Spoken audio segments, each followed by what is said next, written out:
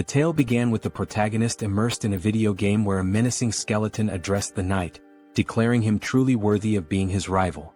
The skeleton remarked that indeed the rumors were true and that the title Nightmare of the Continent suited him perfectly.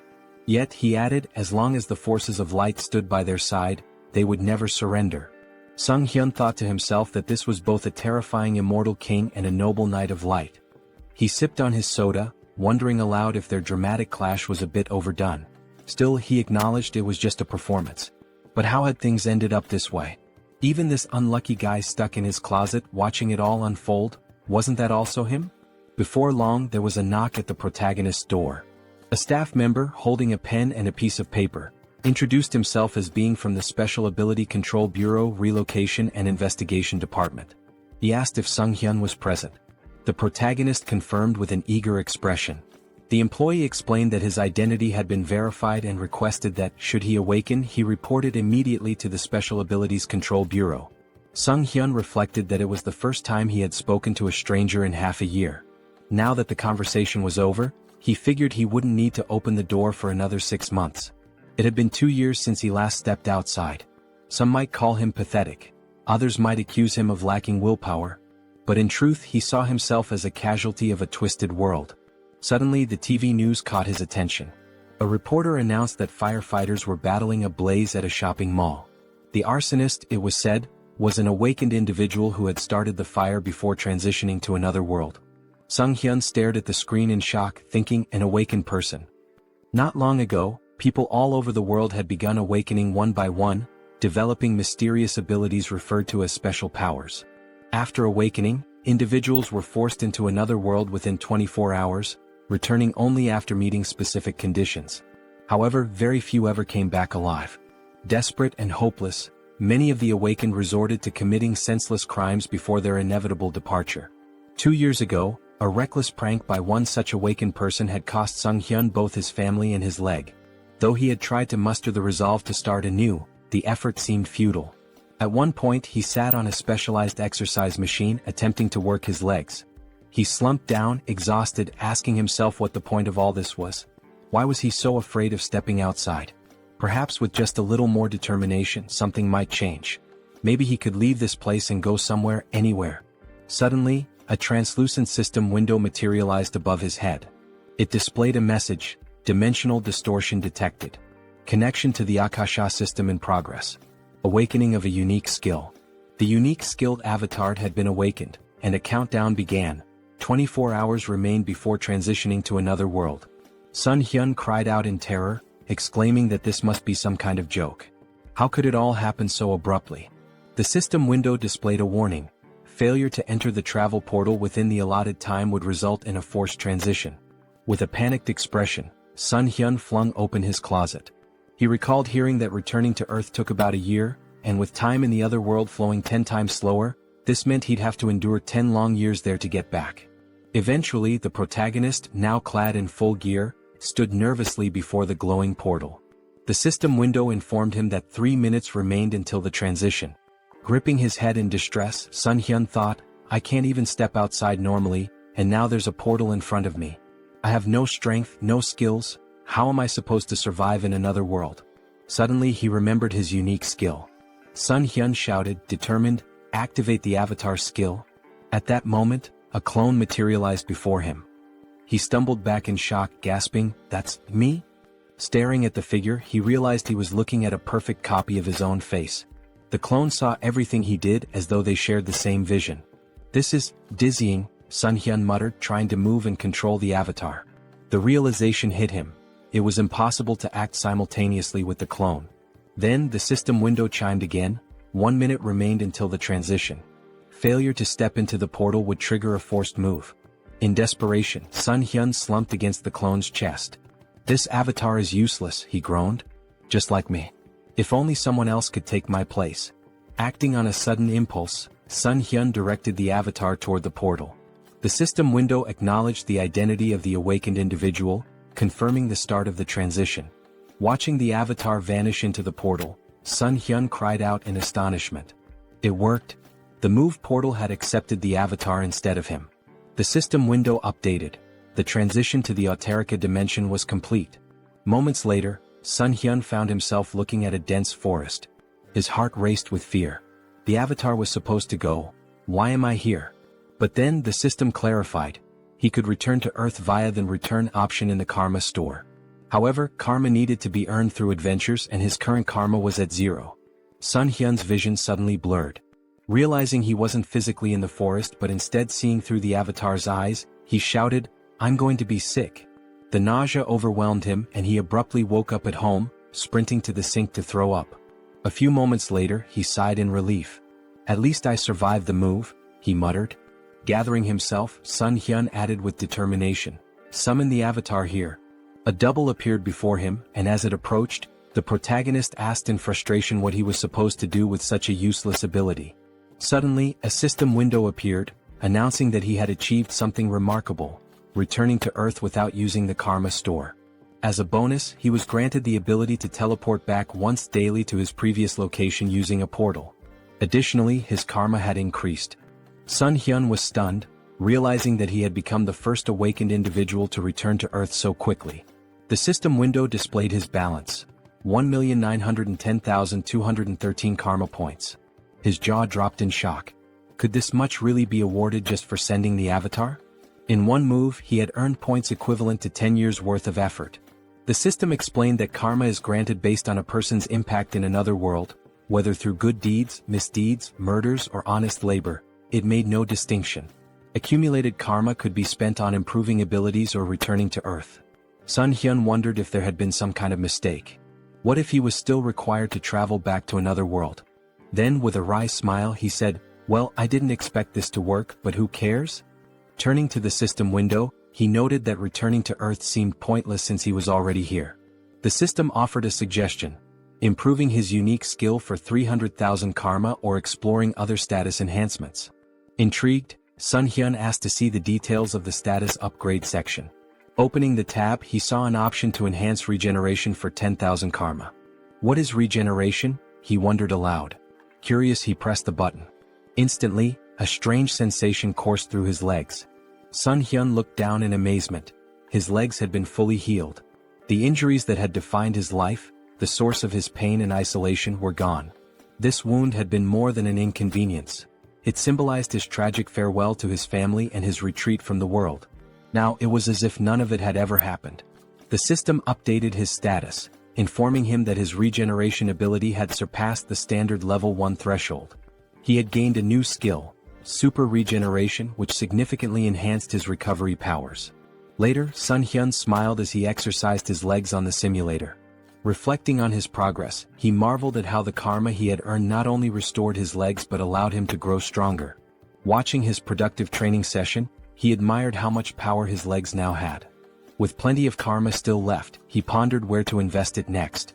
Spotting the option to enhance his unique skill, he eagerly clicked on it.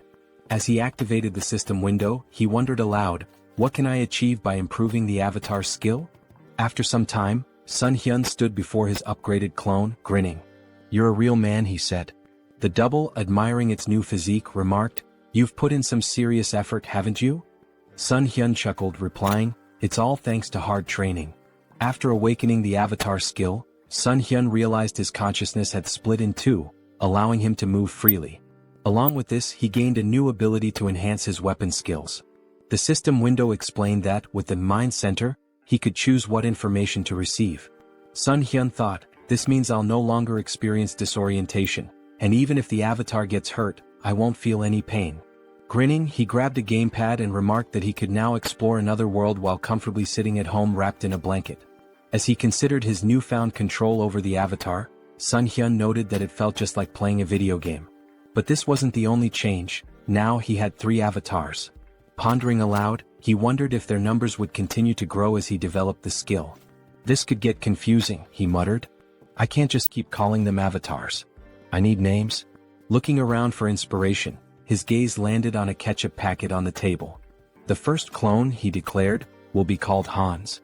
The system window updated, showing Hans's abilities: general skills, mind center, super regeneration, individual skills, mana attraction. Note: first avatar is Sunghyun. Turning to the second clone, Sunghyun named him Heinz.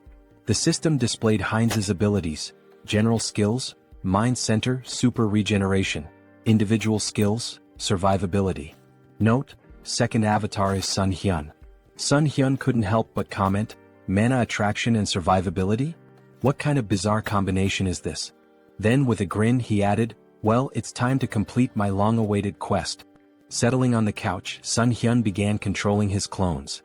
He sent Hans to teleport to another world, while Heinz took a bag of garbage and stepped outside. As Sunghyun switched his attention to Heinz, he saw sunlight streaming down and marveled that he felt no anxiety. The mind center is working perfectly, he thought. Hans must already be in another world by now. Switching control to Hans, Sunghyun observed that it was nighttime in a seemingly tranquil forest. It's so quiet, he murmured. Just then, a black panther emerged from the dense foliage. Startled, he exclaimed, how did that thing show up out of nowhere? The panther lunged, but Hans quickly unsheathed his sword and drove it into the beast's mouth. Sunghyun noted with satisfaction, exactly as I expected. No fear or pain. Just like a game. Hans withdrew the sword and finished off the panther. Sitting beside the panther's lifeless body, Hans muttered, is it this hard because I haven't leveled up yet? I'll be in big trouble if I run into another monster. Scanning the area, he spotted a small settlement in the distance. A short while later, Hans arrived at the village, where he was greeted by a villager named Glokali. Smiling warmly, Glokali welcomed him, praising his courage for navigating the monster-filled forest at such a late hour. Hans grinned, gesturing to his injured body. I've got wounds all over me. Elder, do you think I could stay in the village for the night? Glokali nodded with a kind smile. Of course, he said. We should always help each other. Hans exhaled with relief and gratefully thanked the elder. A short time later they were walking through the village, passing by the houses. The elder commented that it was the first time he had seen such clothing and equipment, asking if Hans had come from far away. Hans chuckled. I got a little lost. Kept walking and somehow ended up here. The elder smiled warmly. It's nice to meet someone new after such a long time. How about we share a drink at the tavern? Later that night, Hans lay on a bed, smiling to himself. They even gave me a room here, he mused. The longer he stayed, the more he thought about how kind the villagers were. How long has it been since I felt so happy talking to people? Today really was a good day. Meanwhile, the protagonist sat on his couch, holding a mug of alcohol. This is great, he said aloud, savoring the feeling. Eating chicken after a shower, pure bliss. Traveling around the world like this is amazing. Feeling a pang of guilt, he added, I'm embarrassed though. Hans is working so hard out there. He reflected that Hans was practicing his survivability. I don't know when I'll have to send him away again, so it's good he's preparing. With a smile, Sunghyun concluded, this is fantastic. But no matter how much my clones accomplish, I need to learn more about the other world. What kind of place is it really? He opened his laptop, smiling as he thought, I'll be a great leader. Suddenly, a system window appeared, declaring, Avatar is dead. All skills and data acquired by the avatar will be reset. Sunghyun froze in horror. Hans died. He pointed at the system window, panicked. He died in that village. Could it have been that old man's doing? Did he slip something into the drink? He shook his head, frustrated. How careless of me. Then a thought struck him. Wait, am I reconnecting to the avatar? At the same time, back in the village, Glokali stood with another man near Hans's lifeless body. I thought he'd be useful, Glokali said, but he turned out to be just an empty shell. He managed to get through the forest alone, so I thought he had real potential. But in the end, he's just another elite skeleton. As Sunghyun began to control Hans's body again, he wondered in shock, what's happening here? The system window popped up, stating, race changed to undead.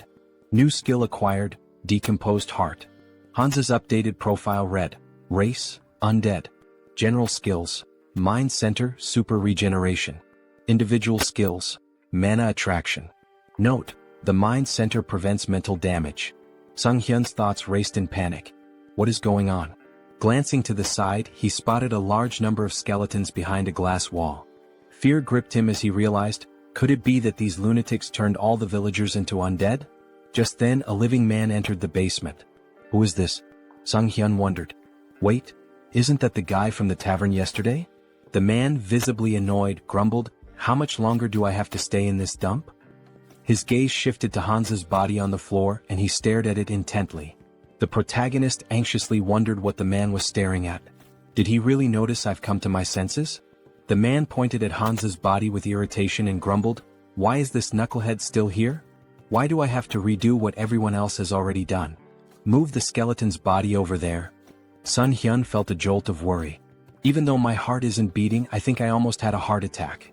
He could feel a strange force trying to move Hans's body against his will.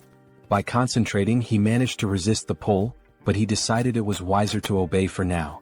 The man muttered with frustration, "Why does the old man always make me check on these weirdos? What a meticulous pain in the neck." Sunghyun reflected nervously. "This force, it feels so familiar. It's the same one that moved my dead body earlier. Could it be linked to the mana attraction skill?" His thoughts raced. "If that's the case, maybe I can figure out how to control it. And if I can control this force, I might be able to take command of all the other undead too." 1 week later. In the dim basement, Hans's undead body sat on a stack of wooden boxes, his skeletal fingers twitching with faint magical energy. Across from him, a skeleton lay crumpled on the floor. With a flick of Sunghyun's will, the skeleton stood up stiffly, moving as though animated by invisible strings. Sunghyun grinned. "I finally did it. I can control others now. Although it's not exactly what I imagined. I can only influence one undead at a time, not a whole crowd.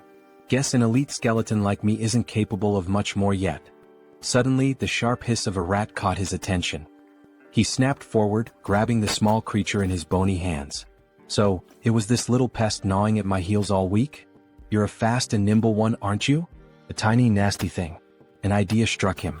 "What if I use my magic on something small and fast like this rat instead of a person?" He focused his mana, and the rat's eyes glowed an eerie red. Sunghyun carefully set it down, grinning. "Operation Night Watch begins," he said to himself. "Let's see what secrets I can uncover with this little spy."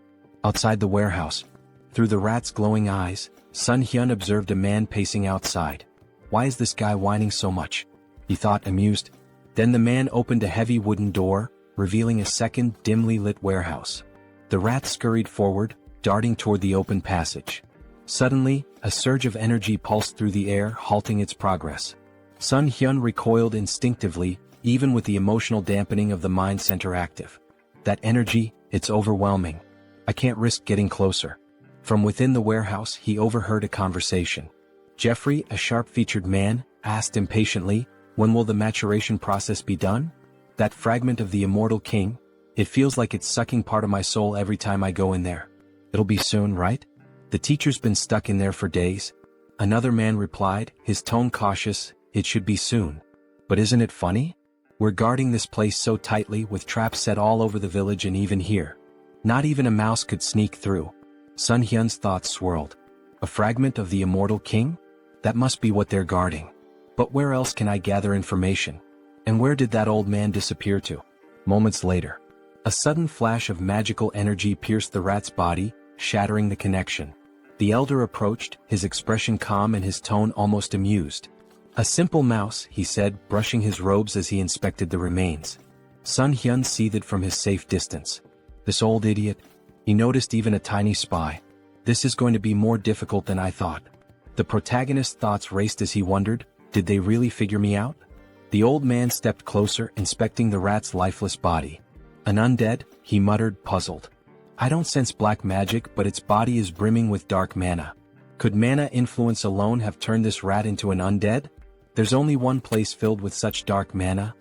He turned to the man nearby and asked sharply, "Jeffrey, you're in charge of the warehouse today, aren't you?" Sunghyun, observing from afar, felt a pang of guilt. "I'm sorry, little rat. You've done well. I'll avenge your death, I promise. Watch over me from wherever you are." Sometime later. Jeffrey stormed into the basement, his face twisted in rage. "A rat? All this fuss over a damn rodent? That stupid old man?" He seethed, pacing wildly. Then, glaring at Hans's undead form, he barked, "Hey, why the hell are you standing there like that? Follow my order and stand up straight." As Hans's undead body remained still, Jeffrey's irritation boiled over. He approached menacingly, raising a fist. "Didn't I tell you to stand up straight?" he spat.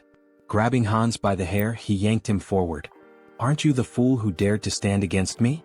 Didn't you threaten to kill me if I touched your family? Go on, repeat it." His face twisted into a sadistic grin. "Oh, that's right. I ripped out your tongue." Jeffrey sneered, tossing Hans to the floor like a discarded doll. "You should be thankful I let you live, Even after we hunted down every idiot in your pathetic village. And your wife, she's here too, isn't she? What about your children? Oh wait, maybe they're with other families now. The tables turn. Suddenly Hans's undead body sprang to life, lunging at Jeffrey and sinking his teeth into the man's neck. Jeffrey let out a horrified scream as he collapsed to the ground. What's happening to me? Stop, he stammered, his voice trembling with fear. Reaching out desperately, he began casting magic, but before he could finish, another undead figure, the reanimated body of Hans's wife, pounced on him from behind. Together, the two undead silenced Jeffrey forever. Sunghyun, controlling Hans's body, felt a grim satisfaction. Their revenge has only just begun. A bold plan. Meanwhile, Sunghyun switched control to Heinz and approached the village guards. My brother lives in this village, he shouted. The guards frowned. Your brother? He left not long ago. What makes you think we'll just let a stranger in? Heinz grinned. If that's the case, then bring me to the village elder. He'll recognize me. Moments later, Glokali arrived, his expression calm but inquisitive. What seems to be the matter? Heinz greeted him warmly, bowing slightly. Elder, it's a pleasure to meet you. I believe my twin brother Hans is somewhere here. Sunghyun smirked inwardly. Having two avatars really comes in handy for moments like this. While Heinz kept Glokali distracted, Sunghyun, through Hans's body, infiltrated the warehouse and approached the fragment of the immortal king. The fragment pulsed with a dark, otherworldly energy, resonating with the undead around it. Is it absorbing the energy from the undead? No, it's more like it's replenishing itself. This explains why the people here are so unnaturally strong. That warehouse I was stuck in before must have been a dumping ground. And yet these fools dare to act superior? They'll learn soon enough. Sunghyun activated his abilities, drawing the fragment toward him. A powerful surge of energy echoed throughout the village, shaking the very ground. The elder's realization. Back at the gates, Heinz maintained his ruse. Twins are connected, he said with a sly smile. We always know where the other is. Glokali frowned, his suspicion growing. Hard to believe, he muttered. Suddenly his eyes widened in panic. He sensed a disturbance and shouted, something's wrong with the fragment. Kill this fool immediately. In a blur of movement, Glokali transformed into a monstrous, darkened form and hurtled toward the source of the disturbance, his face twisted with rage. The guards, startled by Heinz's sudden disappearance, raised their spears in confusion. Meanwhile, the protagonist reflected on the overwhelming surge of emotions emanating from the fragment. Such an irresistible flow of negative energy. Even with the mind center filtering the input, it's like a tidal wave. Could anyone endure this and remain sane? Suddenly, a deafening explosion of energy shook the area, and a system window materialized before him. System notification. Your essence meets the conditions. Information unlocked. Immortal magician Demolic. Rank increased due to the power of the fragment of the immortal king. Dark magic hidden in the fragment has assimilated with your essence. New skill acquired, demonic wisdom. This skill grants mastery of dark magic and an innate understanding of its mechanics. Sunghyun marveled at the new power. Demonic wisdom. Just by observing dark magic, I can wield it as if I've known it forever. This changes everything. In the basement, a man stood near the remnants of Jeffrey's last stand, muttering to himself. That idiot couldn't even handle a zombie rat. Now I have to clean up this mess. Before he could proceed, the elder's booming voice rang out. Check the fragment immediately. And find Jeffrey. Grumbling, the man approached the cage containing the fragment. Why is it so quiet? He asked, leaning closer. Suddenly, a mass of undead surged from the shadows, clawing at him. Panicked, the man shouted, This is impossible. How can they? His words faltered as Heinz's voice cut through the chaos, calm and sarcastic. Lovely weather today, isn't it? The man's eyes widened in horror. How is he talking? The undead latched onto him, but he managed to release a small burst of magic, pushing them back momentarily. However, the cage shattered, releasing a flood of monsters into the basement. Heinz smirked, his voice dripping with mock politeness. Ignoring someone's greeting? How rude. Sunghyun observed through Heinz's perspective, marveling at the newfound power demonic wisdom granted him. Dark magic feels as natural as breathing. This knowledge, it's like it was always there waiting for me to unlock it. Outside, a massive explosion rocked the village as the undead spilled into the streets. Heinz commanded them with unwavering authority. Don't let anyone escape. Kill them all. The confrontation with Glokali. A skeleton's body fell before Heinz and the elder, Glokali, emerged, his expression cold and furious. "You should have been an elite skeleton," he growled. "What did you do with the fragment of the immortal king?" Heinz greeted him with a grin. "Glokali, it's been too long. By the way, thanks to you I lost my heart. Fortunately, I found a new one in your warehouse." Glokali's face contorted with rage. "You dare to merge a fragment of the immortal king with such a pitiful body? You've gone too far." Raising his hand, he invoked a powerful spell. Finger of Death. A wave of dark energy surged forward, striking Heinz with enough force to sever his arm. Heinz glanced at his dismembered limb, more annoyed than pained. Attacking someone mid-conversation? Really, where are your manners? Silence. Glokali roared. "Do you have any idea how much effort and resources I've poured into this fragment? An entire year's worth of preparation, and you've ruined everything." Glokali's eyes blazed with fury. "I was so close," he growled, "to wielding a power greater than anything in existence. And now you've turned my masterpiece into this?" Heinz smirked, wrapped in the swirling energy of dark magic. "What's wrong, old man? Can't handle a rookie demolic? Dark thorn?" Glokali roared, sending tendrils of shadow magic spiraling toward Heinz. Heinz laughed. "Using high-ranking magic against a beginner? You must really be desperate." His voice turned cold as he countered effortlessly, "I'm the only one who can truly control the fragment, and you know it." Glokali sneered. "You may have survived the destruction of your body, but I'll dismantle it and use it for experiments. Let's see how you handle this destructive ectoplasm." Heinz scowled. "Stop reciting your skills like an amateur." His voice rose with disdain. "And just die already, Alfred." The elder froze for a moment. "Alfred?" His expression twisted into suspicion. "How do you know that name? Did you sneak into this village intentionally?" Before Heinz could reply, a surge of dark magic shot toward Glokali from behind. The elder reacted swiftly, deflecting the attack with ease. He narrowed his eyes. "You're adapting quickly to dark magic. Is it the fragment's doing? No matter. I have no time to waste." Raising his hand, Glokali activated another spell. Pact of Destruction. The battlefield dimmed as the souls of the fallen black magicians coalesced, swirling around Glokali like a maelstrom. A dark crown materialized on his head, amplifying his power. Heinz watched warily. "You're sacrificing the souls of your own allies for this? How fittingly vile of you." Glokali snarled, his voice thunderous. "With the full power of this fragment, I would have crushed you. But no matter. Now, flame of souls soaked in darkness." A massive surge of fiery dark energy erupted toward Heinz. The final blow. Before the spell could reach its mark, a streak of magic pierced Glokali's chest. The elder stumbled, his expression frozen in disbelief. Heinz stood unimpressed. "Took you long enough to tire yourself out. Honestly, I almost fell asleep while you were chanting all those fancy spells." He added with a smirk, "By the way, thanks for plunging me headlong into dark magic. I think I've finally mastered it." Blood trickled from Glokali's lips as he collapsed to his knees. "How could I die like this? So senselessly?"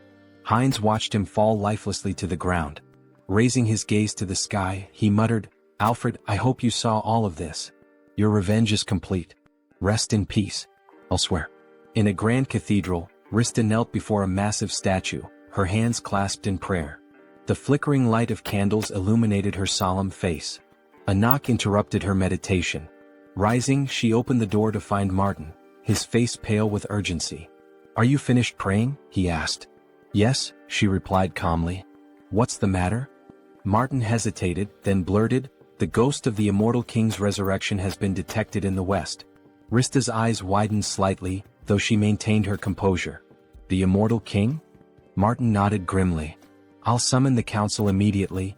As he left, Rista turned back toward the statue, her expression hardening. "The one who brought terror to this continent hundreds of years ago. I won't let it happen again." On the battlefield, Heinz surveyed the wreckage, the remnants of the battle littered around him. "Devastation," he muttered. "Hundreds of undead destroyed." A grin crept across his face. "But losses can always be replenished. There's no need to mourn." He turned, the dark magic emanating from him pulsating with new strength. "After all, this is only the beginning." Heinz stood, surveying his work. The most wonderful thing about necromancy, he mused, was the ability to create soldiers from corpses. He glanced at his missing limb, irritated, and muttered to himself, First things first, we'll need to take care of the hand. He had already walked a lot today, moving through the battlefield and observing the aftermath. His thoughts turned to his own body and the need to fix it before going any further. Looking around, Heinz's eyes fell upon a lone skeleton, its bones still fresh from the battle. Without hesitation, he tore off its arm, examining the form. This will do. He attached the arm to his shoulder with practiced ease and placed his other hand over the spot, enveloping it with energy. Super regeneration activated, he muttered under his breath. Clenching his fist, he tested the new limb. Perfect, he said, pleased with the results. The regeneration took a moment, but soon the arm was securely attached, and Heinz's body was as whole as it could be in its current state. Where to start? He wondered. He stepped forward, hands extended as he focused his energy. The skeleton in front of him was about to become his first test. With a commanding tone, he spoke aloud, "You must become my subordinate." The voice of the evil wisdom, the fragment of the immortal king that had fused with his soul, whispered to him in the back of his mind. Its presence filled him with strength, guiding him toward his goal. Return the remaining magical power to your body, cleanse it of the fragments of thoughts. But as he focused, something went wrong. The skeleton suddenly fell apart, crumbling into dust. What? Heinz raised his hands in confusion. Didn't work? A moment of silence followed as Heinz stood before the pile of bones, arms folded, contemplating. He muttered to himself as realization dawned on him. I've been going about this wrong. After a few attempts, it clicked. He turned his gaze toward the village chief's body, still lying in the aftermath of the battle. A dark idea began to form. He pointed his hand toward the body and spoke slowly, "Should I turn you into an undead with a soul to extract information from you?"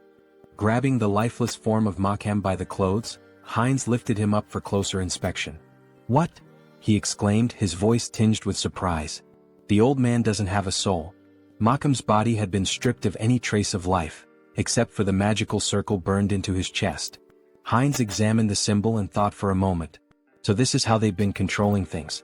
Throwing Makhem's body aside, Heinz couldn't help but smirk at the oversight. It's strange they didn't think of this little thing, considering the scale of their operations, he muttered. But no matter. I can still use this. With renewed focus, Heinz concentrated energy into his hand. If the soul is gone, I'll have to make do with what's left. He directed the energy straight into Makhem's body, deciding that he would turn the old man into something more useful. A high-level undead with consciousness and combat skills. Heinz's magic spiraled through the corpse, desecrating the remnants of its magical power and cleansing it of any remaining fragment of thought. A few moments later, the body twitched and Makhem rose to his feet, now an obedient death mage. The undead mage stood before Heinz, waiting for orders. His voice was hollow but clear. "I await your command." Heinz looked at him with curiosity. "You're speaking." "I didn't even expect that result," he muttered, impressed. He turned to Makhem, his expression cold. "Your name is Makhem.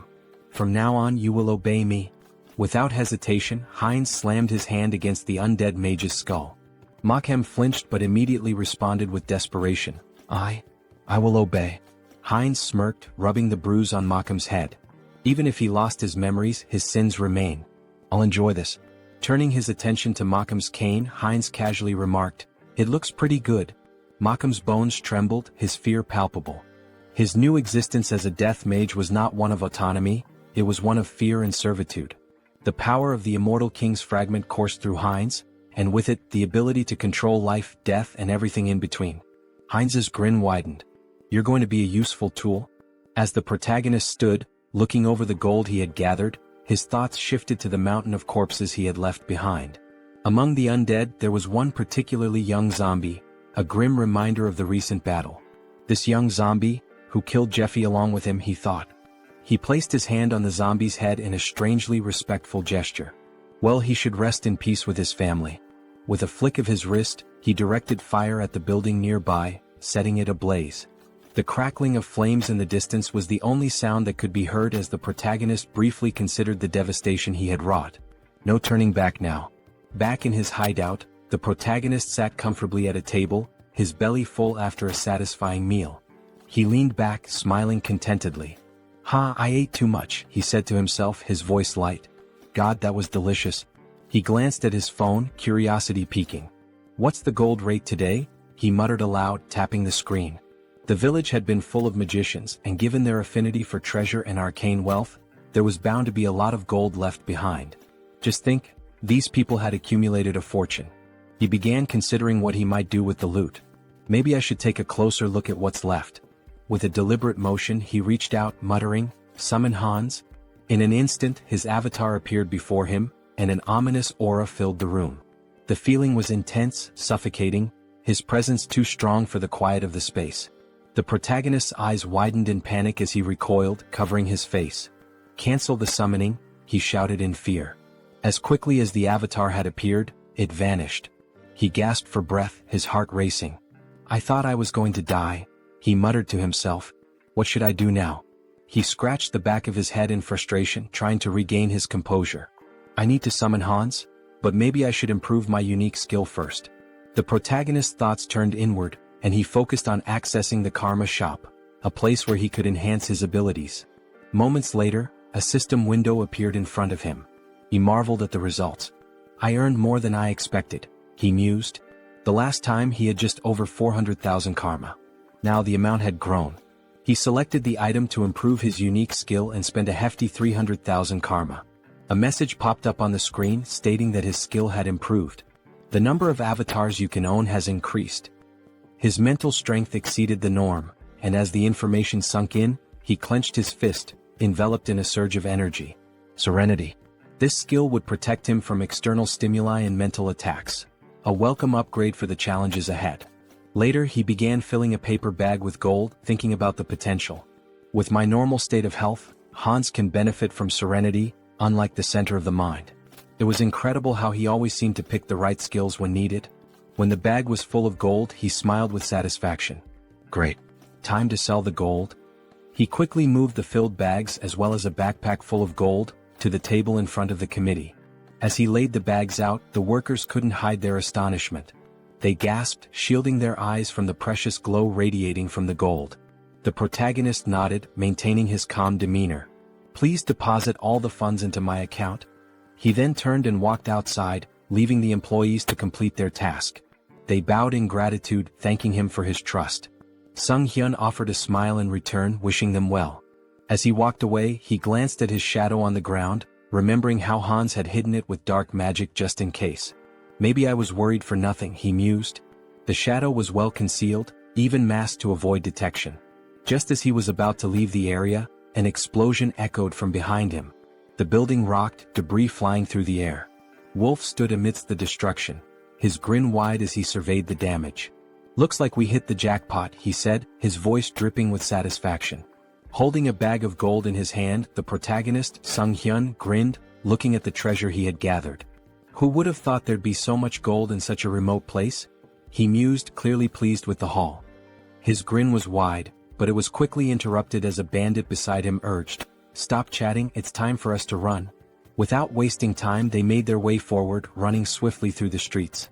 "I know," Wolf shouted, his confidence undeterred as they sprinted. Ahead of them they spotted Sunghyun, who looked at them in fear and shouted, "Villains! Someone needs to report them. These criminals using their awakened powers for evil, and the ones who protect citizens from them are..." His words were cut off as a powerful blow struck his cheek. Wolf, dealing the blow, shouted, "Shut up." His voice was a harsh command, shutting down Sunghyun's words before they could gain any traction. The protagonist touched his bruised cheek and thought to himself, "The guards will probably track them down. I can't do anything." Meanwhile, Wolf ran confidently forward, saying, "Great. Everything is going according to plan." The bandit hanging from his back added, "We've got plenty of time. The guards will be here in about 3 minutes. We just need to reach the portal." "Is she here?" As they neared their destination they saw something that made them stop in their tracks, a girl lying unconscious on the ground. The wolf stopped and shouted, "Portal? What happened to her? She needs to wake up." His voice was laced with urgency. The bandit, looking around nervously, turned to the wolf and said, "Look over there." His voice trembled as he pointed, and the wolf looked to see a figure standing in front of them, masked and glowing ominously in the distance. "Hans?" the wolf muttered, trying to make sense of the situation. He couldn't help but ask, "Who's that?" "The guards?" The bandit, shaking his head, whispered, "That idiot isn't one of them." As Hans moved closer, he reached up to remove his mask. Sunghyun won't be able to do anything, Hans thought, but he knew that his avatar, was a different matter entirely. The bandits looked on in fear, raising their hands in surrender. Time passed, and soon the guards of the South Korean Returned Association arrived at the scene, their boots pounding the ground as they ran. The lead guard shouted confidently, "Here?" He looked back at his colleagues, urging them forward. "Are we going to miss him again?" When they arrived, they froze in surprise. "What happened here?" the guard asked. He surveyed the area where the bandits lay defeated on the ground. The wolf, still dazed, had lost his mask in the scuffle. The lead guard assumed that someone had dealt with the villains but that they couldn't have gotten far. He turned to his colleagues, gesturing around the area. Searched the surroundings carefully. Meanwhile, Hans, like a shadow, moved swiftly through the area. He flew past the guards, heading straight toward Sunghyun. As they reunited, Sunghyun couldn't help but smile. "I see you've warmed up well," he remarked, pleased with the success of their plan. The tension hung in the air as the scene shifted to what would come next, the consequences of their actions and the looming threat of the guards' arrival. Heinz strolled around the parking lot with his hands in his pockets, feeling a sense of satisfaction as he reflected on how relieving stress like this could sometimes be a good idea. His mind was clear for the moment, and the mundane surroundings seemed to offer a rare calm. Meanwhile, Hans, his second avatar who possessed the unique skill Vitality, stood at the entrance to a city on the east side. With a smile on his face, he shielded his eyes from the sun as he looked out at the unfamiliar skyline. "I finally made it here," he said, a hint of excitement in his voice. He remembered Malcolm's words about this city, and after seeing it for himself, he concluded that the old man hadn't lied after all. Stepping into the city, Hans mused aloud, "This is my debut in another world." But even as he admired the bustling surroundings, something didn't feel right. "Although there's still everything ahead," he added, scanning the area. However, as he walked deeper into the city, he realized something. Why was the city so empty? It seemed that the locals weren't paying much attention to newcomers. People went about their business as if strangers were a normal occurrence, not even sparing Hans a glance. Just then, in a nearby alley, a robber turned to his companion Diana and exclaimed, "Was this a joke?" He pointed an accusing finger at her, his expression dark. "I warned you." Diana, trembling, folded her hands in a prayer pose and apologized, pleading for a little more time. The robber's tone grew harsher. "I want 2 silver coins from both of you," he demanded. "And you have 3 days. No money? Then there's no other choice." Hans, who had been casually observing the scene from the corner of his eye, thought to himself, local thugs, and a young girl being manipulated. How cliché. He was about to continue walking, uninterested in getting involved, but fate had other plans. As Diana turned and tried to flee from the robbers, she collided with Hans. She stumbled back, immediately lowering her head in apology. "Sorry," she muttered, not knowing who he was. "Let's talk," Hans said, his tone calm as he sized her up. "How well do you know this city?" It was clear to him that he would need a guide. "Who are you, uncle?" she asked, surprised by the stranger's sudden question. Hans grinned, holding up 2 silver coins in his hand. "I'm a potential employer," he said, his smile widening. "Maybe we can discuss the terms?" Diana's eyes widened as she stared at the silver coins, the promise of money catching her attention. She quickly agreed, and the two of them made their way through the streets toward an inn. When they arrived, Diana pointed to the building. "This inn is one of the best places you'll find here," she said, clearly proud of her choice. "What do you think?" Hans, now understanding a bit more about her situation, nodded thoughtfully. He could tell from the way she spoke that life hadn't been easy for her. Diana had barely been making ends meet, struggling to care for her sick brother after the loss of her parents. She also mentioned how she couldn't pay the local tax. In response, Hans handed her a silver coin, and Diana's eyes sparkled with gratitude. "Okay," Hans said with a smile. "You'll come to me tomorrow as soon as you wake up. We can discuss your pay then." Diana agreed quickly, and with that she became his guide, earning 2 silver coins a day. That night, Hans lay down on the bed at the inn, his hands tucked under his head as he made himself comfortable. "Well," he thought, "I'll pretend I'm doing a good deed even if she just wants to rob me." He chuckled to himself and settled in for the night, his thoughts drifting off as he prepared for whatever the next day might bring. Heinz sat up in bed, scratching his head in frustration. The bed was terribly uncomfortable, and despite his best efforts, he couldn't seem to fall asleep. He tossed and turned for a while, but then a sudden sneeze from outside caught his attention. Curiosity piqued, he got up and walked to the window, pressing his hand to the glass. His eyes widened in surprise as he spotted Diana sitting on the ground outside, leaning her back against a box. "Hey, is that her?" he muttered to himself. Diana looked up at him, her eyes widening, and then smiled, waving in greeting. "Hello," she called up to him.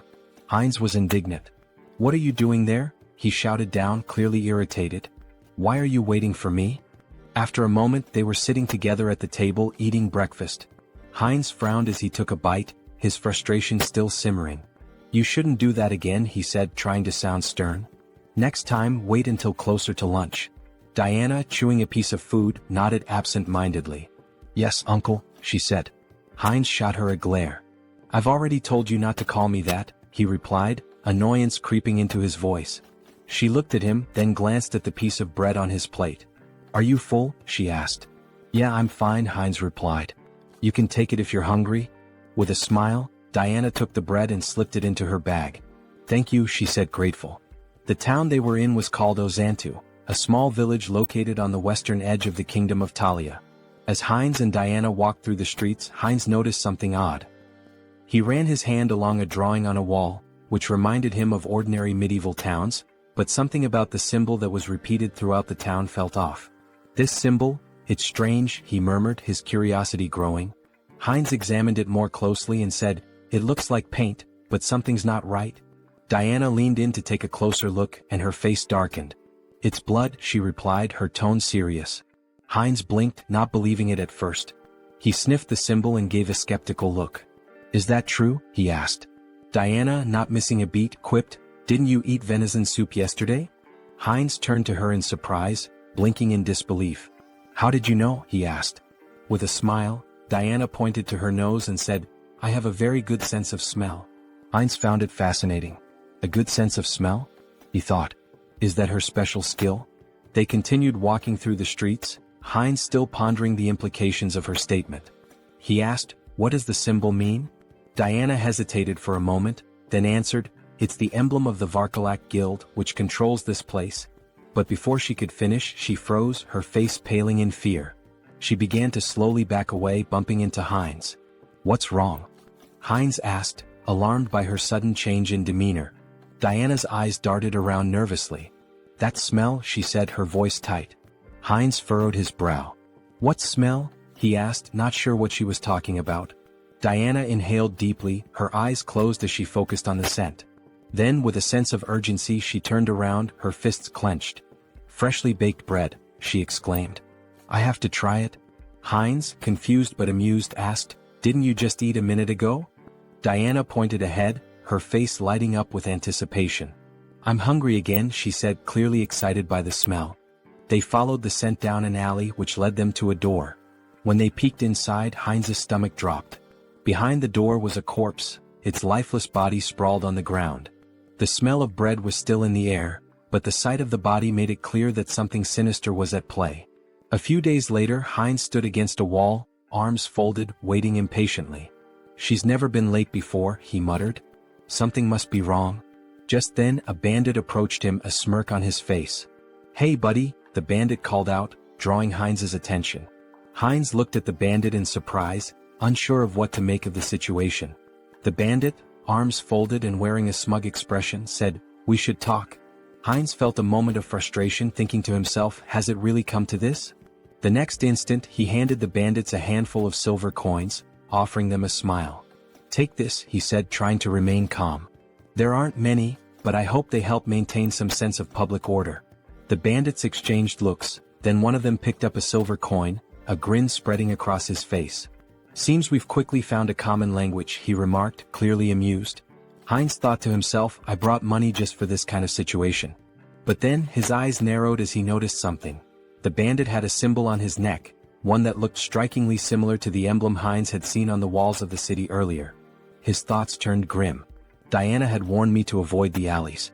We need to leave this place as soon as possible. Heinz couldn't help but wonder just how terrified the girl must have been, given how deeply afraid she'd seemed of the thugs. The bandits moved away, but one of them turned to the other and asked, "Why did you grab this brat?" His comrade responded dismissively, "How should I know, idiot? We're just following orders." The word struck Heinz like a blow. "Brat?" he thought. "Don't tell me those two bastards grabbed Yen?" Without thinking, he shouted after them, "Wait a minute!" The bandits turned around in surprise, eyeing him curiously. Heinz clenched his fist. Damn it, timing is everything in situations like these. If things get dangerous, I can just cancel the call. He forced a smile, trying to stay calm. "There's something I wanted to know." At that moment, Diana's voice suddenly called out to him, and he turned around in shock. "Huh? Diana?" The bandit, now flexing his fist with an irritated expression, remarked, "So, what's your friend interested in?" Heinz gave an awkward smile, trying to keep the conversation light. "Is the silver I gave enough?" A little while later, one of the bandits returned with a bag in his hands. "They took everything," he said nonchalantly, tossing the bag aside before turning toward Heinz. The bandit's expression hardened. "And where's the rest of it? You were supposed to meet us long ago." Heinz shot him a glare. "Did you even know how much I gave you?" In that moment, Diana's face fell and tears began to form in her eyes. "My little brother is missing," she sobbed, her voice trembling. "He was just starting to get better, he could eat again, but now I can't find him anywhere." Heinz's mind raced as he recalled the conversation he'd overheard between the bandits. Could they be talking about Diana's brother? He asked, his voice tinged with suspicion. Could it be Varkalak? Diana looked up at him, her face stricken with terror. "No," she whispered, shaking her head in despair. Heinz frowned and asked gently, "What do you mean?" Tears streamed down Diana's cheeks. "They really took him," she choked out. "Aaron will die if they hurt him." Heinz's heart sank as he watched her crumble in front of him, the weight of her words sinking in. He knelt down beside her, trying to comfort her the best he could. "Don't worry so much," he said softly. "If they want a ransom, I'll pay it. You won't be alone in this." But Diana, her voice barely above a whisper, whispered in disbelief, "They really took him. Aaron will die." Heinz's heart pounded in his chest as Diana's words hit him like a cold shock. "Blood," she had said. He repeated the word in disbelief. "Why blood?" he asked, struggling to understand. Diana, still shaking with fear, managed to sit up. "This city," she whispered, her voice trembling, "is a warehouse for live blood bags. For vampires." Heinz's mind reeled as the weight of her words sank in. Before he could process it further, a voice from above cut through the tension. A vampire stood on the roof, his figure silhouetted against the setting sun. "The smell of dark mana is strong," he said with a low, cruel smirk. "Did they kill each other over the fragment of the immortal king? How unfortunate. I wanted to destroy it once it fully matured." The vampire folded his arms, his smile widening as he continued. "I don't know who stole it, but I know exactly where it's going. So, finding the thief won't be difficult." Heinz, still processing the bizarre situation, looked at Diana, his expression confused. "A vampire?" Tears streaming down her face, Diana nodded. "Yes, vampires. The Varkalaks and all the other organizations in this city, they're all run by vampires. Even if you escape the city, none of us will survive. They're all connected and they'll hunt us down." She buried her face in her hands, sobbing. "We've been trying our best to hold on, but we're just getting picked off one by one. In the end, I know what will happen to us." Heinz reached out, gently grabbing her face and forcing her to meet his gaze. "Listen to me," he said, his voice firm. "If what you're saying is true, we don't have much time. Do you know where they've taken your brother?" Diana hesitated, looking down at the ground. She looked at him, uncertainty in her eyes, and then whispered, "I don't know. But, if you try to help me, it will be dangerous. You won't survive either." Heinz smiled, though the weight of the situation hung heavily in the air. "Don't worry about that," he said confidently. "I know how to fight back against these scoundrels. We'll make it through this." In his mind, the mission to save the girl, and to get to the bottom of the sinister operations in the city, had just begun. Sometime later, in a dimly lit tavern, a group of bandits sat around a table, laughing and playing cards. One of them tossed silver coins onto the table, calling, "All in." His companion looked at him with a grin. "Where did a debtor like you get such a big pile of money?" The first bandit leaned back and smirked. "I robbed some idiot this morning. Made a nice profit." At that moment, the tavern doors flew open with a loud crash. The bandits turned in surprise, just in time to see Heinz stride into the room, his expression determined. One of the bandits stood up with a sneer. "What's this then?" he said, striding toward Heinz. "Who's this idiot?" His comrade snickered. "Is he some new fool who thinks he can challenge us?" The bandit raised his hand to stop his friend, looking Heinz up and down before saying, "So, you're the idiot we robbed. Came to give us more money, did you?" Heinz didn't flinch. He held his ground, his eyes steely with resolve. Meanwhile, near the entrance of the tavern against the wall with the vampire symbol, blood dripped slowly from a wound. A guard lay slumped, his broken body leaning against the wall. The bandit sneered at the scene. "What happened to the guards?" he asked. "Did you give him a coin or something?" Heinz's expression darkened as he met the bandit's gaze. "I won't ask again," he said quietly but with a deadly edge in his voice. "Where did you take the child?" The bandit's face twisted in disbelief. "What?" he spat, raising his finger toward Heinz. "Are you out of your mind? Do you know who you're dealing with?" In the blink of an eye, Heinz drew a knife from his belt and drove it straight into the bandit's throat. The man gasped, his eyes wide with shock as the blood began to spill. "I know exactly who you are," Heinz said coldly, watching the life drain from the bandit. "You're scum. You prey on families to satisfy your own selfish desires." As the bandit crumpled to the floor, the others in the tavern fell silent, eyes wide with fear. Heinz stood over the fallen body, his knife gleaming in the dim light, ready to face whatever came next. The mission was far from over. Heinz stood in the midst of the fallen bandits, his breathing heavy as the weight of the fight settled in.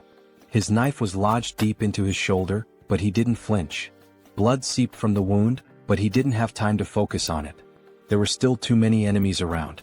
"Why are there so many?" he muttered to himself. He had lost count of how many bandits he'd taken down in the chaos. Each one had been dispatched swiftly, his skills in combat and the magical tools he'd brought with him giving him a significant edge. But now more were coming down the stairs. He wrenched the knife out of his shoulder with a grimace, his gaze scanning the room. A couple of new bandits appeared at the top of the stairs, looking down at the carnage below. One of them shouted, "What's all the commotion about? Who the hell is this guy?"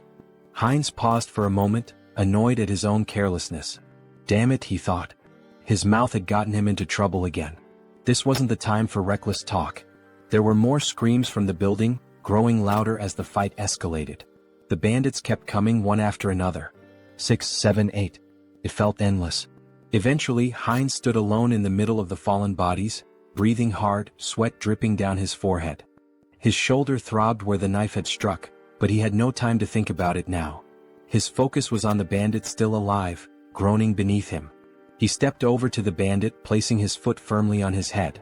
"Hey big guy," he said with a sneer, "where's the boy you captured today?" The bandit, still dazed and groaning in pain, glared up at him. "You think I'm just gonna tell you everything?" he snarled. "You're an outsider, aren't you? You don't even know who's behind this. You're gonna regret this." Heinz's expression darkened, his eyes cold as steel. "I don't care who's behind this," he said, his voice low but steady. "I'll find the boy and I'll make sure your little game ends here." The bandit struggled under Heinz's foot, but Heinz wasn't about to give him any leeway. He leaned in closer, whispering, "Tell me where he is and I'll make it quick. Otherwise we'll see how long you can last." The bandit growled through gritted teeth, but Heinz could see the fear in his eyes. Despite his bravado, the man was terrified. I don't know where they took him," the bandit spat, "but the leader, he's the one with all the answers. He's got a place near the old mill. Go there if you want to find the kid." Heinz's eyes narrowed. This was the break he needed. The mill. Got it? He stepped off the bandit's head and turned, heading for the door. As he did, he thought to himself, this isn't over yet. They've taken too much from this town and I'm going to put an end to it. He left the tavern, the weight of the mission heavy on his shoulders. There was no turning back now. After some time, Heinz opened the door to the room. Seeing the boy sitting on the floor, he asked, "Is this Aaron?" Trembling with fear, Aaron held his head and begged for mercy. The avatar knelt down, extended a hand toward him and reassured him, "Don't be afraid." Aaron's sister had pleaded for his rescue. Confused, Aaron asked, "Do you know my sister?" At that moment, a vampire in bat form flew into the scene. Heinz turned to Aaron, confirming, "It's true. I'll explain everything once we're out of here. But first we need to leave." The vampire landed on the window and shifted into his human form. Glaring at Heinz, he sneered, "Who are you? How dare you touch my food in my restaurant?" Heinz froze, feeling a sinister presence behind him. The vampire taunted him, saying, "Are you from an oath of disobedience?" Taking Aaron by the shoulder, Heinz thought, "A vampire." The vampire continued, "Or perhaps you're this boy's brother. Do you know what happens to those who defy us?" Smirking, the avatar replied, "Me? Just an outsider, robbed by your rabble." Shielding Aaron, he added, "It's pure coincidence I helped this boy. The vampire extended a hand and scoffed, "Really? How dull. I prefer my meals lively. Both of you will die here." As the vampire fired a magical projectile that shattered the surroundings, Heinz shielded Eren with his body, yelling, "Run!" The avatar, now lying on the ground amidst spilled alcohol, gasped heavily. He sat up, noticing the smell of liquor, and muttered, "Alcohol? Is that a barrel?" He patted Eren's head, asking, "Are you okay? This is it, you need to hurry and get outside." Just then the vampire landed nearby, sneering, "Dodged? You're faster than I expected. A good warm-up before dinner." The vampire lunged with claws extended, but the avatar shoved Eren toward the door, shouting, "Run and don't look back." Wielding his sword, he blocked the attack but noticed the vampire's claws growing longer. They pierced his body as the vampire mockingly praised his regeneration abilities. Heinz clenched his teeth, realizing the power gap was immense. The vampire, licking his lips, remarked, "Unexpected, but you'll make a fine delicacy." Despite the pain, Heinz thought, "If I hesitate, I'll die." He swung his hand, but the vampire severed it effortlessly, laughing, "Oh dear. I'll carve you up before I feast." Lifting Heinz into the air on his claws, the vampire declared, "This is where your resistance ends." As he leaned toward Heinz's neck, Heinz thought, "If strength isn't enough, then we'll both die." From his mouth, he unleashed a hidden fire spell, engulfing the area in flames. Shocked, the vampire shouted, "What is this? A fire magic tool? You were hiding this." Thrown to the ground, Heinz noticed the alcohol spilling across the floor. A plan formed in his mind. The vampire screamed in terror, "You're insane. Do you want to burn us both alive?" The vampire attacked, slashing Heinz's body. Laughing maniacally, he jeered, "Fragile flesh." But Heinz headbutted him with full force, sending him flying. "You said it yourself. I have a strong body and good regeneration. Tough enough for you?" he growled. The vampire screamed, "No. Stop." But Heinz advanced, and the next moment an explosion consumed the building. Amidst the flames, Heinz lay on the floor, murmuring, "Impressive. I survived. Being strong has its challenges." A notification appeared before him. "Mission complete. Help the unlucky girl." Outside the burning building, Diana clung to her brother, staring at the inferno. "Uncle," she cried. Meanwhile, a system window announced, "Avatar Heinz has died. The avatar will respawn in 7 days." Diana stood there, exhausted from her work, wiping the sweat from her brow as she watched the man walk away. She had been cleaning his shoes for what felt like hours, and now that the job was finished, she could finally take a moment to catch her breath. The money left on the table was a small consolation, but it would be enough to help with the next day's bills. Her thoughts drifted to the events that had unfolded not long ago. The building that had once been the scene of chaos was now nothing but a smoldering wreck. She had heard that the avatar Heinz had been consumed by the flames, leaving her to wonder about the fate of the man who had helped her and her brother. The world around her flickered, and a new, familiar figure stood before her. It was Heinz, alive, standing in the middle of the street as if nothing had happened. His body was covered in bandages, but the intense aura he exuded made it clear he had come back, somehow. Diana stared at him, mouth agape. Her heart skipped a beat. "Uncle?" Heinz's eyes softened, and he smiled faintly despite the pain he was clearly in. "I told you I'd be back," he said, his voice hoarse. It was then that the system window appeared in front of him, announcing that Avatar Heinz had been reborn after 7 days. His rebirth had been completed, and with it came a sense of purpose, a new mission to carry out. The flames from the explosion, the chaos, the danger, they were all behind him now. But Heinz knew this was just the beginning. Whatever had happened, whatever lay ahead, he was ready. And this time he wouldn't fail. Diana slowly approached him, her eyes filled with disbelief and relief. "You're really here? You're alive?" Heinz nodded, offering her a reassuring smile. "I told you I'd keep my promise." He extended his hand, a gesture of both gratitude and solidarity.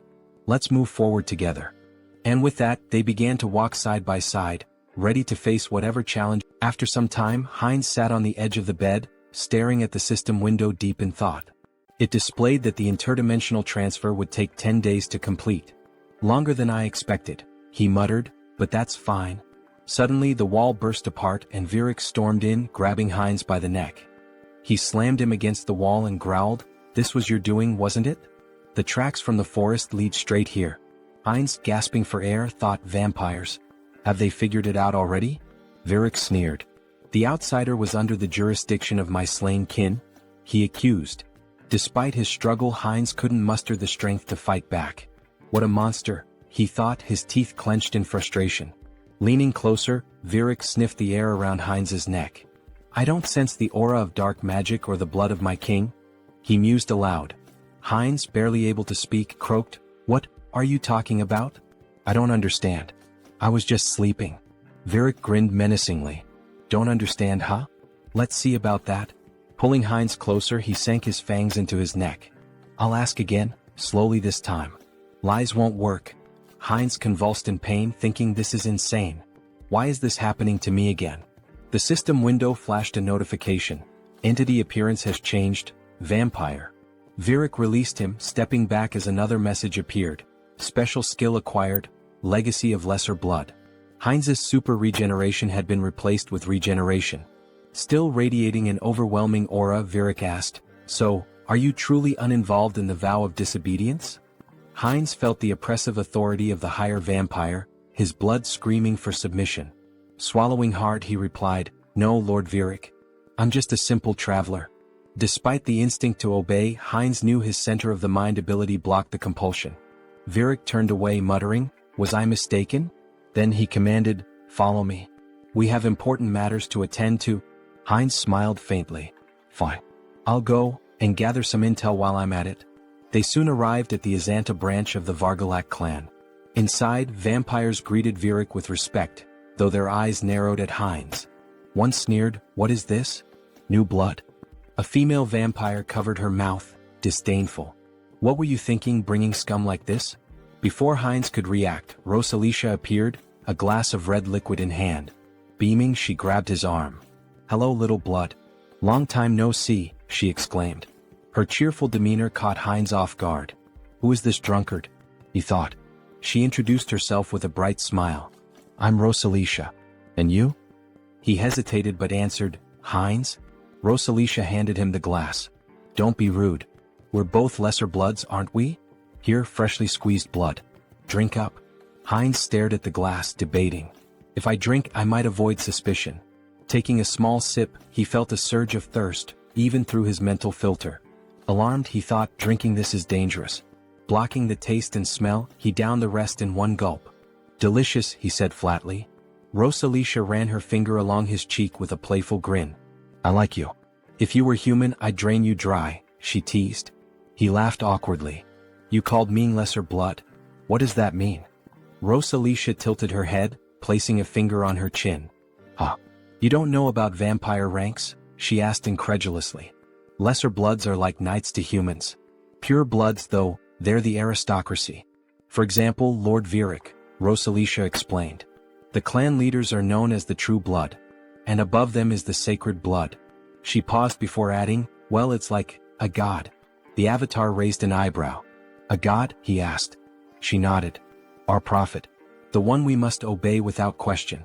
At that moment, Virik, standing on the second floor, tapped his spoon against his glass to draw attention. It seems everyone is here, he announced. Let's get down to business. The room quieted as Virik continued. The fragments of the immortal king have disappeared. From across the room, Perida, a pure-blood vampire, casually adjusted a strand of her hair, observing the proceedings. Virik elaborated, We've determined that the fragments were last transported to the city. But at some point, they vanished without a trace. Teopal, another pure-blood, folded his arms and listened as Virik suggested. It's possible they've already been brought into the city. Heinz glanced up, his curiosity piqued. The fragments of the immortal king? He asked. Rosalicia sighed, giving him a knowing look. Don't you know? Dark mages from a certain village were cultivating the fragments of the immortal king. Heinz furrowed his brow. And the oath of defiance? Where are they in all this? Virik addressed the group. From today onward, each of you will thoroughly investigate your assigned areas. Report anything suspicious immediately. Later, as Rosalicia shielded herself from the sun with an umbrella, she grumbled, Walking around during the day ruins my skin. Heinz, standing beside her and adjusting the hood of his cloak, remarked, Sunlight weakens us. It's no surprise. Both their faces glistened with sweat. Rosalicia continued, Even Lady Perida, a pure blood, is out searching. We can't just sit around doing nothing. She sighed. Still, it's surprising the fragments vanished. Moving them has always been a hassle. Heinz turned to her, intrigued. You mean, you've had the fragments of the immortal king? She nodded casually. The black magicians once cultivated them. We thought we could combine them with ours? Heinz clenched his fists, his thoughts racing. What a break. He looked at her intently and grabbed her shoulders. Where are they? Do you know the location of the fragments? Rosalicia laughed. Me? How would someone like me know? A voice cut in from nearby. I think I might know, Diana said between bites of food. Heinz turned to her in shock. What? The fragments of the immortal king? You know where they are? Diana nodded hesitantly. I think so. But it's been a long time, she said, pausing to chew. About a year ago, I was responsible for keeping the tomb clean. Every Friday, members of the Vargalak Guild would visit the stone chamber inside. But every time there was a foul smell in there. Heinz's mind raced. I should investigate this. Aaron, sitting nearby, sighed in realization. So that's why you always told me to stay away from the tomb. Heinz stood from the table, nodding firmly. Thank you for the valuable information, Diana. I'll investigate this myself. It would be better for them to keep a low profile. Diana said, grabbing his hand and turning to him, that he seemed to smell different now. Could he tell her the reason? Sunghyun said, showing his fangs, that her nose was not deceiving her, but it just happened that. What? It would not affect her, so she should not worry. Diana looked at him in shock. She said, gloomily holding his hand and turning to him, that if he got sick. Diana screamed, exposing her neck, that it was okay with her so he could drink some of her blood. She said, stretching out her hand to him in fear that she just wouldn't drink too much blood. The protagonist stared at her in complete shock. He screamed, hitting her on the head, that she should calm down. Sunghyun said, angry that he already had enough, so she better answer where that place was. A while later, cries of pain echoed through the cemetery. Stand still, Tiapal commanded coldly, his voice full of menace. Do you really want to die? His lips curled into a cruel smile. I'll give you one chance, take your best shot at me. Afterward, I'll gently send you back home. The man, trembling with fear but clutching his weapon tightly, let out a defiant scream and charged at the vampire. Tiapal, unfazed, smirked and activated his ability. How cruel of me, he said mockingly as blood-red threads materialized and bound the man's body. The man struggled, wide-eyed, and pleaded, you don't need to do this. But as his blood was drained, his cries turned to screams. Stop. Please stop. Tiapal sighed, sounding almost bored. This is so dull. He glanced at a nearby servant and barked, clean up this trash and bring me someone stronger for the next sacrifice. Yes, master, the servant replied politely, cradling the man's lifeless remains. Suddenly he paused, staring at the ground in shock. Wait, what is that? Without warning, a swarm of skeletons attacked the servant, tearing him apart. Tiapal roared in fury. How did these filthy corpses get here? His anger only grew as more skeletons surged forward. Servants, destroy these wretched creatures at once. A shadowy figure darted through the chaos, striking down enemies with precision. Who are you? Tiapal demanded, glaring at the figure. Are you a necromancer from the Oath of Defiance? How do you know about this place? The shadow revealed itself as Sunghyun, controlling Hansa's body, wielding dark magic with ease. Tiapal's annoyance deepened. You're not going to talk willingly, are you? He sneered. Fine. I'll just rip your head off and ask my questions later. He unleashed a barrage of blood-based attacks, tearing through the skeleton army. Sunghyun smirked, manipulating the skeleton remnants into makeshift weapons with his magic. So, you'll just leave my head? He muttered, amused. Let's see how that plan works out for you. Tiapal gritted his teeth. The spell is too fast. I can't dodge it. At that moment, Sunghyun intercepted one of Tiapal's attacks. Tiapal froze, startled. Reinforcements? He asked, his voice laced with surprise. Then, with a sinister grin, he added, You've arrived just in time. Have you already reported the ambush here? Heinz too shouted back, I've already done that. Lord Viric's followers are gathered outside. I came here first to help you. Tiapal's expression twisted with anger. Great news, he snarled sarcastically. Then you'd better make yourself useful. This Demolic is strong enough to hold us off. We need to buy time for reinforcements. Suddenly, the younger vampire, representing the protagonist, sank his fangs into Tiapal's neck. Tiapal whipped around, shocked. What blood? He shouted. Have you gone insane, you fool? The protagonist, through Heinz, cast dark magic. Dark magic. Teopal gasped, wide-eyed. You've conspired against me? How could this happen? His voice turned desperate. Stop this madness immediately. Teopal screamed in horror as his strength faded. How could you drink the blood of your own kind? It's a grave sin. It clouds your mind, corrupts your soul. His voice faltered as he collapsed to the ground. This can't happen. Heinz too wiped blood from his lips and smirked. Clouds the mind, huh? Well, it seems to be working just fine for me. A system window materialized, displaying skill acquired, blood magic. Heinz too grinned. This is fantastic. With this new power, breaking the blood barrier will be a breeze. Heinz interjected, we don't have time for that. Then I'll smash through it. Heinz too replied with a sly smile. A deafening explosion shattered the tomb's roof. Sunghyun, standing amidst the rubble, smiled confidently. We found it. Heinz nodded, his eyes narrowing. This is what we came here for. Heinz too, gesturing to the glowing object before them, said, the second fragment of the immortal king. Heinz reached for it, his voice filled with awe. Another fragment. Amazing. As the fragment's power surged through him, he thought, even with the mind center filtering the negative thoughts, this fragment holds too many. He focused the mental power of all the clones on his core personality. Suddenly, a massive pillar of dark energy erupted skyward. Virik, observing from a distance, looked up in astonishment. What is this fog? Are we too late? He froze as his gaze locked on the floating skeleton radiating dark energy. That silhouette, it seems familiar. Virik barked orders to his subordinates. Attack it. The vampires unleashed a barrage of blood arrows, aiming for the figure. Heinz retaliated with dark magic, striking down one of the attackers with devastating force. A system window appeared. Skill evolution, regeneration, immortality. Skill acquired, forbidden knowledge. Personality status, Heinz Archlich. Meanwhile, the holy paladins arrived at the cemetery's outskirts. What is this? One asked, shielding his face. Smoke? Fire? It seems to be coming from Azanthu. He coughed, overwhelmed by the dark energy. Tuscan dismounted, his face grim as he examined the ashen residue. We're turning back. This isn't ordinary ash. What do we tell the saint? Another asked nervously.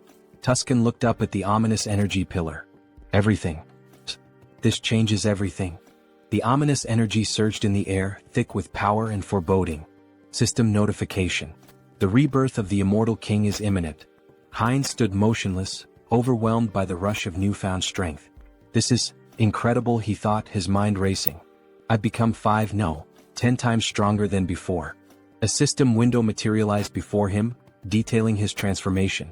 New skills acquired. Power of the immortal king fragment. Rapid rank advancement, plus 2/3 rank. Secret dark magic energy amplification. Traits gained. Evil wisdom. Unlocks insight into forbidden knowledge. Unconditional understanding of dark magic. All secrets revealed. As long as my source remains intact, I'll endlessly revive. An unkillable existence, he mused. The dark energy coursed through his body like a tidal wave, and Heinz unleashed it in an explosive attack. Tendrils of shadow surged toward the vampires surrounding him. Virik's eyes widened in alarm. What is this smoke? Is this a trap? What is your plan? A subordinate rushed to his side. My lord, we must retreat and recover our strength. Before the words could settle, the dark energy swallowed the subordinate whole, obliterating him in an instant. Virik froze, staring in horror at the remains of his servant. This is an attack spell? Dark thorns erupted from the shadows, piercing through Virik's chest. He screamed in agony, his strength waning rapidly. Heinz, through the avatar Hans, stepped forward, his cold gaze fixed on the pure-blooded vampire. You're stronger than the others, he said calmly, but right now you're nothing more than a blood bag to me. Virik gritted his teeth, his voice trembling with anger and disbelief. Where did you get such power? Did you truly absorb the fragment completely? How did you endure so much darkness alone? Heinz too smirked, stepping closer. Alone? He asked mockingly, leaning in. Who said I was alone? Before Virik could respond, Heinz too sank his fangs into the vampire's neck, drinking deeply. Virik's body convulsed, then went limp, crumpling to the ground. System notification. Conditions fulfilled, skill growth activated. Legacy, minor blood legacy, pure blood. Heinz too wiped the blood from his lips, his smile sharp and predatory. A pure-blooded vampire now? He murmured, savoring the moment.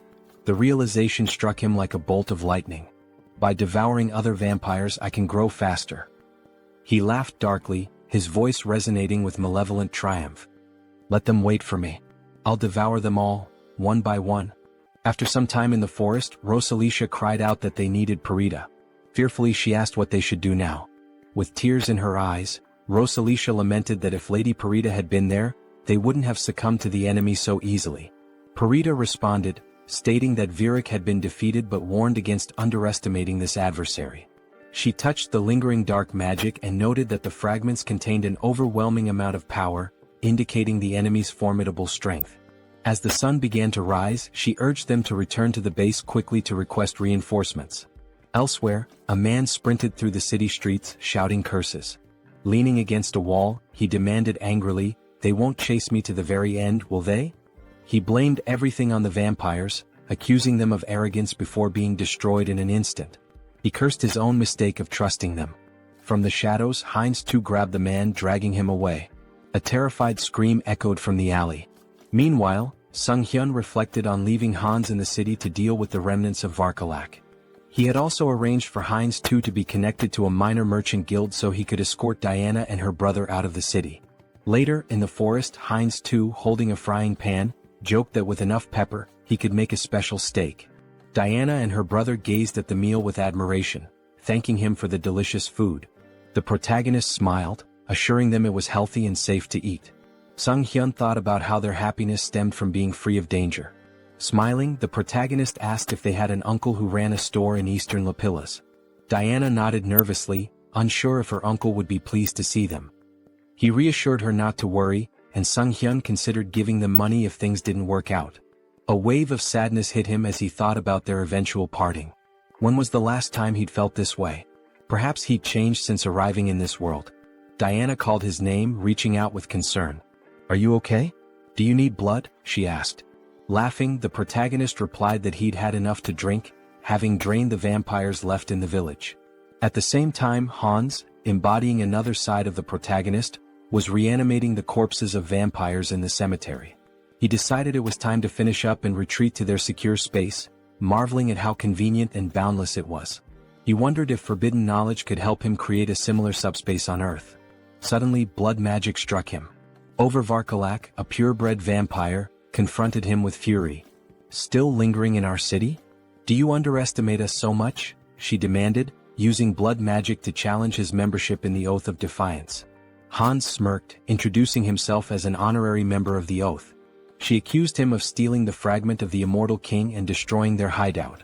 Holding a weapon forged from her blood, she declared it no longer mattered. He would die. Her attack was swift. Though he narrowly avoided a fatal blow, Hans felt the strength of a purebred vampire firsthand. Crashing into a barrier, he realized it was the work of her clan's blood mages. "Did you think escape would be so easy?" Over taunted. The protagonist analyzed the barrier, recognizing he could break it but would need more time to adapt to his new power. Over vowed to crush his skull and personally reclaim the fragment. Grinning, the protagonist declared she should remember his name and that he was from the Oath of Defiance. "I am your death," he added dramatically. Though retreating for now, he promised to return. In true villain fashion, he made a theatrical exit, summoning Hans to escape. Over was shocked to see him bypass the barrier, while her subordinate deemed his departure inappropriate. Suddenly, an arrow struck one of Over's servants from behind, a holy silver arrow from the paladins. Realizing they were surrounded, Over clenched her teeth in fury, cursing the lich for delaying her. Wherever he had gone, she vowed to find him. She shouted furiously that she would find him and kill him no matter what. A while later, in the protagonist's room, Sunghyun sighed in relief. "I'm still alive," he muttered. Hans remarked that the recall ability was like a cheat code, reaffirming its power. Sunghyun cringed as he remembered the dramatic line he had uttered before using recall. Swinging his legs off the bed, he asked himself, "Why did I have to use such a typical villain line?" He groaned, clutching his face. "Am I crazy? What possessed me to say that?" Adopting Hans's persona, he tried to justify it. "You're proud of your strength, aren't you? You took down a group of evil vampires, saved a defenseless girl and her brother, and even protected an entire city. Sunghyun smiled at that thought. Now that I think about it, I feel like a hero. Stretching, he added, surely I've earned myself some karma points, right? Calling up the karma shop, he stared in disbelief at the system window. His balance was 731,002 points. How do I have over 700,000 points already? He exclaimed. Didn't I spend everything on upgrades? With a nervous laugh, he speculated that enraging the vampires and dark mages must have significantly boosted his karma. Dismissing the thought, he pressed the system window. I'll figure it out later. For now, should I upgrade my special skills again? A notification appeared. His limit on summoning avatars had increased.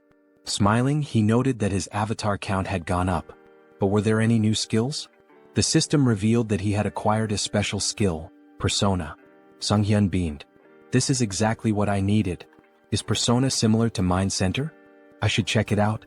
After reading the description, he realized the skill allowed avatars to act as vessels for emotions, adapting and growing based on his needs.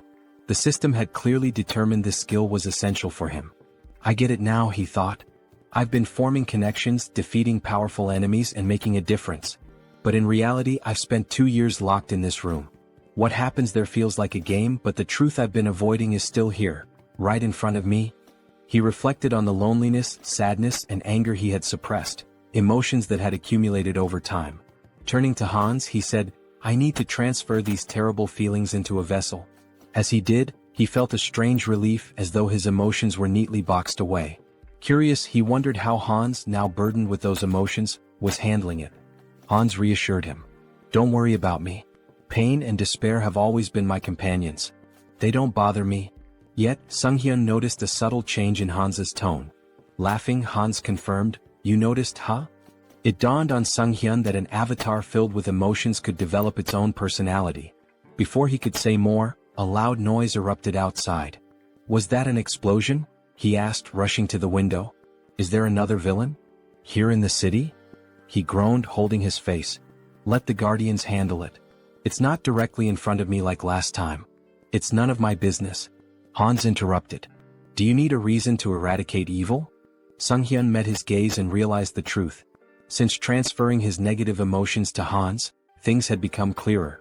Avoidance had always been his habit. Despite his desire to defeat evil, he had lacked the courage to act.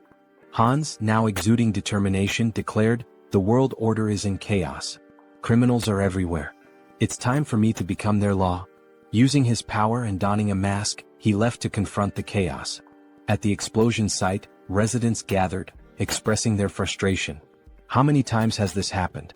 Why haven't they called for reinforcements? Meanwhile, Hans observed the scene.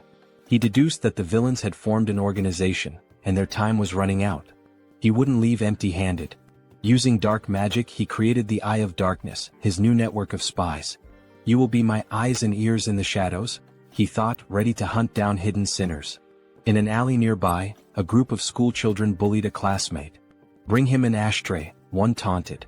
They laughed as one boy held a cigarette to another, mocking him as the best ashtray ever. The schoolboy being held down screamed, begging them to stop. At that moment, a woman clutched her child tightly and asked where they could possibly run. A man, drunk and swinging his belt, shouted accusingly that she was lying to him. Meanwhile, a masked robber shattered a store window, climbed inside and declared, while opening the cash register, that this was all he needed. Hans observed it all, his thoughts dark and resolute. These villains were no better than trash, and he resolved to punish them.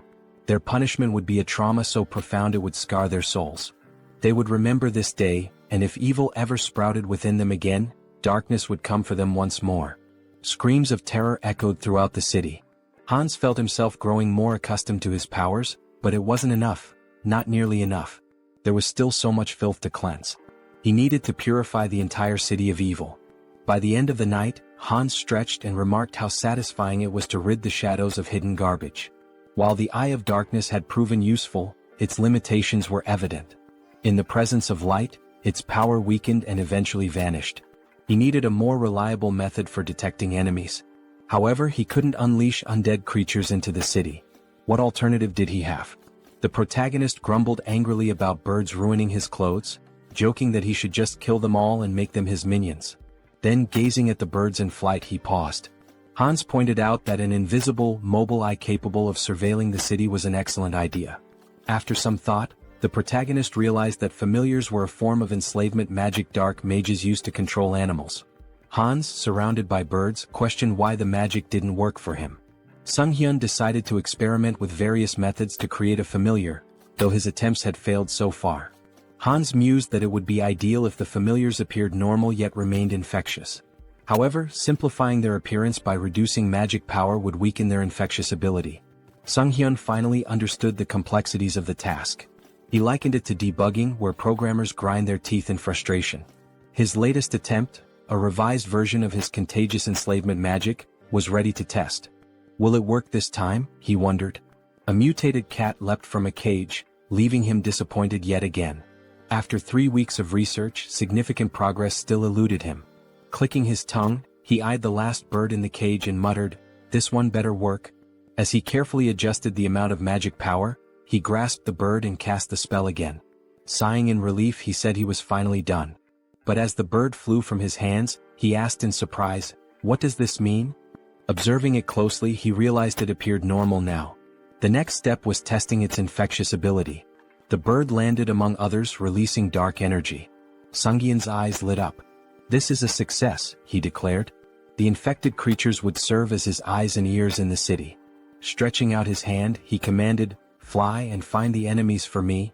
Meanwhile, in a forest nearby, Lucius knelt and touched the ground, recalling Hans's words when he used the recall skill. Tuscan approached, informing him that his knights had arrived. Irritated, Tuscan added that after interrogating the remaining vampires, they learned these captives weren't allies of the Immortal King's descendants. Lucius replied that more evidence was needed. The Immortal King was regaining strength, though they hadn't yet confronted him. Using the magic within his cross to communicate, he asked respectfully if there was any news. A saint responded via magical transmission, reporting that traces of the Immortal King's presence had been detected in a cave northwest of their location. Holding the cross tightly, Lucius expressed his gratitude and promised to meet their expectations. At the cave, Sunghyun thought about how he had successfully trained his familiars to report encounters with monsters. Now he had to confirm that the information was accurate. But something felt off. The ground familiars weren't behaving as usual. Instead, they seemed to be fleeing. Were they frightened? If they had found a monster, they would have reported it immediately. This behavior could only mean one thing: humans? Why are people in such a remote area? He wondered. Could this be an ambush? But that seemed impossible. How could such a large group remain unnoticed while hiding their presence? Suddenly, one of his familiars was struck down. Tuscan stepped forward and declared, "You are a participant in the oath of disobedience. Your pathetic tricks won't work on us," Tuscan declared. "No evil can escape the saint's sight. You won't leave here alive." Drawing his weapon, he demanded surrender and promised divine justice. The protagonist recognized them immediately: Holy Knights. He had seen their emblem during his training in Brokislak. Divine power directly countered dark magic, which meant this would be a challenging fight. Hans, unshaken, asked how the servants of the church had managed to find him here. Tuscan struck him sharply with his weapon, silencing him. "You have no right to speak," he snapped. "Don't think you can fool me with your words." The protagonist muttered to himself that his opponent was far too stubborn. Should he deceive them and flee instead? Tuscan seemed to read his mind. "Cheap tricks won't work against us," he said, wielding light magic. "You cannot deceive the servants of the saint." A weapon infused with light pierced the protagonist, and he winced in pain. "Do you truly consider punishing villains a crime?" he asked. "Silence," Tuscan barked, his light magic intensifying. "From the moment you embraced forbidden power, you became one of them, a villain." Sunghyun activated his dark magic and retorted, "Where's the logic in that?"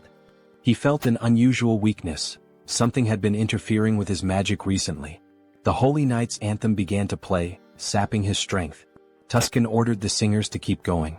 The hymn was draining Sunghyun's energy, but he couldn't bring himself to harm innocents, even if it meant stopping the song. He groaned in frustration as a weapon stabbed him from behind. "Now's our chance," Tuscan declared. "Restrain him." Sunghyun realized his mistake. He had been too careless, and now he was bound in chains. These restraints were not ordinary, they blocked both his movements and magic. "Impressive work catching me," the protagonist admitted. Tuscan smirked. "Exactly as expected. No evil has ever escaped these chains. Will you resist any longer? Grinning, the protagonist replied, as if I'd make it that easy for you. He knew there was no reasoning with them. It was time to part ways. Let them think they had won. Tuscan, now wary, activated his light magic. I don't know what you're planning, but don't think I'll just stand by and let you try anything. He launched another attack. But the protagonist only smirked. The strength of the chains didn't matter anymore, because Hans was already free. Tuscan's eyes widened in disbelief. He broke the chains? Impossible. Who is this man? Later, lying exhausted on his bed, Sunghyun sighed. Trouble seemed to follow him wherever he went. First, the Shadow faction and the Oath of Defiance. Then the Varkalak vampire clan. And now, the Paladin Order, one of the most powerful forces on the continent, had joined the list of his enemies. He called up the system window, his thoughts racing. There must be a reason for all this karma I've been accumulating. Is it because I keep attracting villains from across the continent? He groaned and decided to focus on his original plan for now. Sometime later, in the city, the protagonist prepared to test the fruits of his research. Controlling the essence of black magic was simple in principle. His familiars could serve as his eyes and ears, even covering a massive area like Seoul with ease. His thoughts were interrupted by a terrified scream. A girl, tears streaming down her face, begged for mercy. Please, I'll do anything. Just let me go. She spotted a figure in the window and pleaded, help me. I'm being held here against my will. Don't just leave me. The man holding her sneered, gripping her hair tightly. Scream all you want, he said. No one will hear you except me. He explained that his ability rendered them invisible to others. Go on, scream louder, he taunted. You've got such a cute voice. As he raised his weapon to strike her, he boasted, you'll be among the top 3 in my collection. At that moment, Hans burst through the ceiling, wielding dark magic. The man with the knife asked, bewildered, how could this happen? My ability is sound suppression and invisibility, isn't it? The protagonist glared at him, his voice cold. That won't work on me. Your vile deeds end today. Angered, the man demanded, who are you? A guardian? How did you even get here? Holding the weapon to the woman's throat, he threatened, don't come any closer or she dies. Sunghyun activated his dark magic. Is that so? He said, snatching the woman away with a surge of power and holding her safely in his arms.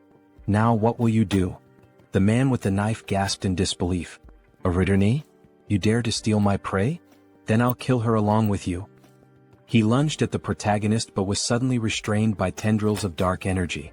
Judging by his words, Hans deduced, this isn't your first victim. Binding the man tightly with dark energy, he pressed his fingers to his forehead. You won't mind if I confirm that for myself?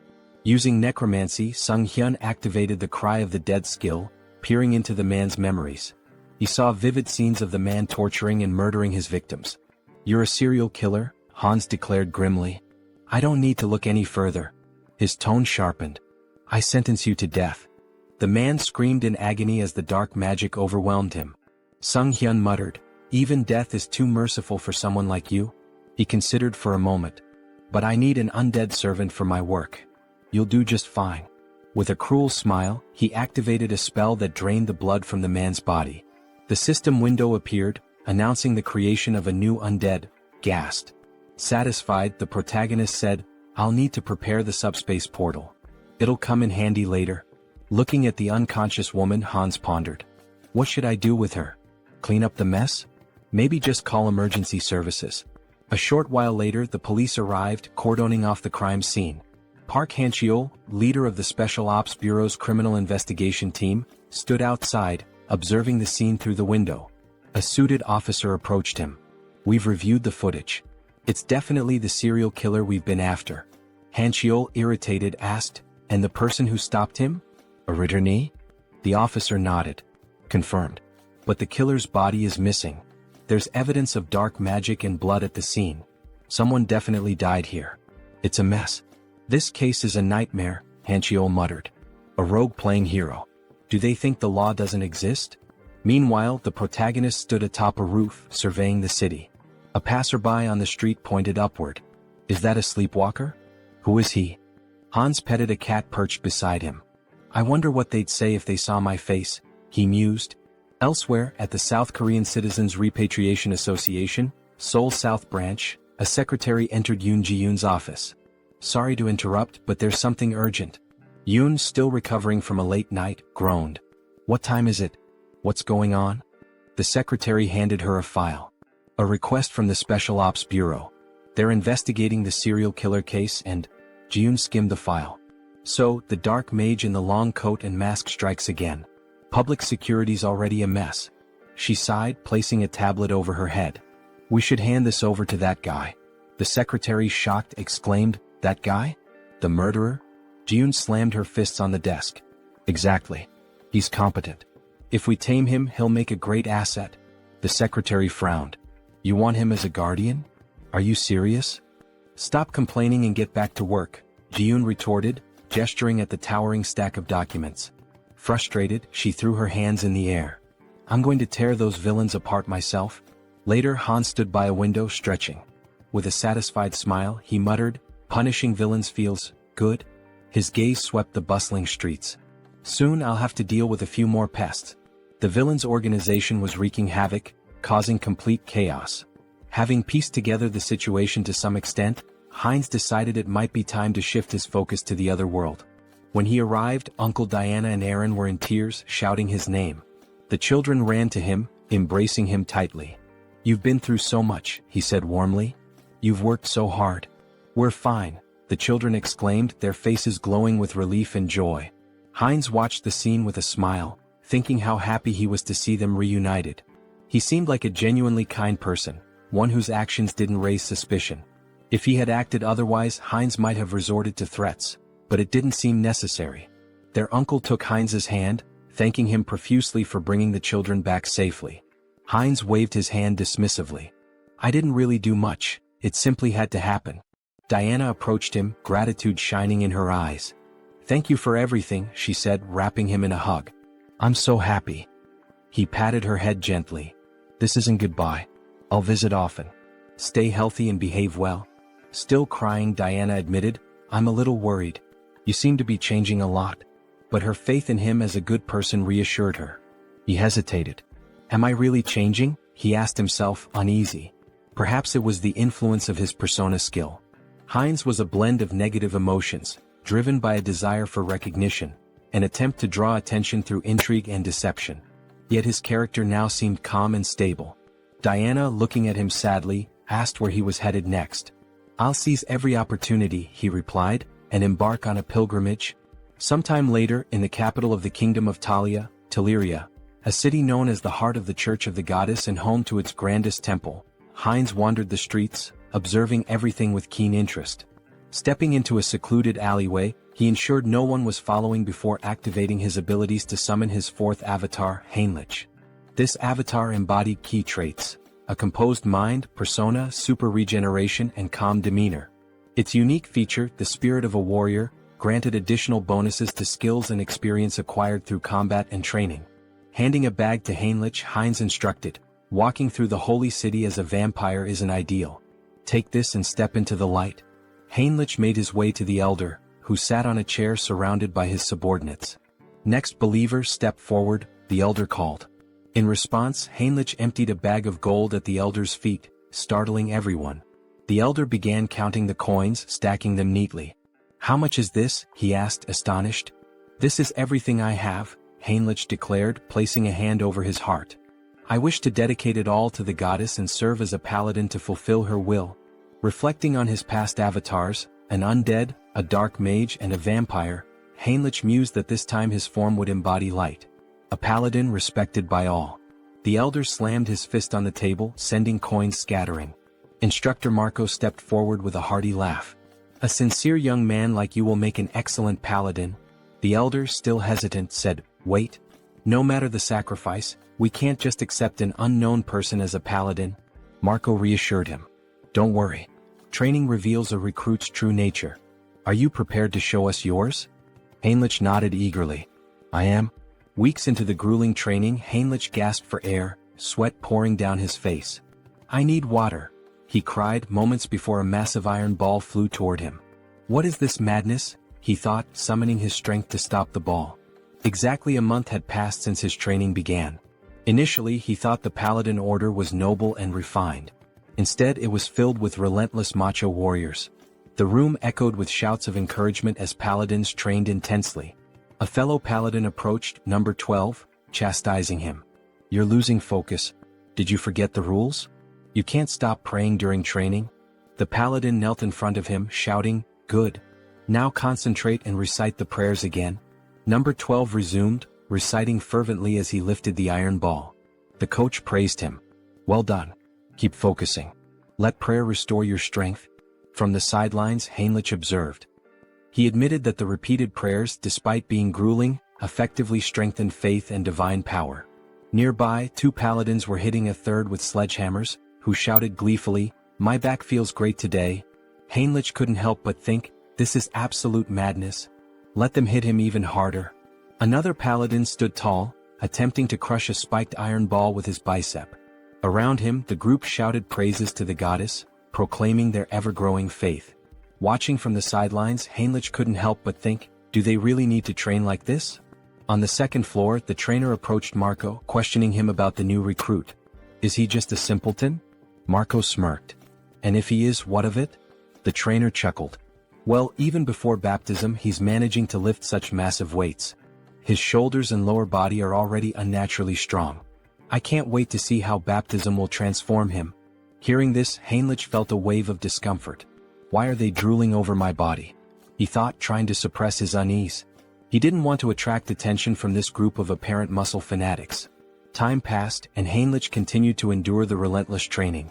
During one particularly grueling session, he paused, gasping for breath. It had been 3 months since he began. Without his wind instrument and super regeneration skills, he would have collapsed long ago. His body and endurance had improved significantly, but the endless perversions of the group were the real challenge. Marco approached him, placing a firm hand on his shoulder. Finished with lower body training? How about we hit some chest exercises together?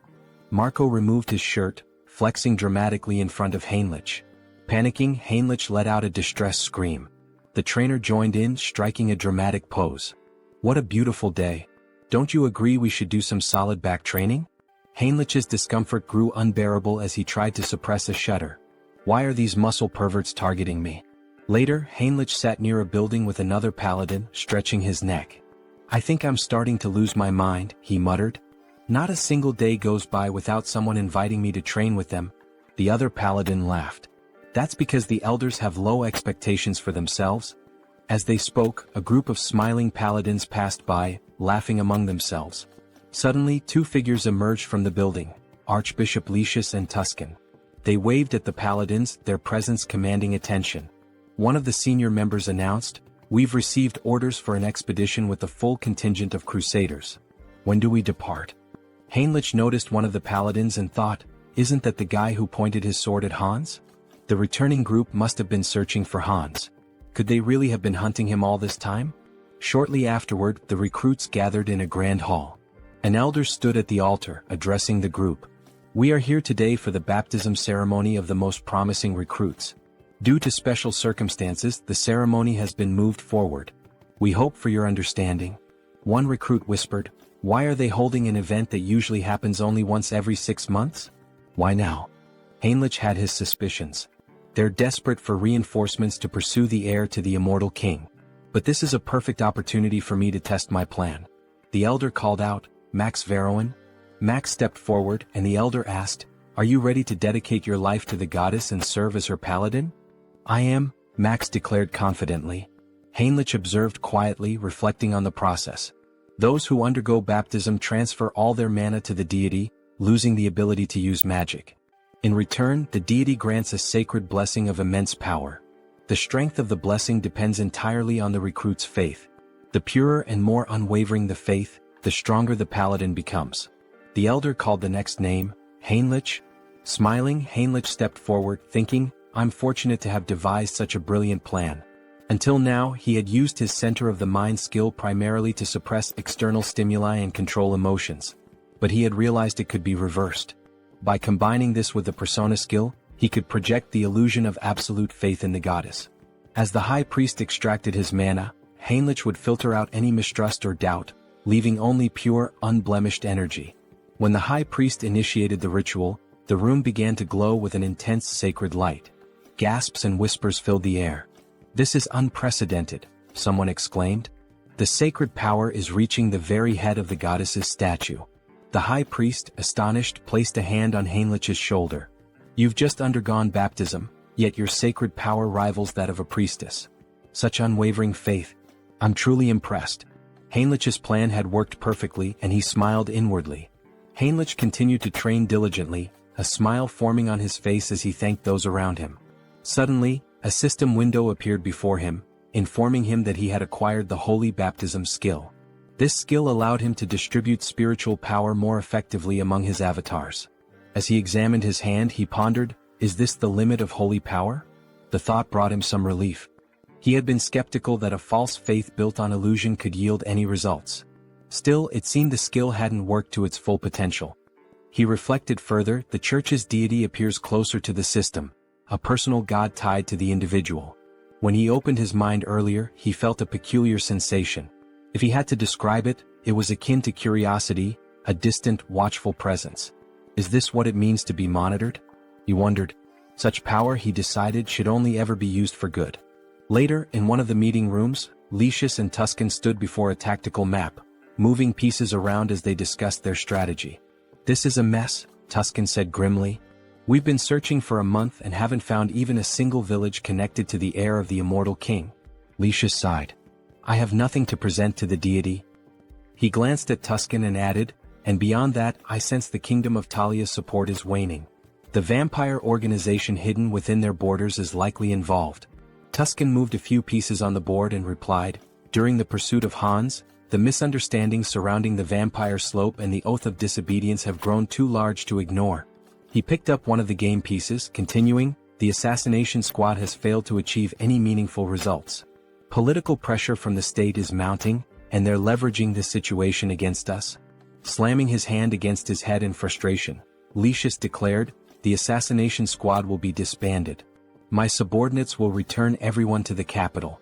Tuscan nodded in acknowledgement and left to carry out the orders. As he walked away, he thought about the precarious situation they were in. "We're surrounded on all sides, and the paladins' numbers are no longer sufficient. What should I do with this knowledge?" Looking out onto the training yard, he observed the recruits sparring. "Are these the ones baptized today?" he wondered. Suddenly, something caught his attention, a recruit striking Heinrich with a weapon. Heinrich reacted instantly, countering with an elbow to the face that sent his opponent sprawling to the ground, disarmed. The trainer shouted, "Heinrich wins this battle." A system window appeared before Heinrich, announcing that his avatar had achieved enlightenment through repeated training. He had unlocked the Crusader fighting technique skill. As he stood there, Heinrich noticed a wound on his body healing rapidly. With his super regeneration and newfound sacred power, the injury disappeared entirely. The defeated recruit, wiping sweat from his face, asked, "Did you let me hit you on purpose?" Heinrich extended a hand to help him up. "The effort was worth it," he said with a smile. "Tactics are my style." Yet inwardly he thought, this still isn't enough. To grow further, I need to evolve my abilities. At that moment, Tuscan approached, his expression serious. "Your sacred power is remarkable," he said. "You're already at the level of a trainer or a high-ranking paladin." The defeated recruit looked shocked by Tuscan's words. Tuscan continued, "But you're not experienced enough to be a full paladin just yet." Heinrich tilted his head, curious. "What do you mean?" Tuscan smiled knowingly. "You've likely felt it, more than others." He extended his hand to Heinrich. "I can make you much stronger. Will you come with me to the Rosalia Temple?" The protagonist inquired about his purpose in the Grand Temple, to which the response came as a question. Did he have any particular issue? Heinrich extended his hand reassuringly, stating that there was no problem and affirming his desire to accompany him. Tuscan, with a dissatisfied expression, began walking away, remarking that if he wanted to follow, he should do so immediately. The protagonist hurried after the paladin, requesting time to gather his belongings, but Tuscan advised him to entrust that task to someone else. They entered a room and stood on glowing runes. Tuscan placed a hand on the protagonist's shoulder, acknowledging how sudden everything seemed. He assured him that everything would be explained in detail later. The protagonist nodded, indicating his understanding. Soon they arrived at the renowned Great Temple of Rosalia, the largest sanctuary of the church, positioned at the continent's center. This sacred site was where both the father and the goddess had once dwelled, marking the heart of the faith. Inside, Rister greeted them warmly, expressing her hope that their long journey hadn't been too exhausting. They knelt before her, expressing their gratitude. The protagonist reflected on entering this sacred space, where the goddess resided, as an opportunity for immense growth. He believed it to be the ideal place to develop his skills and gain recognition as a paladin. Determined, he resolved to hone his abilities while handling covert tasks with Hans's assistance. Meanwhile, Hans sat atop a rooftop surrounded by corpses, scrolling through news about the saint on his phone. Acknowledging his newfound fame, he noted that remnants of a human trafficking ring had been eliminated. However, something peculiar caught his attention: mentions of a divine retribution society by the defeated villains. They had cursed him repeatedly, claiming the society would not forgive anyone who failed to act against him. Hans suspected this society was linked to multiple organizations. Stretching as he stood, he resolved to investigate further and continue dismantling their operations. He mused about dividing his profits, now contemplating how best to manage his newfound wealth. Later, Hans walked down the street wearing a mask, considering the risks of trading large quantities of valuable, mysterious items under the guise of the Haho mask persona. Any sudden activity might make him a prime suspect. Entering a discreet establishment, he handed a bag of money to an employee and expressed his intent to sell. The employee scoffed, questioning if Hans mistook the place for a pawn shop. However, Hans emptied the bag's contents, revealing its valuable items. The employee, visibly stunned, quickly began examining the goods. He realized the badges belonged to a group involved in human trafficking, a trading syndicate. He had heard rumors that this syndicate had been dismantled by a masked man. The protagonist turned to the person before him and asked if he was interested in the deal. The man grew visibly nervous and instructed him to use the back door, warning him not to try leaving any other way. Following the instructions, the protagonist eventually arrived at the correct location. A masked man greeted him, asking if he was there to sell something. Hans confirmed, then inquired if payment could be made in a form other than cash. Hans handed over a bag and the masked man began examining its contents. He asked if Hans was looking for material goods and, if so, what exactly he needed. Hans pointed out that he required a lottery ticket for a grand prize, preferably one that could be used immediately. Cash, he explained, was useless to him unless it could be spent. What he needed were legal funds for his real identity, Sunghyun, and a lottery ticket would provide clean, untraceable money. The masked man confirmed that a lottery ticket was possible but mentioned the commission would be steep. Hans assured him it wasn't a problem and asked how much it could sell for. The masked man replied that it would be 6-1, with a redemption period of 4 months. Hans requested 2 tickets, but the masked man stated that the payment provided wouldn't cover that. Unfazed, Hans assured him there was no need to worry and retrieved gold bars from his subspace storage. He asked if those would suffice. The masked man, stunned, felt the bars and asked incredulously, "A subspace storage tool? Who are you? These are extraordinary materials. Where did you get them?" Hans, annoyed at the man's curiosity, complained about being touched and stated he wasn't there to chat. He urged the masked man to finish the deal quickly. Apologizing, the masked man agreed to proceed. As the transaction concluded, Hans used his heightened senses and noted the faint scent of blood lingering in the air. It wasn't his imagination after all. Moving closer, he remarked that this wouldn't be their last deal and predicted they'd see each other often in the future. Later, Hans stepped outside, smiling as he inspected the checks in his hands. He mused aloud about how he'd used his dreams to win the lottery. Now he pondered what to purchase. Subordinates would make such errands easier, as constantly running back and forth was inefficient. Taking a moment to enjoy the cool night air, he observed the bustling streets. Only a few months ago, they had been eerily empty due to the human trafficking syndicate's presence. Now life had returned and the streets were alive once again.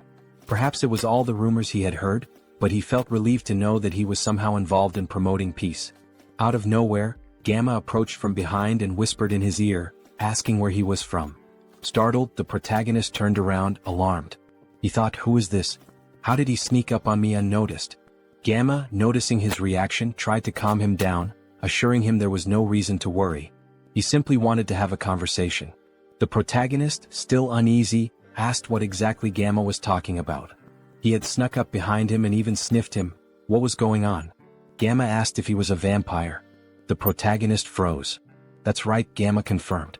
He was at level 6, born from Demir's transformation. Gamma pressed further. What's your name? When did you return to Earth? The protagonist, thinking that yet another vampire traveler from another dimension had appeared, realized he needed to come up with something quick to get out of this situation. However, without realizing it, he began answering questions he hadn't planned on, his mind seemingly under some sort of hypnosis. He found himself saying, "My name is Heinz and I haven't been on Earth for a long time." He thought to himself, why am I answering so easily? Is this all his mind control at work? Gamma smiled. Very good, he said. So you're a newcomer who's just returned to Earth. Let me introduce myself properly. He handed the protagonist a business card. I'm with the Blood Pack organization, which encompasses all the vampires on Earth. My job is to track down those who have recently returned. The protagonist took the card, still processing the information, and asked, is such an organization real? Gamma sighed and explained that if the protagonist wanted to survive, they'd better stick together. There wasn't much choice in the matter. The protagonist looked at him in disbelief and asked, by the way, what did you mean by level? Gamma, noticing his growing curiosity, suggested they continue the conversation elsewhere. If you're starting to show interest, let's go somewhere more private. He pulled out his car keys and asked if the protagonist wanted to visit the organization. Seeing the sleek car, the protagonist agreed to go with him. Meanwhile, Jean Soren had been quietly observing the entire interaction from a distance. She relayed the update to headquarters through her earpiece. The target is moving according to plan. We are following him. After some time they arrived at the location. Gamma encouraged him not to hesitate and to step inside. The protagonist, curious, asked what kind of place this was. Gamma explained that every vampire has a unique vampire factor that determines their strength level. They measure and rank these factors by level, and with the help of a magic circle, they can assess a vampire's level precisely. Gamma led him into a room filled with vampires and runes. Heinz was astonished by what he saw, wondering if this was truly a magic circle. The scene struck him as highly suspicious. Gamma gestured toward the circle, urging him to enter it without delay. The protagonist hesitated, thinking he could cancel his participation if it turned out to be dangerous. However, the presence of a skull emanating dark magic caught his attention. Examining it more closely, he realized this was no ordinary dark magic. It involved shamanism, curses, alchemy, and various other mystical practices, all fused together. He wondered how such a thing could even exist. Since the returnees began appearing about 20 years ago, magical tools remained rare, and magical technology had not advanced significantly. This was due to the differences in energy laws between abilities and dimensions. Yet, here was an organization capable of merging such disparate powers. The Blood Pack, it seemed, was far more impressive than he had anticipated. One of the vampires asked him to extend his hand. The vampire made a small cut on Heinz's palm, warning him it might sting briefly. To Heinz's surprise, his blood began to levitate, forming 5 orbs. A vampire noted that this indicated he was at level 5. Observing the tight connection between the orbs, they commented on his strong regenerative abilities. The protagonist thought about purebreds from Alterica, estimating their levels to be around 5 or 6. Gamma smiled knowingly, remarking that he was already nervous. Coming from a dimension no one had heard of, Heinz had only reached level 5, a mere waste of time. At this level, amputating limbs wasn't necessary. The vampires in the room all agreed and activated their abilities. Alarmed, Heinz realized there was another motive behind this ritual. It was far too elaborate for a simple level assessment. He urgently needed to summon help. At that moment, a knock at the door startled everyone, making Gamma visibly tense. The door burst open as Rand stormed in, commanding everyone to freeze. She declared her intent to apprehend Gamma, a level 6 vampire from the Blood Pack, for kidnapping and killing other vampires. Gamma appeared unfazed, questioning her rude intrusion. The protagonist found Rand familiar but couldn't place where he had seen her before. Rand pointed out that when she first heard rumors of vampires being abducted, she doubted their truth, but now the evidence was undeniable.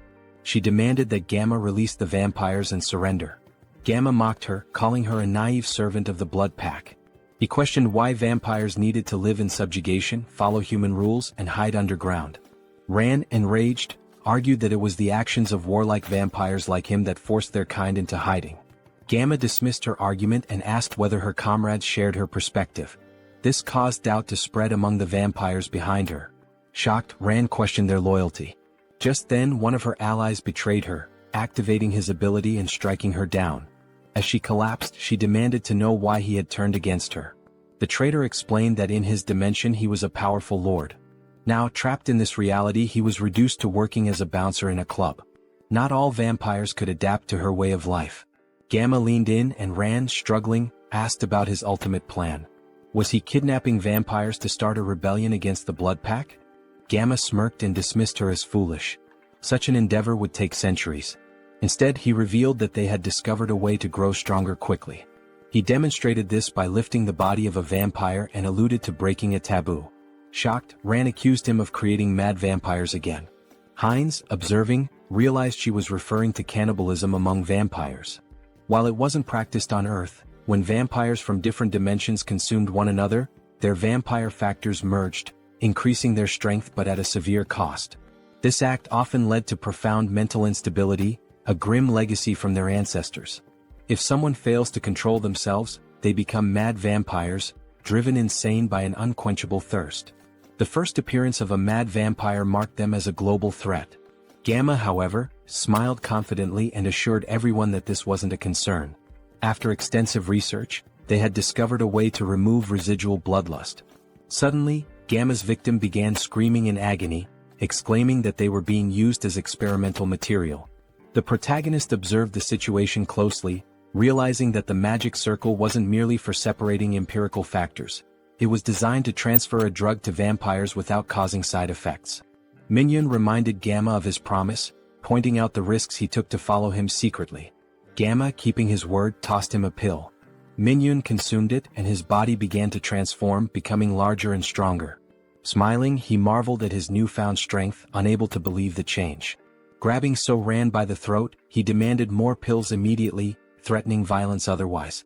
Feigning panic, Gamma urged Minhyun to stop, assuring him that while he was pleased with his strength, he needed to be patient. After all, another guest had arrived before him and was still waiting. Surely it wasn't too much to ask to wait a little longer?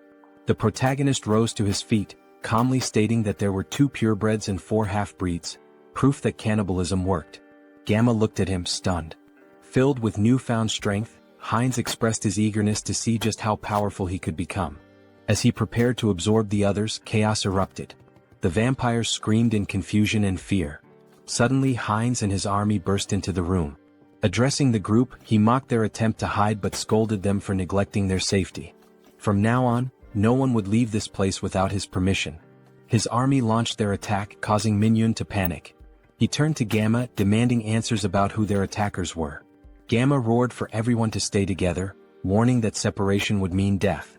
Using his abilities, he charged into battle, targeting Heinz directly. Heinz observed Minhyun's unusual transformation, noting that vampires from different dimensions often had distinct appearances.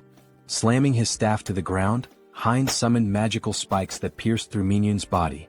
Smirking, Heinz declared that minimizing casualties was part of his plan. He leaped into the fray, mocking Minhyun's organic transformation, claiming it posed no threat. Biting into Minhyun, Heinz thought to himself that there would be more prey ahead. Minhyun screamed in pain and confusion as Heinz drank his blood and heard his thoughts. Minhyun lamented his betrayal and his determination to survive, refusing to accept his end. Wiping his face, Heinz remarked that insanity was far worse, as he could hear every obsessive thought coursing through Minhyun's mind. To his surprise, his teeth began to fall out, a sign of his empirical factors evolving and merging. A system notification appeared, informing Heinz that he had gained a special ability, hybrid evolution. This ability significantly enhanced his physical attributes whenever he absorbed new empirical factors, allowing him to steal traits from the target's bloodline. Turning to Gamma, Heinz remarked that this power was quite impressive. If he were to lose control, he could become exceptionally dangerous. Now he needed an organization to enforce his will. The Blood Pack could serve his purpose, or they would face the alternative of joining his undead army. As the battle continued, Heinz devoured the remaining vampires. Another system notification informed him that he had acquired a new vampire trait, Insight. This skill allowed him to assess the physical condition and stats of his enemies. Heinz dismissed it as relatively useless but realized that vampires possessed a supernatural ability called heritage, tied to their origins. Using hybrid evolution, he could master this ability and steal all their powers. Gamma, now crucified, demanded to know how Heinz had managed to remain sane while devouring his own kind. Approaching him with a grin, Heinz taunted Gamma, asking if he was curious about how to resist corruption. The secret, he teased, was to ignore the whispers that accompanied the act. Gamma, panicked and disbelieving, screamed in protest. His cries turned into agony as another system notification revealed that Heinz had gained a new skill, camouflage, which allowed him to conceal his presence. Observing Gamma's transformed state, Heinz smiled slyly, commenting that Gamma must have been using camouflage all along. Not bad, he remarked, relishing his growing power. There were many ways he could use this ability. Should he dive into this bastard's thoughts? Gamma reflected on research, collaboration, support, and the public retribution technology. He also recalled a promise he had made to Mr. Beta. The protagonist panicked, wondering who the hell is this? Was this person Gamma's patron? And once again the Public Retribution Society was mentioned. It seemed like this intricate ritual was also their doing. What were these people planning, aiding the blood pack like this? Later that night Heinz and So-Ran were driving through the city together. Heinz glanced at her and asked if she was finally coming to her senses. Startled, she yelled at him, calling him trash for selling his life and demanding to know where he was taking her. Grabbing him by the throat, she shouted furiously. Heinz gasped, pleading for her to stop and look around. They had captured him too, and if she didn't let go they'd crash. Reluctantly, So-Ran released him and apologized, asking for an explanation of what had happened. Heinz asked if she had heard of Ho-Ho's mask. He mentioned that the masked figure had escaped during the chaos when a group of vigilantes burst in. Placing her hand over her heart, So-Ran expressed her gratitude, saying that even amidst the chaos, Heinz had gone out of his way to save her. As Heinz observed her closely, her face and voice felt oddly familiar. Yet no matter how much he tried to place her, he couldn't shake the feeling that he'd seen her somewhere before. He asked why members of the Blood Pack were fighting one another. So-Ran explained that the group was divided between radicals and moderates. She and her team had discovered evidence that the radicals had kidnapped one of their own, so they infiltrated the radicals' territory. She expressed relief that they had escaped in one piece and even managed to learn the radicals' plans. She intended to inform the higher-ups and put an end to it. Heinz, skeptical, thought to himself that resolving this wouldn't be so simple. It was likely that even the highest-ranking members of the radicals were involved. So-Ran cheerfully asked about Heinz's identity. Who was he as her savior? He seemed incredibly strong. Heinz replied that she could call him whatever she wanted, as she felt comfortable. She asked if she could call him up for convenience, to which he nodded, mentioning he'd recently returned to Earth and hadn't formed any bonds yet. Heinz explained he had followed Gamma out of curiosity about the blood pack. So-Ran smiled and suggested that he join the group, mentioning that most vampires were part of it. She assured him that moderate vampires didn't engage in shady activities and had steady blood supplies through partnerships with blood banks. Heinz expressed interest and So-Ran promised to show him more. After some time they arrived at their destination. Inside, a little girl named Nahi ran to the door when she heard them. So-Ran greeted her warmly and Nahi hugged her, asking if she was okay. Smiling, So-Ran reassured her, introducing Heinz as their friend and a new member of the blood pack. Nahi, looking nervous, greeted Heinz. He waved back with a friendly smile. So-Ran patted Nahi's head, asking her to stay and play while she showed Heinz the room. Nahi agreed but asked her to return soon. On the way up, Heinz commented that Nahi seemed very small. So-Ran clarified that it wasn't just her appearance. Nahi wasn't a returner. Confused, Heinz asked if all vampires weren't returners. So-Ran explained that wasn't true. Nahi had been born and raised on Earth, but her father, a returner, had turned her into a vampire to save her from a chronic illness. This revelation made Heinz reflect on why the government wanted strict control over vampires. In many ways they were like an infectious disease. So-Ran continued, explaining that turning someone on Earth took significantly more power than usual. Nahi's father had reached his limit but wanted her to live confidently, even under the sun. Eventually they reached a room. So-Ran let Heinz in, telling him to call her if he needed anything. Since it was late, she suggested he rest. She said goodbye with a distinct gesture. Heinz froze, startled. That gesture, her voice, it all seemed so familiar. Pointing at her, he asked, "Is she the streamer Orchid?" So-Ran's eyes widened in shock and she screamed in embarrassment, covering her face. She stammered, asking if he'd just mentioned her stream. She blushed, saying that moment from her stream was stuck in her head, then nervously asked if he was one of her subscribers. Heinz awkwardly waved, denying it, explaining that her videos had simply popped up in his recommendations a couple of times. She sighed in relief and said it was a good thing because she had nearly died of embarrassment. She explained that she had been a trainee, and after quitting she felt lost and decided to try streaming. Heinz asked how old she was back then. She replied that she was 22 now and had awakened at 19. Then she asked his age and when he had awakened. Feeling awkward, Heinz quickly shut the door behind him, calling out that he'd tell her later. She blinked in surprise, wondering aloud if she had said something wrong. Inside, Heinz exhaled deeply, realizing she was much younger than he had assumed, which explained his casual tone earlier. At 20 years old himself, he found it surprising that she was older than him. Lying on the bed, he muttered to himself that regardless, she still looked familiar. As a streamer, she was quite famous. Maybe he should look her up online? Opening her streaming page, he found a notification about her recent hiatus. In the post, she mentioned taking a break from streaming for about a week due to work obligations. She assured her audience she'd return as soon as possible and hoped to see them again soon. Heinz swiped through the updates, thinking to himself. After she posted this, she went straight to the crime scene? If he hadn't intervened, that post might have been her last. The thought unsettled him. The situation had been far too close and dangerous. The next morning, Heinz woke to the sound of So-Ran yelling into her phone. She was shouting, demanding to know why there was no evidence. How could they find nothing? Groaning from his headache, Heinz got out of bed, wondering what the commotion was about so early in the morning.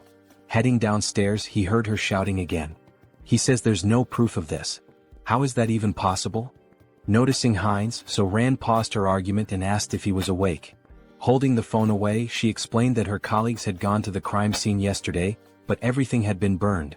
There was no evidence left, and now they couldn't act against the radicals. Heinz clenched his fist, thinking to himself, they've gone too far. Were they trying to erase all traces of me?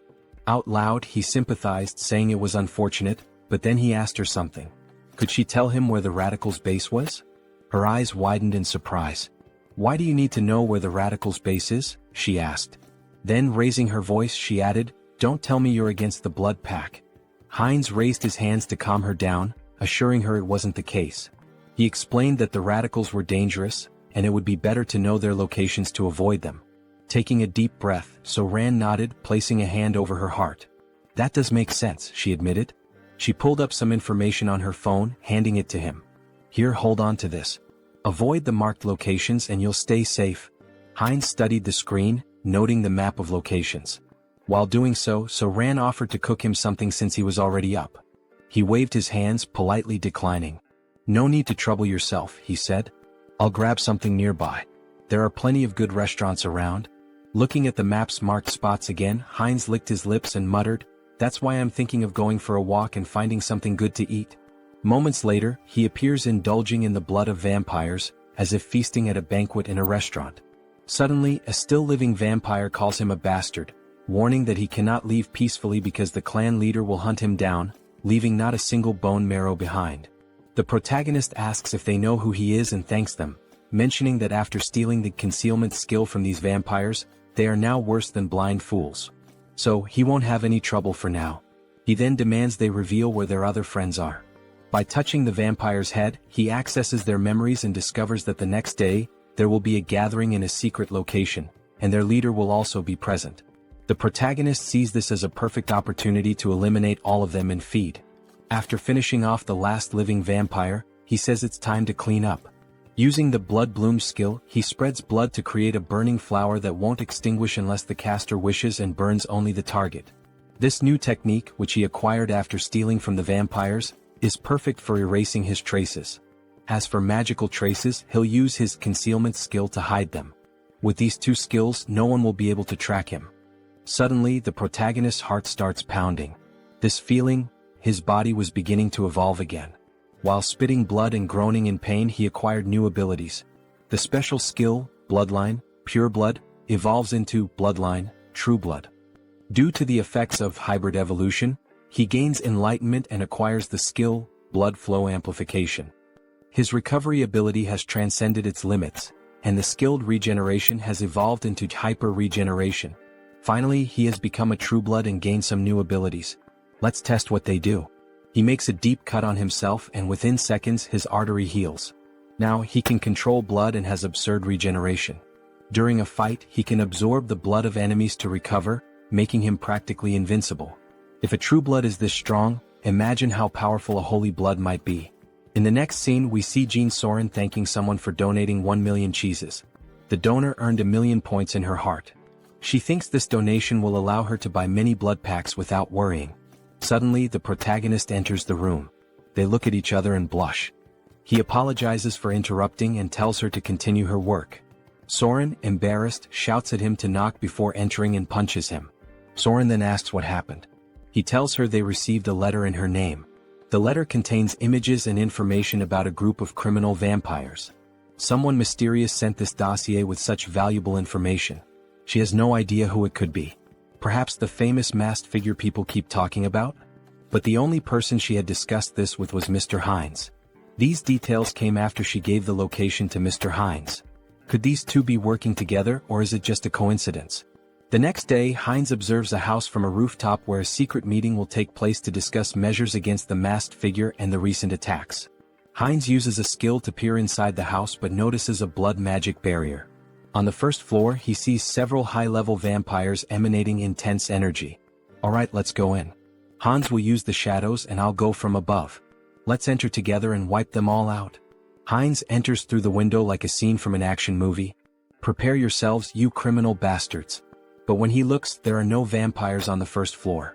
Suddenly, the wall begins to crack and a voice claims, I would have loved to capture the masked one, but only some random vampire appeared. No problem, we'll hunt down this mosquito. Beta 1 Beta Shin, do you recognize this vampire? We don't know him. He seems to be level 7, but he's entirely unfamiliar. It looks like this vampire came from somewhere unknown. Hines recalls the name Beta from the vampire memories he absorbed. Their leader is called Alpha, while the others are Betas and Gammas. Both Betas are here today. The big problem is the masked members.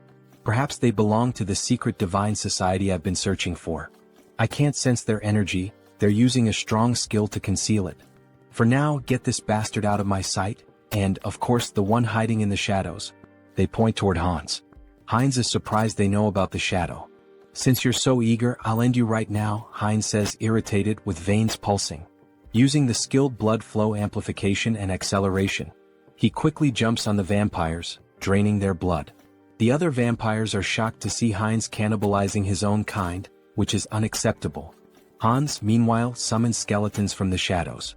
One vampire tries to flee, begging for his life, but Hans appears in front of him, saying, You're not the only ones who can create barriers. From now on we'll perform the dance of death, where there's no place to run. And so, the dance of death begins. Vampires lose their lives one after another. Beta 1 is stunned by the strength of this unknown vampire. This power doesn't make sense, he's only level 6 or 7. There must be some trick. One charges at Hines, but Hines uses his extended claws to stab one. One, however, hardens his skin like crystal to block the attack. Realizing the enemy blocked him, Hines decides to increase his strength and lands a heavy punch on one's chest. One is shocked to see his crystal armor shatter, something that had never happened in combat before. Recognizing Hines's superior strength and speed, one orders the other vampires to assist him. Hines taunts, Do you think these small fries will stop me? With open hands, Hines releases jets of blood, piercing one's subordinates. Enraged, one seizes the moment while Hines's hands are occupied, slicing off one of Hines's arms with a sharp strike. But it's useless. Hines absorbs blood from the fallen vampires and regenerates his arm instantly. Gaining a new skill, invisibility, Hines disappears in front of one, reappearing behind him and driving his hand into one's body, humorously described as into the vampire's butt.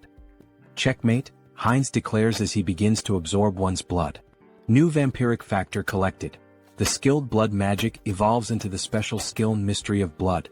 Mystery of Blood absorbs subordinate skills, Blood Bloom, and Blood Flow Amplification. Hines feels the surge of power, now able to control all abilities with sheer will and manipulate them rapidly.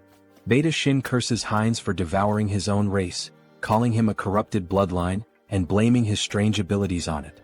Hines responds, So what? Are you just going to keep yelling nonsense all day? Why don't you come at me like your brother did? Or are you too scared for that? Beta Shin charges at him, shouting, Bastard. Hines uses Mystery of Blood and traps Shin with blood chains. Shin continues cursing, saying, These tricks are unfair. Unfair tricks?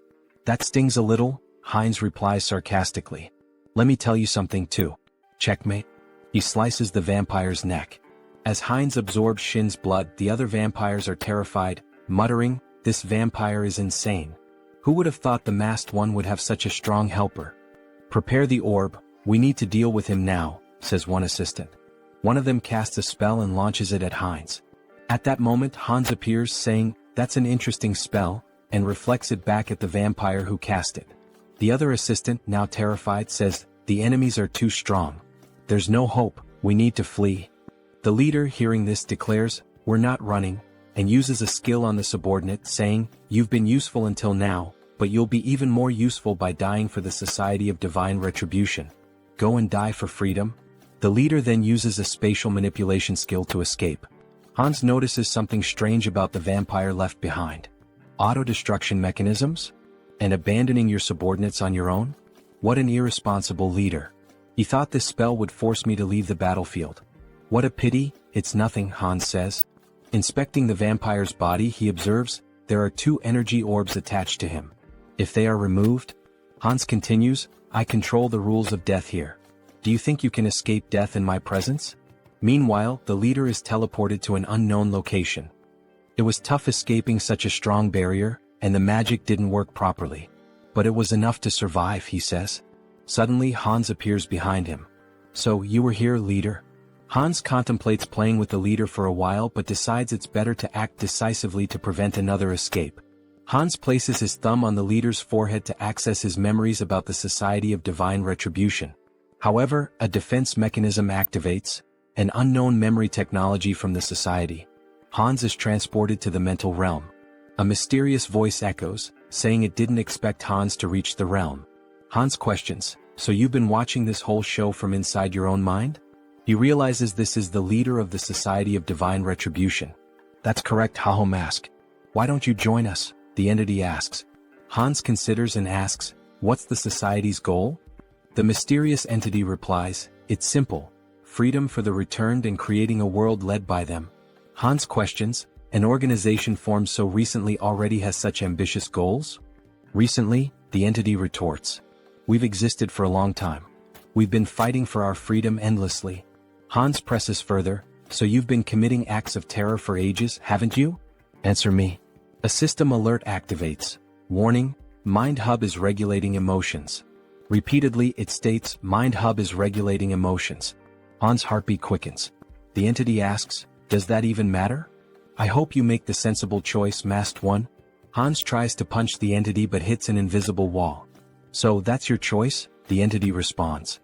Here, in the mental realm, mental strength surpasses magical power. You'll never defeat me here.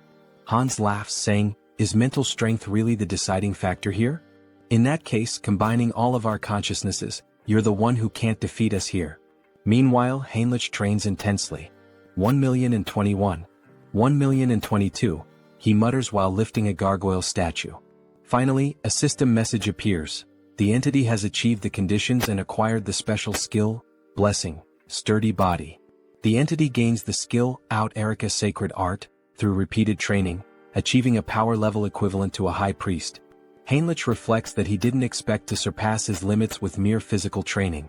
With these new abilities, I've earned the qualifications to be a holy knight. Maybe it's time to discuss the next step. Suddenly he hears a feminine voice, it's the saint in the flower garden.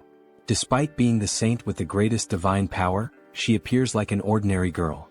Hello, Sir Heinrich, she says with a smile. Her radiant aura of divine power betrays her otherwise ordinary appearance. Heinrich greets her and asks, why are you alone in a place like this? The saint replies, I was just watching a ladybug in this field of flowers. The little creature was so cute I lost track of time. Heinrich had thought she was admiring the flowers, only to find out it was the ladybug. The saint notices something different. Sir Heinrich, you've finally received the blessing. Congratulations. The saint's perceptiveness amazes him. Blessing, Sturdy Body is not something achieved with outside help, she remarks, praising his accomplishment. Thank you, saint, he replies. Well, it's time to work. Shall we go to the chapel together, Sir Heinrich? Of course, saint, he answers. Through his studies of history, Heinrich learned why the saint is so obsessed with Hans. In the distant past, the first immortal king turned half the continent into a land of death. Multiple nations united to defeat him. However, his heart was stolen by an ally, a black mage. He reincarnated as the second immortal king, causing the fall of the Great Western Empire. Although the chosen of the order managed to destroy his heart, it was split into 3 parts and scattered across the continent. Every time an immortal king crisis arose, the great divine order was always at the forefront. They knew the heavy toll it took, with countless lives lost along the way. For the saint, who sees her followers as family, her intense hostility and obsession with the immortal king are natural. For now though, Heinrich reflects, there's no need to worry much about that. The current immortal king is surprisingly gentle and kind-hearted. Alright, back to the main topic. Let's focus my mental strength on Hans. Upon changing the scene, we see a vampire spitting blood. Your Excellency the Arbiter, are you alright? Get out of my way, you're disrupting my focus. This can't be happening, I'm being pushed back. Me? In a battle in the mental realm? How is this possible? Hans begins punching the mysterious entity. At first, Hans had complete control of the battle, but now the entity is growing exponentially stronger to an uncontrollable degree, as if it were channeling the strength of multiple individuals. How did I lose? This isn't just a difference in the mental realm, it's a difference in skill? There's no way my mental abilities are inferior. This is no time to waste on this. An urgent directive is issued to the Soul Branch. Immediately cease all operations, erase all information and go into hiding. Especially for the Korean branch, this is the top priority right now. Inform the commander, a monster is in Korea. Even with Mind Hub and Serenity, Hans wasn't a weak opponent. His resilience would require further study. However, it was regrettable to lose sight of him. The system emits a new notification. The entity absorbs someone else's karma, transforming the skill black magic into the special skill path of sorcery. Thus, this fragment is the remnant of something scattered across the mental realm. Absorbing its karma means my growth comes at the cost of its reduction in power. That's fine. By reading the memories left behind in this fragment, I'll track the hidden members of the Society of Divine Retribution. So this is the Korean branch of the Divine Society, hidden deep in the forest. I won't give them any chance to escape, says Hans, blending into the shadows. I'll uncover all your secrets now. Suddenly, a scientist appears. They told me to evacuate as quickly as possible, but they didn't mention that a monster like this was coming. So the evacuation order had already been issued? At least my effort wasn't completely wasted. Look at you, trying to save a piece of paper with some data, only to hand everything over to me. Let's see what you've been up to for so long. Wait, this incident. I will never forgive you, Society of Divine Retribution. You're the ones who stole my life. I'll hunt down and kill every one of you without exception. Heinz refines excess blood stored in his body into blood crystals, which he plans to use to enhance other vampires' vampiric factors. This refined blood connects these vampires to Heinz, creating a hybrid clan loyal to him. Those who resist will be crushed. The next day, Jean Soren is stunned to learn that Heinz has eliminated all vampires in the region and intends to meet with the leader of the moderate faction. Wait a minute, this is a lot to process. I need to verify these facts, Soren says. Verify? What do you think of this as proof? Heinz interrupts, demonstrating his overwhelming power. Soren is terrified by such a display of power. She knew he was strong but not at this level. He must be at least level 7 or higher. I can't even gauge his strength. Very well, I will contact them now. To think that you eliminated all the vampires with your own hands and now intend to absorb the rest. This is quite an unusual proposal, almost bordering on unsettling. I have no intention of giving absurd orders. The goal is simply to maintain peace and order, to track connections of the Divine Retribution Society, and eradicate every member. Don't you think these two objectives are contradictory? That depends on where you set the standard. It seems she won't be easily persuaded. If she refuses, then we'll have to use force. Fine deal. What are you relying on to accept so quickly? What am I relying on? Of course, I'm relying on myself. I will help you absorb all the remaining vampires, Mr. Heinz. You can start with Soren. She will be the bridge between us. Very well, that's exactly what I wanted. But I don't think that will be the case for them. Alright, then we should begin sharing the details of the discussion, how to absorb the vampires and about the new faction you mentioned. Let's start with absorbing the remaining vampires and becoming the leader of a new faction. That will be the first step toward taking control of the Blood Pact. Stay still. If you move, you might get hurt. Now let's begin. Heinz inserts a blood crystal into Soren.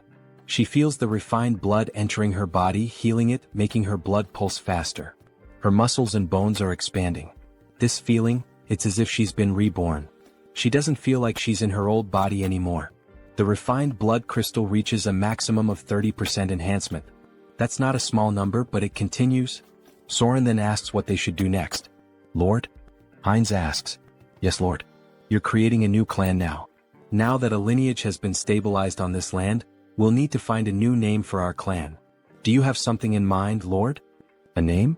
I'd like something that stands out, something different. Vampires who accept the blood crystals are renamed Heterosis, embodying the hybrid vigor of Heinz's blood. He declares, beware remaining vampires. I will hunt you down and make you the strongest within the blood pact.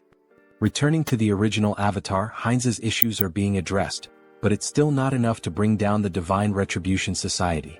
They've vanished from Korea, but they are a global organization. More preparation will be necessary, enough to eliminate them all at once when they reveal themselves. For now, it will be necessary to expand influence in the other world as well and accumulate karma. For example, events like wars and terrorism. Wait, what the hell am I thinking? If I do that, I'll be killing innocent people. Is there any way to create accidents without anyone getting hurt? Maybe I should give up. As the protagonist glances at a book, an idea emerges. The Demon King Hans wants to destroy humanity, and the hero Heinrich will defend it. Hans will use corrupt nobles to expand his forces of evil, while Heinrich defends against malevolent organizations and becomes a hero. This is a perfect story, gaining karma points from both bad people and good people. It's a win-win game. Alright, let's take this one step at a time. Harley, it's time to act. A system message appears. Harley is the fifth avatar of Han Seong-gyeon's adaptation. He can adapt quickly and efficiently to extreme conditions. I intended to strengthen him appropriately after creating him as a new avatar with an extended limit. In the meantime, I'd like to further develop his adaptation. There might be a way. Yes, this is the right path. After exterminating the remaining members of the Divine Retribution Society, experiments were being conducted underground. They were transplanting demon bodies into humans, something akin to chimeras. Among the samples, the item I was searching for was this. Something that would contribute to stronger absorption, more powerful traits, and evolution. Dragon blood. If Harley can adapt to this process and I manipulate some discoveries I've made, he will become a living weapon, a biological creature. Days later, under rainy skies, the saint is seen gazing at the overcast heavens as though troubled by something. What is worrying the saint? Ah, Sir Heinrich. Why do you wear such a worried expression even in the rain? I'm not entirely sure, Sir Heinrich. Perhaps it's because of this somber rainy weather. I just feel suffocated, as though my instincts are trying to warn me of something, as if there's a weight pressing on my chest. Even so, Saint, if you catch a cold, it would be a major problem. Please come inside the temple. Alright, the saint said. In the next scene, as expected of the saint, how impressive. Even in the middle of these remote mountains, surrounded by double barriers reinforced with dark magic, she can still sense that something is amiss in this hidden refuge. Fortunately, it doesn't seem she has uncovered what is truly happening. With this dose, we can continue to the maximum scale of the experiment. The dragon's blood evolves continuously, acquiring traits from its consumed prey. Combined with the research data from those bastards in the Divine Retribution Society, my forbidden knowledge, and finally, the perfect test subject. Let's begin, shouts Harley, exhilarated by the idea. Sir Heinrich, you are the sword and shield that will protect the righteous. Do you swear to be a holy warrior of the great divine order and defend the innocent? Yes, your grace. Then, from this day forth, I hereby name Heinrich Landguard a holy warrior of the great divine order. The system emits a notification. The blessed one has fulfilled the conditions and attained enlightenment, acquiring the special ability Blessing Leap. Meanwhile, Sir Heinrich's necklace radiates a brilliant light. Oh, such grace, exclaimed the bishop, astonished by the strong glow. To receive a divine blessing during the ceremony, this is proof that God, our deity, is watching over us and praying for us. May God protect us. Once again it happened. For just an instant, something touched Heinrich's shoulder. A divine sensation resonated within his body, akin to what he felt during his first baptism, as if the divine were watching him directly. Why is this happening? Could it be because I came from another world? It doesn't feel like a human emotion, like curiosity. Well, anyway, let's focus on what's important. What is this new ability the divine has granted me? Blessing Leap, it allows me to transcend space? What? Transcend space? Isn't that basically a teleportation skill? It doesn't mention any limits on usage or distance traveled. This ability is top tier. As expected of a god, they are so generous, casually granting such a powerful skill. Thank you, God, for your generosity to this sinner. I am moved by your grace and offer you my prayers. Thank you for continuing to watch over me. Meanwhile, the other devotees wept with joy at seeing Heinrich's devotion to God. A young man like this, he's truly devout. That's true. I couldn't agree more, said another man. From now on, it would be necessary to decide which knighthood order Heinrich would join. Congratulations on being officially recognized as a holy knight, Heinrich. For now, you will be temporarily assigned to various holy knight orders. Here are the representatives of each order, here to invite you to join them. Each order specializes in different weapons and techniques, so choose carefully which one appeals to you most. Nice to meet you. I'm from the Order of the Sky Shield. We specialize in defending the outer perimeters of fortresses using long-range spear techniques. I'm from the Order of the Sun Wolf. We take the front lines in battle and wield highly destructive greatsword techniques. I am a veteran of the Order of the Thunder Claw. Here, we handle the internal security of the fortress and master balanced combat techniques using sword and shield. So, which of these orders would you like to apprentice under? I don't think there's a need to choose. I'll train with all the knight orders. What? With my warrior spirit and growth acceleration abilities, there are no limits to my body. I will absorb all the sacred warrior's combat techniques. However, that person in the corner, isn't he also part of a knight order? Why hasn't he introduced himself or said anything yet? Over there, well, obviously. Suddenly, the man was interrupted. Our order only selects the best of the best to join us. But looking closer, you're not too bad. With that level of divine power, perhaps you're qualified to take the test. Heinrich's divine power was among the greatest, even compared to high priests. What are the criteria for this knight order? Just follow me. Our knight order has a singular purpose: to protect the most important thing within the fortress of the Great Temple. The most important thing? What exactly are you referring to? That. I'll tell you if you pass the test. Suddenly they entered a room, a library in the castle dungeon. Inside, a man wearing a strange mask sat beside a shadowy statue holding a parchment. That hood and mask, he's a heretic inquisitor. All you need to do is read the text on the table. Make sure you read it clearly so the divine can hear your prayer. Strange, is this some kind of device to weed out spies? This is bad. Could Heinrich's identity be exposed? What is this? I'm offended that my faith is being questioned in this way. It's just a procedure. Is there any reason you can't read it? Damn it. I am the messenger and sword of the divine. Thus, I swear to remain silent under any circumstance to protect this secret. I would throw myself into the fire and carve the mark of faith upon my own body. Suddenly, Heinrich's tongue began to burn, and a sacred symbol appeared. It burns? You are now permitted to enter. What did you just do to me? A prohibition against revealing secrets? A prohibition? No, this is a blessing. The blessing of silence protects you from being forced or willing to reveal the secrets of this place. That's literally a prohibition. Let me explain. We are the Order of Radiant Knights. Our mission is to guard and protect the underground of the Great Temple with our lives. This will be the first and last time you see this place in person. Remember well with your eyes what we are protecting here. Suddenly, two soldiers drew their swords and inserted them into the door, activating a defense mechanism. As the door slowly opened, Heinrich saw what lay beyond. He had suspected something was wrong, but he never imagined such a massive secret. The reason this order stationed its greatest forces at this temple, the reason for all these security measures, prohibitions, and blessings. At the deepest part of this great temple lay the last fragment of the Immortal King. Heinrich was shocked to see the final fragment of the Immortal King. Well, the Grand Divine Order was one of the greatest powers on the entire continent. There was no way they hadn't found at least one fragment of the Immortal King after centuries of searching.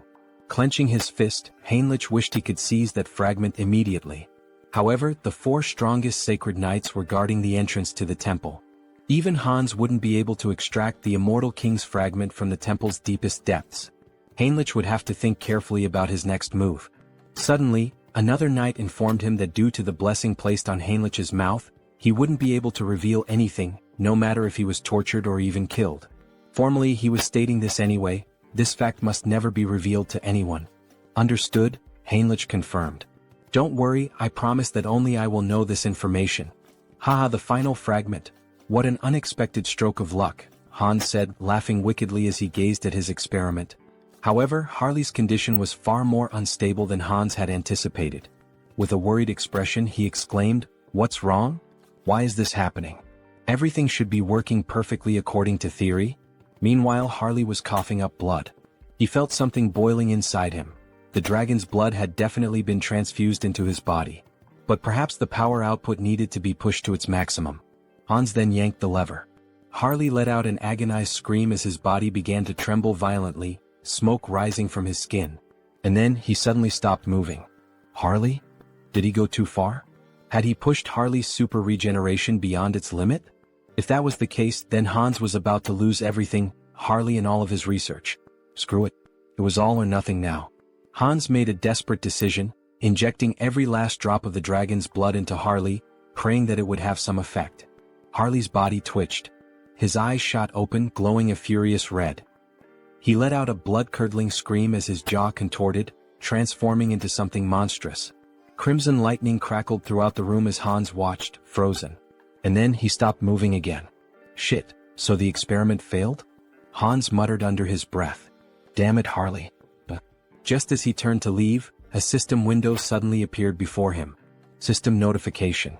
Caution, exclusive abilities have evolved. Your abilities have grown. The number of avatars you can create has increased. Hans' eyes widened. Increase? What do you mean, increase? He looked around at the lifeless body before him. All I see is a pile of corpses, not growth. Then, without warning, Harley's body convulsed violently. His muscles rippled as he snapped his restraints apart like they were nothing. System notification. You have acquired a new ability, physical mutation. Your recovery ability has exceeded its limits. Super regeneration has evolved into regenerative adaptation. Harley let out a guttural roar, his voice twisted with agony and something else, power. His entire body was mutating, shifting, evolving. System notification. Skill adaptation has evolved into special ability, mutation. Hans could only watch in awe, no in terror, as Harley broke free from every shackle that had once bound him. Finally, the mind has connected. The gamble was worth it. Ah, so this is the new effect of the mutation ability? Harley mused, laughing as he examined his altered physique. His body had changed drastically, his muscles denser, his teeth sharper, and even a few dragon-like scales appearing on his face.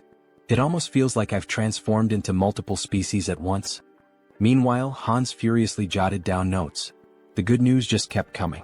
To think that his number of avatars increased through natural growth without relying on the karma store.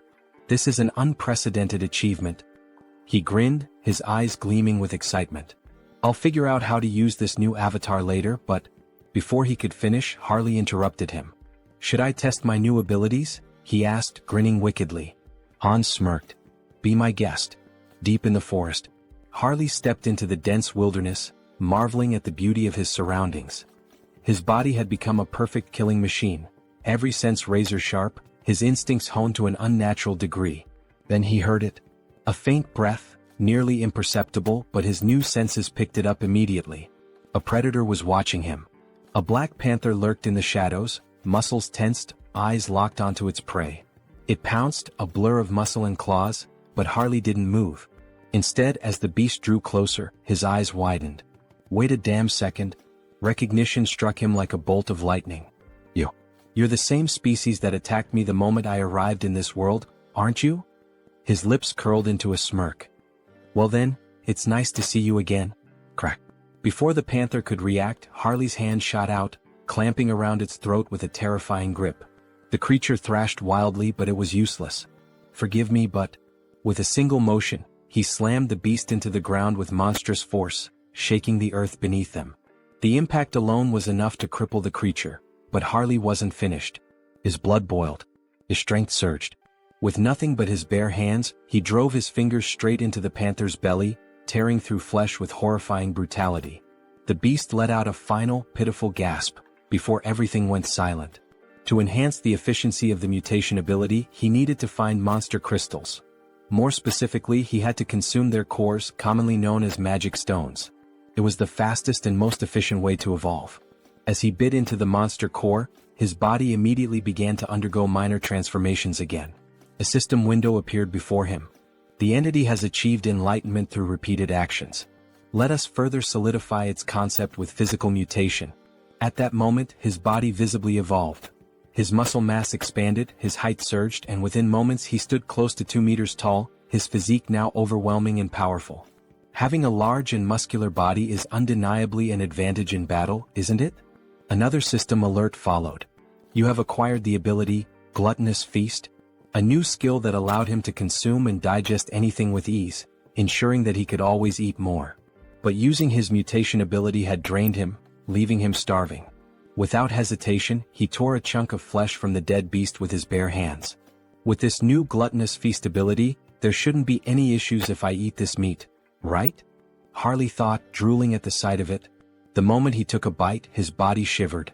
The meat was incredibly tender, and the blood coating his lips sent a strange, refreshing sensation through him. Is this because of the mutation? He couldn't suppress his laughter, or his growing urges. At this point, anyone watching would think he had lost his mind. His behavior was completely primal. Primal, huh? That word stuck in his mind. He recalled rumors of an isolated barbarian tribe in the southern regions of this land. In that case, Harley smirked, licking the blood from his fingers. Perhaps it's time for a class change. The country of Tulek Kingdom, Tarak. The scene opens to the entrance of the guild in this city. What the hell? A barbarian from the south? What's he doing here in the west? The tension in the air is palpable. Welcome. Everyone seems completely on edge. Well, of course they are. This body is stylish and intimidating. Harley figured it might be too much, but in the end it suited him just fine. But he wasn't here to make an impression just yet. His goal was far greater, to become a hero capable of shaping the entire continent, leaving behind a legacy so unforgettable that no one would ever erase his name. So, what does the esteemed guest require? The guild receptionist asks hesitantly. Harley leans in, smirking. Isn't it obvious? He says, slamming his hand down on the counter. I'm here to exterminate the monsters in the northern mountains, near the steel fortress. Isn't that what this city is for? The guild worker flinches but quickly composes himself. Oh, of course. I'll register you immediately for deployment, rookie mercenary. Harley grins. Good. Let's get this started. Meanwhile, at the temple, a grand duel reaches its climax. Heinrich stands victorious, wiping his blade clean. Damn that tenacious bastard. One onlooker mutters. Heinrich had done it. He had mastered every combat technique and weapon style of the Sacred Knights. The entity has achieved enlightenment through training. You have acquired the skill, comprehensive weapon mastery. It was finally over.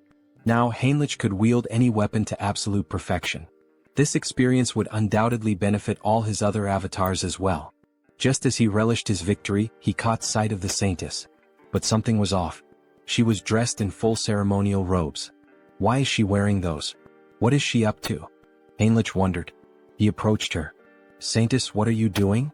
She turned to him with a serene smile. Ah, Sir Heinrich. We meet again. When it rains, worms always emerge from the earth. He followed her gaze. She was blessing worms with divine power. Blessed worms? Imbued with holy energy? They're not going to turn into giant monsters like in those old fantasy tales, are they? Heinrich thought, unnerved. But his thoughts quickly shifted back to her attire. There's some kind of ritual happening, isn't there? The Saintess nodded. Yes. In fact, it is an extraordinary event. One capable of tracking the Immortal King.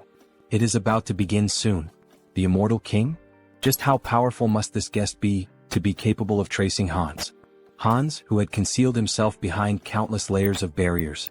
I'm not sure I can explain it properly, but if you're interested, perhaps, you would like to participate as an honorary guardian warrior? Heinrich didn't hesitate. Yes, Saintess. Please let me participate. Inside the temple, a voice rang out. Lord Granwood is entering. A noble figure strode inside, surrounded by an entourage. Heinrich's sharp eyes scanned the unfamiliar formation. Someone powerful enough to track Hans? I need to confirm this myself. Then more guests arrived and the room fell silent. A formal greeting echoed through the hall. Salutations to the Saintess. But then Heinrich noticed something. Those ears. A high elf. His heart pounded. The guest they had all been waiting for was none other than Rayfury Granwood, a high elf from the Elven Kingdom. In the next scene, we see a luxurious shop filled with magical items, trinkets, and jewelry. Oh, so this is made of bronze? The texture is quite interesting, an old man muses. A shopkeeper approaches, his tone polite but firm. Sir, it's perfectly fine to browse and admire our goods, but it's been 2 hours. Are you planning to buy something, or will you just keep looking? My sincerest apologies, shopkeeper. My knowledge is still lacking, the old man replies. At this moment we are introduced to the protagonist's sixth avatar, Hubert. Hubert, the sixth avatar obtained thanks to Harley's progress in previous scenes, possesses the initial ability of appraisal. This skill grants him the power to see detailed information about items. Material, ruby. Weight, 12 grams. Material, bronze. Weight, 480 grams. However, his proficiency is still low. For now, he can only view basic details about objects. But if he continues to hone this ability, he could become the merchant who dominates the entire continent's market. Of course, before that can happen, he must navigate the opposition of existing merchants. To ensure his success, Harley's heroic influence must continue to grow, so that in the future they can support each other. Shifting scenes, we now find ourselves in a vast landscape of towering ice-covered mountains. Harley has finally reached his destination. So, it's you? The biggest threat lurking in this mountain? Before he can react further, a massive bear lunges at him, wasting no time in launching a ferocious attack. Harley grips his axe tightly, bracing himself as he counters with powerful swings, wounding the beast and forcing it to retreat. Seeing an opening, he leaps above the bear, ready to deliver a devastating strike to its head. However, just as his attack lands, his axe shatters in two.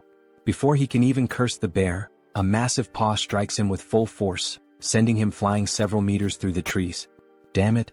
The axe didn't work. As the bear charges at him once more, Harley quickly decides to activate his body mutation ability. His arm becomes covered in dragon scales, reinforcing his strength. He clenches his fist and, as if standing in a boxing ring, delivers a full-force punch straight into the bear's mouth. The impact is immense. The bear is sent flying. Tisk, fighting barehanded is more effective than using weapons. But with power like this, I'll never be recognized as a hero. He begins to wonder, could he harness the vitality of monsters without physically altering his body? If so, it might be the key to controlling his own evolution. Determined to test his theory, he focuses on extracting only the energy from the beast, not its physical traits. At that moment, a system notification appears.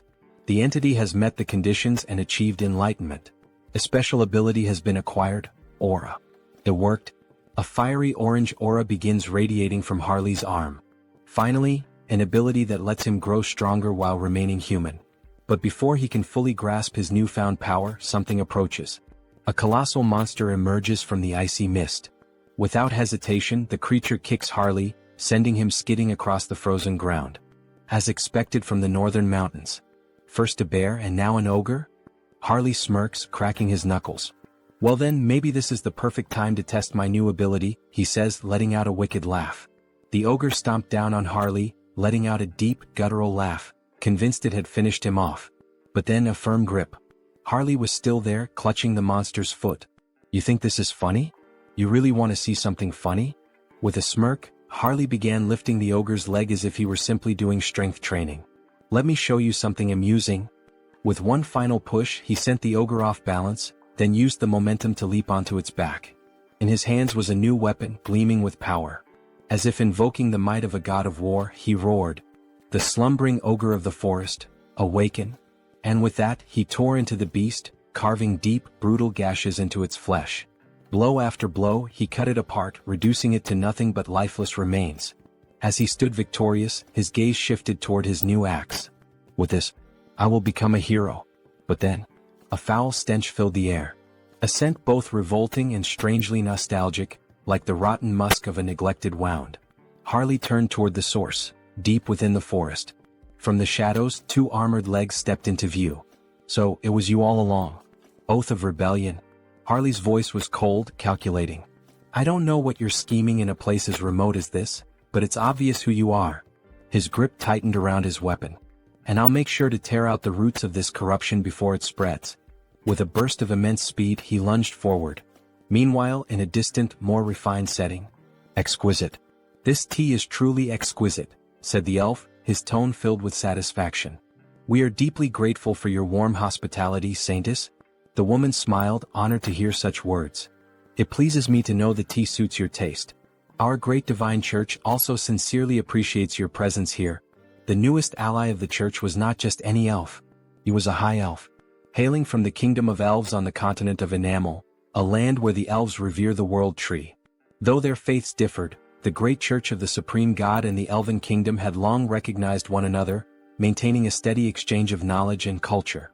For in the grand scheme of existence, acknowledging another's presence and choosing an object of worship were two entirely different things. The high elves stand at the pinnacle of elven society, the highest class within their kingdom. If one has come all this way, could it mean they intend to use the world tree's power to find Hans? Regardless, this is incredible. Their pupils, shaped like stars. Ah, so my eyes have caught your attention? The high elf remarks with a knowing smile. The saintess, flustered, quickly averts her gaze. Oh, was I staring that much? My apologies, I didn't realize. It's quite all right. In the end, it's an interesting topic to discuss. These eyes are the mark of a high elf. Elves born with these celestial eyes serve as priests, bridging the connection between the world tree and their people. However, such a birth is exceedingly rare. Only 2 or 3 are born per generation at most.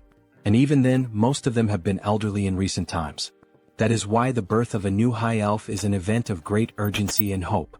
So, this urgent request for aid, is it related to that situation?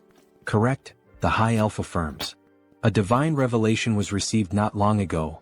A child of great potential was born on the continent of Ion. However, before she could be protected, she was captured by slave hunters and sold as a sacrifice to a dark sorcerer. That is why we sought the aid of the great church of the supreme god. We need assistance in locating her before it's too late. This is terrible. Do you have any clues about her whereabouts? She was last tracked to the northern mountains. We've pinpointed them somewhere deep within that treacherous region. The northern mountains? That's a remote and perilous place. Do you have a description of the child? Meanwhile, in the heart of those very mountains, Harley had arrived. As he surveyed the desolate landscape, his eyes locked onto a girl. Pointed ears. Shackled in chains. Back at the church, the high elf continued their description. She has yet to awaken her celestial eyes, so for now, she appears to be a normal elf. By human standards, she would look like a teenager. Her hair is a light green, and her eyes, a shade of orange. A sharp breath. A sudden realization. Wait a minute, that's not possible. Heinrich thought, his expression shifting. At that same moment, deep in the mountains, Harley took a step forward, looking at the girl before him. Kit, what's your name? He asked. The girl hesitated, then spoke softly. Cecily. My name is Cecily. In the next scene, screams echo through the frozen forest. Harley is running with the girl tied to his back, while lifeless bodies are scattered across the ground. 2 desperate men shout. Damn it. Keep them away from the storage room. I know, but how are we supposed to defeat a monster like him? Harley keeps running, plowing through the men in black hoods. So, this is the storage room you mentioned? Yes, the girl responds, her eyes trembling, possibly dizzy. Hey, snap out of it. You said there was something we absolutely had to find before escaping. Yes, sir, she nods. There it is, the branch from the world tree. Ah, that branch? That's right. Hold on to it with all your strength. Things are going to get tough from here on out. Understood. Thank you. All right then. Here we go. Okay, but before that, I have a request. Please slow down. Before the elf can even finish her sentence, Harley takes off at full speed, nearly losing his grip on the girl as she clings to him, tears streaming down her face. Slow down. Please. Meanwhile, back at the church, Heinrich has a suggestion. The high elf decides to listen. This is about that child, Cecily. I think I know where she is. What? The elf shouts. Is that true?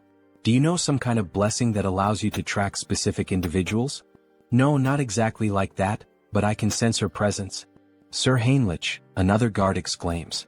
In such a critical situation, relying on something so uncertain. Before he can finish, the saint raises a hand, signaling for a moment of silence. Please explain in more detail, Sir Heinrich, she asks, her gaze serious. Back to Harley. I found it. We finally found the exit.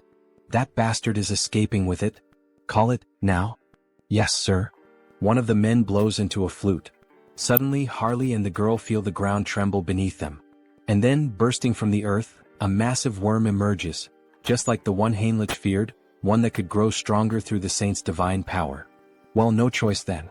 We'll have to break through by force. Harley plants his feet firmly. Don't block our path. Get out of the way. With a violent kick, he slams into the monster, but the creature endures the blow and lunges, trying to swallow them whole. That's when Harley notices something. Inside the worm's mouth, a strange symbol. What the hell is that? So they're controlling the worm with this? No wonder he found it suspicious. A creature that only lives in the desert showing up here? It all made sense now. Alright then, Harley smirks. I'll save you like a true hero. He grips the worm's fangs. Fly far away from this place, back to where you belong. With a mighty heave, he hurls the worm several kilometers into the distance. From now on, don't get caught. Live a long life. He grins while the girl, still on his back, struggles with nausea. Suddenly, wolves appear, surrounding them. The number of monsters is insane. These bastards keep throwing challenges his way. What the hell are they plotting now? Whatever it is, doesn't matter. I'll just kill them all. As Harley prepares for battle, a group watches from above, whispering among themselves. Who the hell is that man? Tomorrow I was supposed to offer that half-elf as a candidate and the World Tree's branch as a sacrifice. Even though I used a sealing artifact to hide their location, how did he find them and make it here? But this is the end. At that moment we are introduced to Vow of Defiance, the Elder Nurabe. There's no way he can defeat that many monsters. That bastard is finished now.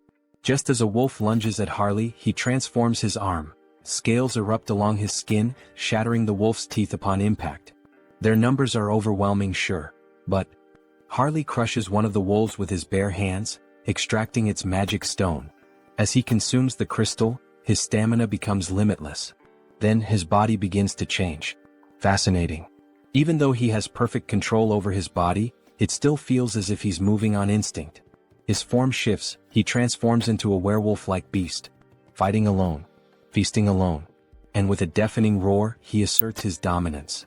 The entity has fulfilled the conditions and attained enlightenment. The skilled wild instinct has been acquired. This can't be happening. That thing is a monster, the men whisper as Harley tears through the wolves. What do we do, Elder Nurabe? At this rate, they'll break through our siege with sheer force. Activate all summoning circles. What? Are you serious? Yes. It's shameful to reveal this to the world so soon, but we have no choice. Either we do it now or we die. Release those two. Ha! I really like this kind of wild fight. Harley grins. Shall we end this battle now? Just as he's about to land the finishing blow on the last wolf. Whack! Two piercing objects strike his arm. What the hell? He looks down. Crystal arrows?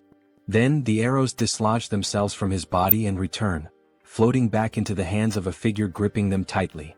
The hell is that? Harley narrows his eyes. A precious individual? He can feel an immense telekinetic power emanating from the gemstone embedded in the figure's body.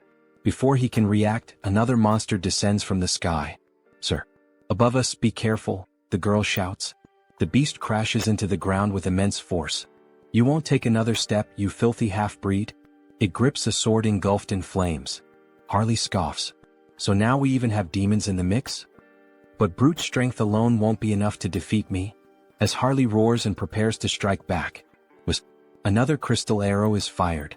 This time it pierces his ribcage. And before he can react, bam, the demon lands a brutal punch to his face. Give up, half-breed. You can't win. The girl cries out, Sir, are you alright? The demon raises his flaming sword. You're dead now. The blade comes down. Yeah, this really is over, Harley mutters.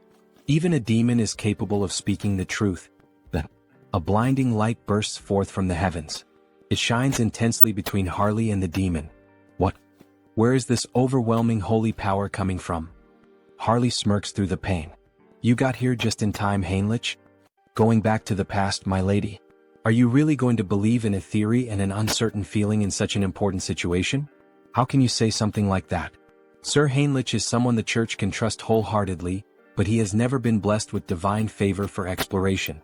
Since the divine has shown interest in him multiple times, he must have received some kind of revelation from our own God. The elf becomes irritated, standing up abruptly and slamming the table. It doesn't matter whether this is a revelation or just another guess. That's irrelevant. If it leads us to the child, I will follow any decision. Show the way, Sir Heinrich. Returning to the present, a great battle is taking place in the mountains. Sir Heinrich is facing the demon of the flaming sword. They clash blades, but when Heinrich imbues his sword with divine power, he delivers a clean and flawless strike, slicing the demon in two. Before dying, the demon himself mutters, so strong, both this divine power and his swordsmanship. This paladin is not normal. The gem-covered creature sees its fallen companion on the ground. However, before it can react, Harley suddenly appears, ready to land a punch on the monster. "Where do you think you're looking?" he taunts. Yet, before Harley can strike, the monster covers its entire body with crystal arrows, striking multiple points on Harley's body at once, including his eye. "Not a bad attack," Harley remarks, gripping the monster's head. He then smirks. "I'll be taking your eyeball as payment, for the one I just lost." Then he begins pressing the monster's head with all his strength. Cracks start forming, spreading slowly until, finally, the gem-like head shatters completely. Gritting his teeth and groaning in pain, he carefully and quickly removes the arrow still lodged in his eye. "Since you were the one who took and destroyed one of my eyes," he mutters, "I'll replace it with yours." With that, he implants the gem into his empty socket. A system notification suddenly appears. A new body part has been transplanted. Ability acquired, Jewel Eye, Psychokinesis unlocked. Ha. Ha ha ha ha. He bursts into laughter. Now he can attack from a distance. As the gem fully assimilates into his eye socket, it gleams with power. "I can't believe it. Those two were actually defeated? But who the hell is that paladin who suddenly showed up?" "Don't act recklessly," a voice warns. "They are just one man and a child, nothing more. Begin the ritual, prepare the other monsters, and get ready to withdraw." But then, a noise. "Elder Nurabe?" A sickening thud echoes through the air. One of the cultists is suddenly struck by an iron club, his body crumpling to the ground.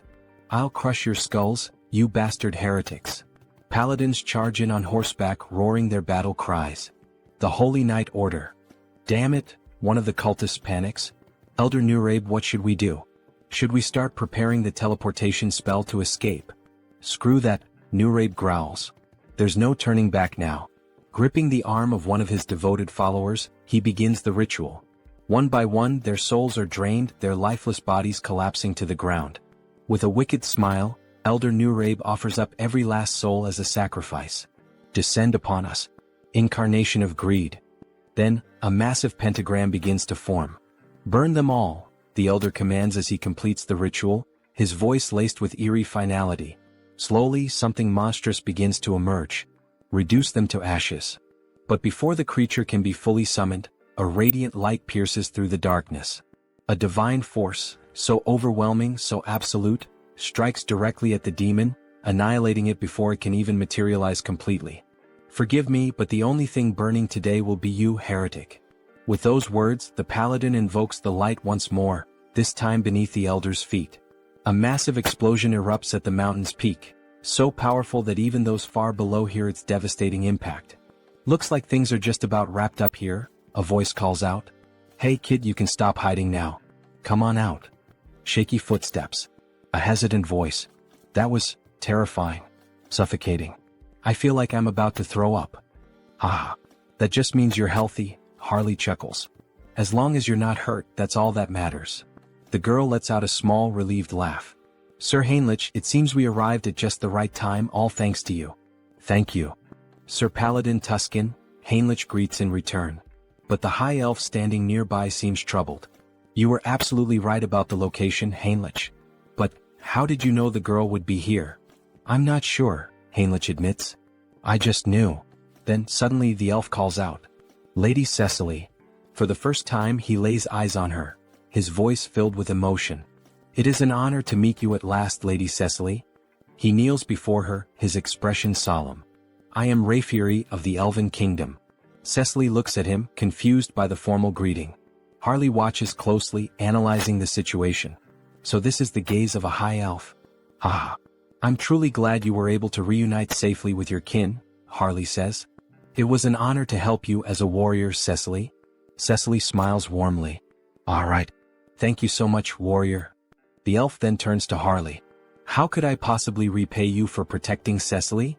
"Ah no," Harley waves him off. "I didn't do this for a reward." "You are truly an admirable person," Rayfury acknowledges. "However, since I have received your aid, I must express my gratitude properly. That is the way of my people." Harley grins. "Well then, if that's how it is, I'd be honored to accept." "All right, Sir Harley, could you lower yourself a little for a moment?" The elf looked clearly uncomfortable with the situation. Cecily then leaned forward and placed a soft kiss on Harley's forehead. "May nature's blessings be with you." A glowing symbol appeared on Harley's forehead, and an overwhelming energy surged through him. It felt like the very presence of the world tree itself. "This is a blessing that only high elves can bestow," Rayfury explained. "The blessing of nature, a high-level enchantment that can only be used a limited number of times." He glanced at Cecily. "Cecily isn't a high elf yet, so this won't be as effective. But once she awakens her true sight, she'll be able to reinforce the enchantment and make it even stronger for you." Then, with a solemn expression, Rayfury continued, "And of course I must give you a proper gift as well. Please extend your hand." Harley complied, and Rayfury placed a small, intricate token in his palm. "This is our elven symbol of promise. Should you ever need assistance in the future, we will come to your aid." "Seriously?" Harley blinked, a bit taken aback. "Thank you. You guys didn't have to go this far. I'll accept these gifts with gratitude. Here, take this as well. One last thing." Harley looked at the additional item, curiosity flickering in his eyes. Meanwhile, another conversation unfolded. "That young man? He has quite an impressive physique," Rayfury observed. "He's just as capable as you, isn't he? You two know each other?" "No, this is our first meeting," Rayfury admitted before smiling faintly. "But I have a feeling this will be a good connection." "If it's your intuition, then I trust it completely," Heinrich said. "The order must also express its gratitude properly." Heinrich took a deep breath, his thoughts racing. "We've gained the favor of both the Elven Kingdom and the Grand Divine Order." Then a voice called out, "Lord Tuscan, thank you for handling this issue so swiftly. Now it is our turn to assist you." "Just hearing that gives me courage," Tuscan replied. "We have only one request. For the peace of this island, please find the Immortal King." Heinrich exhaled slowly. So, in the end, was making contact with the High Elves all for this? He looked up at the sky. The World Tree is the root of all trees. The High Elves can borrow its power, sensing energy anywhere there is life, anywhere trees grow. But, Rayfury added, it will require some form of support. Support? I need some knowledge about the energy we're searching for. The energy of the Immortal King. All right. Follow me. They used teleportation to return to the church. Heinrich never expected to visit this place again so soon. No matter how many times he saw it, the sight remained awe-inspiring. A colossal sacred barrier, its complexity beyond even his full comprehension. Bringing in outsiders only made the church distort the path further, twisting it into an intricate labyrinth. Even someone like Hans would need a considerable amount of time to break through a barrier of this magnitude. We've arrived. Even if an intruder somehow managed to slip inside, the Holy Knights and High Priors stationed throughout the entire building would immediately mobilize. And then, at any moment, this is a fragment of the legendary Immortal King? Alright then. Let's begin mapping its energy trail. The High Elf would track Hans. Meanwhile, elite forces would be gathered, prepared to face him once more. Wait a second. That means there's a path. Fine. On that day, with my own hands, I will seize the final fragment of the Immortal King. In the next scene, an empty chair sat ominously. It's time. Have all the representatives gathered. A vast chamber came into view, lined with chairs, bathed in an eerie glow. The flickering of purple fire cast unsettling shadows across the room. The challenge vote. The executive meeting room. The first to respond was a pink flame, its shape vaguely humanoid. The representative of the Empire is present. Next, a dark violet silhouette flickered. The representative of the East, also in attendance. And finally, as for Nurabe, he is dead. He will not be joining us. A heavy silence hung in the air. You've all heard the latest news? A voice finally spoke. We still don't know how the Order or the High Elves managed to track and eliminate Nurabe. First, Marcos, who was cultivating a fragment, and now Nurabe, who had gone into hiding, yet was still found and killed. Aren't we all getting a little too careless? Another shadow stirred. The resurgence of the Order must be tied to the appearance of the Immortal King's heir. Another voice mused. This heir of the Immortal King. Could we not use him to our advantage? You're suggesting we ally ourselves with the very fraud that's been backing us into a corner? A pause, then a low chuckle. Now that is an interesting idea. No matter how many layers of barriers I erected, no matter how deep into the mountains I hid, they still managed to track my location. It seems the Saint used my fragment to trace me. In that case, all I need to do is hide the fragment in the subspace I created.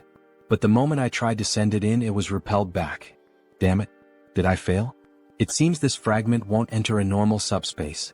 But if that's the case, then what if I store it inside Han's body instead? Would that be enough to contain it? Would that allow me to transport it without being detected? Then Hans himself would become one with the fragment. As he absorbed the fragment into his own body, it worked. Now he could draw upon its full power while perfectly concealing any trace of its energy. Perfect. With that problem solved, I've eliminated my greatest headache. Now the only thing left to do is erase the crime scene. Let's burn everything in this room to ash. With a mere snap of his fingers, flames erupted all around, consuming the space as if he had just opened the gates of hell. Now, everything is ready for the show. I'll release all the barriers. My scent will spread across the land. Come find me. I'm right here. Great divine order, come to me now. Hans exhaled a massive surge of dark energy into the sky. I will seize the last fragment of the immortal king with my own hands. As his overwhelming power spread, the sacred tree finally located him. The high elf had followed the trail. The immortal king is in the monster forest, west of the continent. Summon all available paladins immediately. We begin the hunt now. Bring every archbishop we have at our disposal. Suddenly, a mysterious paladin stepped forward. Well, I must say I feel a bit offended. You didn't even think to invite me to such an important event?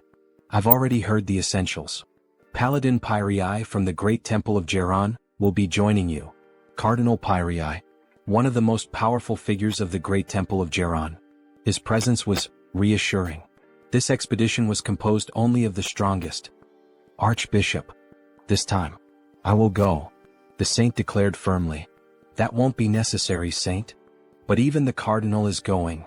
Saint, you are the pillar of the great divine order. You must remain here. Sir Landguard. Yes, Archbishop? This time, you will stay behind and protect the great temple alongside the saint. Understood. If anything happens to me during this mission, the saint will be in your care. Understood. Don't worry. While you're all away, I'll take good care of everything here. I'll make sure the saint remains safe. However, only the saint will be safe. Soon we will once again face the nightmare of our continent.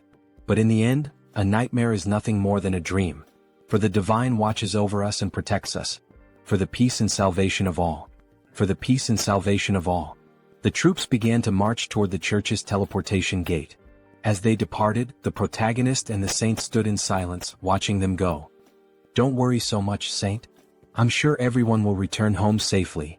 Really? Did the divine grant you some great revelation? Not exactly. But for some reason, I just feel that's how it will be. Meanwhile, Hans appears. His dark mana was on high alert, sensing everything around him. Standing in front of the church, he could not see through the divine barriers, but he could feel them, woven into the very walls like chains binding the structure.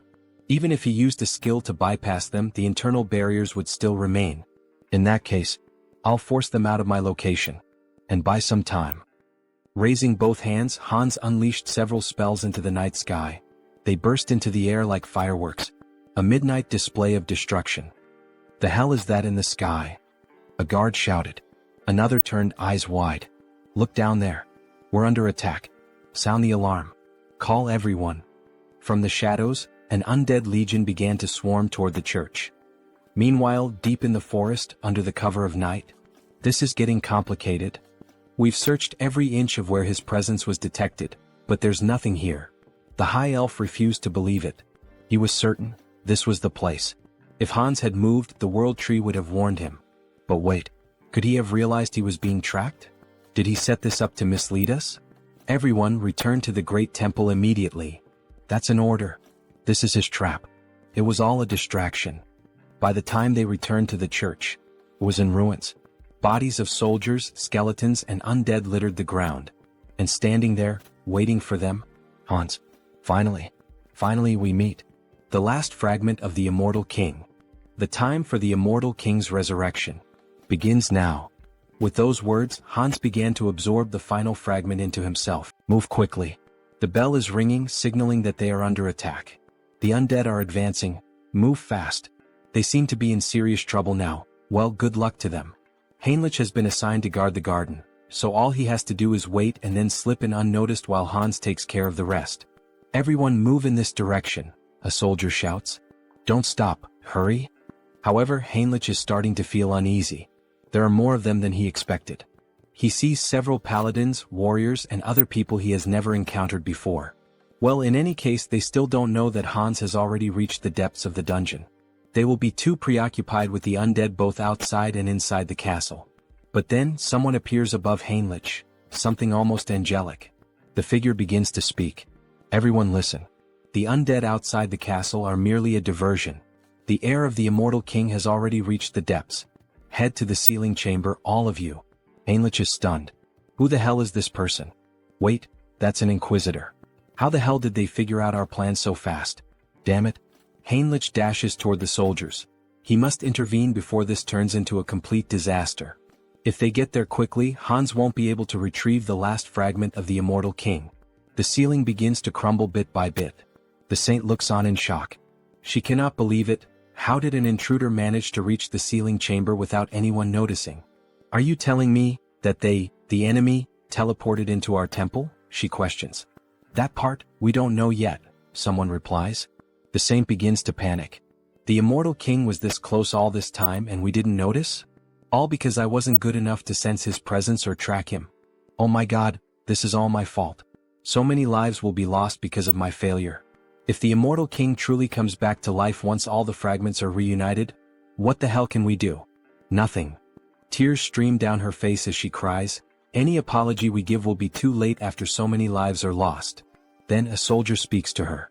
The road was too crowded, but Sir Heinrich is here. From now on he will take command. The saint, who had been crying in despair just moments ago, now cries for a different reason. A radiant smile appears on her face. Sir Heinrich, you have no idea how relieved I am to see you here. Please, lead us with your strength to fight against this evil. Back to Hans, thinking about how many undead they have managed to eliminate from the army, they are proving to be more resilient than he initially thought. Countless skeletons lie scattered on the ground, including an inquisitor. One of them has an especially angelic face.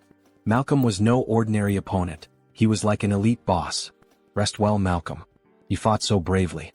After searching for a while through the war-ravaged battlefield, Hans finally finds it. The last fragment of the immortal king is right before him. Finally. Come to me now, fragment. He begins to absorb all the energy from it. The immortal king's final legacy will belong entirely to Hans. He continues drawing every last drop of residual power from the fragment, devouring it completely. However, when he finishes, he feels something strange. What the hell is this feeling of weakness? Even after consuming the last fragment, he doesn't feel any stronger. Could it be that it takes time to fully absorb the fragment's power? Then he hears a noise, an intruder. Two paladins soar toward Hans, weapons in hand, ready to strike him down. Hans quickly casts a spell, sending them flying backward with a powerful blast. They crash to the ground and everyone looks on in shock. A nun rushes to their side, immediately using healing magic to purge the remnants of dark energy with divine power. Heinrich decides that it's time for him to join the fight. He cannot just stand by and watch them battle like this. However, the saint grabs his hand, telling him that he cannot. It is necessary to first analyze the immortal king's power. They cannot be reckless. Do not charge in alone, Sir Heinrich. Hold your position a little longer. Understood, my saint, he replies.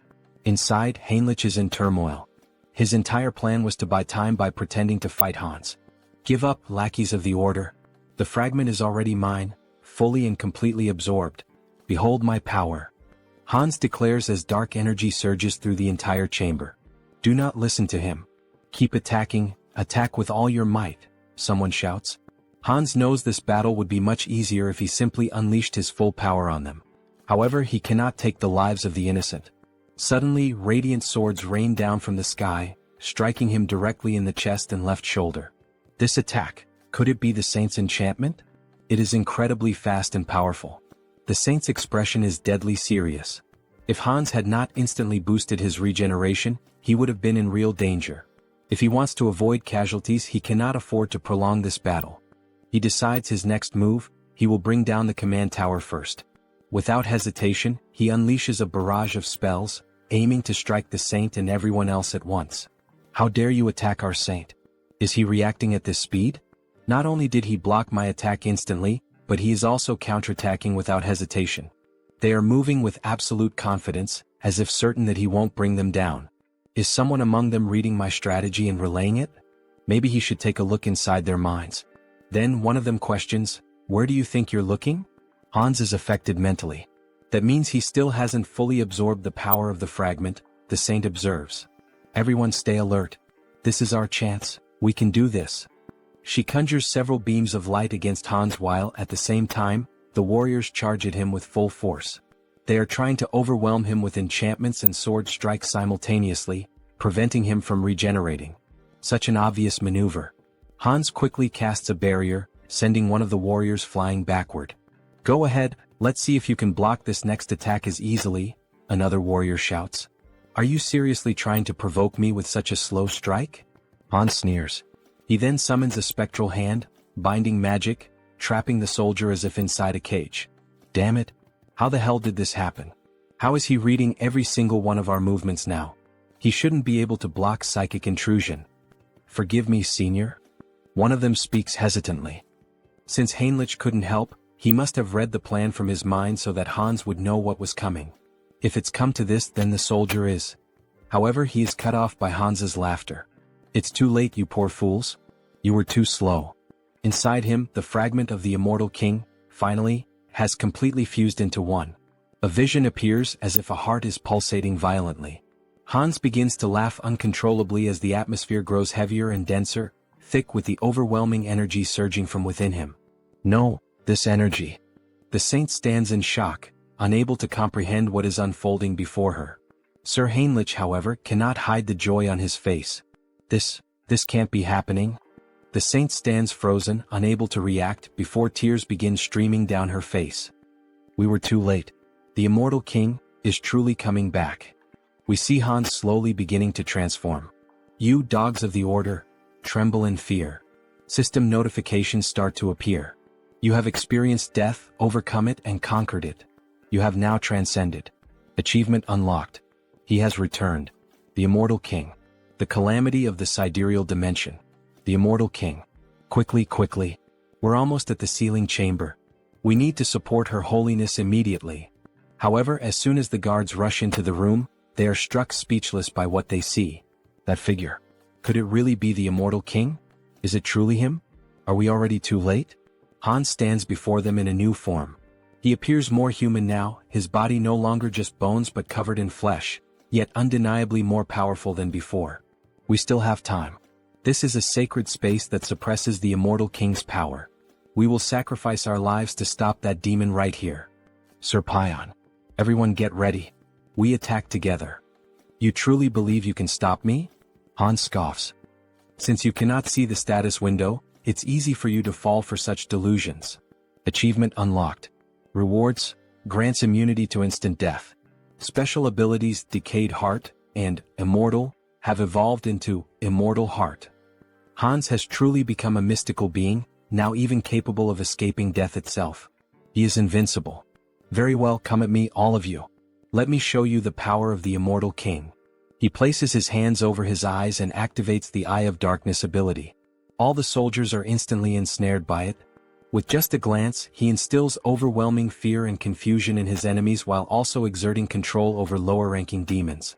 The guards begin to hallucinate, some even see worms crawling out from their own bodies. This is the legendary Eye of Darkness. Never look directly into them. Now it's your turn. Hans gathers energy in his hand. Rise once more, my legion of the undead. Return to life and claim the souls of our enemies. Bones and corpses begin to gather around him, forming something monstrous. Be careful. That thing is a corpse golem. If you get hit by its attacks, you're finished. Dodge. The skeletal golem charges forward, laying waste to everything in its path, causing mass destruction. What a pathetic sight, Hans says. Let's end this now. The saint is desperate. She must do something, she must make a decision. If she hesitates here, not only the church but the entire continent will fall into danger. Clutching the cross at her chest, an idea suddenly comes to her. Sir Heinrich. Yes, my lady? She will entrust him with her token. Please take this and retreat. You must become stronger and stop the immortal king in the future. Attention everyone. We must clear a path for Sir Heinrich. Protect him with your lives so that he may escape safely. Understood, your holiness. Everyone pursue the immortal king. Stop him at all costs. These buzzing flies. I'll finish all of you at once. Just then, a soldier attempts a stealth attack, but Hans notices immediately. To think you would try that failed move again. How foolish. It doesn't matter, the soldier says, even as Hans' magic tightens around his throat. Our goal is complete. What? What goal? If we could save Sir Heinrich, our hope, I would throw away this worn-out bag of bones as many times as necessary. Very well, fool. Your wish is my command. I'll crush this skeleton right now. Before he can finish, Hans is sent flying by a sudden punch to the face. It was Sir Heinrich delivering a powerful blessed strike. Without giving Hans time to react, Heinrich draws his sword and launches a flurry of rapid, precise strikes. Hans watches impressed. Your movements are excellent, he admits. But Heinrich's sword is too dull, it cannot cut him, much less kill him. Hans retaliates, launching several black energy spears straight at Heinrich, piercing through his chest. However, they do not wound him, he can feel the impact, but the spears have only punctured his armor, not his body. This is the climax. Hans unleashes another spell, causing a massive explosion across the battlefield. The saint screams in despair. Sir Heinrich, what? Even after I told you we should entrust the future to you. She collapses to the ground, sobbing. Why didn't you run away? I did not join the church to save my own skin, Heinrich replies. How could someone who turns his back on his comrades, who stand ready to face death and sacrifice themselves for a greater cause, ever hope to protect the world? The cross-shaped token in his hand begins to shine intensely. Immortal King, you said my sword was dull? Even if my blade breaks today, I will kill you here and now. You have achieved enlightenment by fulfilling the conditions. You have acquired the special ability, Blessing, Rod of Light. This is the third blessing. Excellent. Shall we head toward the conclusion? Sir Heinrich charges forward, striking Hans directly in the chest. That was a wonderful line, Hans chuckles. The emotional delivery was top tier. Now, let's wrap this up with our final comments and bid farewell to our audience. Everyone stares in disbelief at what has just transpired. Servant of the Church. What is your name? I am Heinrich. Heinrich Landguard. How dare you wound me? The ability, immunity to instant death, has been activated upon receiving a fatal attack. I will remember that name. Then, before their eyes, Hans vanishes. Damn it. So, in the end he just ran away. Suddenly, Heinrich loses consciousness. Before he can collapse, another paladin catches him. To think, he actually managed to strike the heart of the immortal king, even in a situation like this. This is it. The resurrection of the Chosen One. A heroic tale that brings tears to the eyes. In the end, Hans was reborn as the immortal king, and Heinrich the one who defeated him with the blessing of the gods. A perfect rivalry between a hero and a demon king. Now all that's left is to collect payment. Shall we settle the admission fee? Well, that much money? It increased by about 1 million. There's no need to think too hard about what to do. Looking at the system window, he selects exclusive skill enhancement. Your unique ability evolves, blooming with new possibilities. You have acquired a special ability, customization. Customization? Oh, so this is what a game is all about. A full customization window for Hans appears. Colors, horns, outfits, every model available. The newly acquired customization ability opened up 2 possibilities for him. This includes creating the avatar for the updated feature and modifying the avatar for the new feature. First, in modifying the avatar for the new feature, we see all the possible changes that can be made to Hans. His hair, body, and some details about his status such as SRT, INT, DX, and POW. This allows him to alter both the appearance and the stats of existing avatars. On the other hand, the avatar creation ability lets him define the appearance and stats during the initial creation, including features like hair and eyes.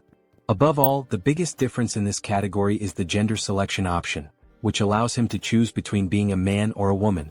Feeling excited, he reassures himself that he isn't thinking anything inappropriate or strange. He's just pressing the button out of curiosity. After all, he needs to find out what the difference is. So he presses the button to become a woman. However, it is not possible. The system notifies him that the selection is currently locked, leaving him with only the option to choose a man.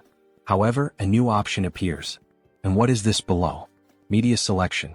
You can generate related species by consuming a specific medium. A medium related to a species? Could it be the branch from the world tree that Cecily gave him last time? He liked the item because it is an environmentally friendly air purifier, but he feels there is no way around it. To create an elf, this should be enough. World tree branch detected. Generating as elf. Then the creation begins. A tall elf, just like the protagonist, with short hair and long ears. How impressive. And with that, it's done. An elf avatar is being created. Since customization is now possible, he adjusts the face to make it more beautiful and refines the arms and legs to be long and slender. As elves are elementalists, the most important attribute distribution is their affinity with nature. His name is Harris. Harris species, ELF. Individual trait, child of the world tree. Then we see a beautiful elf with long golden hair, tall and with the posture of royalty. Special notes. Born as an elf using the branch of the world tree as a medium. The growth rate of nature affinity is significantly increased due to the child of the world tree effect. That well-toned body and that beautiful face, haha, just as expected from an elf. But then the new avatar reacts. How unpleasant, he says before making a face as if he's about to vomit. But what's happening? Hansa's dark magic makes him feel as if Harris is being completely destroyed, as though the dark magic is killing a delicate young plant. Oh shit, why didn't he think of that? He had already gotten used to Hans, so it never even crossed his mind to worry about it. Hans, cancel your summoning. Since the mental center isn't functioning, could it be due to the elf's affinity with nature? He nearly lost the new avatar without even realizing it. For now, he decides to save Harris for later. Then he walks over to the shelf and picks up a book titled Conan the Baba. Maybe it was time for him to start writing the story of the mercenary king this time. Meanwhile, back to Harley, we see him looking quite excited. He really enjoyed that ear-floating feature. The young woman laughs, saying that it's a relief and that it suits him well. Thanks for your support. Hubert had found just the right item for him. Turok truly is the city of artisans. On the streets, we see a few people going about their day, making it feel like an ordinary town. Speaking of which, he had heard that some guys had been causing trouble at Hubert's shop. Maybe he should head over there and teach them a little lesson. Then, a group of 3 people starts making comments. What's with those tattered clothes and tattoos? No wonder the South is mocked as a den of savages, it's the Southerners' fault. Harley tries to ignore the spiteful remarks, but he just can't. Hey, what the hell are you guys even talking about? Which bastards just insulted the Southerners? Was it you? Or maybe you? You bastards better watch yourselves.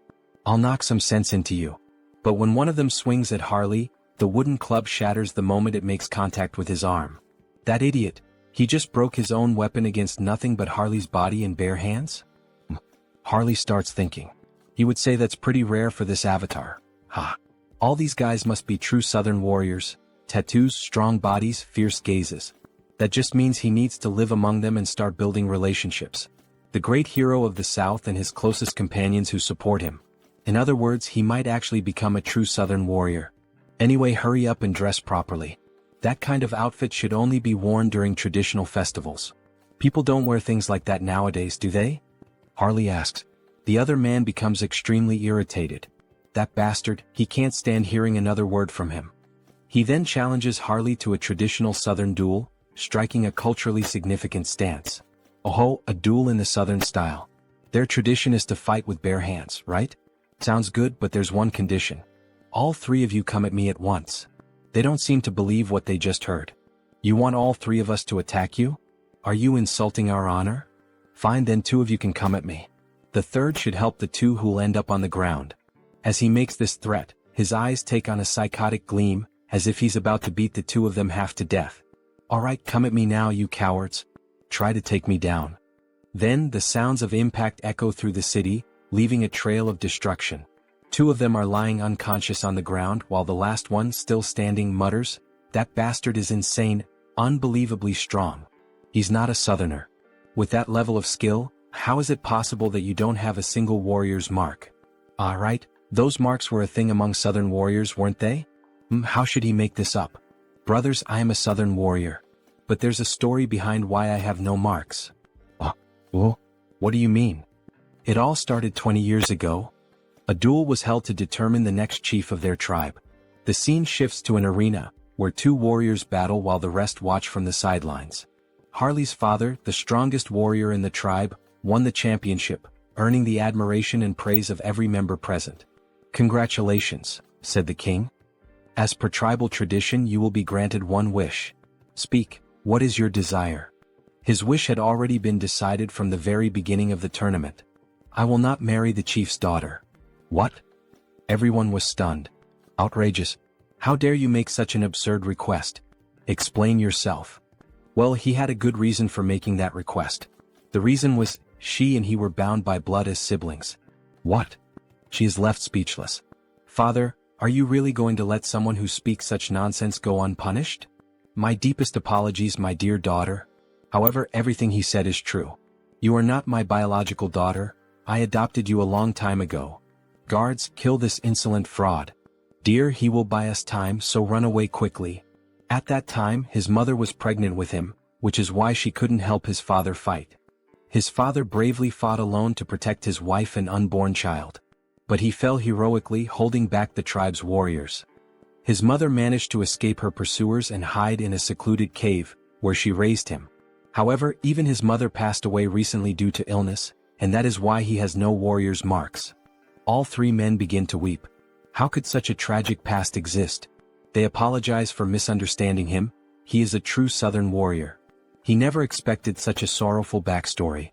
Of course, it was obvious that everything Harley had just said was a complete lie, but his performance was insane. Alright then, to our new brother, cheers. Everyone raises a large mug of beer in celebration. By the way, Hyungnim, this place is pretty far from the south, isn't it? What brought you all the way here? Ah, well, there's a story behind that too. After his mother passed away from illness, he was left all alone in this cruel world. It was just him and his own body. He was completely lost, unsure of what to do, how to survive, or what path to take. And then, the only person who didn't just walk past him but actually stopped and spoke to him said, "Excuse me, do you need help?" That person was a young merchant named Hubert, who ended up becoming very close to him. Today they are best friends. Hubert was the only one who truly made an effort, who worked hard to help him get settled. A benefactor and a true friend. But later he found out that Hubert was in serious trouble. Apparently he was being threatened by some bandits. There's no way he could ignore the struggles of someone who once saved him. That's why he came all the way here, to help. One of them slams the table. That's awful. An enemy of our brother is an enemy to all of us. We'll do everything we can to help our brother's brother as well, everyone. Thank you all so much for your help. Harley embraces them all. Alright then, as soon as I use these bastards to silence the fools threatening Hubert, it'll be time to kickstart my real creative economy project. He plans to import a ton of pimenta de terra since it's a rare and valuable spice in this world. In exchange, he'll distribute magical tools, which are common here but scarce on Earth. A win-win trade where everyone benefits. And in the process, he'll also secure a hefty profit, using that income to pave the way for even more explosive growth. Very well, Hyungnam. Let's first head to your friend's shop. We'll make sure the place is well protected. You can count on us. Alright then, I'm counting on you all, guys. Having reliable subordinates really makes life much easier. Now that Hubert's problem is being taken care of by them, it's time for him to move forward and begin his debut as an elf. Then, in front of a castle, we see someone standing. Good morning. This is the Great Temple of Rosalia, correct? I am Harris, a skilled mercenary and close friend of Harley, who in turn is a close friend of the Holy Knights Order. I've come here after hearing that the elf envoys are present at the moment. Would you be willing to grant me an audience? Of course, he also brought a proper letter of introduction. Then we see a piece of paper with a message written on it. This elf is definitely my friend. He would appreciate it if you allowed him to enter. That ridiculously sloppy, no freely expressive, handwriting, and even the scribble on it, leaves no doubt that this is a handwritten letter of introduction from Sir Harley. Please come in. They will guide the elf to the accommodations for the elf envoys. Here we are. We've already informed Lord Rayfury, so just wait for him to arrive. Alright, thank you. Excuse me, it's a pleasure to meet you. I am Rayfury Grandwood, a high elf from the Elf Kingdom. Please have a seat. He heard that Harris was a fellow mercenary of Sir Harley? Yes, I am Harris. Thank you for taking some time to meet with me today. It's a bit difficult to pretend not to recognize familiar faces every time. But more than that, it's honestly fascinating. Seeing him through the eyes of a high elf, his eyes truly seem to shine even more. The longer he looks, the more and more he feels like he is being drawn in, as if he is being sucked directly into them. What a strange feeling. This must be because I'm in an elf's body now.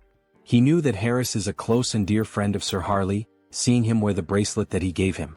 Seems to be true. Then the bracelet begins to glow. I'm sorry, he says. I accepted the gift because it was from someone of your kind, but if it offends you, I'll return it immediately. No, not at all. On the contrary, I'm happy, even honored, that a relative is wearing it. More importantly, he heard that there is something Harris would like to ask him. Yes, that's true. It's nothing urgent, but he would like to learn how to harness the power of nature and form contracts with spirits. He never had the chance to grow, form contracts, and become stronger as an elf, since he spent almost his entire life being alone. I understand, he says. The potential of this person, there's no doubt about it. We see an immense amount of power leaking from his body, as if he were the very embodiment of the world tree. Alright, would you like to go outside and get some fresh air? Oh, of course, it would be an honor. You asked me to teach you, but unfortunately it won't be possible. He is leaving this place soon, so he wouldn't have time to help. However, would you consider coming with us to the Elf Kingdom? Pardon? The Elf Kingdom, the land of the elves, located on the Enchanted Continent. It's where the Institution for High Elves is located. It would be an honor for him, but would there be any special qualifications or requirements? Yes, originally it is a place reserved only for the children of High Elves, only they are allowed to enter. But there is an exception. This is a lot of pressure. And this exception is a person who possesses the qualities of a High Elf. You feel something when you look directly into my eyes, don't you?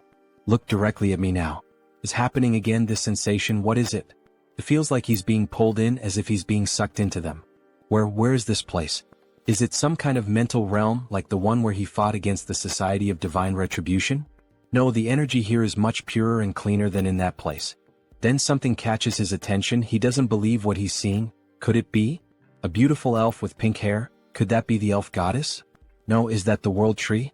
Then the elf descends from the tree, gently approaching him. Hey, wait a second, I am? The elf gently touches his face. Why is this beautiful elf doing this? Why is the goddess doing this?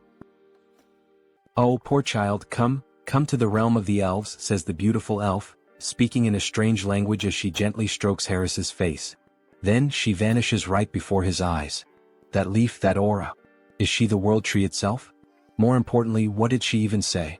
I didn't understand a single word of that strange language. Maybe it was the language of the elves. Hey, wait a second, he has no idea what that meant. Don't just leave. Before he can finish his sentence, he snaps back to reality. What did she mean by that? Then he returns to the garden. She's already gone, isn't she? What the hell is going on? He felt the presence of the world tree. He saw an elf. That was the world tree? So that's the form she chose to appear in. It seems she greeted him in the most familiar way she could. It seems that the world tree has a special interest in you, Harris. Seriously? Wait a second. First the divine, and now even the world tree is paying attention to him? What the hell is going on here? The next day we see a shop open. Hey man, he's sure he made it clear last week. He told him to close the shop and leave town. We see 3 men with strange tattoos intimidating Hubert. Yet he's still here. Well, excuse their rudeness. This week, a truly excellent tea has arrived. How about it? Would he like to have a cup with him? We see that Hubert is truly a gentleman, dressed in formal attire, wearing gloves and glasses. So, it seems he didn't understand a single word of what he just said. Then he taps the cup. He'll be giving up this place and leaving today. Or does he really prefer to die here at their hands? My God, so they don't like tea, huh? Well, either way, his friends seem to enjoy it even if they don't. What the hell is this bastard even talking about? Before he can finish his sentence, Harley lands a solid punch right to his chin. He's sent flying from the impact. Get the hell out of our sight, you piece of shit. What the hell are they? With just one punch he took down our leader. Where the hell did they suddenly come from? Then Harley and his friends charge forward. The 2 enemies are beaten like gangsters' wives, their screams echoing from inside Hubert's establishment. So, at the end of the day, alright, cheers. Thanks to you brothers, Hubert is safe now. The drinks are on him tonight. Eat up, don't hold back. We see a feast laid out on the table, meat, barbecue, beer, bread. That was way too easy, don't you think? And more importantly, after watching him fight today, he's convinced. He really needs a crest. A crest? Yeah, like his. As he takes off his shirt, we see a strange tattoo, a proper warrior's crest. He's heard that there's a shaman from the south here in Tarik who knows how to carve them. So what do you think? Why don't you go ahead and... Luangya. What the hell are you doing? Let's go find him right now. Harley takes off running with Luang in his arms. But he hasn't even finished at least one dry ink. Elder, you old fool. Has age taken your hearing too? He's sure he told her to have the protection money ready by today. We see the same three idiots from before demanding money from an old woman who apparently sells some kind of magical potions. Didn't she tell him that amount was too high? Where the hell does he think she's supposed to get that kind of money? She really doesn't understand the situation she's gotten herself into, this old woman. As he grabs her by the blouse, does she see this face? He's already had enough problems today, really a rough day. And now what? She doesn't have the money? Then go find a way to get his damn money. He doesn't care how this useless old hag does it. Just get him his damn money. Otherwise he swears to God that. But something catches his attention. Hey, what the hell is that coming this way? It's that son of a bitch again. What the hell is he doing here? Then Harley charges toward them, nearly trampling them with his overwhelming force. Greetings, madam. He's here to have a crest carved. Meanwhile, Luong is feeling sick from Harley's sheer speed. What is she going to do about those thugs? Well, they'll wake up and crawl back on their own. It doesn't matter. What a damn mess this is. Anyway, come inside for now. So, he said he came looking for her to get a warrior's crest? Yes. Can she do it right away? She hopes he knows that while a crest grants great power, it also drains a significant amount of one's life force. Of course he knows. That guy already explained all of that to him. It's been a long time since she's seen someone with such monstrous life force. With his endurance, he might even be capable of handling the supreme crest, the warlord's mark. Warlord? Hell yeah, carve it into his skin right now. Harley shouts, startling the poor old woman. That's impossible. She doesn't know how to do it. It's a technique no one has been able to carve in hundreds of years. And at this rate, her ears are going to fall off from all this yelling. Ah, come on, don't kill the mood like that. Well, if that's not possible, then he guesses she could carve the great warrior crest that Luong mentioned. That's a problem too. What the hell? She's low on materials, it's been ages since she last carved a crest and, more importantly, she simply can't do it. To receive a crest, you need the most crucial thing, a warrior's achievement. In other words, a feat like slaying a dragon or saving a kingdom. If he wants the great warrior crest, then at the very least, yes, beyond the Iron Fortress in the northern mountains, he would have to defeat the ogre that rules over that place alone, killing it with his own hands. An ogre? Does she even have any idea what kind of monster that is? No one would dare face that thing. Is she trying to get his brother killed right now? Just the head of that beast is as big as his brother's entire body. How the hell is he supposed to deal with that alone? However, while they were talking, Harley started rummaging through something at the portal. Did she mean this? Then a massive skull appears. That's the ogre's skull? Don't tell her he hunted this thing by himself. Aha, of course he did. An ogre is nothing to him. Alright, she can see that he's an impressive warrior, but even so, come back in a few days. Lately, she's been low on energy and her body isn't in the best condition. She needs strength to carve a crest, but she hasn't even been eating properly. Food. Leave that to him. Restoring vitality is his specialty. What does he mean by that? Then, before she even realizes it, he's already vanished from in front of her. He really just left. So, she just hopes he doesn't cause any trouble. You little shit, it's him again? We sure are running into each other a lot today, huh? You again? Then he throws another punch at the thug, making him groan in pain. What the hell is he? Who sent him? Why is he doing this to them? You messed with the wrong people. You're the ones who laid hands on our shaman. Huh? Shaman? That old witch is the southern shaman. Sorry, we didn't know. We thought she was just some random village healer or something. Harley raises his fist, threatening another punch, but this time he slams it into the ground instead. Alright. We won't do it again. Please stop. Yeah, you better not. Keep that promise. Hyungnim, I've wrapped things up on my end too. So now what? He knew that a bandit hideout like this would have stuff like this lying around. Luong, get over here and help carry these crates. We're having a barbecue feast tonight with that old lady. As they return home, we see the old woman sweeping the street. Grandma, they're back.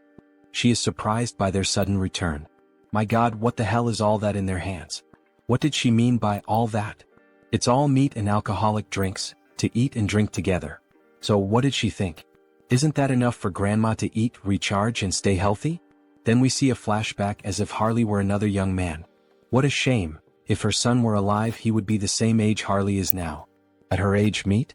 Seriously? She can barely chew. What? So you're not going to eat it? Maybe she'll try a little, since he went through all the trouble. Then we see the old woman biting into a piece of meat and downing a bottle of wine by herself. They knew that women from the south had big appetites, But still, she ate everything by herself and didn't leave anything for them. Ah, that was so good, the food and the drinks were delicious. Alright then, now that our stomachs are full, shall we begin the engraving on Harley's skin? The engraving process is painful, you know. So she lays Harley down on the bed and starts getting ready with the needle to pierce his body. Is Harley mentally prepared? Aha, of course he is. Don't worry, old lady, he was used to going through procedures like this on a bed, a reference to when Hans used to perform experiments on his body. However, before he could finish that thought, the old woman put a stuffed bear in his mouth. Her son bit down on that toy when he had the engraving done on his own skin. So she knows it's going to hurt, so keep it in his mouth because she's about to start. Alright, here we go. When she presses the needle against his body, the needle snaps. Damn it, his skin is so tough that the needle broke and she can't pierce through it. Wow, I can't believe it. Isn't there another way to do the engraving on his skin? He knew that Hyungnam was exceptionally tough, but this is insane. There's no way we're going to use another technique. Don't worry about that. She shifts the angle of the needle, and the markings on her arms start to grow stronger. She's going to make sure that all that meat and alcohol she ate and drank will be paid for, in full. Activating all the markings on her body, she begins to pierce and carve the engraving into his flesh. It's time to show what a first-rate tribal shaman chief from the past is capable of. Then we see the mark that was made, a fiery sun, resembling the symbol of the Sun Pirates from One Piece. Captain Fisher Tiger. System notifications. The entity has fulfilled the conditions and attained enlightenment. He has acquired the skill, Chaco-style combat symbol. Current symbol, Great Warrior. We see a large marking on the right side of his chest. This is truly impressive. It's far more efficient than enhancement through bio-aura. At this level, even without using the body mutation ability, he could defeat an ogre in a bare-handed fistfight to the death. This is perfect. We see the old woman, completely exhausted and worn out. Harley is even concerned about her condition. What's the matter? Is she alright? Is she feeling anything? Don't worry about her. It's just that it's been a long time since she used that kind of strength and those engraving techniques. She's just out of shape, she'll be fine after resting a bit. Lock it in, brother. We've just found more work to do. And what would that be, brother Harley? Meat. He shakes the old woman, shouting in desperation. We need to find more meat, she can't be in pain if we're going to finish the other crests.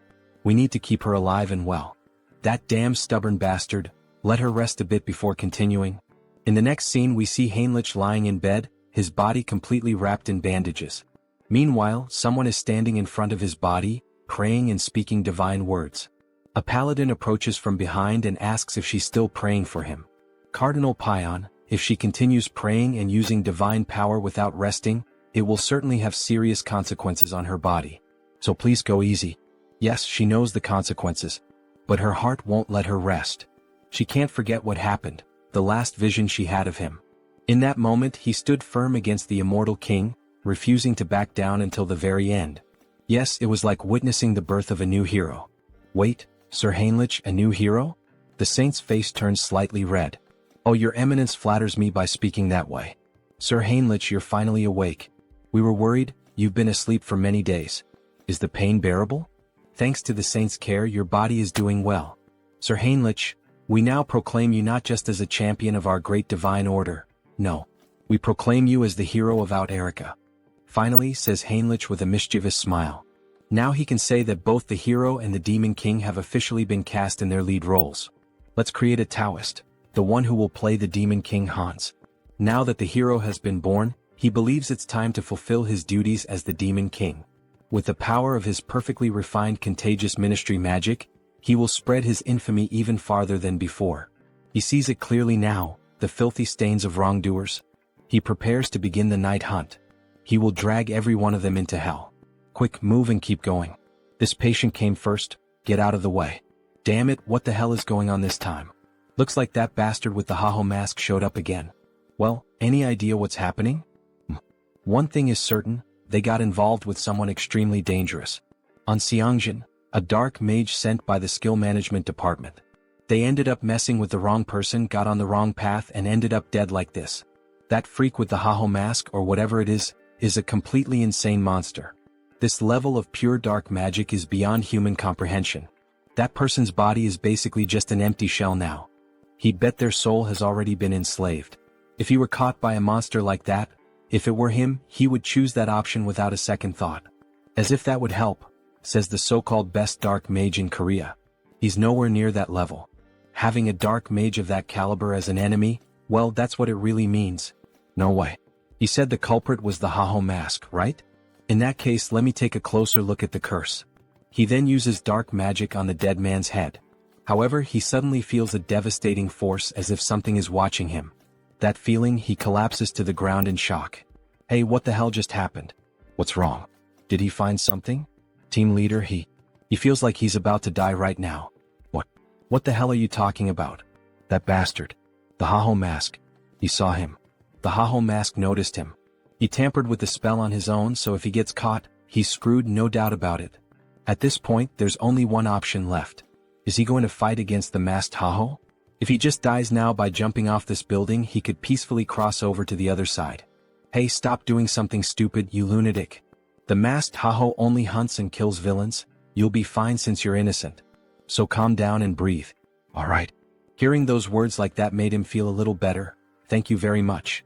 After all, he is innocent. Is this bastard stupid or something? And somehow he starts to feel his body slowly relax, until he passes out and collapses to the ground. Hey Sunghyun, what the hell just happened? Nurse. Please help us, he passed out. Meanwhile, Hans watches the entire situation from afar. Interesting. That man seems to have the ability to use dark magic even if only in a light form. He doesn't sense any evil aura from him, so there shouldn't be any problem with meeting that guy again in the future. The next day we see a blog filled with various posts and information about the masked Haho. Hans's popularity has grown so wildly that it's now out of control. What could Haho's abilities be? A vigilante of justice, the dark hero. Some people are even calling him the shadow hero. But it's not like he's actually happy with all this attention surrounding Hans. This could end up becoming a real problem down the line. Oh, what a headache. How the hell is he supposed to start operating from now on? However, someone interrupts his thoughts by knocking on his door. Who could it be? Your fried chicken delivery has arrived. Wait, what? Kangtae-san. It's been so long since he last saw him. How has he been all this time? Hey, but look at this guy, damn. It's been years since this Hyung showed up and this is how he reacts to a guest? Ah, what do you mean by the way he reacted? Well, even though he's my friend right now, he's the last person I'd want to see or talk to tonight. Skill Management Bureau. Criminal Investigation Division. Kangtae-san. Still, Tae-san is the only friend he made during his childhood. Even after all these years, while he was reclusive in his room, Tae-san was the only one who came looking for him and tried to help. He's truly a valuable friend. But seriously now, Hyun seems different. It's like he's not exactly sure, but it seems like Hyun has found a purpose to live for again? Well, I mean, he can't stay stuck in the past forever, right? Those who live in the past are museums. And he suspects that his parents wouldn't have wanted him to live this reclusive way. Yeah, damn, he's right. He spoke well just now. Do you have any idea how long he's been worried about Hyun all this time? It's not healthy to stay reclusive for so long without talking to people. Ah, come on, it wasn't that bad. He even went out a few times in the past few days. Really? Says Tae-san with a surprised look on his face. Thank you, my friend. Going back to the past when he was grieving and struggling with depression, Tae-san always visited him and tried to help in every way possible. He then opens a can of beer, seeing how well things are going for him now. He feels like he can finally reveal a secret. What does that mean? He knows, right? The reason Tae-san joined the Criminal Investigation Division. Of course, he was like family to Hyun's parents, like an actual son to them. And after they died in that accident, Tae-san enlisted in this division.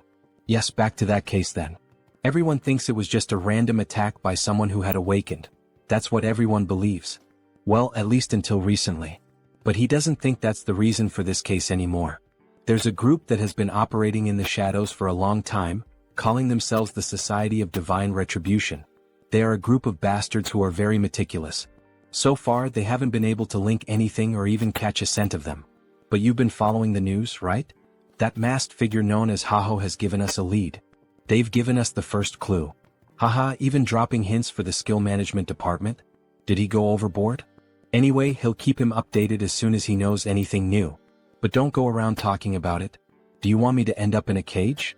Haha, as if he had anyone to tell. Still, from what he's heard, the masked Haho has been quite impressive. So why is the Bureau trying to hunt him down? Exactly. That's what's bothering him. Why the hell are they going after someone who's actually doing a good job? Yes, exactly. The protagonist is happy to see Tae-san on the side of the masked Tahoe. After all, it's his clone who is doing all this investigative work. Anyway, let's drink until we pass out tonight. A celebration for Han Sunghyun's new beginning. Then, after several drinks and chickens, they start talking about other things. Just give up on being a writer. What's wrong with that? A hero and a demon king? Well, that's so cliché. And giving the demon king the name of Hans? Haha, Tae-san laughs a lot. That's so boring. It doesn't even sound like a name you made up over coffee or something. What does that mean? This is a classic. There's nothing wrong with the description of this story. This isn't a classic, this is what we call cringe. If it's something that's been done to death, how about pretending it's an abbreviation? Hans, short for something like Hannibal Strauss. Oh, that was actually a good suggestion. Right? If he becomes a writer, remember he can always ask for help from his hyung here. So while they were talking, Tae-san's phone started ringing. Oh, look at the time. He needs to leave. Seriously? It's still so early. The leader of the Dawn team said he has to show up today. He's leaving. Alright then, Tae-san. We'll talk later. I forgot to ask something before. Your grandmother is doing alright, right? Tae-san pauses for a moment at the door as if feeling uncomfortable. To be honest, her condition has worsened quite a bit recently, and there are no signs of improvement. Maybe it's already time to start preparing emotionally in case the worst happens. Wait, is Grandma that bad? Is there anything he can help with? Anything at all? Hey dear writer, just focus on writing your material. Don't worry, he'll take care of things somehow. The protagonist really felt the weight of those words, and we see a flashback of someone holding his hand. Is this okay? If you feel like eating something more, tell your grandma, alright? Tae-san's friend is no different from his real grandson. He knows, yes, grandma. Tae-san's grandmother.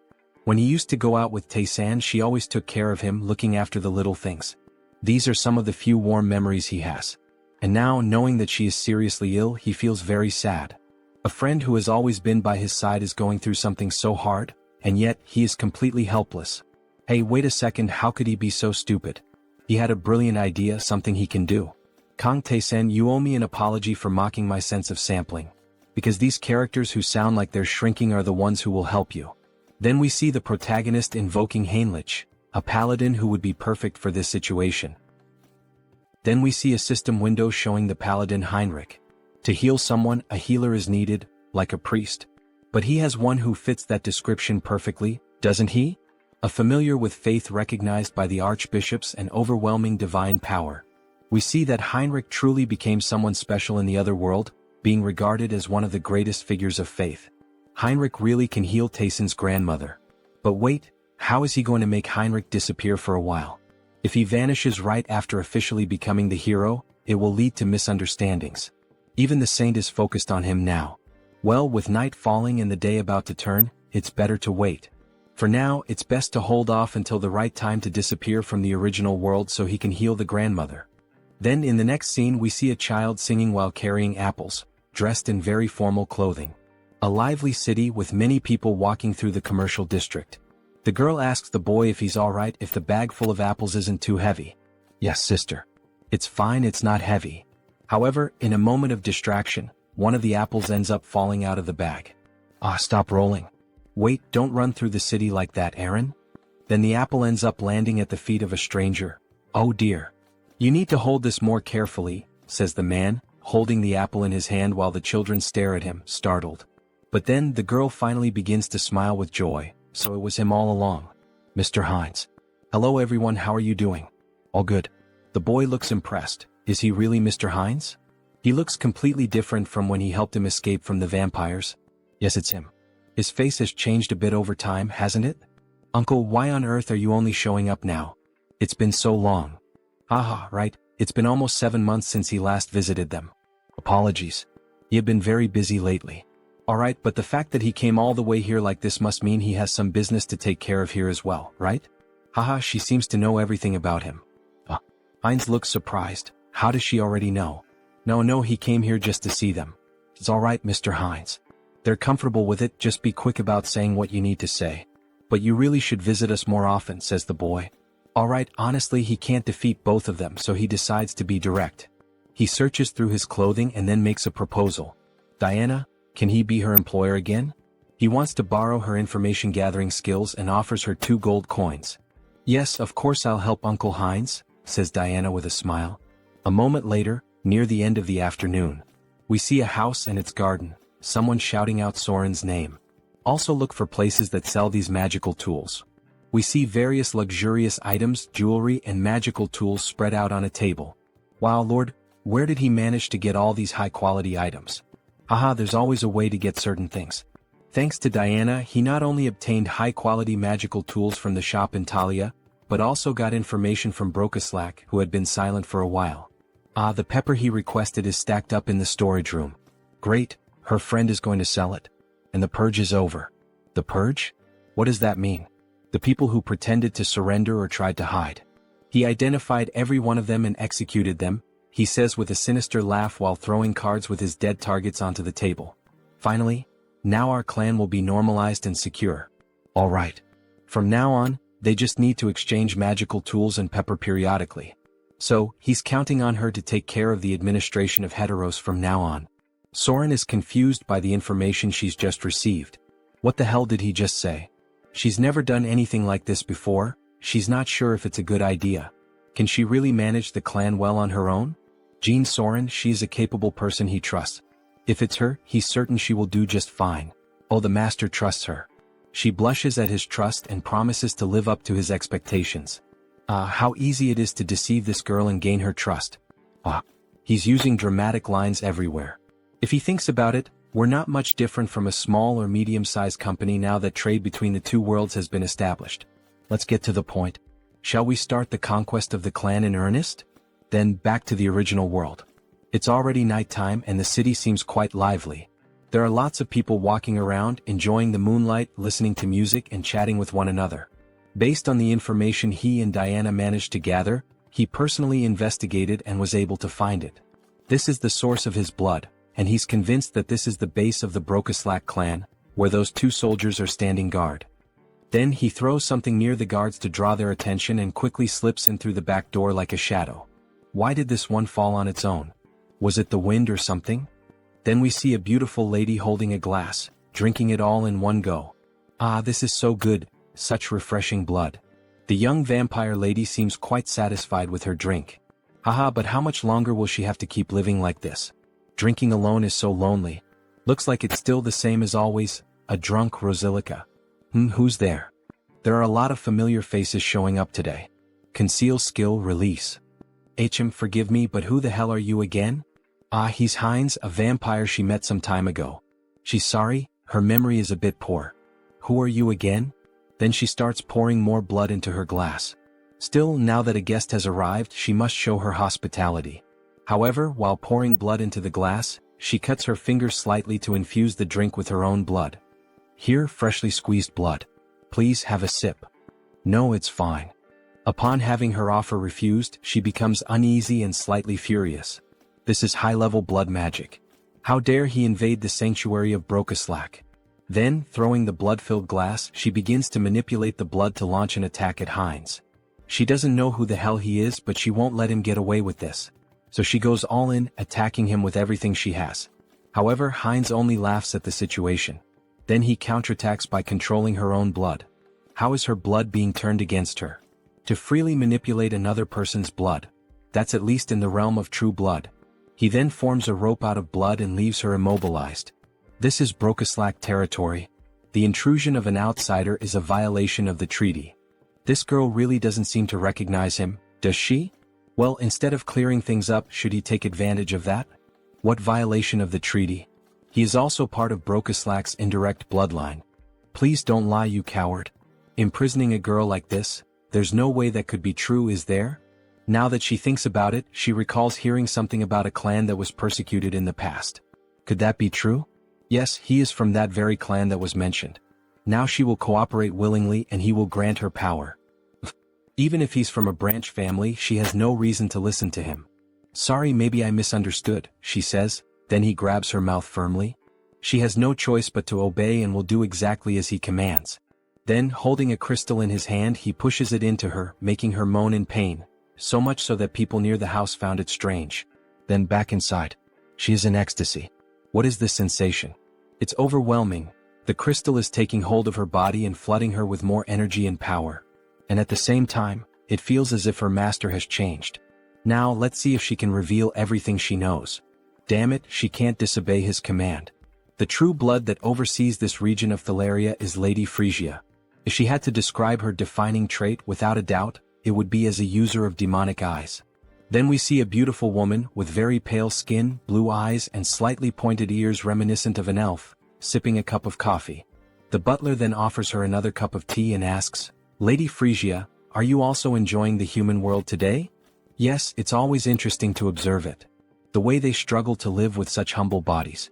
Then we see that they are well above the houses and buildings high up in the mountains. However, he has heard that the recent Protestant denomination is expanding its influence in Rafalashi. Don't worry. This kingdom already belongs to Brokaslak, disguised as human nobility. A simple pressure on the kingdom will resolve this quickly. However, before she could finish her sentence, the butler's head is ripped off, and a jet of blood sprays out. "Alright, so you are Frisia?" Her expression changes, now she begins to question. She has never seen this vampire's face before. He is a complete stranger. Pure blood. He doesn't seem to be of true blood. Meanwhile, Heinz savors the butler's blood. Let's assume he's from a branch bloodline. Humph, a humble branch blood like him dares to pick a fight without knowing his place. She makes a scornful face and takes a light breath. She's going to make him realize the mistake he just made, so she activates the demonic eye, which turns completely dark. However, the protagonist quickly repels the attack with ease. That's impossible. How did he dodge her demonic eye? He already knew how her ability worked, the fact that it doesn't work against him. She knows what that means, doesn't she? Now, who is the one that doesn't know their place? Oh, so he is a true blood after all. Attacking them right in the heart of Brokaslak territory, what is his goal? She asks angrily. His goal? Isn't that obvious? He says with a laugh. Everything you have in Brokaslak. He will be the one to take it all and become the new king of the vampires and the cities. She bursts into wild laughter, unable to believe what she just heard. I don't know if he's stupid or just bold. Alright, I get it loud and clear. But he should have one thing in mind, she is also of true blood.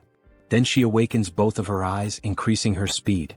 Even Heinz can't keep up with her and takes a punch to the stomach. Her hand is reinforced with magic and martial arts, making him spit out blood. He really thought his nonsense would work with skills so weak that he can't even dodge? She laughs as we see her arm massive and full of veins. This woman, is she a martial artist? What the hell? She's using her demonic eyes, so he thought she would rely on magic. This is so different from what he expected. Then she starts to summon the blood from her umbrella, using a blood strike toward the protagonist. It lands squarely on him. So, she's a physical fighter, huh? He's under pressure, spitting blood. Impressive, he can still stand. Let's see if he can block this too. Then she charges at him full force, wielding an umbrella. She even handles a sword with flawless technique. That umbrella wasn't just for show, huh? He tries to dodge the quick attacks. The dodges won't help him forever, especially since he's being injured little by little. Alright, this next blow will definitely crush him. It will leave him with nowhere to escape. Then she summons a sea of blood against the protagonist. Is this an AoE ability? If that's the case, he'll cut his way through this blood tsunami. However, something feels off. She's vanished from his sight. Where did she go? Then suddenly his vision distorts as if the angle has shifted. We see her appear, delivering an elbow strike that breaks Heinz's neck. He flies several meters from the impact of the vampire mommy's hit. Look at that arm. How annoying. So this is the end? We see Heinz's body on the ground, covered in blood, while she watches from above. But then he starts to get up and responds, "The end? What the hell are you talking about? Who said she gets to decide when it ends?" Then we see Heinz's head regenerating after the impact. For him, the fun is just beginning. He's perfectly fine as if nothing had happened. His neck was definitely broken. What happened? Injuries like that heal in an instant for him. He has something called hybrid evolution, she observes. This is insane. Aside from the master, she can count on one hand the number of people who have faced her attack head-on and survived. She's astonished. He admits it, she has some good talents and tricks. Of course she still has some flaws, but with those beautiful eyes. He thinks he could make her stronger than she is now if she followed his path. Have you ever thought about following me? What kind of nonsense are you saying? How dare you insult me, of all people? She will turn him into a pincushion so full of holes that he'll never get up again. However, before she could attack, her body stopped moving. What is this? We see a massive pentagram made on the floor with blood, layered with profane magic. If that's the case, then he has no choice. He'll have to use force. Then he starts moving the blood around. Blood magic from the blood on the ground? When did he do this? Then she is bound by strands of blood around her neck. It's true, he's not a martial artist like her. He's more of a blood specialist, a kind of vampire mage, we could say. She's completely covered in the strands of blood. And also, he can do this sort of thing. He turns his finger into a magical crystal, and as it penetrates her neck, she begins to undergo a mutation. Raffalashi injection. She starts crying out in pain, screaming that it hurts so much as the crystal starts to take full control of her body. Sorry, but for a high-ranking vampire like her, a small dose wouldn't be enough to control her body. Then she begins to transform even further, emitting a huge red aura. Finally, it ends. She lies on the ground, devastated. What the hell did he do to her without her consent? She will never forgive him. This is so ungrateful. She should be thanking him, not lamenting. Doesn't she feel it? That sensation, that strength, as if she had been born again. He's right. Every sense in her body feels completely different from before. Her strength, reflexes, flexibility, all her physical attributes not only improved but evolved to a completely new level. Well, starting to feel like thanking me now. She thinks she is, so that she could give him the power to finish him off. Then she tries to make a quick move with a direct punch at Heinz, but her body stops before reaching him. She can't move. What the hell is happening? Her body doesn't want to move. What did this bastard do? It's as if her whole body is bound by iron chains, or rather, chains of blood. This is the power of his blood domination. She has no choice left. She will move exactly as he wants her to. No way, not even with sacred blood would this be possible. Too bad for her because he can. Now, finally, he can ask the most important question, the reason he came to her. Frisia, where is the clan master? Does he think she'll answer that so easily? It's the Duke Bright's mansion. Wait, what? What the hell? Her mouth moved on its own. Good. A little servant so obedient. Our protagonist has gotten himself a nice slave, haha. You bastard, take your hand off me. The gold of the Duke Bright's mansion, huh? It's impossible for a clan lord not to notice that a true blood is being captured. I think it's time to end this quickly and cleanly. Time to begin the massacre. Then at night they arrive at the Duke's house. Master, it's Frisia. She has something urgent to report, may she enter? Yes, please come in. Really now, sir? Couldn't he have at least lit a candle or a lamp or something? Isn't it a little dark in here? He's not human. He simply doesn't need such things. He can see perfectly well in the dark. More importantly, she said she had something to tell him? Yes, well, forget it. She thinks she already understands. It's because of that uninvited guest who's after you, isn't it? So he's already noticed. As expected of a clan master, excellent perception. Well, yes. It would be a shame if the head of a clan couldn't at least notice that. Deactivate concealment ability. What a disappointment, he laments as he closes the book he was reading. Frisia, oh beautiful woman, why did you do this? Then she became a traitor. He releases a murderous aura. He's ready to kill both of them. He is deeply disappointed in her, Frisia. To think that she would dare betray him and serve another master. Mullo is boiling with rage, almost fully transformed. Frisia tries to calm him down while Heinz watches the situation unfold. Lord Mullo, this is a misunderstanding. Please calm your anger. A misunderstanding?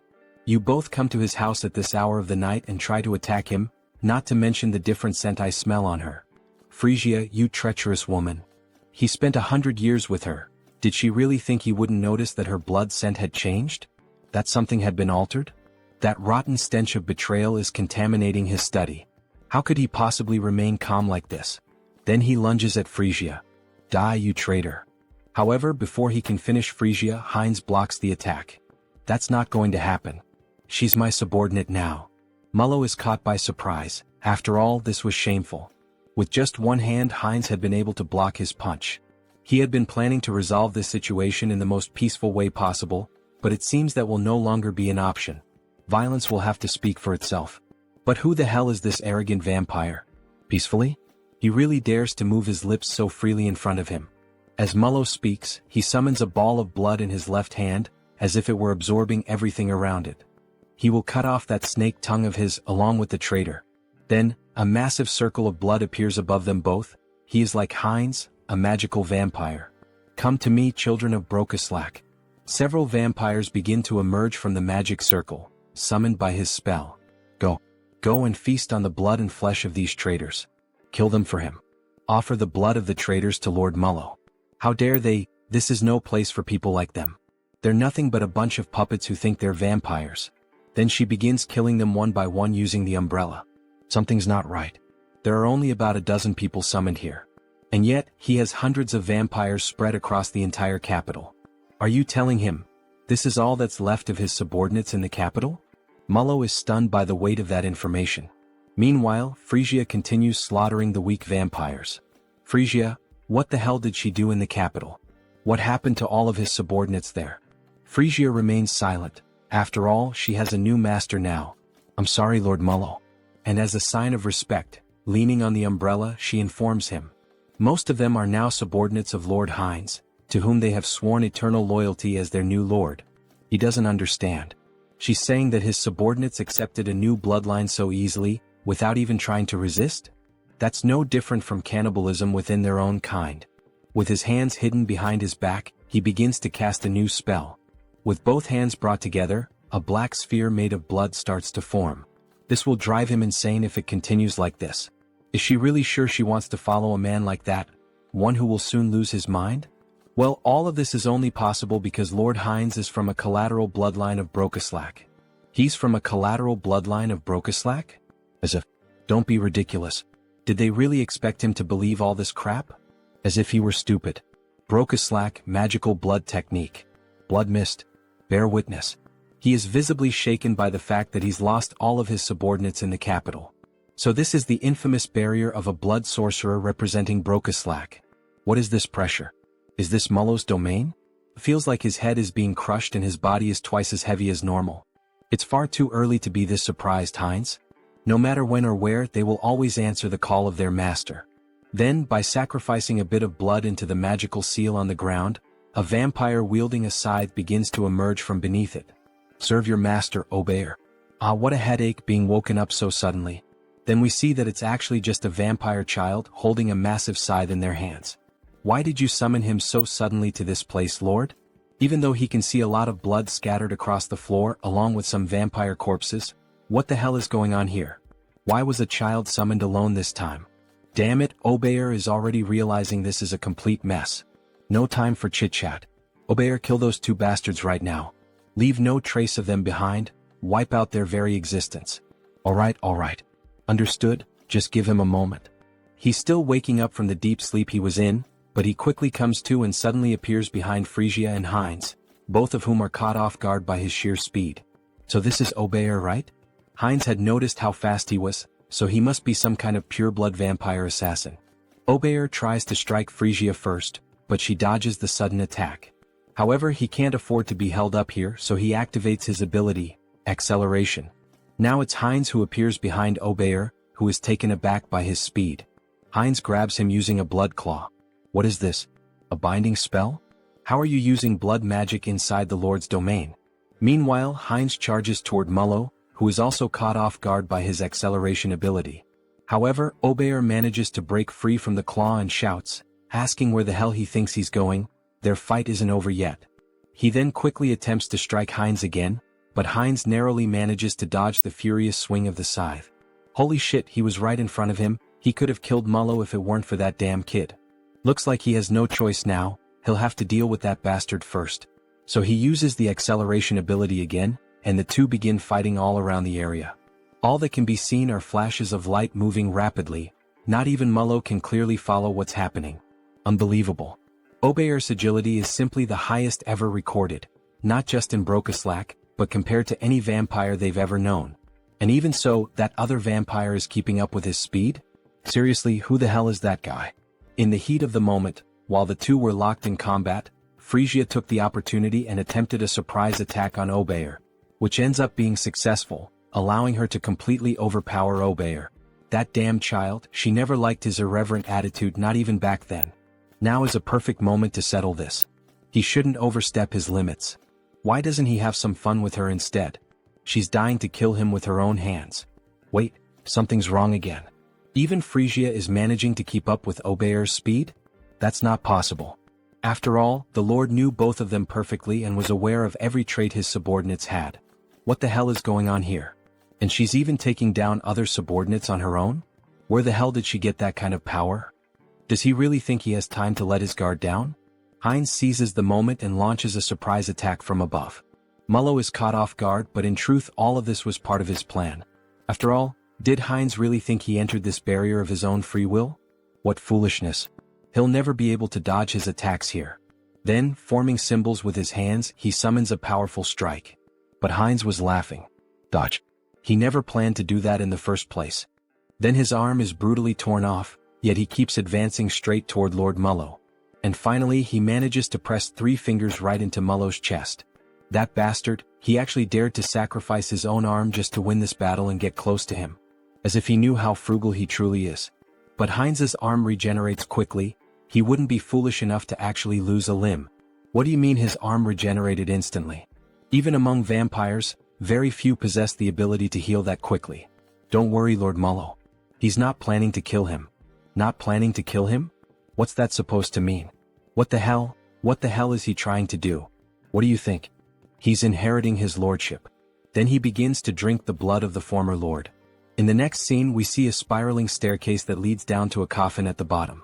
A fairly typical setting with 2 statues of guards standing watch.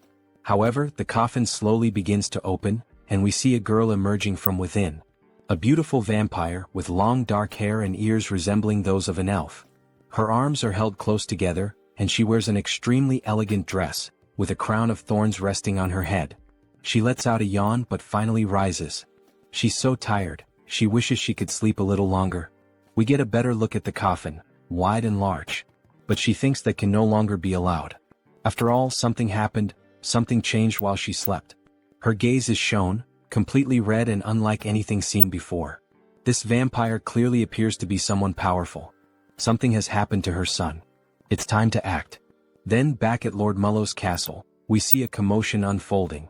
Step forward. Don't move yet, stay still. We see him summoning more magical crystals. Raffalashi injection. Both Mullo and Frisia watched the process they had both gone through, but now it was time to do the same for the remaining subordinates. Those who have finished, step back, there's still much work to be done. Next. Finally it's over. He took an eternity to finish marking all the remaining subordinates. So this means all the subordinates in the capital have been accounted for? That's right. The rest can be summoned in order, it will be more efficient that way. What? Watch your tone, alright? Ahem, it will be more efficient. Heinz takes the opportunity to tease. As expected, having a clan lord nearby really does make things easier. This visibly irritates Mullo. His hypothesis about the marks was correct. Injecting a Raffalashi into a high-level vampire seemed too risky, so he forcibly drained their blood, which ended up lowering their level. And finally he extracted the Brokaslak, the source of their blood. It feels like just yesterday that he was bitten and accidentally became a vampire. And now, he's rising from the very bottom all the way to the top of the hierarchy. It really seems like a whole different world. Along the way he's gained numerous useful allies, ranging from simple vampires to ladies and lords. Hey Mullo. Yes. He will be responsible for gathering the remaining Brokaslaks from all the regions. Understood. And one more thing. Damn it. Alright, and now what else do you want him to do? Then Heinz begins to move the globe of the world map. He wants Mullo to start gathering information about the continent. Wait, information about the continent? Yes. He wants him to build his own intelligence network, or make a deal with an existing one. How he does it is entirely up to him. This is an important task, so he is counting on him to carry out this mission. As he leaves the room, Mullo seems restless and finally he asks. He heard from Frisia that he said he would unite all the vampires and become king. He has already proven his abilities well enough, Lord Heinz, so he will give him his full support. Good to hear that. So he is counting on him. As he exits the room, Heinz pauses for a moment and becomes thoughtful. Why the hell did he say something like that? About becoming the king of vampires. He probably just let it slip in the heat of the moment. Well, he thinks having more subordinates to command isn't such a bad thing. Lately, he's been saying a lot of these catchy phrases, whether with Hans or now with Heinz. The path of the vampire king? It might be time for him to start laying out a serious game plan. One where he dominates all the vampires and maybe even becomes the Holy Blood. Then, snapping back to reality, we see our protagonist excitedly fiddling with something. Yes. Almost perfect. Define the jawline sharply, shape the orbital bones so they curve upward nicely. Now that's just right. He was using the new customization option to modify Hans. After all, he is the immortal king, so this is the least he can do, to have a fearsome appearance. And let's be honest, my subscribers, doesn't this new design for Hans look amazing? What do you think? Comment on the video and take the chance to leave a like, as it really helps the channel keep posting this manhwa. Well, I finished customizing Hans, now let's focus on something else. Finally it's done, right? The conquest of the Brokeslack kingdom by the vampire Heinz, it's all coming to an end. Or at least this is just the small beginning of what's to come. Which means now the long-awaited moment to profit. Karma Shop. When opening the Karma Shop, we see that he managed to accumulate quite a lot of money thanks to Heinz's conquest. As expected, he amassed a considerable amount. Well, normally taking control of an entire clan is something most people couldn't even dream of. What will he do if he upgrades this time? He's wondering. Then he presses the option, Upgrade Exclusive Skills. However, something strange happens this time. 2 system windows appear simultaneously. 2 status windows appeared? Does this mean he's receiving 2 updates this time? What? The usual increase in the number of avatars isn't here? Actually, another window showed up instead. Media selection. The avatar's potential will increase drastically. The entity's growth rate will become even faster. I can't believe it. This enchantment cost 900,000 in the Karma Shop, after several days of saving up his hard-earned money. This isn't right. Just as he was starting to enjoy collecting different races. What a shame. Then he analyzes the second update he received. What is this? Entity projection. Entity projection. It can be used once a day. It allows the user to project one of their avatars onto their own body. What did that say? Does this mean he can use the power of all the clones he's created so far directly with this body? Right? Surprised by this new update, which allows him to become one of his clones through a specific power, he begins to look through all the information about his clones. Hans the Immortal King. Heinrich the Paladin. Heinz a vampire. And even Harley and Harris. All of them are available for use. Seeing them all together makes him very proud. After all, he built each one from scratch. He completed missions, spent points, changed part of some world, whether for good or for evil. Entity projection. Can be used once per day. Allows the user to project one of his avatars into his own body, so he can become one of his own clones. What a spectacular ability. Wait, if he uses this skill wisely, does that mean there could be 2 immortal kings at the same time? That's incredible. Having 2 Heinrichs at once, even Heinz. This is definitely a skill he'll be using a lot in his future plans. But this could turn into a complete disaster if he's not careful. So Hans is out of the question for now. Having 2 of him at the same time could mean the end of the world. Well, as expected, the first one to use this ability will be him. He will transform into Heinrich. Then he taps on his notification window. His body begins to undergo a transformation. Even the armor and weapon are exactly the same. The hair, the voice. This is incredible. However, not everything is perfect. The divine power is about half of what it was in Out Erica. Is this what it feels like when an awakened one returns to Earth? Then a notification appears on the screen. Duration time, 9 minutes. It's a shame he can only use it for 10 minutes. Well, I'll head out for a bit. That should be more than enough. In the next scene we see a hospital at night. The classic shadow of Hans appears inside a room. Then we see Hans and Hyun emerging from the darkness. So, shall we begin the work? Before Hans leaves, he gives a like. Just like you, subscribers of the channel, make sure to subscribe, like the video, and comment if you want us to keep making videos about this manhwa. Then we see the hand of an elderly woman. Grandma, he's finally here. We see how weak she is, needing machines to help her keep breathing. He holds her hand tightly, almost in tears. She remembers him, right? He's Sunghyun, the one who used to play, go out, and party a lot with Tae-san, her grandson. He had wanted to visit her a bit earlier, but he was only able to get out and come here now. Starting today, he'll begin visiting more often, so she'd better not get tired of seeing his face. Then we see him beginning to use identity projection. Target selected, Heinrich. So please just hold on a little longer, Grandma. Let's activate the Uterican Divine Technique. He holds her hand as he takes on the form of Heinrich and begins to pray for her. The divine power starts to flow from his hand and moves toward her heart. Pour out all the divine power to restore energy, boost resilience, and cleanse the body. May God save this poor soul. As he says these words, the room begins to shine even brighter, as if a miracle is unfolding through Heinrich's hands. After the light fades, we see that the grandmother is still unconscious, but her skin already appears more radiant. It looks like the 10-minute time limit has ended, and he begins to lose the transformation. Even with divine power, there is still a limit to how much can be done to treat age-related illnesses. He seems exhausted. After all, taking on one of his powerful clones with just his ordinary body can't be easy. But this should help improve her condition. Now he can only rely on his grandmother's willpower. Grandma, she needs to stay strong. We see the sunrise. He stayed the whole night watching over her, and makes a promise. He will come with Tae-san next time. Then, back in the world of Out Erica, we see images of a forest. We see the elves within the forest. So, is Harris one of Harley's friends? Yes, that's right. We see Cecily quite curious about the relationship between the two. Meanwhile, the other elves continue walking. It was a brief meeting, but we got along so well that we became like family. She begins to sniff him. Is that why? She senses a familiar scent coming from Harris. Harris is caught off guard. She's saying the same thing Diana says to Hines. They're not going to figure out we're the same person, right? It's a scent similar to what she smelled on the branch of the world tree. She knows that scent well since she spent the whole day with it. Ah, I see.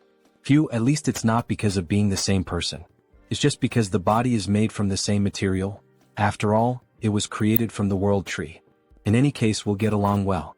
He's a friend of Harley, so she's going to take good care of him. Yes, thank you very much. Granwood watches all the commotion from a distance, and he lets out a soft smile, as if he were watching two children playing and interacting. Alright, let's take a break and rest here. He said he still hasn't formed a contract with a spirit, right? Shall we practice some spiritual techniques? Miss Cecily is clearly very excited to have a new friend. So they move a bit farther away to begin training. Cecily starts trying to summon a spirit with great effort, and eventually it works. She manages to summon a water spirit. Cecily is overjoyed as it's one of the first times she's been able to perform the technique on her own. Harris, look at this water spirit, look how cute it is. But he doesn't respond. He has a depressed expression. What happened? What's wrong, Harris? What? Why doesn't it work for him? We only see wind and a leaf moving around him. Even after reaching the maximum value of his affinity stat, it still didn't work.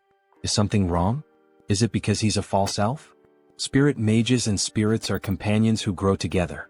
Rayfury, he's going to help us. Before summoning them, it's important to form a bond with them first. Reveal the power of nature that exists within you and show it to the spirit. He had tried to form a bond after summoning the spirit, but it seems he got the order wrong. He's glad he followed the elves after all. First, focus entirely on affinity and release the overflowing power of nature. Then he begins to channel nature's energy, which emerges in its purest form, glowing a vibrant green.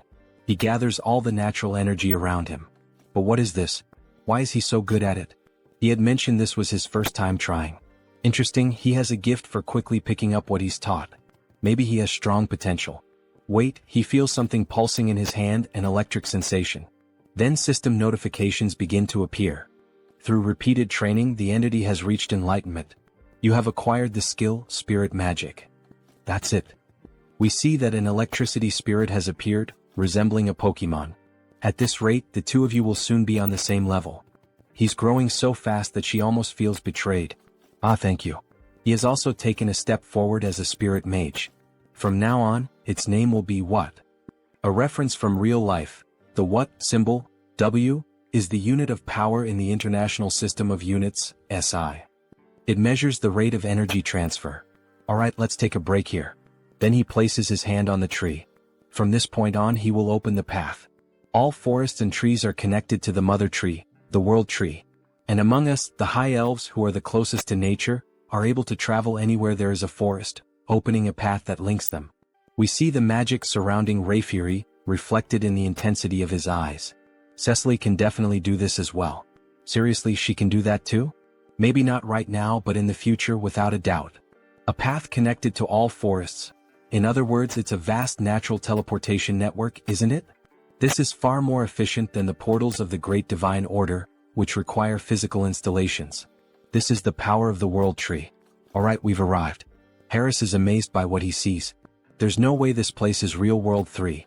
We see a massive tree with a structure built around it and a bridge leading directly to it.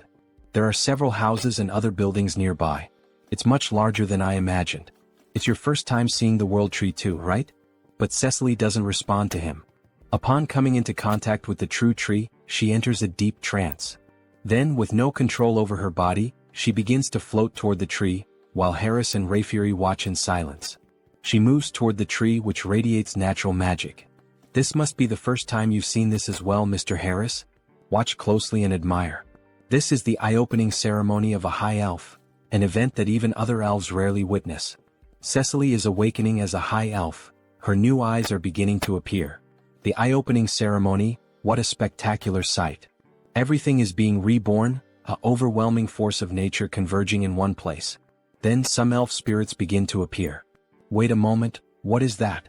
The fruit of the world tree. It is handed directly into her hands by the elves. Then she takes a bite of the golden fruit, which resembles an apple. Cecily is truly becoming a genuine high elf. Wait, this is not the time for him to just stand there admiring. He can't let this kind of pure natural energy go to waste. So he begins to channel and meditate. Absorb as much as possible into your body, make it mine. Then something catches Rayfury's attention. His energy flow, something strange. New system notifications appear. The individual has met the conditions and reached enlightenment. You have acquired the skill, affinity with nature. There it is. Now he can grow stronger simply by absorbing natural energy just like the other elves. Mr. Harris. Sir Rayfury, he wasn't just relaxing or anything. Ah, don't worry about that. Look to your side. Then we see a plant floating nearby him. It seems the world tree is quite interested in you, Mr. Harris. Wait, is that for him? Yes, it's a gift from the tree. Really? Normally, sacred relics like this are only granted during the eye-opening ceremony. It's an extremely rare occurrence. They can even be transformed into weapons or accessories. So you must have received a sacred relic during your own eye-opening ceremony as well, Mr. Rayfury. Could it be? No way, that accessory he gave, is it? You should return it now. I know that's definitely not the case. His sacred relic was transformed into a ring, which he used to propose to his wife. Since then he passed it down to his daughter. Proposing marriage with a sacred relic, huh? Mr. Rayfury is more romantic than expected. Look, the eye-opening ceremony is over. Miss Cecily will probably remain asleep for a while now. It's a period during which the rapidly increased energy stabilizes. Really, what a relief. He's at the age to start thinking about retirement, and now a new high elf has appeared. What? Of course he's not going to retire immediately since we're short-staffed. No need to worry. No, that's not what he means. Retirement age? What age does that guy have? In the next scene we see the capital of the elf kingdom, Drasha. After the eye-opening ceremony, he ended up staying at the academy thanks to Mr. Rayfury's help, and as it turned out, the environment was very different from what he expected. He thought everyone here would live like true fairies, peacefully like the trees in nature. The imagination of an elf village. But what the heck is this? What? It's an elf from the continent. Harris, you're from the continent, right? Tell us stories about the continent. He is surrounded by female elves eager to learn everything about him and the continent. After all, most elves remain isolated in this land for eternity. She heard that the continent is so wild that it's impossible to live there. Scary. Didn't the humans also kidnap Miss Cecily? The humans from the continent are completely evil, right? They keep bombarding Harris with questions. If he answers wrong, he'll be hated from day one, won't he? Well, yes, it could be dangerous. But he had good companions with him, so... Companions? He was traveling? Yes, during his time as a mercenary he met quite a few people. It's too noisy, she can't concentrate. Hey, could you guys keep it down? We see a beautiful elf with blue hair, one hand on her hip, clearly showing authority. Sorry, Lady Shapiron. We were making a lot of noise, weren't we? Sorry about that. See you next time, Harris. Finally, a little peace and quiet. Thank you. Thank you as well. Then he is interrupted by her. How low class. As she makes a haughty face, bringing some worthless mercenary from who knows where. Why is she so annoyed with him? Right. There's always at least one character like that in a school setting, isn't there? Will I really be able to get along here? Maybe she's the classic tsundere of the Manhwa, Elf Kingdom Royal Capital. And that concludes the report on our interactions with the Great Divine Order. We also disclosed information about the new immortal king to the other races of the enameled continent. An immortal king who can move freely through space, huh? That means this time he might even cross over to our continent. Still, it's truly a relief that Lady Cecily has appeared now. For me and for His Majesty as well, isn't it about time to start thinking about retirement? Indeed. Thanks to her, one of our greatest concerns has been eliminated. Then we see the Majesty of the Elves, a beautiful elf with yellow hair and golden eyes. Her skin is pure white, adorned with flowers in her hair. On second thought, she heard that the person who came with Lady Cecily is also quite remarkable. It's true. He has already caught the attention of the World Tree. His talent is exceptional and his growth rate is incredibly fast. If we provide him with proper education here in the Elf Kingdom, he will undoubtedly achieve great things. Sir Rayfury, you seem exceptionally enthusiastic. Ah, do I really? He is also scheduled to complete his basic training at the Academy for now. Oh my god, the Academy? That means Sir Rayfury's Academy. Let's pray everything is going well with Harris. If he's that kind-hearted guy, I'm sure Mr. Harris will be a great help to you. Then back at the school near the great tree we see Harris feeling sleepy. What a beautiful day, maybe it's thanks to the blessing of the World Tree. The weather is perfect, the air is fresh and the elves sing beautifully. It's pure healing. Maybe he should just give up on everything and keep living as Harris. Hey you. Books suddenly fall from the sky toward Harris, hitting him hard on the head. You really don't have the luxury to just lie around intoxicated by the World Tree, you know? Intoxicated by what? As a former mercenary, she thinks he probably doesn't even know this kind of basic common sense. This place is the closest to the World Tree itself, which is nature itself. Elves with high natural sensitivity are especially prone to becoming intoxicated by this comfort and harmony with nature. They become lazy. So all of this is because Harris has a great affinity with nature. He starts to feel his vision growing heavy again. Are you listening? Yes, he is listening. He possibly still doesn't know much about being an elf or these interactions with the World Tree, so because of that, she will lend him her book. She made sure to organize everything so that even an elf without roots like him could easily understand. Listen carefully. If the class average drops because of him, she will never, ever forgive him. Scary. Are you understanding me? We see one of the first Sundra traits in this manhwa. Goodbye. Well, at least she doesn't seem like a bad person, he thinks. That ring. He can feel the energy of the World Tree within it. There's no way a sacred relic would be carelessly left lying around. Is she from some noble family? She seemed familiar from the beginning. Somehow there's a strange feeling of déjà vu. Then he remembers what Rayfury told him. He gave his to his daughter though. Wait, that can't be true. Could she really be his daughter? Why are you placing your hopes on that idiot father? Then Harris starts to think more deeply about this matter. This is ridiculous. Shapiron is Rayfury's daughter? They don't look alike at all in terms of personality, do they? He is so calm but she's like a caged beast. Well, she seems not to like him, but her explanations are very kind. It feels like a private lesson about spirits. Alright, should he try it like this? Then he begins to channel the magic into his hands. Wind and fire start to emerge as the two main forces of nature. The fire spirit is called Kali, the lowest grade fire spirit. The wind spirit is called Pascal, the lowest grade wind spirit. Now that he knows the trick, this is not so hard. Even the one he summoned last time, has already been promoted to a lower rank. Low grade lightning spirit, what? To think they could grow this fast. Coming to the elven realm was definitely the right choice. Alright, he just has to keep his head down and adjust properly without causing any trouble. Well, as long as he doesn't get involved with Shapiron, there shouldn't be any problem. Or at least that's what he thought, until he ended up having to sit right next to her like they were two stubborn kids. Somehow, he got himself tangled up in this situation. We see a flashback. 10 minutes ago, the teacher started to explain the lesson's content. Let me repeat, forming bonds with spirits is extremely important. And traditionally, there is a secret to maximizing this connection. It is done through dance and song. Just like our ancestors used to do in the old days. Dance and song? That is an interesting theory. Soon, there will be a festival for the new High Elf, Lady Cecily, right? On that day, we will rent one of the main stages in the capital for the evaluations. It will be a performance that Cecily herself will be able to watch. It has been a while since he has done something like this, so wouldn't it be better to show his coolest side? Now, as everyone knows, we have a transfer student. Therefore, this time we will do a group project for the new student. Each group will work together to create their own performance. Your ability to connect with the spirits will be evaluated on stage that day. They can't believe what just happened. Then we see two together and two other unknown elves forming a group of 4 members. Wow, working with celebrities. How lucky. I'm Timer Coffin. And the elf very shy. Nice to meet you. Curie. Well, things have come to this point, so there's nothing to be done. So do you know how to dance or sing anything? If not, we will adjust to match you.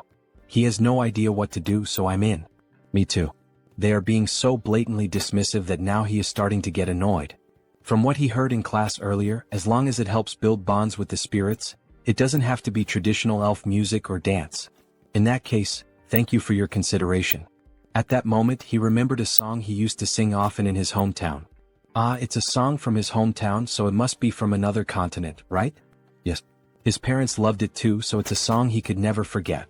Ah, he's confident, isn't he? Of course. Even though he lived a reclusive life for a long time, there was a time when he never scored below 90 in karaoke. It's time to show them the skills he polished at karaoke.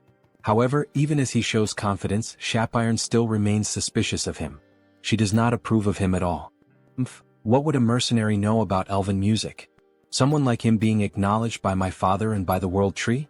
All these stares are burning me up, Harris comments. She will never accept this. Fine. Prove your worth. But if you mess up, you will be held responsible. Alright then. But he has one condition too. A condition? If they get good results, would he be willing to teach him about elven culture? There is still so much he doesn't know. What a strange request. Alright, it's a good request. But only if they achieve a good result. Then he starts to sing a song from planet Earth itself. By my light. Find my light. To the paradise that I will find. I will embrace you, one that will never disappear. While playing an instrument, the spirits danced along with him. Then a system notification appears. The entity has reached enlightenment through repeated training. Acquired the skill Melody of Harmony. Melody of Harmony, huh? The tone definitely sounds more stable now. It feels like the power of nature is keeping his vocal cords steady. It's the first time he has heard a song like this. And these instruments? He has never seen anything like them before. Wow, congratulations. The shy elf claps her hands, meanwhile, Shapiron stays silent with her head down. This is ridiculous. Her spirits really reacted to that rootless, baseless song. They actually connected with the music of an outsider? Shapiron, why that face? You were shaking your shoulders just now. When did she do that? Then the system shows another notification. The spirits are evolving in sync with the melody. Low-level fire spirit. Low-level wind spirit. So now Callie and Pascal have also evolved, just like what? Then he starts to hear a strange noise coming from the forest. What the hell is that? It feels like he's being called. Wait, could that be a sound spirit? He begins to channel magic into the palm of his hand to feel the call. Suddenly, a magic portal opens right in front of him. A spirit manifested in the physical realm. This is something you almost never get to see. They resonated so deeply that even a sound spirit responded? Alright. Its name is Decibel. Sound spirit Decibel. This spirit looks like a small ghost-type Pokemon, like a tiny Jengar. What an incredible gain. Shapiron said that spirits from the phenomenal realm can perform a wide range of tasks. To think there is a song that moves the hearts of the spirits like this. Let's do this one. It will definitely be a huge success. She thinks so too. Sound spirits are only attracted by beautiful sounds. So what did you think, Miss Shapiron? Alright, I admit that the sound was very beautiful. Great. Then, shall we start planning the rehearsal schedule and the stage production until the day of the performance? Yes. Well, could he teach her how to play the instrument he used earlier? It seems interesting. Haha, with a mischievous look he says, of course I can help, miss. What is that expression? That is not appropriate for elves, so stop that right now. So, shall we split the parts first? Then the day of the main event finally arrived. You said your daughter is in the same group as Mr. Harris, right, Mr. Rayfury? That's right. You must be very nervous. Not at all. Why would he be nervous about a simple performance? Aha, he is very nervous, it seems. So, shall we listen to the song that Mr. Harris prepared? We see the 4 members up on the stage. Harris is holding a guitar, Timer Coffin is playing the drums. Then the show begins. Harris starts playing the guitar, creating a beautiful sound that even makes the spirits around them start to dance. Timer Coffin and Curie follow along with the rhythm. And of course, our dear elf, Shapiron, is playing the acoustic guitar in a very shy way. Harris notices this and starts playing more strongly to draw everyone's attention. Among the green bushes. If we run together, the spirits will guide us. As Shapiron and Harris keep singing, everyone becomes moved and amazed by the quality. Even Rayfuris is enchanted. The beautiful singer is showing all her talent for culture. It's the first time she hears this song, but it makes his heart race. The tone is also very beautiful. In search of the miracle of connection, let's find it together on our new journey. Shapiron can make that kind of expression? What song is this? It's the first time she hears it, but it's amazing. My ears are sensitive, but this music is really good, isn't it? Walk under that light, take my hand. Sir Rayfury, look over there. To think they are using the spirits this way. It's incredible. We see all of them together on stage, singing and smiling, a true show. Then, when Cecily was about to speak again with Rayfury, she noticed that he had vanished. Where did he go? That child over there is my daughter. She is my daughter. Yes. The woman is confused. Who would have thought he had this side, the overprotective father? Let's go together toward a new light. I'm not afraid. Shapiron helped a lot with the splendid stage production and the tuning of the instruments. As expected from an elite. Her spiritual knowledge is incredible. Since we are together. After being so irritable, she is the one enjoying it the most, isn't she?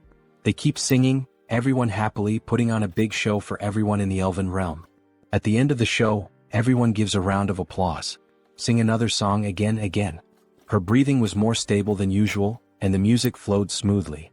Who would have thought she would become so immersed? System notification. Melody of Harmony Skin is in action. Target, Shapiron Sylvest. Looks like it works well on other people too. He used the new skill to support Shapiron. So even her father was there watching her. Shapiron is moved. Shapiron, what do you mean? This is... Sir Harris, she has misunderstood you all this time. Sorry for being so rude to you. She lost the bet. Just hearing that already calms his mind. It's amazing that music alone can have such a big impact on so many people.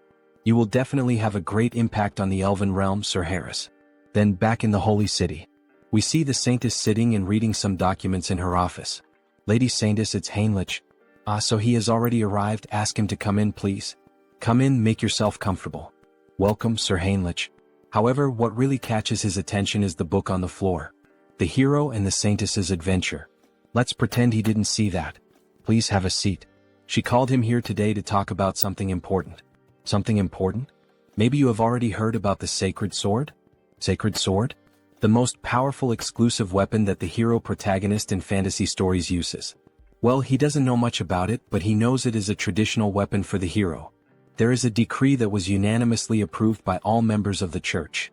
What do you mean? What kind of... Sir Heinrich, please challenge the trial of the Sacred Sword. The trial of the Sacred Sword? Am I really worthy to receive such an opportunity? Jackpot, you are the best, Lady Saintess. It was a meeting held in a hurry because of the resurrection of the immortal king, but no one had any objections. Because Sir Heinrich is the new hero of the Grand Divine Order. That praise is too much for me. The place where you will undergo the trial is the Great Temple of Pickle, in the western part of the continent. If it's the Great Temple of Pickle, the Salb Empire, which was destroyed 300 years ago by the second immortal king. After that, for countries claiming to be descendants of the empire were founded in that place, forming an alliance of kingdoms. Charlotte Steel Fortress, Talia Tulk Lesk. The great temple built in the southernmost kingdom among them, Lesk, is Pickle. It is a temple built on the site where the second immortal king was subdued by the hero. The previous hero defeated the immortal king but could not completely remove his heart. Soon the abyss spread and the land became tainted. Only after the hero drove his sacred sword into him was it purified. The great temple of Pickle was built right on top of that. The previous hero made it so that only someone who would succeed him could find the sacred sword. But if he pulls out the sacred sword, won't the seal of the abyss be broken? It has been 3,000 years. Now it is sufficiently purified, so it is fine. Therefore now it is time to inherit the hero's weapon. Leave it to me, Lady Saintess. When should he depart? Right now, she says with a smile on her face.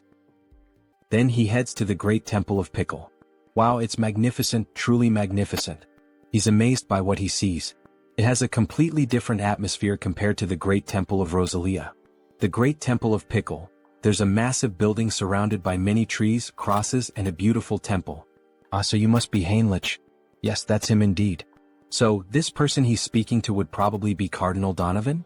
Wait a second, what kind of body is this? He looks like a wall. Yes, that's Donovan. He's the one challenging the sacred sword, right? Yes. He knows you're busy, so thank you for meeting him in person. Then we see that this priest is at least 6'7". Besides having a muscular build, his face is covered with scars. No. Aren't you the new hero recommended by the saint? Of course he had to come in person. Just like the rumors said, he's very trustworthy. They say he used to be a paladin and you can tell. His physique, even the strength of his handshake are no joke. If he had known he wouldn't get to see the saint again after his appointment, he would never have accepted the position of cardinal. Donovan, you look like a worm. We see that the saint has admired worms since her childhood. And of course she has a fondness or some kind of special bond with Donovan. Sir Heinrich, he's going to be honest with him. He was genuinely worried that some random brat might try to hit on her. Can he understand the heart of an old man like him? If someone like that shows up, he will personally take responsibility and deal with him. Yes. Alright, but before that, what about the sacred sword? Ah yes, pardon him, he completely forgot about that matter. Then he puts Heinrich back down on the ground as if he were holding a toy. Before that, there is something he needs to tell him. The trial for the sacred sword can only be held once a year. Countless paladins have already challenged it and failed. Does he truly believe he is up to this task? Don't worry. He will face it with the faith that the divine is always watching over him. To think that there's still a young man out there with faith this deep.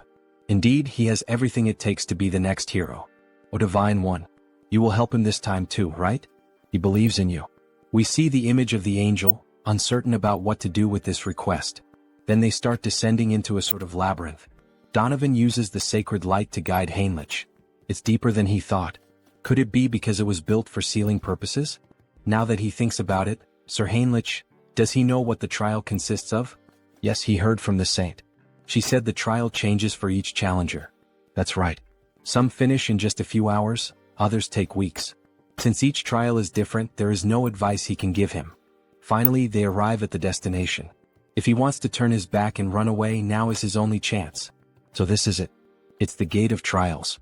So huge and mysterious, he can definitely feel some sort of power behind the door. Then, with a smile on his face, he makes his decision. Without fail, he will retrieve the sacred sword. So that's your answer, Sir Heinrich? May God help you. The moment you step inside, the trial will begin. His hand starts to shine even brighter. May luck be with you.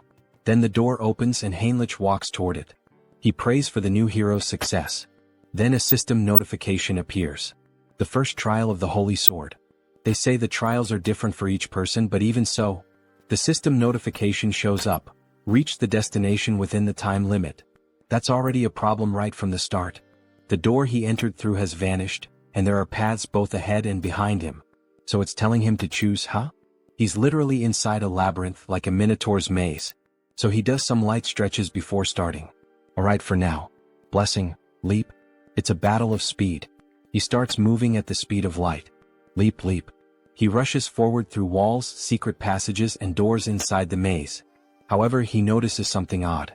Something feels strange. At this pace, he must have already leaped over several cities, but he still can't see the end.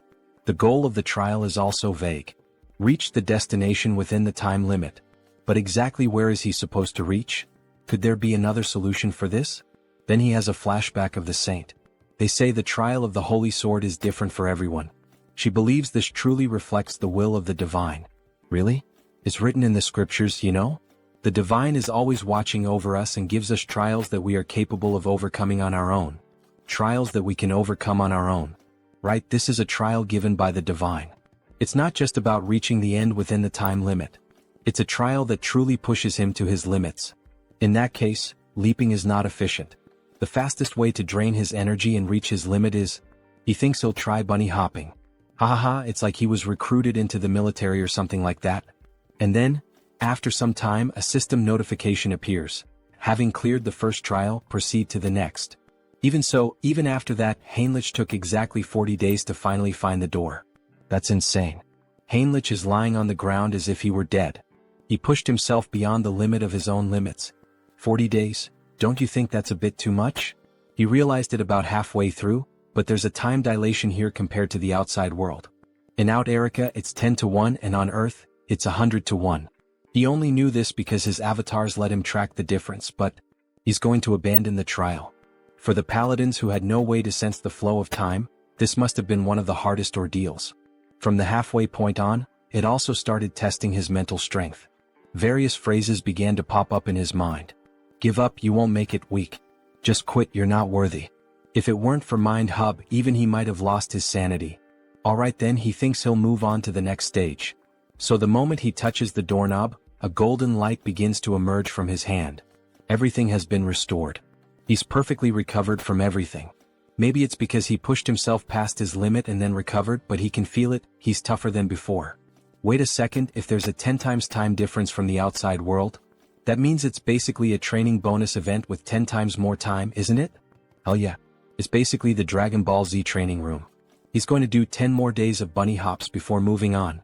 Then the scene cuts and we see blood and someone screaming. Hey, is that ready? Almost finished.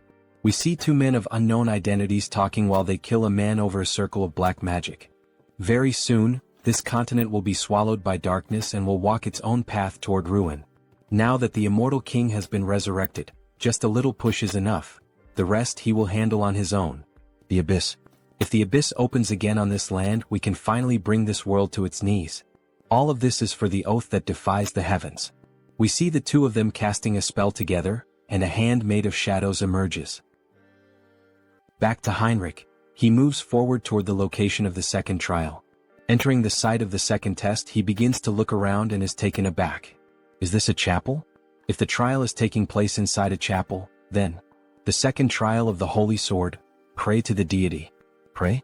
Well, if that's what the system says, he just has to follow it. So he begins to kneel down in a prayer position. This trial is based on questions from previous exams taken by veterans. It's a test of faith and divine power directed toward the deity. Well, with his divine power being somewhere between that of a bishop and an archbishop, this is basically a free pass, isn't it? He'll pass as long as he perfectly fills the divine symbol with divine power. How about this? Even while praying, he wasn't able to meet the requirements. Unbelievable, even using all his faith wasn't enough. So he begins to pray again, but this time using the skills, Mind Hub and Persona. With those, he merges all of his personas and alter egos into a single mind to enhance the focus of his prayer. Use all mental strength and convert it into faith. Still not enough. Then, as the final step, he's going to add the power of his main body. His body begins to glow as if it were turning into gold. His faith level rises significantly. Then a system notification appears. You have fulfilled the conditions and attained enlightenment. You have acquired the special ability, Blessing, Amplification. The divine power that had been overflowing has now settled. The maximum amount of divine power he can withstand has increased. With this, he could almost rival an archbishop, huh? You have passed the second trial. Proceeding to the next stage. Great, everything is going smoothly, isn't it? The trial continues. He then enters the next door. The next trial setting is a dark and ominous environment. With crows and everything around in ruins. The system states, eliminate the enemy. Are we just going to do this out of nowhere? He then notices something strange in the sky, a mysterious cloaked figure. This feels familiar. Where has he seen that figure before? Then it descends to the ground. A subordinate of the former immortal king. An archlich. A hunter from the church, huh? How did you make it this far? He looks like Hans before his awakening. It's best not to underestimate him. After all, even a paladin would hesitate to face an archlich in one-on-one combat. If he doesn't intend to answer. Then he strikes his staff against the ground.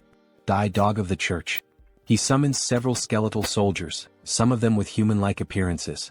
Just the archlich alone is already troublesome enough, and now he also has to deal with this army of undead? He was probably expecting exactly this kind of reaction. But unfortunately, dear trial creator, why is he muttering to himself? Like someone about to die, your resistance ends here. Go forth, my subordinates. However, Heinrich begins to easily cut down the soldiers. Dodging their strikes and countering with simple blows, yet enough to destroy them.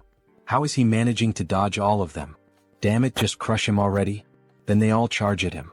That archlich shouldn't assume that all he knows how to do is dodge. So he draws his sword, embedded with holy power, and begins slicing all the enemies in two. That divine power? Are you an archbishop? To think an undead would know what it means to feel fear. How ridiculous. He's just glad to finally be able to show his full power. So this is where it all ends. The archlich begins to channel a powerful spell. Let's see if you can block this too. He summons a few ghostly skulls and tries to strike the protagonist. However, he keeps defending and striking back with only a single attack. You stopped everything with just one blow? Impossible. He says with a look of shock. You predicted all of his tactics? Asks the defeated archlich lying on the ground, almost begging for his life. It's a shame, but he doesn't have any kind of cheat ability like that. On the other hand, he does have a very talented tutor, the strongest direct impact instructor among the undead. And we see that the instructor is Hans. Some kind of personal tutor or whatever. All you ever do is talk nonsense. He's curious to see how much longer that talkative mouth of yours will keep running. Let's see if you can dodge this. Then he starts casting a new spell again, in which a magic circle appears and begins to aim at him from the sky. Heinrich is impressed by such a powerful display. Deathbolt rain. Black lightning bolts begin raining down on the protagonist, giving him no chance to defend. The Archlich laughs. After all, he believes he has defeated his enemy. Ah! There's no way he could have blocked his secret technique. Farewell, arrogant holy knight. Then he hears a voice from afar. Oh, so that was your final move? What? He's still alive? How the hell is he still alive? Of course he's alive, because it didn't hit him. Heinrich says it with a defiant smile on his face. That makes no sense. How could a mere holy knight block his ability? It's impossible. This is completely impossible. Then he unleashes his secret technique once again, and we clearly see that Heinrich has no difficulty moving and dodging all the black lightning bolts. In fact, he's even laughing while dodging. Yeah, it probably doesn't make any sense to him, logically speaking. Even if there's a type advantage, it's still incredibly difficult for one person to completely block that kind of bombardment. But with Hansa's knowledge now being his, he can see every single weakness in the dark magic. So he quickly closes the distance to the enemy and declares that this is the end. With a swift and clean slash, using all the holy energy he can muster, he cuts the Archlich in half, purifying even the ground beneath the strike. However, even though he appears to be dead, the Archlich continues speaking. Ah, not bad, holy warrior of the Orda. But he will never be able to kill the Archlich. As long as he doesn't manage to destroy the core, he'll keep regenerating, again and again. We see a trail of dark magic floating around, moving toward a secret passage in the ground. Fufu. The Order really has created an impressive holy knight. But soon he'll taste true hell once he's resurrected. We see a purple egg. Inside it, as if there were a black hole, a star-filled void. He'll make sure you pay for this humiliation. The Order will. Got you. Heinrich appears suddenly. Spreading dark magic around like that, how could he not notice? He arrived first and had been waiting. Wait. Very well then, goodbye. He swiftly slices the egg into pieces, and a system notification appears. Third trial cleared. Proceed through the gate to the place where the holy sword lies. Then he sees the new door in front of him. As expected, defeating monsters and receiving rewards really is the proper way to do things. Alright then, he should head inside. We see the new location he's been teleported to. Several statues stand around, with a sword embedded in the ground, surrounded by 7 tombstones. Heinrich is struck by the sight. So this is the famous holy sword. A beautiful weapon with golden inscriptions running from the hilt to the blade. The spot where the sword is embedded is the abyss created by the immortal king. Remove the holy sword and be recognized as its master. Alright, let's do this. As he begins to pull the sword, all the sacred energy in the area starts to become distorted. Something is endlessly pouring out. Are these the battle records of the previous heroes? The techniques for wielding the holy sword, the tricks for manipulating energy, even methods for dealing with special monsters. This is the accumulated knowledge of all the past wielders of the holy sword. Everything begins to flood into his mind, as if he were inheriting all the wisdom of his predecessors. Even so, their emotions are also flooding into his thoughts, so it's best to stop here. He activates the Mind Hub skill. Other holy knights might succumb, but not him. This is already enough, so he begins to apply more force to pull the sword. Come out quietly. Partner. You have achieved the condition and gained enlightenment. Great. Acquired special skill, blessing, holy sword. A stigmata on his palm? In the shape of a cross. Then the sword begins to shine intensely and vanishes. So he can use it like a subspace, huh? That'll be useful for drawing the holy sword. You have achieved the condition and gained enlightenment. Skill, Paladin's combat techniques, and comprehensive weapon arts, have merged and evolved into special skill, Logia's holy warfare. Then he summons the sword from the subspace and begins to train. This is incredible. To think he has acquired the perfected battle technique of the holy sword's past wielders. With just enlightenment, his power grows stronger and his movements become sharper. Finally, as he gazes at his reflection in the blade, we have reclaimed the holy sword, my lady. Then the scene shifts. A mountainous region on the western continent of Ion, between the kingdom of Talia and Lesk. We see an abandoned house in the middle of the forest. Inside it, there are scrolls and skulls. Dark mage of the mountains, what is your name? We see Hans with his new appearance. His name is Victor Nolan, sir. He is kneeling, trembling with fear. Victor, this is Hannibal Strauss. He does know who that is, doesn't he? Yes, of course he would know, sir, immortal king. He will follow every command given, so please spare his life. He came to recruit talents, so why all the nervousness? He even spoke quite kindly. But he forgot he still had the Eyes of Darkness skill active. While talking to Victor, he sensed something strange like a sixth sense. But what was that? Victor, confused, asks, "What happened, my king?" Someone openly conducted sacrificial rituals. And on top of that, they occurred simultaneously in both the western and southern regions of the Kingdom of Lesk. To think those reckless fools would dare make plans without consulting the immortal king. What does he intend to do? Well, dark energy begins to radiate from his entire body. He needs to hear their reasons in person, of course. The secret organization continues the ritual, now involving even more people. The pentagram grows more colorful, more intense, and begins to emit an even greater amount of dark power. Everything is proceeding smoothly. It seems there are no issues anywhere else either. 30 years. They spend an unbelievable 30 years preparing for this. This is the moment when all their hardships are finally being rewarded. However, the elder with an aged appearance suddenly begins coughing up blood. What is happening? The magic circle is vanishing. Even after everything, he still hasn't been able to complete the grand spell. But he cannot stop now. If things have reached this point, he grabs hold of a necklace bearing a purple gemstone. Then he will offer himself as a sacrifice.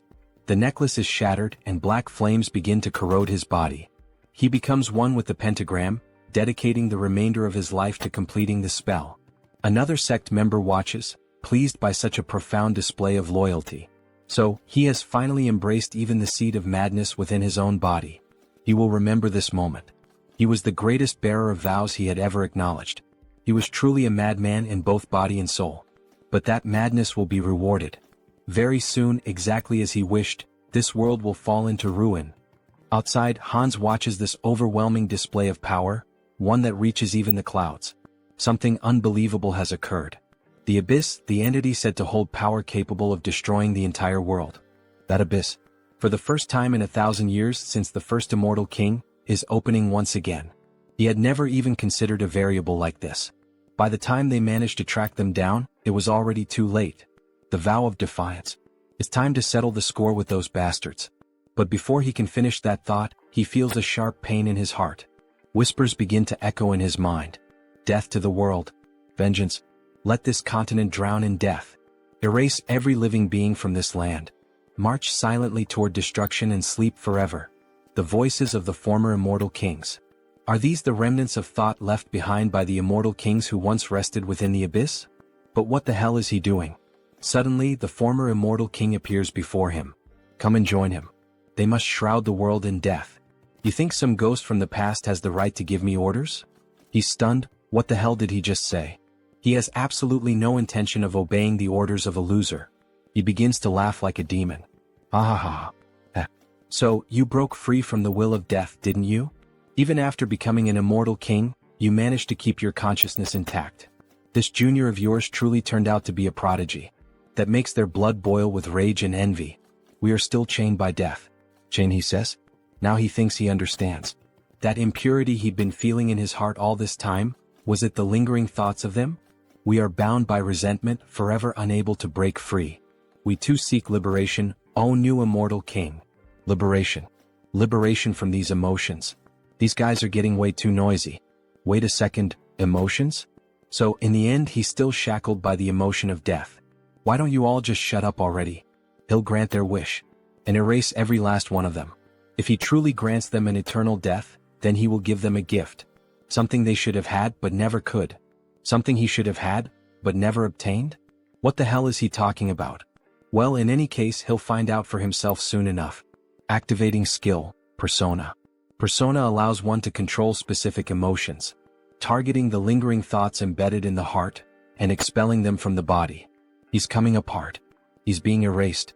At last, eternal death is approaching. Farewell, you pathetic old fools. He finally manages to erase every trace of the former immortal kings. And because of that, black words begin to fly toward him. He starts absorbing those words through his hand, gaining even more knowledge. He admits it, this really could be considered a gift. Who would have thought he had left traces of the immortal king's legacy scattered everywhere? The first immortal king laid waste to half a continent, and the second brought down an entire empire. That's a feat that, no matter how powerful one might be, could never be achieved alone. Naturally, there were followers who served him. An undying army that marched at the forefront, carrying out the will of the immortal king. Most were wiped out by the order, but many managed to escape thanks to the discretion of their commanders. And the method many of them chose was to seal themselves at the edge of the abyss. And now, it seems the first of those legacies has begun to crawl back out. Back to Heinrich.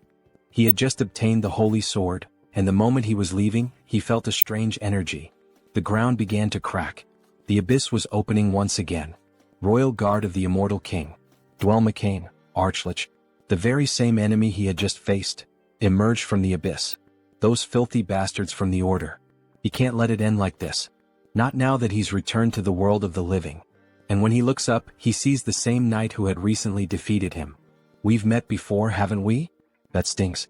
Sorry, it's just, he only just returned to the world of the living. Talk about bad luck, coming back to life at a time like this. So he kills the Archlich again, who ends up dropping the same stone that had appeared in the other world. So the source was trapped between the holy sword and the abyss, huh? Normally he'd be destroying that source right about now, but he'll be merciful and hand it over to Hans. Make sure to serve him well as your new master. After all, he's a very good boy. Then Hans finally arrives at the location where the explosion occurred. However, he doesn't find anyone there. The ones known as the Vow of Defiance have already fled, huh? This must be the source of the abyss that shot up into the sky. He's sure of it, since the energy is definitely most concentrated right here. To open an abyss so immense that it could pierce the sky. But as he looks down at the ground, he notices a fragment of a strange object lying there. Upon inspecting it more closely, it turns out to be nothing more than a piece of metal. Did those bastards drop this?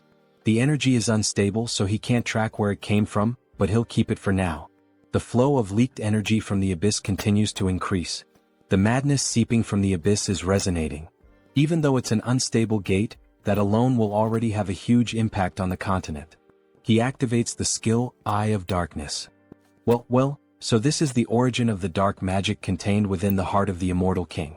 If he does this properly, he might be able to control it. He then begins to gather and concentrate all the abyssal energy into his hand, just like when he absorbed the ancient knowledge of the Immortal Kings. He's going to focus all his power into a single point, and absorb it. He merges with all the energy present at the location. He can feel it. The abyssal energy clinging to his heart and bones. It feels like his power has been greatly amplified. Those bastards from the Vow of Defiance have done him quite a favor. Should he add them to the list of villains? As he was thinking about it, a presence startled him. Something began to emerge from the floor of the abyss. Wait, could that be? A dragon made of bone begins to burst through and tear apart the ground. Yes, is that the bone dragon in Trejo? He bursts out of the ground in grand fashion, breathing fire from his mouth. Or at least, something like fire seems to be leaking out of it. Excellent. This is truly magnificent. However, he doesn't recognize Hans as his new master. What's this? You don't recognize your master in Trejo? Then, staring straight into the dragon's eyes and overflowing with dark energy, the dragon finally acknowledges him. Ah yes. He's finally recognized his new master. Now that he gets a good look at him, he's actually kind of cute. It's like having a pet. This isn't the end of the Immortal King's legacy. He's excited for what comes next. And again he senses something as if it were a sixth sense. You felt it too, didn't you? Some people are envious of our little meeting and are heading this way. The timing isn't ideal. He still hasn't learned enough about the abyss. Running into the Great Divine Order under these conditions is a bit... No, even in real life when you buy a new car you call a friend and go out for a test drive. The abyss that was opened after 1,000 years, and the appearance of the bone dragon. This is a chance to gather a massive amount of karma. He endured so many hardships in such a confined place. Then the dragon begins to flap its wings. Now fly as much as you want.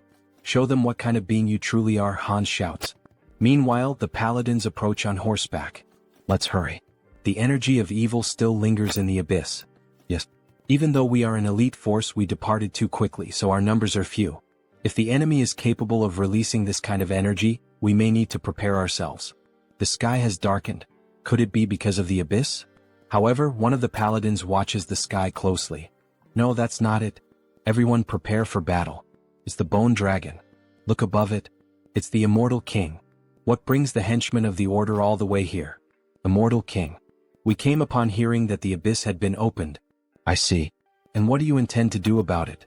Are you serious, even after the disaster that unfolded across the continent just to open the abyss? Tens of thousands were sacrificed in a ritual. Tens of thousands. He knew rituals were happening all over the continent. Those bastards from the Vow of Defiance are even more insane than he thought. And that's not all. The damage the continent will suffer due to the Abyss's influence is beyond imagination. Of course, all of this is your fault. No, it wasn't. He's curious about that too. But he must play his role as the villain here. That's a question not even worth answering. Who else but him could accomplish something like this? As expected. He will bring judgment upon you this very moment. Don't get carried away, dogs of the Order. Today he intends only to give you a warning. A warning? What nonsense. Let's shut that mouth of yours. Everyone stand down. Archbishop Latius. What do you mean by this? None of you have noticed? He's maintaining a constant distance in the sky. The immortal king wouldn't simply want to have a peaceful conversation with us. This is clearly a trap meant to kill us. Wait, what the hell is this lunatic talking about? What kind of warning could the master of the abyss be giving us? The holy knight Heinrich Landgard, the one who pierced his heart. This is a warning for him. What? A warning? What does that mean? What kind of warning does the immortal king want to give? Perhaps it's because of their faith in Heinrich that the heavens are lending me their aid. It's so easy to get into character. This is his victory. A warning for Sir Heinrich? Yes. I, Hannibal Strauss, acknowledge his power. Next time we meet, he will take your life and make you his subordinate. You dare to defile the hero of the gods like that. This is intolerable. For the climax, he needs to emphasize Heinrich's name. And his own name as well, Hannibal Strauss. Perhaps he should wrap things up for now. Enough of this commotion. All of you have your roles to play too. Intrasio, show them your strength. Prepare your defenses. All the paladins begin to pray and invoke divine power. Faith will overcome all evil. Bone Dragon's unique skill, Breath of Death. He releases a black beam toward the paladins. Latius steps forward, trying to absorb as much of the damage as possible. Endure it, Knights of the Gods. Sir Latius, any more than this and... Suddenly the black beam is halted. We managed to stop it. We're alive. We survived. Don't lower your guard. Immediately return to battle formation. Sir, the immortal king, he's gone. What? Damn it. Did he really think that the elite of our great divine order would be defeated by a single breath? He clearly underestimated us. Immortal king. What exactly is he plotting? What kind of wicked plan does he have in mind? Intrasio, your smoke was masterfully done. How did you manage to create such a flawless breath? Thanks to that, we've earned a notorious reputation while still preserving innocent lives. The appearance of the immortal king who opened the abyss, and the dragon that protects him. Once again, this theatrical performance was a great success. However, another surge of dark energy appears. Still, it seems yet another legacy has awakened. Another abyss opens with black energy beams shooting into the sky. Skeletal hands rise from the ground. And an army of undead begins to emerge. He can feel the aura of his companions spread all across the continent. All troops advance. Knight Dullahan. Viscounty of the Kingdom of Charlotte. What the hell are those things? The abyss has opened here too. Everyone run. Damn it, he was wrong. We're surrounded. Surrounded? Undead would never have that level of intelligence. That can't be. Then they hear a scream. An undead of a different level appears and a soldier runs for his life. The undead are moving as one. Save me. Then he is sliced in half by the undead. We need to inform the Viscount. The Death Knight has resurrected in our kingdom. Meanwhile, in the new kingdom of the vampires, what is the current situation? The entire continent of Out Erica is in emergency mode. It's said that the abyss is opening all over the continent, summoning undead armies. And what about our clan's base, the kingdom of Talia? Fortunately, Talia and the surrounding nations haven't suffered any significant damage. That's probably because all the undead appearing nearby are being dealt with by Hans. But, is there something troubling you, sir? Any reports about the madness coming from the abyss and its effects? Aside from the undead, no one knows exactly what this madness is. It's still uncertain, but there's a growing number of disputes breaking out over trivial matters, possibly due to the influence of the madness. Isn't that a bit of an exaggerated assumption? Maybe everyone's just on edge. That's probably not the case. How can you be so sure? It's not just humans, even monster activity is being reported as unusual. Even the monsters are becoming more violent, which means that the madness is affecting all living beings on the continent. Humans are being killed more frequently. Even the monsters are killing each other. Everything is getting worse. From now on, gathering information about the madness will be our top priority. Understood, Lord Hines. He seems to be truly concerned. Hans is busy trying to regroup the immortal king's dormant army. And he also can't leave his post. At this moment, the place with the most information is the one and only Grand Divine Order. In the end, Heinrich has to take action. Then Heinrich finally reveals his beautiful, large and thick sword to our saint. Jokes aside. She is impressed by Heinrich's holy sword. He offers it just like in the Princess and Prince tales the saint used to read. Sir Heinrich, she knew you would succeed. He is happy to live up to your trust, saint. But he has heard that a lot happened while he was away.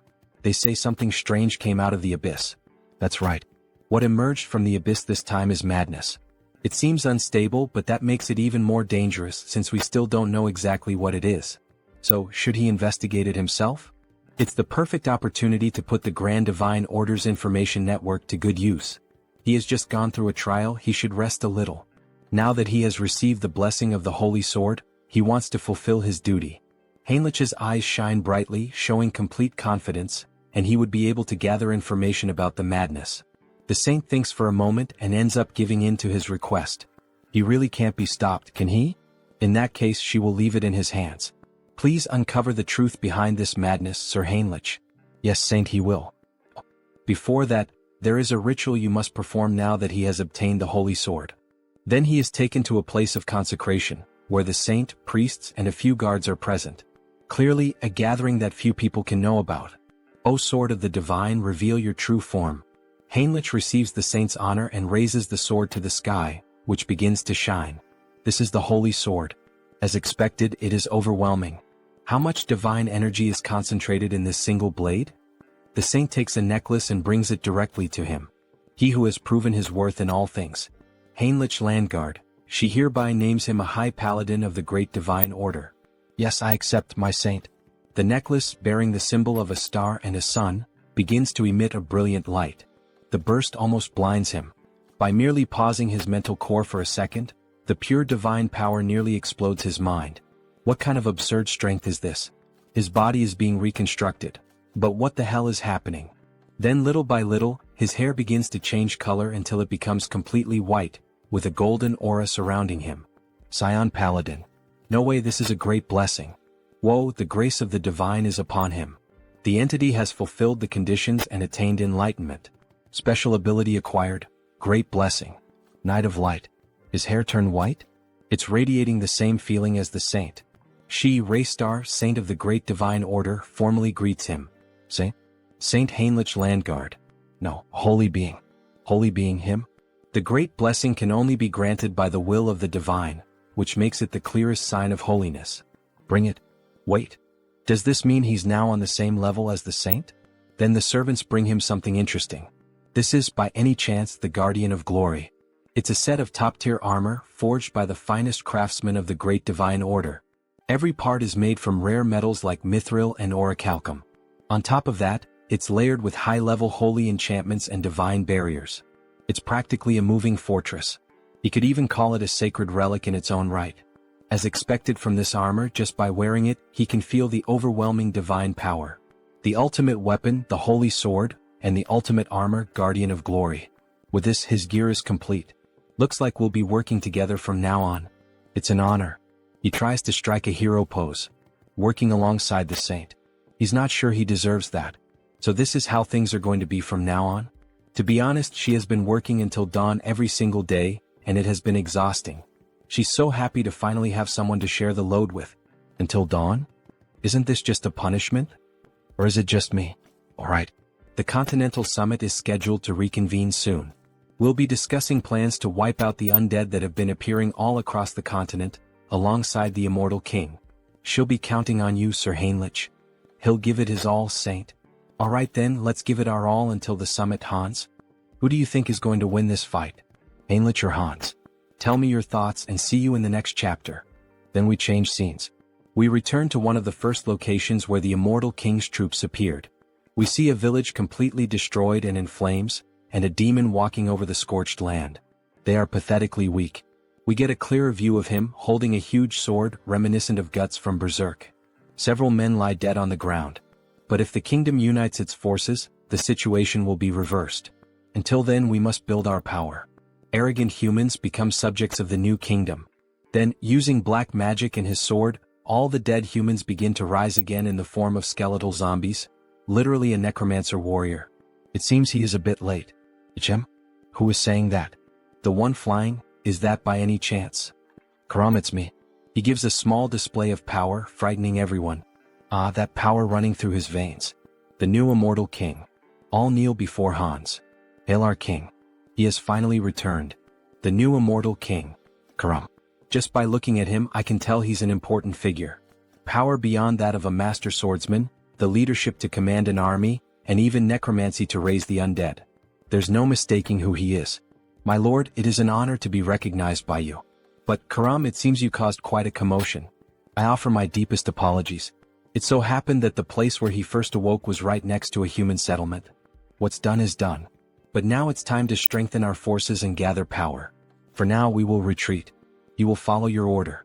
He vanishes like the wind and is imprisoned in Hans's hands, both he and his army. Hans begins to assess the situation around the village. The damage is quite severe. This entire area was completely devastated. He cannot leave it like this. And soon we will be eliminated one by one. A continental summit is scheduled to be held again soon, said the saint. But our forces are so scattered that it will not be easy to gather everyone in time. In that case, he begins to focus the dark energy in his hands, forming a sort of black hole. He wanted to avoid this method because of its strong side effects, but there's no other choice. By channeling black magic into the ground, he manages to connect with everyone in the army of the former immortal king. Hear me, my children. Your lord, the immortal king. He is here in the flesh. This will inevitably reveal his location, but the order will need time to analyze this dark magic.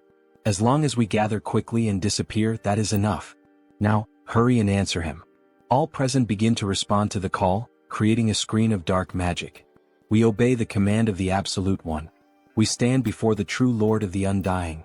O new king, your servant shall depart there at once. He will march immediately with the troops stationed in the southwest. He will march immediately with the troops stationed in the southwest. Yes, my loyal and devoted army. He shall lead you to a new future unlike anything that has ever existed. Ah, he laughs like a true villain. Changing scenes, we see two adventurers walking through the forest at night. Hey Mike, are you sure this is safe? He's heard that undead have been appearing all over the place lately. Come on, they're just rumors, just rumors. Let's just focus on transporting the supplies. What was that? Sigh, you coward. What kind of undead sneaks around quietly? Obviously it's just a wild animal or something like that. Hey, look behind you, this time I'm serious. What is it now? Must be another animal. Could there really be something behind him? Before he could finish, a sword slices through his neck. A fierce ogre annihilates him. Hey, what the hell was that? Monsters are nearby. What the hell are these things? They're supposed to live deep in the mountains. Why are they here? He's never heard of anything like this before. Monsters joining forces? Meanwhile, in another region involving another clone of the protagonist, Hubert the Merchant. Hubert Trading Company. What is this? Monsters from the northern mountains attacked a caravan in a group?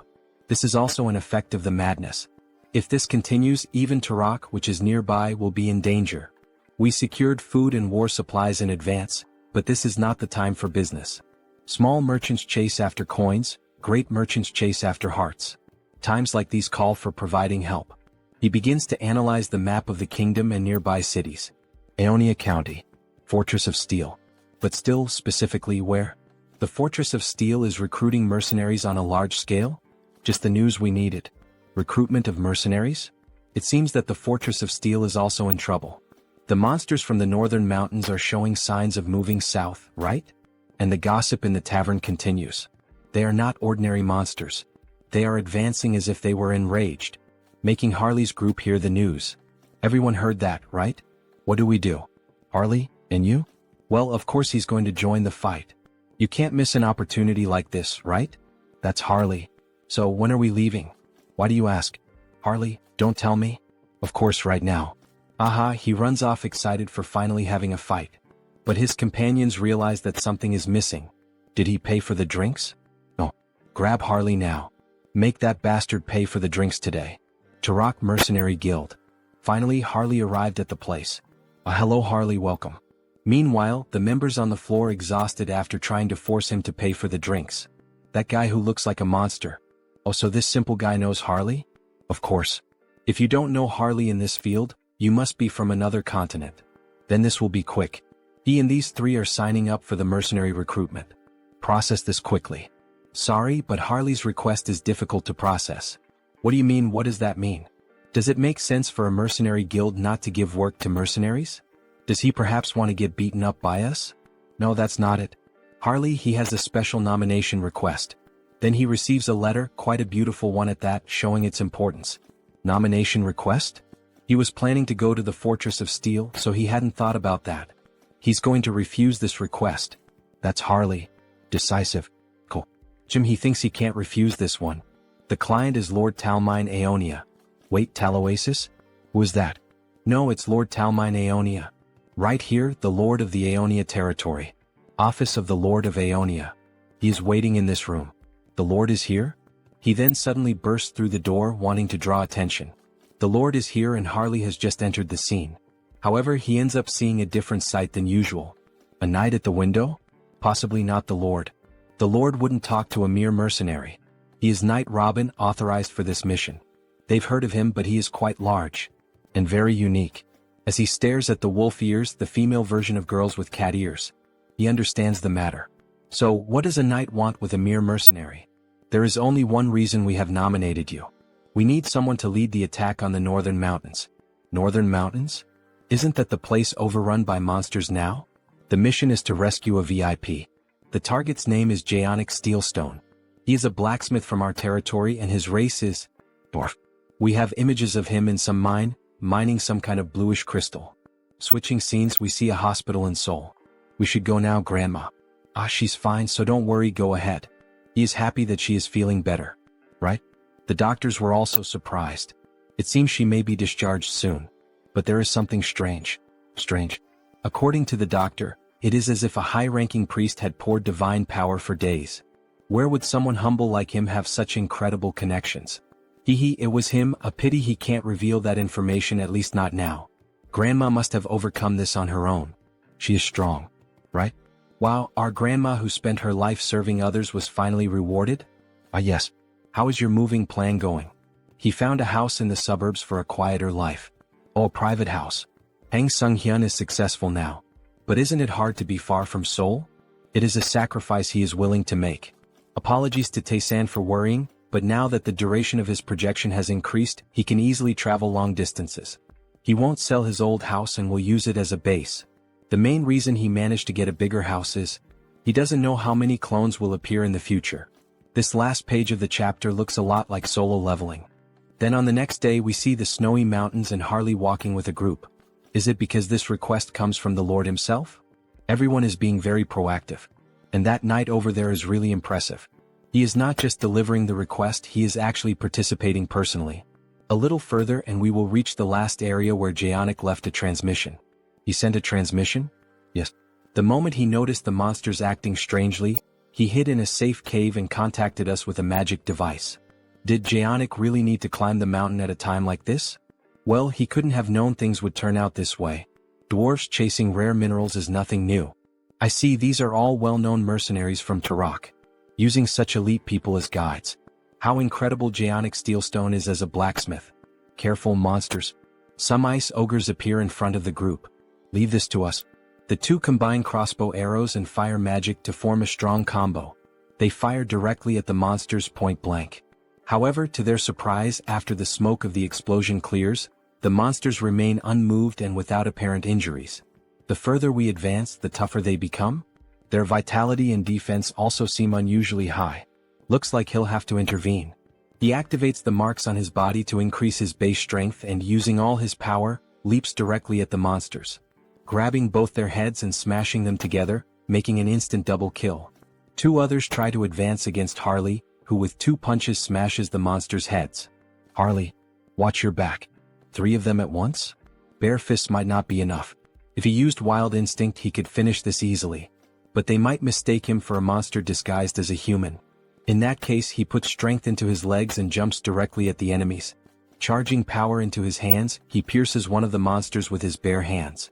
The other ends up making a huge cut on his chest, and the last monster using both hands together. He's going to finish this before even landing. Invisible hand operation. What?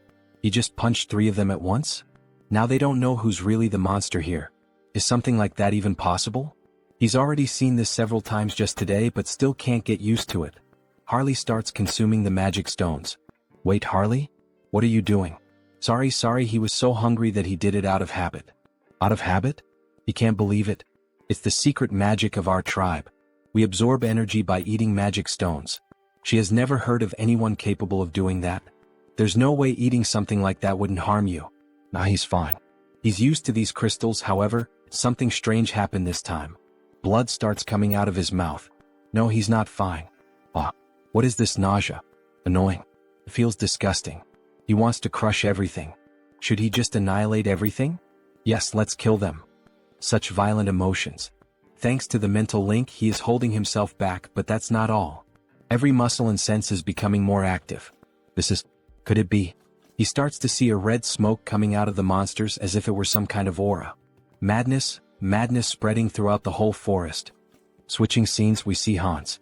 Quite a sight, isn't it? Several ghost soldiers and a lady in black kneeling before the immortal king. She pledged her loyalty to the king. Banshee Queen Olivia. A high-ranking officer of the undead army, a Banshee Queen with a ghost unit. What an incredible achievement. A lineup worthy of the history books like in Trejo or Karam. Well done, Olivia. She has gathered far more strength than he expected. As the king commanded, she minimized clashes with humans and gathered the children. Olivia, there is something he needs you to do. Command it and it shall be done. That people's organization. Extract every fragment of information you can from the oath of reversing heaven. Her ability is perfectly suited for this. It is an honor. Olivia will do her utmost. What is it he most desires from them? Why, of course, absolute obedience. Hear me, my children. Hunt down every last remnant of them and drain their souls, and dedicate everything to the king. I would like to thank the support of our subscribers and say that our latest video of this manhwa is close to 100,000 views. Thank you very much to everyone. Keep subscribing and commenting and I will keep releasing this manhwa. See you in the next video. Meanwhile, their vampire analyzes the latest news. Hans managed to unearth this kind of information about the Banshee Queen, obtaining details that most would not even dare to search for. Information about the state of the nation coming from the Brokaslak clan, about the underworld coming from the Banshees, and he can count on Harley for anything related to madness. But why does he have this feeling of fear? As if he were having a migraine. Suddenly his subordinate enters the office. Lord Hines. What happened? A short while ago in the demon forest, a report arrived that the monsters started attacking. He sent 2 of the purebloods there, so it should be all right. That is not all. Ichem?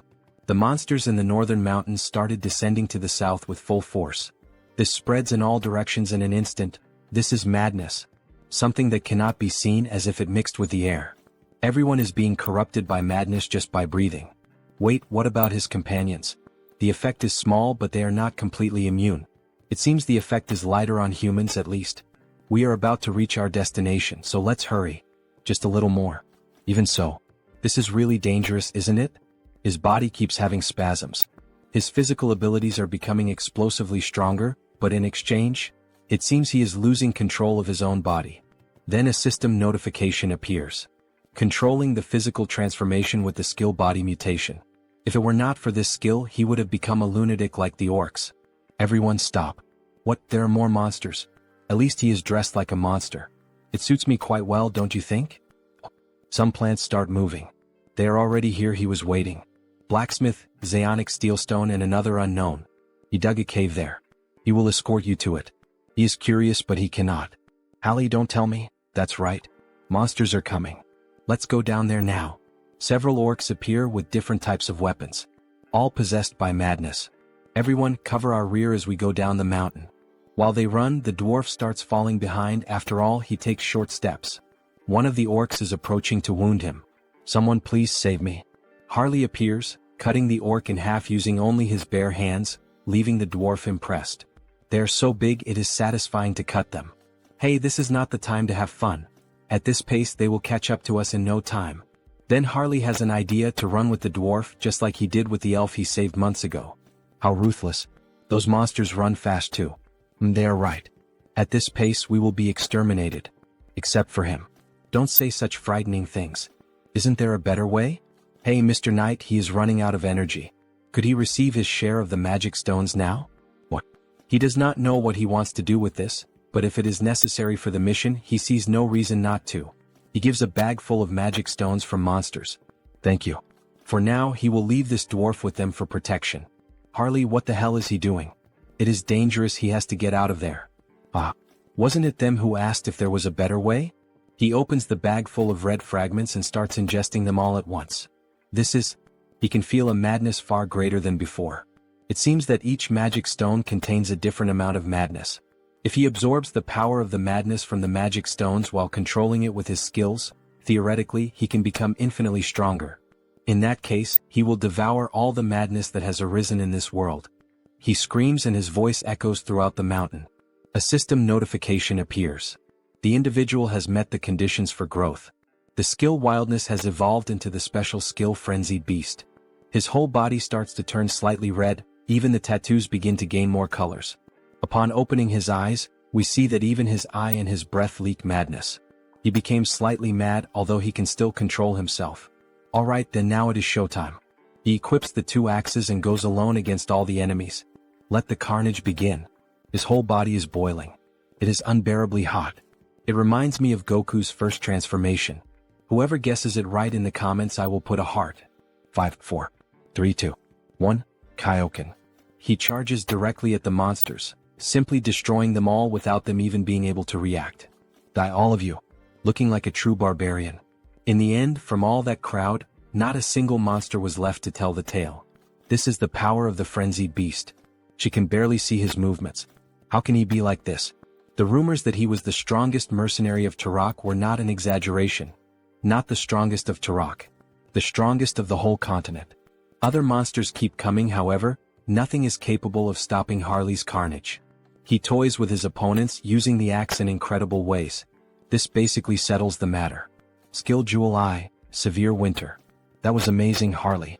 Is he alright? Everyone runs off seeking to obtain information about him. He has the bravery of a dwarf. After begging for his life and running away. Suddenly, Harley feels some kind of strange energy. His whole body is screaming for him to flee. This is the first time he feels so tense. Harley, what is that face? Don't tell me more enemies are coming? Kah. This is really bad. If we encounter the monster that is coming now, it will be a total extermination. Well, except for him. We have come too far to give up now. Do something, muscle friend. Old man. When he saw them before, he dug a burrow to hide, right? That's right. He very bravely dug that burrow. So can he hide all of us now? Within 10 minutes. 10 minutes? 5 minutes are enough. With your beautiful tool, Ellen. A radiant pickaxe looking like diamonds. Ellen? Just by looking at it, it shines? Is this a magical tool? Now everyone get ready. Get ready? Yes. With a simple strike of the pickaxe on the ground, everything starts to shake. The ground is shaking? Several cracks begin to appear. He strikes again with the pickaxe, making the ground collapse and everyone scream in despair. And then what do you think? Quite cozy, isn't it? They make a bonfire while hiding from the monsters. He made a place like this with just a few blows of his pickaxe. He really is an incredible dwarf. The system issues a new announcement. A usable medium for skill customization has been discovered. A medium? An item here is on the same level as the branch of the world tree that created Harris? Medium name, Ellen. A pickaxe reborn as a magical tool, imbued with the secret soul of the dwarf craftsman Zadnik, refined over 20 years. This thing is much more incredible than it looks. It carries 20 years of Zaonic's history, the master craftsman. If that is the case, he will devour it one way or another. The dwarf can feel Harley's malice from meters away. Some stones start falling on the team. Something noisy coming from above. Is it the monster he mentioned before? Judging by the presence, it just sat above us. Probably trying to eat the bodies of the monsters we killed. Maybe we should escape while it is distracted. Not a good idea. It would probably catch up to us quickly. Ah, Harley? He had a good idea. The biggest problem is that thing sitting right above us, right? Then what if he lures it far away? This time it may really cost him his life, and even so he would try. Yes. Harley, are you really sure about this? Of course. As long as he has this. What? Why his Ellen? Just an insurance, he knows. It will be very useful in a dangerous situation. But this is a magical tool with limited uses. What are you hesitating for, Zeonic, you fool? No matter how precious it is, life comes first. Alright, you can take it. Thank you. However, he does not want to give away this pickaxe at all, but it is foolishness to try to contend with Harley. Drop it. He said he would give it to him. With his big hands, he can only use it like a mason's trowel anyway. He finally lost the battle. Ah. He will use it well and return it. Probably. Ellen. Sorry, but he does not think he will return it. But he also saved his life, so let's consider it settled.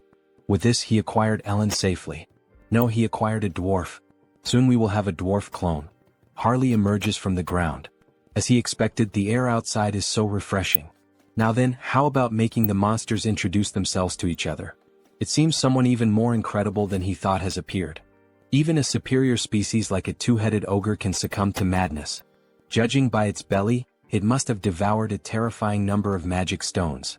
The monster notices Harley from afar. What is he doing?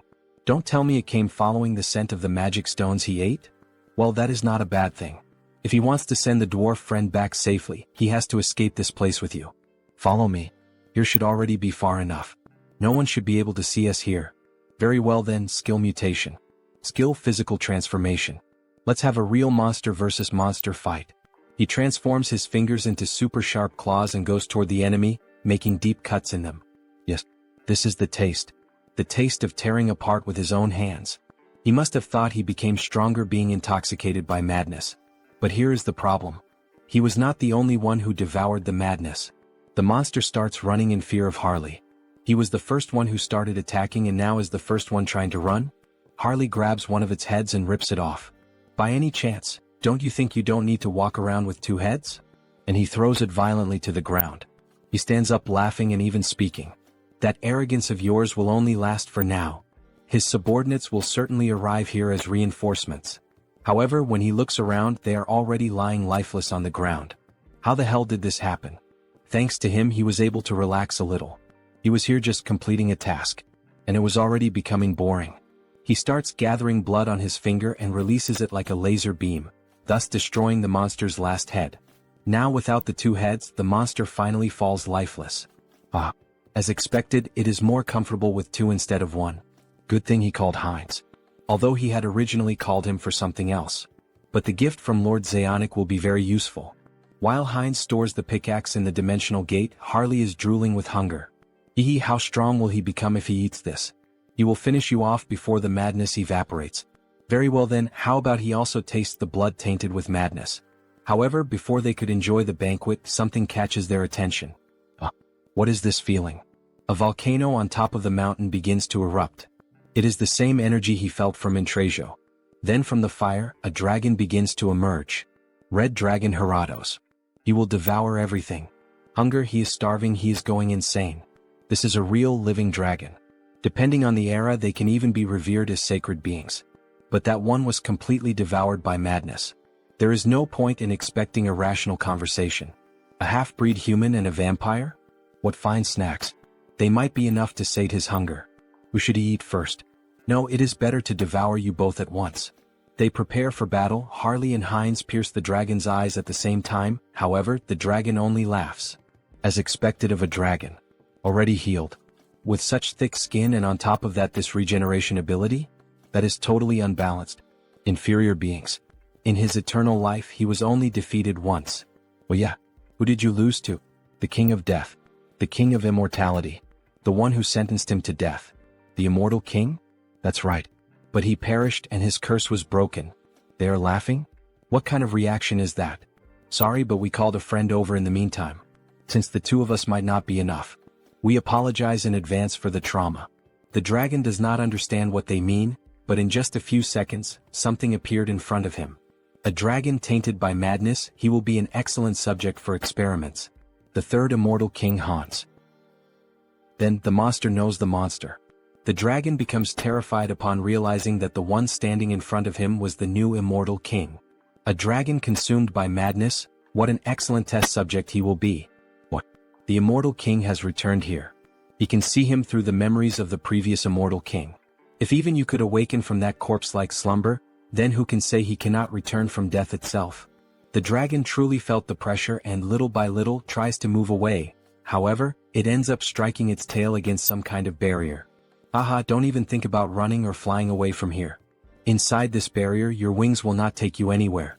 After realizing that he had been trapped, the dragon begins to go insane.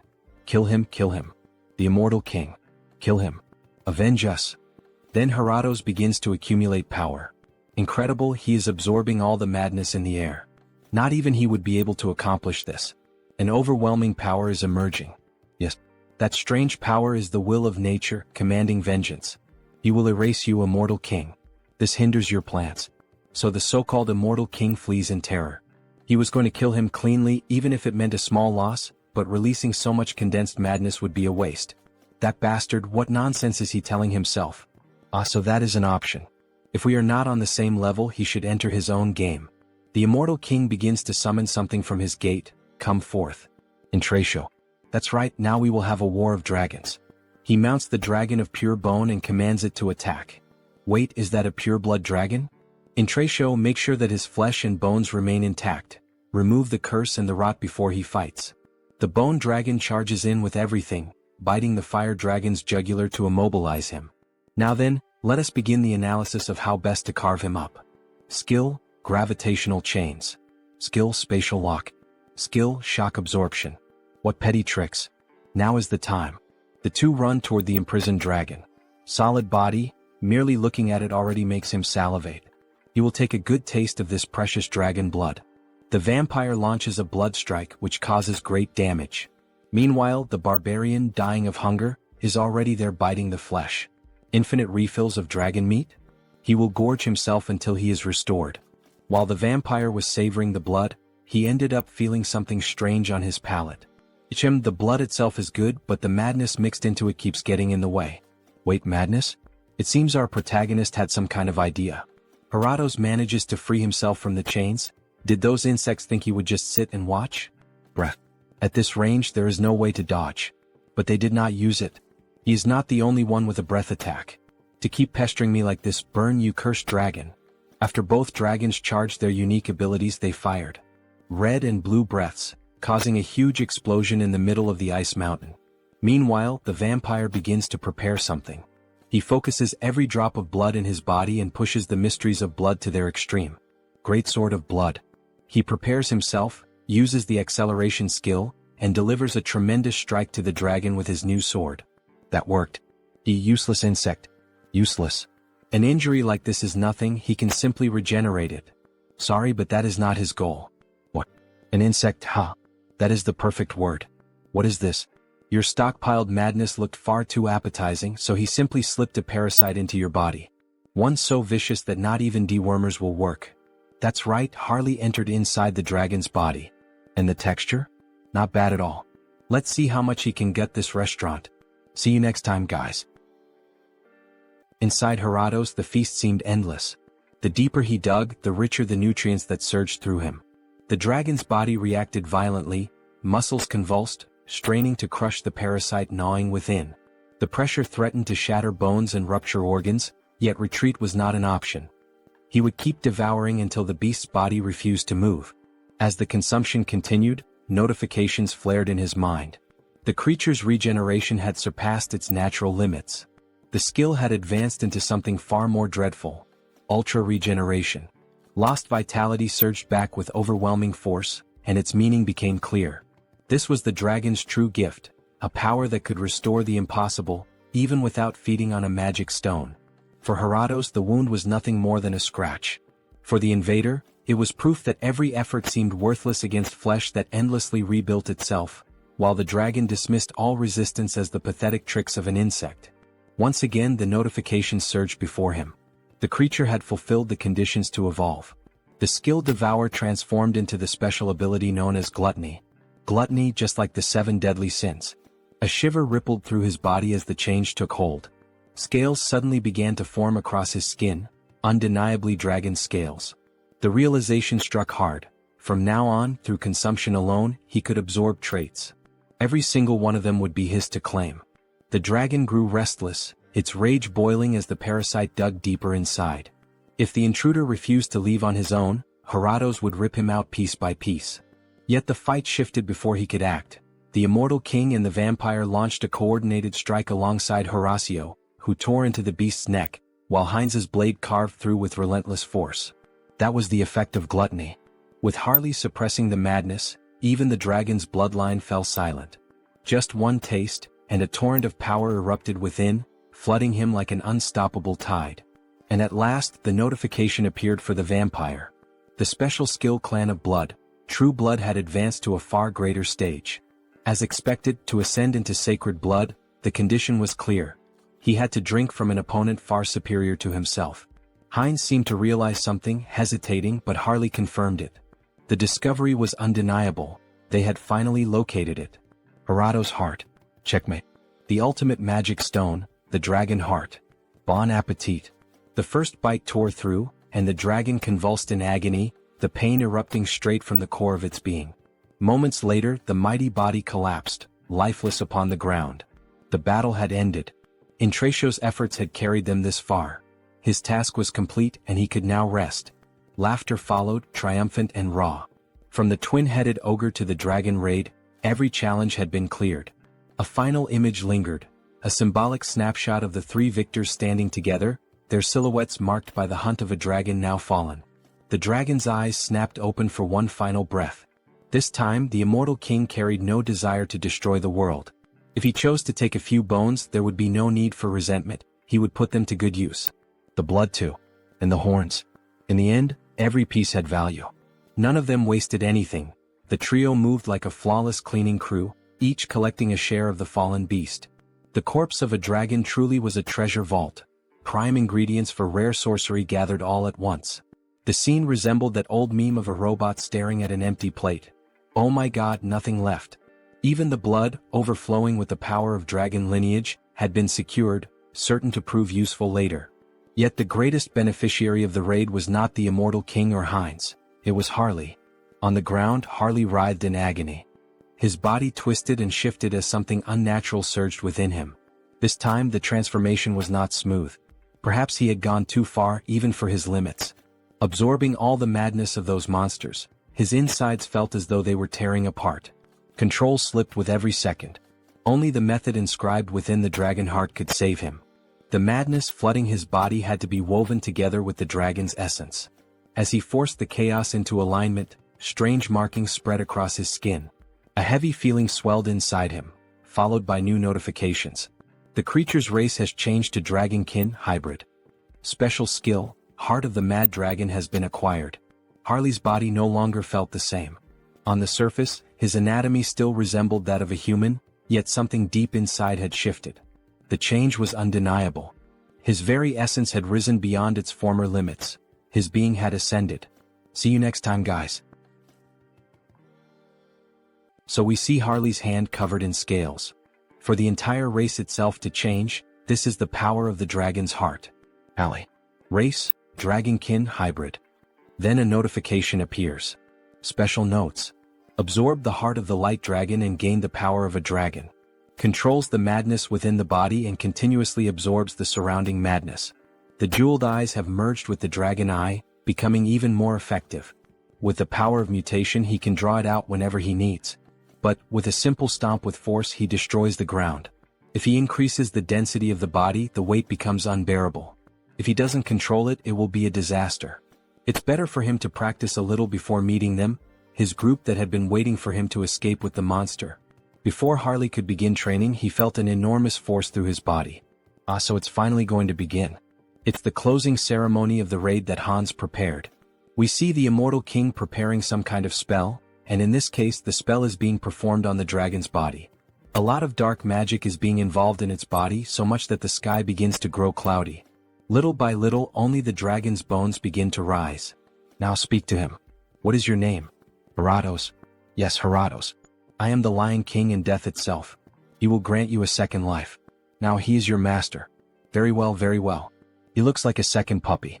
In the next scene we see the protagonist in reality. He was admiring his new house. He had finally finished working on the house, moving the furniture. Everything is impeccable. An internal gym, an arcade, even a comic cafe. To think that he fulfilled the dream of building everything to his own taste. Unlike before, now he can go out freely, but staying at home is more comfortable, so he devoted himself completely. Now he will never need to go out again. Our protagonist is truly a shy nerd. Right now, should he take care of the gardening? Conjuration skill, entity projection. He transformed into the elf to use his abilities in gardening. Then, let me show you the natural power of the high elf. With just a little magic, he forms a beautiful garden effortlessly. Truly very beautiful. They say independent houses are difficult to maintain, but that does not apply to me. After all, he is one in many. He will use Heinz, who was summoned beforehand, to raise a primary barrier. And as soon as the cooldown of the entity projection ends, he will add Hans and Heinrich's barriers on top. Is there any house safer than this? Barrier against vampires, barrier against dark magic, barrier against holy magic, literally the safest house in the world. Household chores should be settled like this. I think it's already time for accounting? Karma shop. Then we see his little point shop with an incredible 1,608,961 points. It's already over 1 million? Not even a week has passed in Earth time. I guess numbers really matter. But don't tell me that, once again, there's no increase in the number of avatars, right? Whatever, either way he has to spend. He has to do it, no choice. Enhance. It worked. The unique skill has grown, increasing the number of avatars he can possess. Now he can increase the avatars again. Let's see what else he obtained. Avatar potential increases. The learning ability of each entity improves further. Avatar cognitive ability increases drastically. No wonder the distribution of mental energy to his clones seem to have increased. At this rate, it won't be only the main body that will become stupid? Then a depression hits him. No way, the clone is me and I am the clone, so whatever. Next. The unique skill has grown and blooms with possibilities. Special skill Avatar Cloud acquired. Avatar Cloud. Shares avatars items within a small subspace. Avatar Cloud? Sharing items in subspace? That practically means the protagonist can transfer across dimensions. He won't even need to fetch them in person anymore. Let's test it right away with Ellen. So they really can transfer the item from a clone to the creator's backpack without any problems. Excellent. This could massively expand trade with Hubert. He can even send the source of the arc lich that Heinrich kept to Hans. Then now shall we start the main event? Sorry for Zeonic, but hey, think of it as the price of your life. Using the customized skill. Time to summon a dwarf. An explosion happens in the garden, and finally a new clone is made. He needed a craftsman to take care of the clone's equipment. Finally, he would have a reliable blacksmith like Zeonic. What is this adorable little lock? This isn't what Zeonic said it would be. We officially have a buff baby with the protagonist's face and a beard. See you next time, guys. What's with that adorable look? Customize. Increase the height to the species maximum. Make the face a bit younger. Grow the beard to look stylish. The body too. Is starting to look decent. It's ready. A dwarf who will serve as the blacksmith of the tattooed ones. Now he truly looks like a real dwarf. From now on his name is Howard. And of course it would be yet another name starting with the letter H. For some reason the protagonist really likes that letter. It's a pleasure to meet you, Howard. Likewise, my creator. Then a system notification appears. Howard. Species, dwarf. Individual trait, artisan S spirit. Special notes. Han Sunghyun S 8th avatar. Born as a dwarf using the artisan S pickaxe as the medium. The influence of artisan S spirit grants additional bonuses to crafting actions. Perfect, exactly what he had in mind. The first attached skill is precisely the type he wanted. If he were to point out a small problem. Just like Harris, he lacks general knowledge. Why can't I? He'll have to use Harley's connections again, but the north is in chaos, so it won't be immediate. Alright, then he'll have to do that. Heinrich will have to intervene. It's time to make some calls. It's been a while, how have you been? Lord Heinrich, did something happen? He has an urgent favor to ask. A favor? Just ask and give the orders and she will carry out everything. Prepare materials on materials engineering, especially metallurgy, which deals with metals. He doesn't care how much you bring, whether it's articles, videos of craftsmen, or anything else. Yes, sir. Forging techniques can be pre-trained using information from Earth. He will need to set up a workshop in Turok. Practical training will be more efficient in Euterica. In the next scene we return to the second planet. Some kind of material is coming out of the new system acquired by the protagonist. The avatar cloud is really useful. He can't believe he could receive Heinrich's gift so easily. Finally, he'll be able to make good use of the source. Now rise. There's something he needs you to do. Then from that crystal, we see that it was actually the necromancer, who awakens from his deep slumber after being defeated by Heinrich. Who are you daring to summon McCain? It's me. Oh, immortal king. He was sure the hero had defeated me, sniff. He's truly incredible. Dwell McCain. He called your name. The necromancer swears loyalty to the immortal king. From the memories of the former immortal king, he was quite a skilled strategist. The more capable the one he can use, the better. Though with that slightly cute face resembling a dog, he doesn't really seem that strategic. However, their conversation is interrupted. The girl Olivia. She pays homage to the king. So, what happened all of a sudden? He came to report on the order the king issued. Report. Speak. He ordered Olivia to pursue the Oath of Reversal. Extract every piece of information she can from the Oath of Reversal. Her ability should suit that task perfectly. In that case, they expanded their investigation westward across the continent and extended it into parts of the Central Empire. And she discovered a location suspected to be a key fortress. So she finally found the place. Very well, Olivia. The girl, she will devote herself completely to the king. However, the necromancer seems confused. Olivia has no bones, how can she devote body and soul? That kind of reminds me of Brooke from One Piece, haha. Obviously, she becomes very nervous and shoots him a deadly glare. Olivia has no bones, how can she devote body and soul? Dwell, there's something he needs you to do immediately. Help Olivia. What? He really got nervous about going out with Olivia. After all, she is bloodthirsty. Yes, immortal king. He will follow your order. Olivia. Make sure to force them into submission. If necessary, you may bring Karam. Yes. Everything according to the king's will. The trail of the Oath of Reversal was finally detected. Just a bit, wait just a little while. He will come find you soon. In the next scene we see several souls in a city. Tabishi, Agirian Empire, Central Continent. In one of those houses we see a woman with pink hair. For a moment she thought she smelled Olivia's scent. Well, that was probably just her imagination. There's no way to find me now. Current leader of the Oath of Reversal. Immortal king. She will never live as your slave again, not twice. Former succubus of the Undying Army. See you in the next chapter. Don't forget to like and subscribe.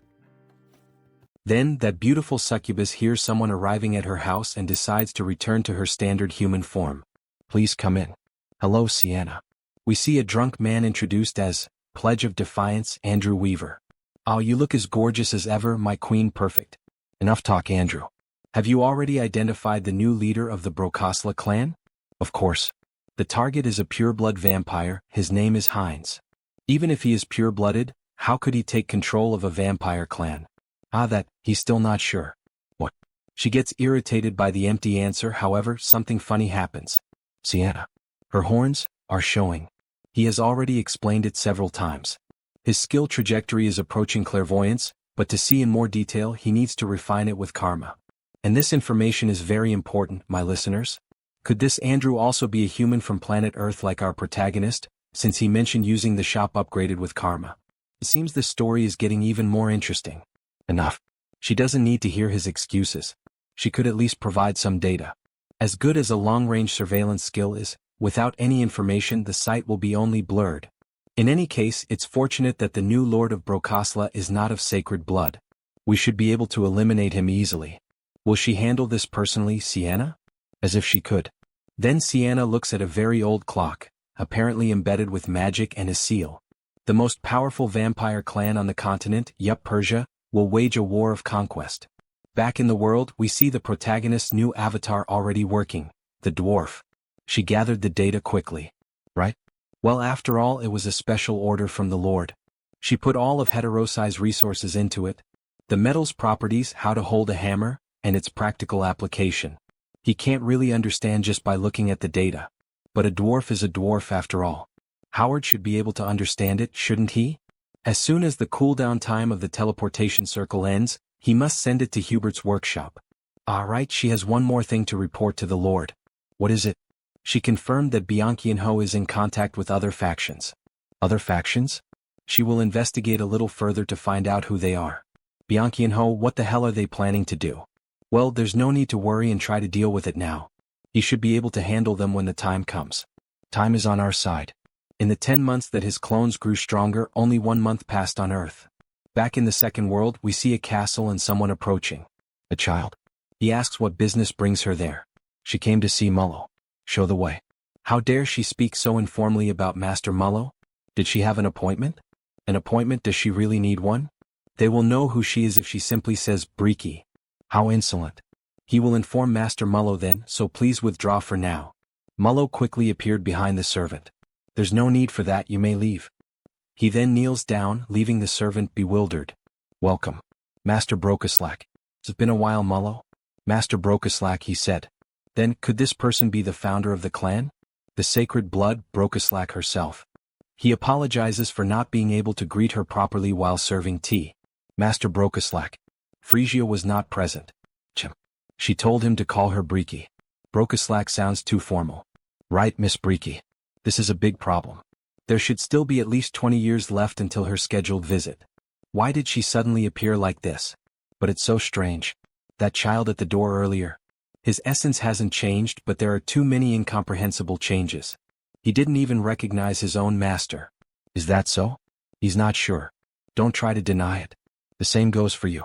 He can't fight against Lady Breaky. Nor does he want to. For this to happen precisely while Lord Hines is away, of all possible times. He definitely inherited her blood, but could it really change this much? Well, anyway, where is the one who made him like this? She knew everything and was merely testing us. So, it has come to this.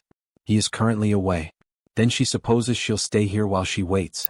Have the guest quarters prepared. Of course. How truly interesting indeed. She had always dreamed of this. The strengthening of a bloodline through evolution and the transmission of superior blood. If something like that were truly possible, he believed that we vampires could also take a step toward the light. And yet, to think that upon awakening from her slumber, she would find someone who had actually opened that possibility. It's truly fascinating. His praiseworthy descendant. And the traitor who dared to defy his own blood. See you in the next chapter. Then, in the middle of the ice forest, a madman starts shouting. Now, everyone who can hear me, all of you can come out of hiding. Harley arrives, jumping and making the ground shake with the dwarf and the girl. You scared me, Harley. It seems you succeeded in the subjugation. Are you okay? It was a tough battle. But somehow he seems even more energetic than before. Harley, did you just get scales on your body? Or did I? I hadn't noticed, Well, anyway, we don't know when another monster might appear, so let's hurry back to the Iron Fortress. They start running toward the city as fast as possible. However, the dwarf being carried by the protagonist begins to ask.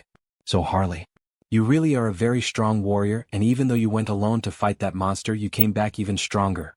That's right, isn't it? But for someone as strong as you, why can't I feel Elin's presence? You couldn't protect her? Or was there some kind of accident? The time has finally come. He's planning to leave Jaonic in charge of Howard's education, so he can't let this get complicated. In fact, there's a touching story behind this. A story? Then the author begins to narrate a story that never existed. Harley's Great Adventure 2. My comrade, F.Over.at first, everything was going well. The beast was strong, but he had already expected that. However, the area was already surrounded in multiple layers. This can't be. Even for me, how am I supposed to? He used all his strength and began slaughtering the monsters. Even so, he was gradually being overwhelmed. Damn it. From behind too. He was about to be struck by a surprise attack, and at that moment he prepared for death. And then, suddenly he just heard a sound and saw something broken on the ground. When he approached, he saw that it was the enemy's attack in Elin. She had saved him from the deadly strike. Don't die, Eliane. She will definitely be avenged. He will never, ever forget that debt. Then, with a ferocious roar looking like a super scion, he summoned a red aura around his body and scales appeared.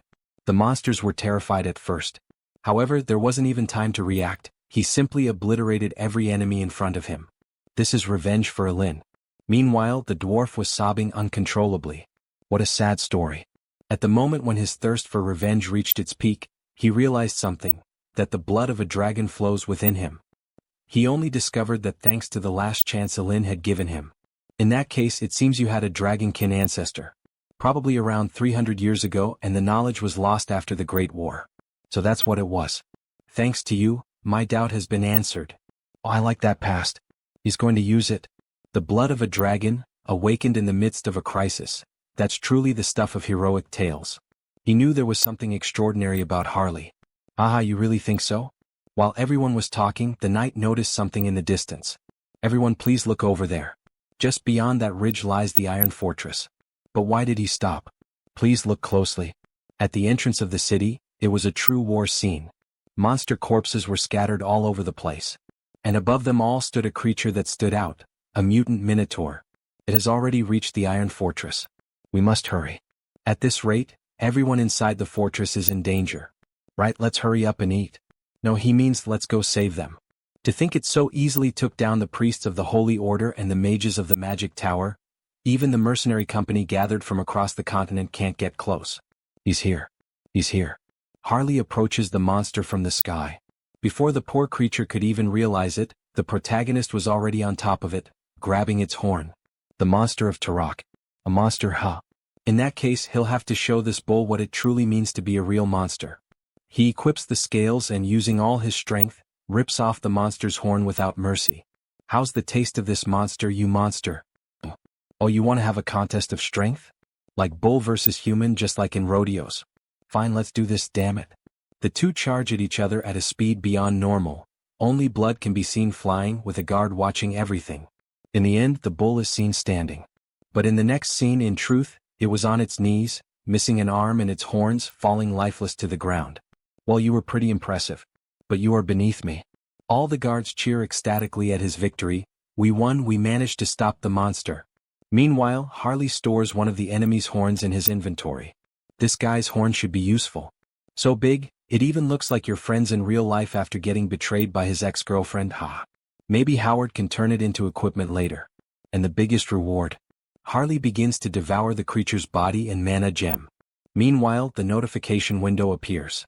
Madness control is controlling the madness that has entered your body. When you think of Minotaur genes, it's definitely all about the lower body. The clash was over, and in the end, Harley finished devouring the monster while the others celebrated their victory. It had been an incredible performance. The king's warrior congratulated him. They had won thanks to him. It was nothing. Lord Tarmin Aeonia was here. He said he would like to see him in person. The Lord really called for him this time. He had just finished the fight, so he should rest a little. However, while they were speaking, Harley had already disappeared. That bastard was already on his way there. The king's castle came into view, covered in heavy winter snow. The protagonist began to open the door, but the guard stopped him. He had already told the Lord about him many times, but it would be good if he were a bit more careful. Is something wrong with me? He imagined Harley as a fool. Is the Lord here? It's me, Harley. Please be as polite as possible. There's no need to worry about that. When it comes to manners, he's the best, right? Just go in. Then the protagonist finally entered and was received by the king. So this was the famous strongest mercenary in the entire kingdom. The king was introduced to us, Tarmin Aeonia, Lord of Aeonia County. Come and sit here. Hello. The guard nudged Harley with his shoulder to remind him to be polite. Hello, sir. He had heard so many praises about him, but seeing him in person was different. He hardly knew what to do with himself. He was just doing what he was paid to do. As he shouted, his saliva flew toward the king. Even so, the king thought he was quite impressive. Did he think that just speaking formally was enough? Anyway, besides the request, he also played a big part this time, so he should be rewarded. A reward? There's no need for that. The king's tone grew more serious. He offered him a position as an official knight of the county. He refused. Everyone in the room was surprised, even the Lord himself. You bastard. How dare you refuse the Lord's offer? And what's with that stupid look on your face? That's enough. Everyone calm down. He waved off such grand gestures. He only wanted a cool axe he could use. Right, an axe. He would have one custom made for him through Jaonic. Thank you, my lord. He was quite generous, just as one would expect from someone ruling over a great territory. That's right. I'm not stingy when it comes to giving. Refusing once is fine. He'll definitely find a way to get you. As if I'd let you have me for free. He'll just keep dragging you along and wearing you out forever. In the end, the two were simply trying to outsmart each other. Suddenly he felt a chill. Switching scenes, we return to the merchant character. Lord Merchant, they said Mr. Howard's workshop has been completed. Really? I trust they put great care into it. Of course. We prepared state-of-the-art facilities and personnel to assist him. From now on, if Howard needs anything, the Merchant Guild will provide it. Just treat him as you would treat me and Harley. Yes, Lord Merchant. As they walked through the neighborhood, there were 4 guards assigned to the merchant. However, he soon noticed something strange. What? 4 escorts? Lord Merchant. What? There was one more than usual. You have good instincts, but it's already too late. In an instant, the protagonist began to bleed and collapsed to the ground, barely clinging to life. Lord Merchant. What the hell is happening all of a sudden? Lord Merchant. What the hell is this? Why is a vampire after me? Snap out of it. He finally died and a notification appeared. You have sustained a fatal injury in a single blow. Suddenly the merchant came back to life. Lord Merchant, are you all right? Take him somewhere safe now.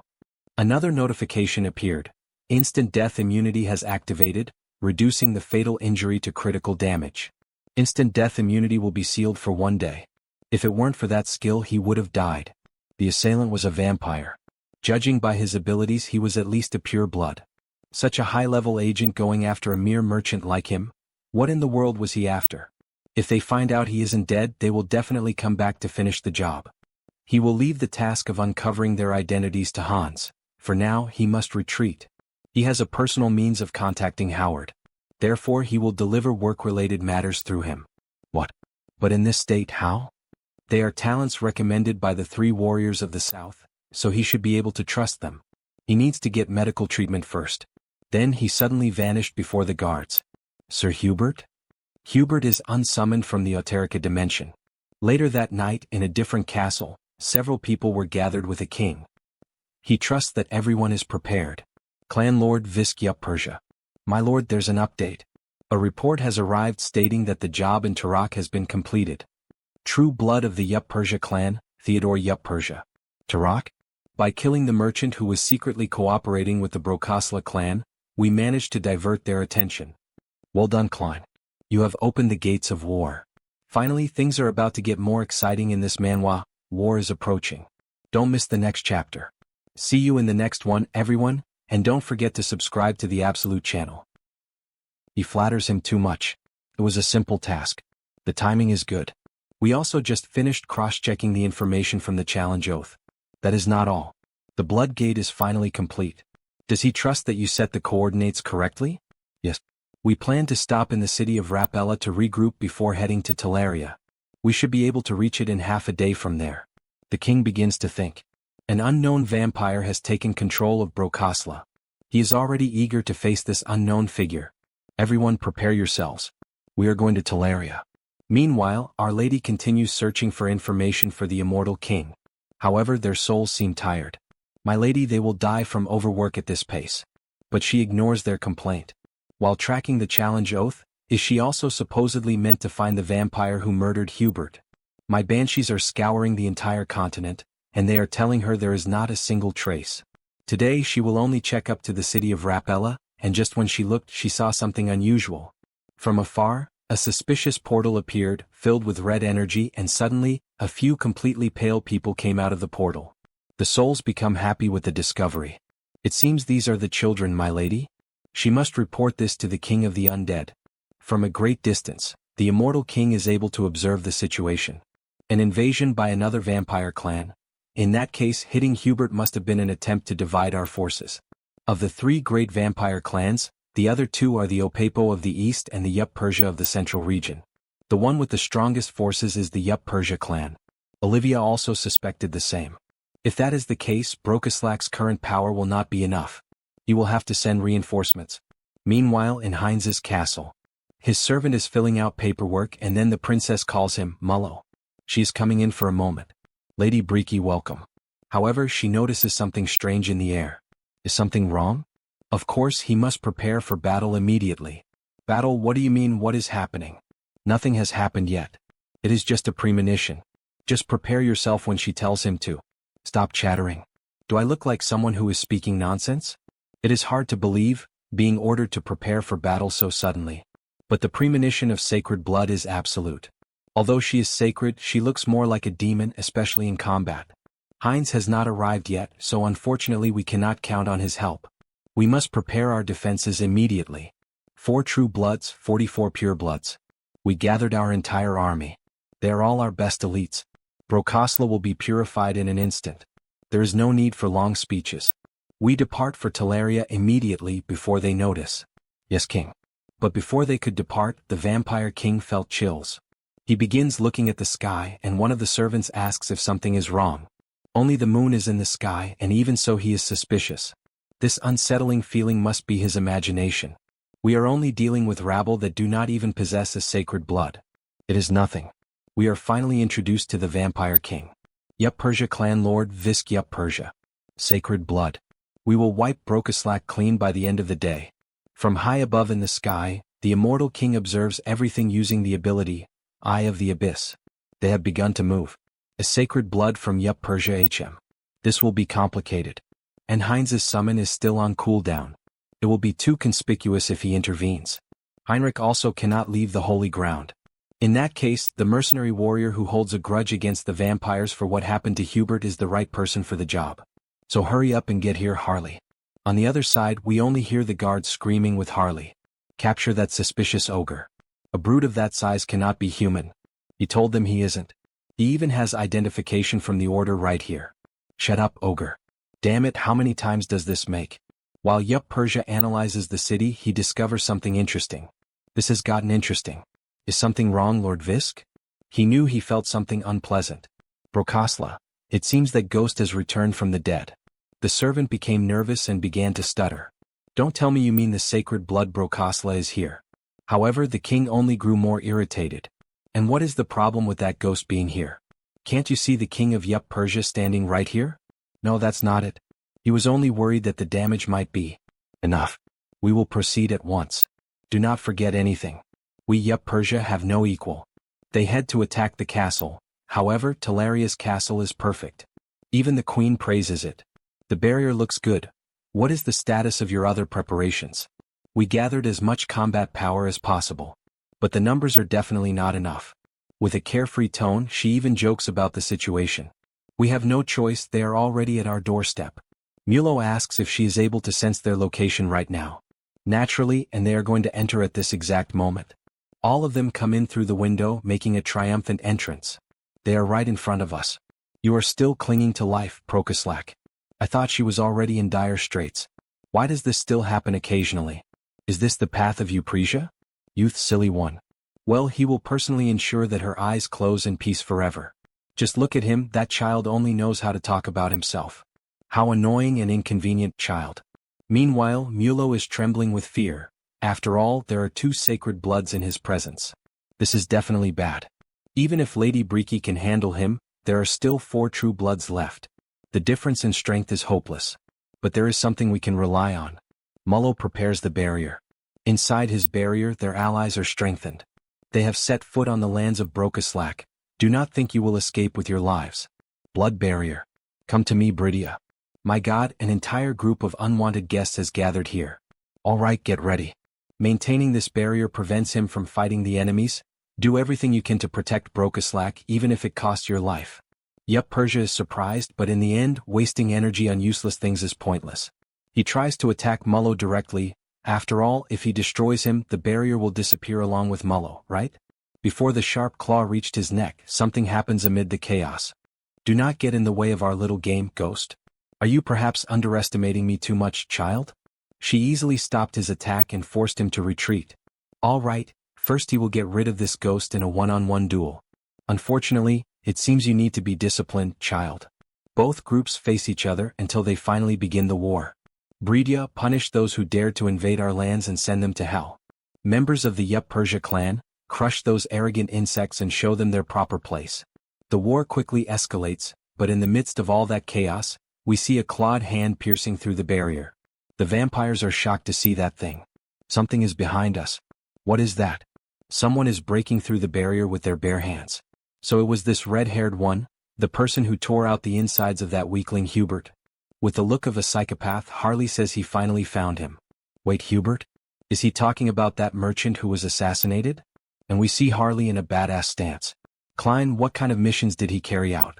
Lord Theodore. He completely erased all traces. However, there is someone in front of us now chasing you. You will deny it after this? But he really, my god, you are running away right in front of me. While they were chatting, Bridia did not waste time and launched a surprise attack. striking the vampire directly in the mouth. A beautiful punch. Damn it, dealing with this woman. Call the other nobles. High blood, incredible. He wanted to test his newly acquired strength. Notifications appear. Vital aura ignited, berserk mode and madness. Dragon scales mix into the pattern. The servants are shocked. But what the hell is this monster with scales? No, they are all from the same damn vampire group. I'll make them taste misery because of Hubert. Harley begins hunting the vampires one by one, as if they were nothing more than common monsters. That guy, the followers of Yup Persia are being massacred by this incredible young man. That witch, who else did she bring with her? Does he have any reason to explain this? Why does she also not know why that monster appeared? Alright, this won't take long anyway. Unlike your followers, his men are very competent. Incredible, he can't even see their movements. Although they look like they are standing still, they are fighting at the speed of light, even battling only with their minds. This is, therefore, the famous battle of causality between the superior bloodlines. Then you finally made a mistake, Ghost. And thanks to that mistake, her arm was completely cut off. Just as she suspected, he is truly taking this fight seriously, dedicating himself fully to this battle. Previously he wasn't much. Seems she really is getting old. Back to Harley's fight, the vampire has no idea who he is, but he would like some help, because he cannot defeat him. The dragon is truly furious and insane, defeating everything he sees in front of him. He saw that Brokislak's sacred blood lady was in danger. Just waiting for Heinz may end up being too late, he needs to act now. He needs to use every weapon at his disposal. Mutagen and the Raging Beast and the Calca-style combat pattern, and the Vital Aura and the Jewel Eye. Subjugation. Harley begins transforming into something. Combine all the powers and it's complete. No one can believe what they are seeing, not even the vampires who are monsters themselves. What the hell is that monster? Look at what our boy Harley has become. What kind of monster is this? It isn't something like a chimera. This is killer. So this is what it feels like to go all out using the power of consuming the mad dragon. With a smile on his face, he announces excitedly. Alright, let's do this. Harley positions himself like a bull and charges in with everything. Cover fire. That guy, he dares to try attacking Lord Bisk. Damn it, we have to stop him. We need to stop him, but how are we supposed to get in there? Harley charges directly at the Lord, trying to injure him. However, his hands are blocked by some kind of barrier. Tiske, his scales are being destroyed upon touching the domain. This is the domain of causality unfolded by the sacred blood. But if he connects the heart of the mad dragon with the power of the Jewel Eye, it isn't something he cannot break through. With a dragon's roar, he slowly starts opening the barrier with his own hands, until he finally breaks it, leaving the Lord surprised. In fact, leaving both lords surprised by such strength. What the hell, who is this crazy bastard? Aha, so he is the boss of all these vampires here, right? Yes. Who exactly are you? One could say he is the representative of the victim. Harley loses his patience and goes straight for violence. If the perpetrator doesn't know the victim with a nice punch to his face, then he has to become a victim himself. Aha, what do you think of his serious punch? Too bad, it seems he is seeing hallucinations in the space of causality. And no way. He definitely felt the sensation. Not even close. Did you think a sacred blood like him would fall from such a trivial attack? Yeah, and what? He is dumb. But you really got distracted by his trivial attack. He is all talk. And when you least expected it, the queen took the opportunity to strike the unsuspecting lord, hurting him severely in the neck. Damn it. Thank you, elegant young man. Thanks to him, it seems the balance has been restored. So he will go back to fighting there. And he turns toward the Lord's own mere guards. You bastard. Do you think we will let you approach Lord Bisk again? We will face him. Don't worry, this is exactly what he wanted. Because there is someone else who will finish off your boss. With several vampires on the ground lifeless, the redhead begins to question himself. Mulo, was Brokislak this strong? They are overcoming the numerical disadvantage. No, at this rate he is done for. If he doesn't find a way to advance. Suddenly, the environment around him starts to change. What was that? The surroundings were isolated. So it's you. Who the hell is this vampire? The guy who dared to touch our Hubert? Hubert? Without much talking, our vampire quickly places his hand on the redhead's heart, making him groan in pain. He shouldn't have taken that mission. That dragon monster that appeared earlier, and now this bastard vampire too. Who the hell is he? What the hell, what kind of human is Hubert? That is, after finishing ingesting the vampire's blood. Of course, a big shot who will dominate the continent's commerce in the future. System notifications appear. Collecting new vampiric factor. Due to the effect of the special skill mixed blood factor, the individual's physical abilities are enhanced. It's the first time activating this skill in Auterica. Come to think of it, this is the first time sucking the blood of a vampire other than Brokaslak. He is getting anxious. Activating skills. Concealment, invisibility, mystery of blood. Then we should go solidify our victory. Meanwhile, the bespectacled vampire is suffering pressure from our maiden. It is very annoying how his expression changes from moment to moment. Everything is far outside his calculations. Brokaslak could not have been this strong. A third voice appears. Are you the second in command of the Upersha clan? Leaving the two frozen. Lord, he has finally arrived. This person is Brokaslak's new lord. But why is he just staring at me? If this guy is Upersha's number 2, in short, he has Mulo's role. With an evil smile. Then he is a talent he must recruit. It was so convenient having Mulo around. What does that mean, that smile of his? Hey, why the hell is he staring at him, smiling like that? Let me properly introduce myself. His name is Heinz, the new master of the Brokaslak dynasty. Yes, he already knew that. Right, good thing you already knew me, because soon this man will be your master. What is that lunatic talking about, as if that were possible? While the vampire was distracted by Heinz's strange presence, Bridia grabbed him from behind, restraining him. As Heinz approached, the fear intensified. Please don't do this. And with a bite, the modification process begins. Heinz's main weapon, the thing that turns all vampires into his minions. Returning to the giant fight, both sacred bloodlines face each other. How did we end up in this situation? Visk questions. Whatever, where did those scoundrels from the rebellion department go? The ones who swore to rescue Visk when danger arose. Outside we see the immortal king with the skill, Abyss I currently active. He is surprised because he does not imagine that the rebel division would send reinforcements of this magnitude for Visk. We see several bodies on the ground and a question. The immortal king really wants to meet their master.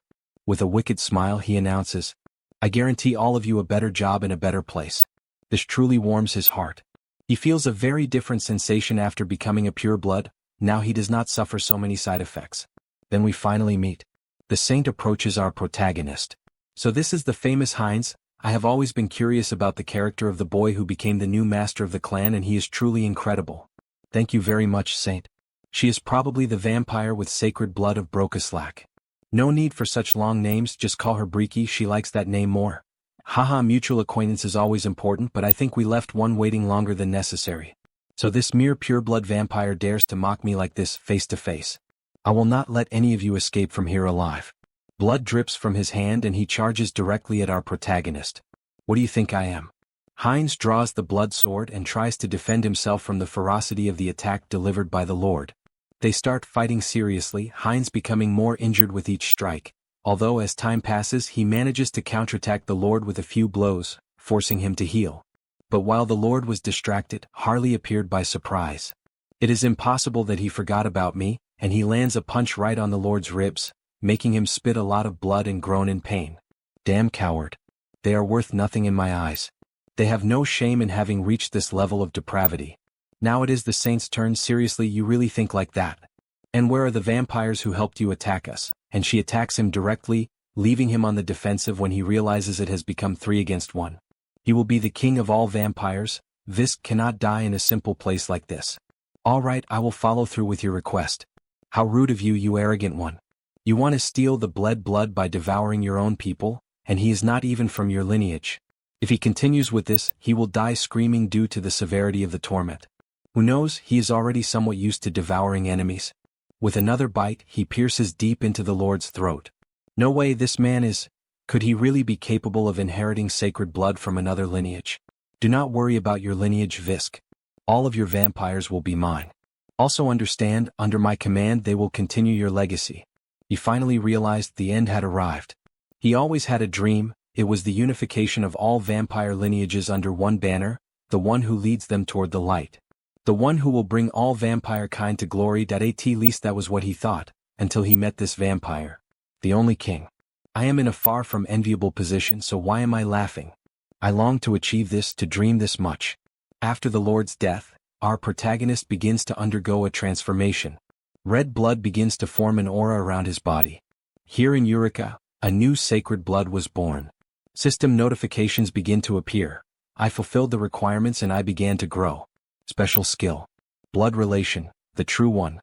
Blood evolves into blood ties, sacred blood. At the same time, the shape of his face begins to change. He fulfilled the requirements and began to evolve. The two skills, concealment and invisibility, they merge and develop into a specialized skill. Erase existence. Heinz 2. Race, vampire with sacred blood. Details. He used the mixed blood skill to inherit and force the sacred blood and evolve, thus being able to control the Upersha lineage, even if only slightly, and control part of causality. The capacity for transcendental perception reached a level that resembles an overlap of the senses, surpassing the limits.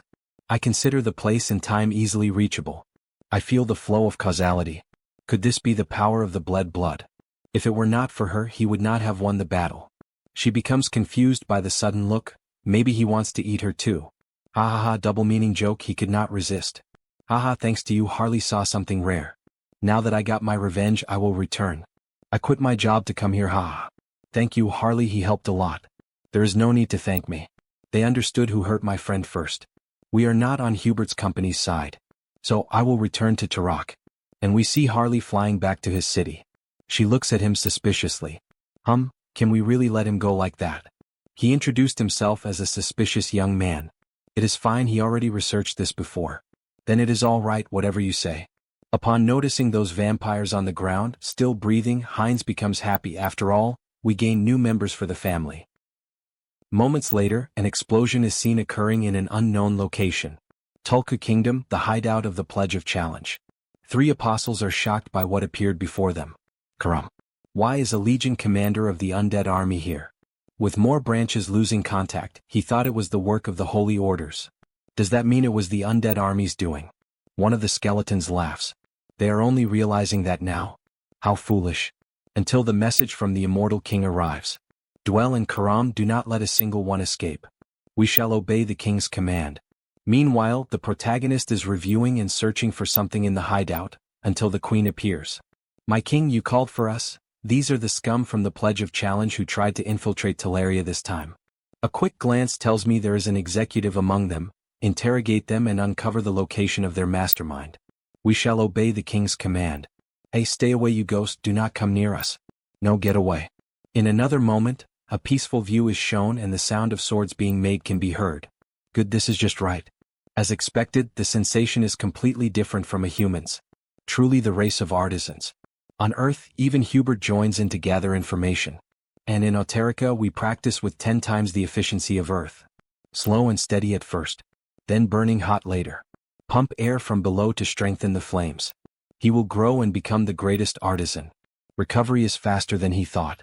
The synergy between Auterica's holy law and hyper-recovery is beyond his expectations. He could send him back when the next teleportation circle arrives. Wait, send him back? If Hubert goes, he is the one who will have to study metallurgy knowledge. He thinks hard and reaches the conclusion that this simply will not do. Then he summons the system panel. Karma shop. Karma possessed. 1,120,122. Thanks to Heinz devouring the sacred blood, it's piled up again. The enhancement cost has gone up in the meantime, but the only one who can save him is himself. The system notifications appeared. Avatar's potential increased. You can now select limited basic traits for the created avatar. Basic traits, it means he gets to choose initial skills. Alright then, create avatar. He has to pick one of these. He gets clairvoyance and ice resistance but bond of connection. Then the system explains, bond of connection, grants additional bonuses upon contracting. That'd be good for Harris, the spirit elementalist. Since it would only be valid if there's a contract target to summon. Wait, it means? A summoner, huh? That sounds fun. Conversion to a mage is also possible. Good, he has decided on this one. Then the new avatar begins to be created. Let's see, this handsome guy's name will be Hesperon. He's destined to become the greatest summoner, so he's counting on you. Again the environment shifts, now focusing on the Saintus. Saintus, they say not a single group is missing from today's continental summit. Only after the madness intensified across the continent do they all gather. Until now, everyone was so passive. Still after today much will change. The saint remains thoughtful for a while. May this land's future move toward the right path. Meanwhile, there is a commotion in the church at the back. We're short on food. Is the lodging tidied up? Meanwhile, all the important members of the church wait for something in front of the gate. Finally, the Continental Summit is opening. A gathering of all the heroes protecting this land, in particular the Central Assyrian Empire and the Rohan Duchy, expressed active intent to participate only after suffering direct hits from the madness. It won't be an easy meeting, that's for sure. After the portal is opened, we finally see who is arriving. They are finally here. Elven Kingdom. Capital of the continent of Ainamil, Drasha. We have a vision of the past, of our elf relaxing in the forest. Ah, how gentle this breeze is and how delicate the sunlight is. This is relaxing for the body as well as for the mind and soul. Then come here. Ah, this is so good, my new treasure, a beautiful bow. Wow, how wonderful. For him, it is enough to embrace his poetic reverence in the embrace of nature. The name of this bough is Themis.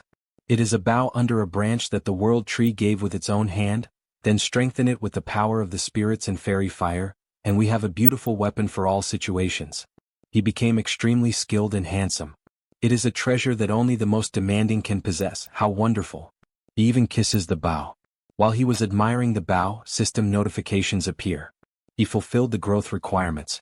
Developed the skill familiarity with nature into the special skill integration with nature. Hey, the simple act of relaxing already impresses him deeply with the power of nature. He would like to be able to stay there, forever admiring the beauty of the world tree, but he will have to leave. Before he realized it, he ended up dozing off for a bit and was awakened by his spirit. Hey, Decibel, someone is approaching. Remove the soundproof barrier.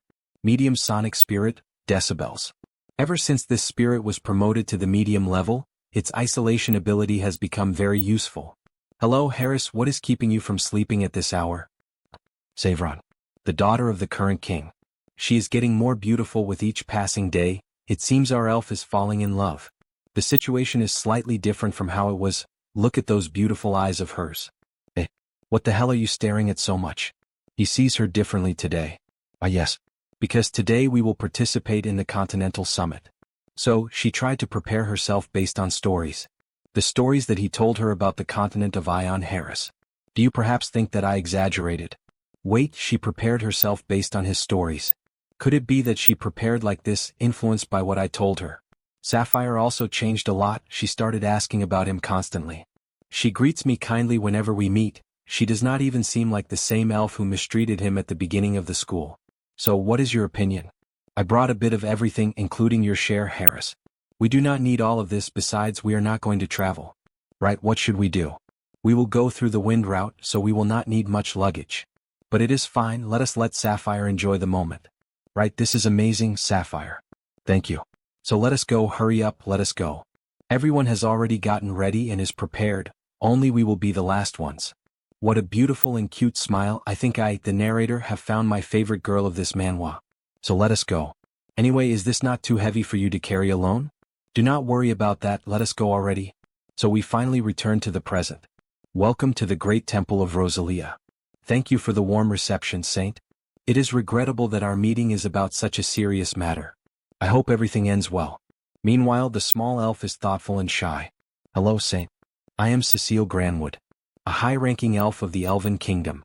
Oh my god, look at her, so cute and adorable. It is very good to see you again and in good health. Thank you, Saint. Although she is praising me a lot, meanwhile the portal continues to operate and bring more people. Both clones of the protagonist greet each other. And here they are, becoming available one after another. The Magic Tower Alliance arrived. The Assyrian Empire arrived. The Mercenary Guild arrived. And here it is, all the leaders of Eureka gathered in a single place. This means that I am. If they make a good impression on them, this could be my chance to obtain a treasure with karma. Aha, both of them are happy. The knight leads them to see the place. The Elf King received the new information about the Lord. Heinrich. Yes, that is true. The Supreme Ruler granted me his grace. This is truly comforting news. They are eager to work with him. They can count on me. Right, this is the place where you will rest. Thank you for being so kind. The meeting will begin soon, just arrive at the specified time. What is it? She is not disappointed or anything like that because she knew from the beginning that it would be like this.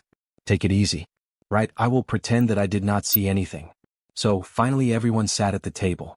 Elf Kingdom. Zirian. Titania. Wildlands. Central Swamps. Duchess of Rohan. Crown Prince of the Duchy of Rohan. Dennis. Our duchy is in danger, but everyone is silent as if nothing is happening. For the beasts are gentle from the northern mountains. He needs to take something useful from this meeting. Then finally the moment arrives, the Saint and Heinrich enter the scene. These are the closest associates of the rulers. It is as if this place were a world apart. Right, that is the newly born saint. She is a little nervous. It is no wonder, since a meeting like this is a rare occurrence. The heavenly order. Thank you all for coming from far away despite your many commitments. And now the Continental Summit has begun. We see detailed images of everyone present, all the kings and emperors. Then the meeting finally begins. They announced the start of the Continental Summit. As all of you know, the third immortal king revealed himself to the entire world. The celestial order was manipulated to incite the vampire clans to fight among themselves. He conducted malicious biological experiments in the monster forest. Then he invaded the great temple, causing many casualties. Everyone in the room is taken by surprise. Even Heinrich. He realized that this so-called Hans is truly terrifying. However, the root of the problem is abyss madness. It has spread throughout the entire world like wildfire. After our investigations, we concluded that our only option was to find and seal off the core of that madness. The core of madness? Did such a thing even exist? And how do you intend to seal it? If it has come to this, it is undoubtedly in the possession of the immortal king. That's right. And since it's clear that the immortal king is the one who spread this madness, we intend to use your strength to deter him. A voice echoes through the meeting hall. Are you asking for our help? Are you placing the responsibility on our shoulders? Then we are introduced to who it is. Crown Prince of the Assyrian Empire, Simon Kart Assyrian. If the heavenly order had handled the fragments of the immortal king better from the beginning, none of this would have happened. And these strong words shake the representatives of the church. This serves my interests anyway. He initially intended to reduce the regime's influence in order to strengthen the empire's power. For I am destined to become the emperor who rules this land, and none shall be above me. He understands what he means. Did he interrupt me without hesitation just because you agree? Breaking a promise is the most cowardly of acts. However, our system, the system of the supreme ruler, has never shirked its responsibility. And our history is stained with bloodshed. 1,000 years ago and 300 years ago. We knew no cheese and we never ran away. And so it's now. We are not denying our mistake, but I promise you that he will lead the front lines in the fight against the immortal king, because that is the message we carry to the world. Everyone in the room is taken by surprise by such wise words, seeming almost like a messiah, a person sent to resolve the world's current conflict. The saintless and the kings of other countries are left perplexed. As expected of the saint. He has always trusted in the heavenly order. And who dares to question their integrity? Damn it, he's gotten the better of me. Okay, let's wait and see. O great ruler, I hear your words. Own karma. The reward of karma increases at an astonishing rate. O saint. Thank you, and what you said was truly heartwarming. You're welcome, and more importantly, he sees everyone is excited, and perhaps the situation has eased up. The Duchy of Rohan, meanwhile, is in dire need of help. What are you saying? Our alliance is in a worse state. We are surrounded by the northern desert on 3 sides. We know you're all worried, but we must stand together in times like these. Do you have a plan? Yes, otherwise, we wouldn't have gathered you here today. Our system suggests forming the heroic commando brigade to fight the immortal king. Everyone is surprised by the announcement, even the protagonist, since he had no knowledge of this plan of the church. The Commando Heroes Brigade, the official designation, is Anti-Immortal King Special Strike Force. As the Continental Alliance Army prepares the battlefield, the band of heroes, gathered around the saint, rises as a historical force entrusted with the burden of direct confrontation with the immortal king, and settling the conflict by defeating him. But the commando unit? Isn't it a unit sent to its death? Outstanding talents will be recruited from every country. Squad of heroes. If that is the case, then the Empire has talent we would like to nominate. Oh, and who is she? Viscountess Isaiah Prieston. She is a great young witch and a treasure of our empire. Isaiah Prieston undoubtedly possesses the strength to do so. He agrees. He heard about her during the Triberry affairs. She's a great witch. She earned her title by her own power. Would they nominate such a talented individual for something so serious? Is she a thorn in their side? Speaking of which, wasn't it mentioned that the Marquis of Sarrington of the Kingdom of Lisk was of great fighting prowess? What's it to you? We'll nominate our kingdom's representative. Haven't I heard you also have a brilliant technician on your side? What?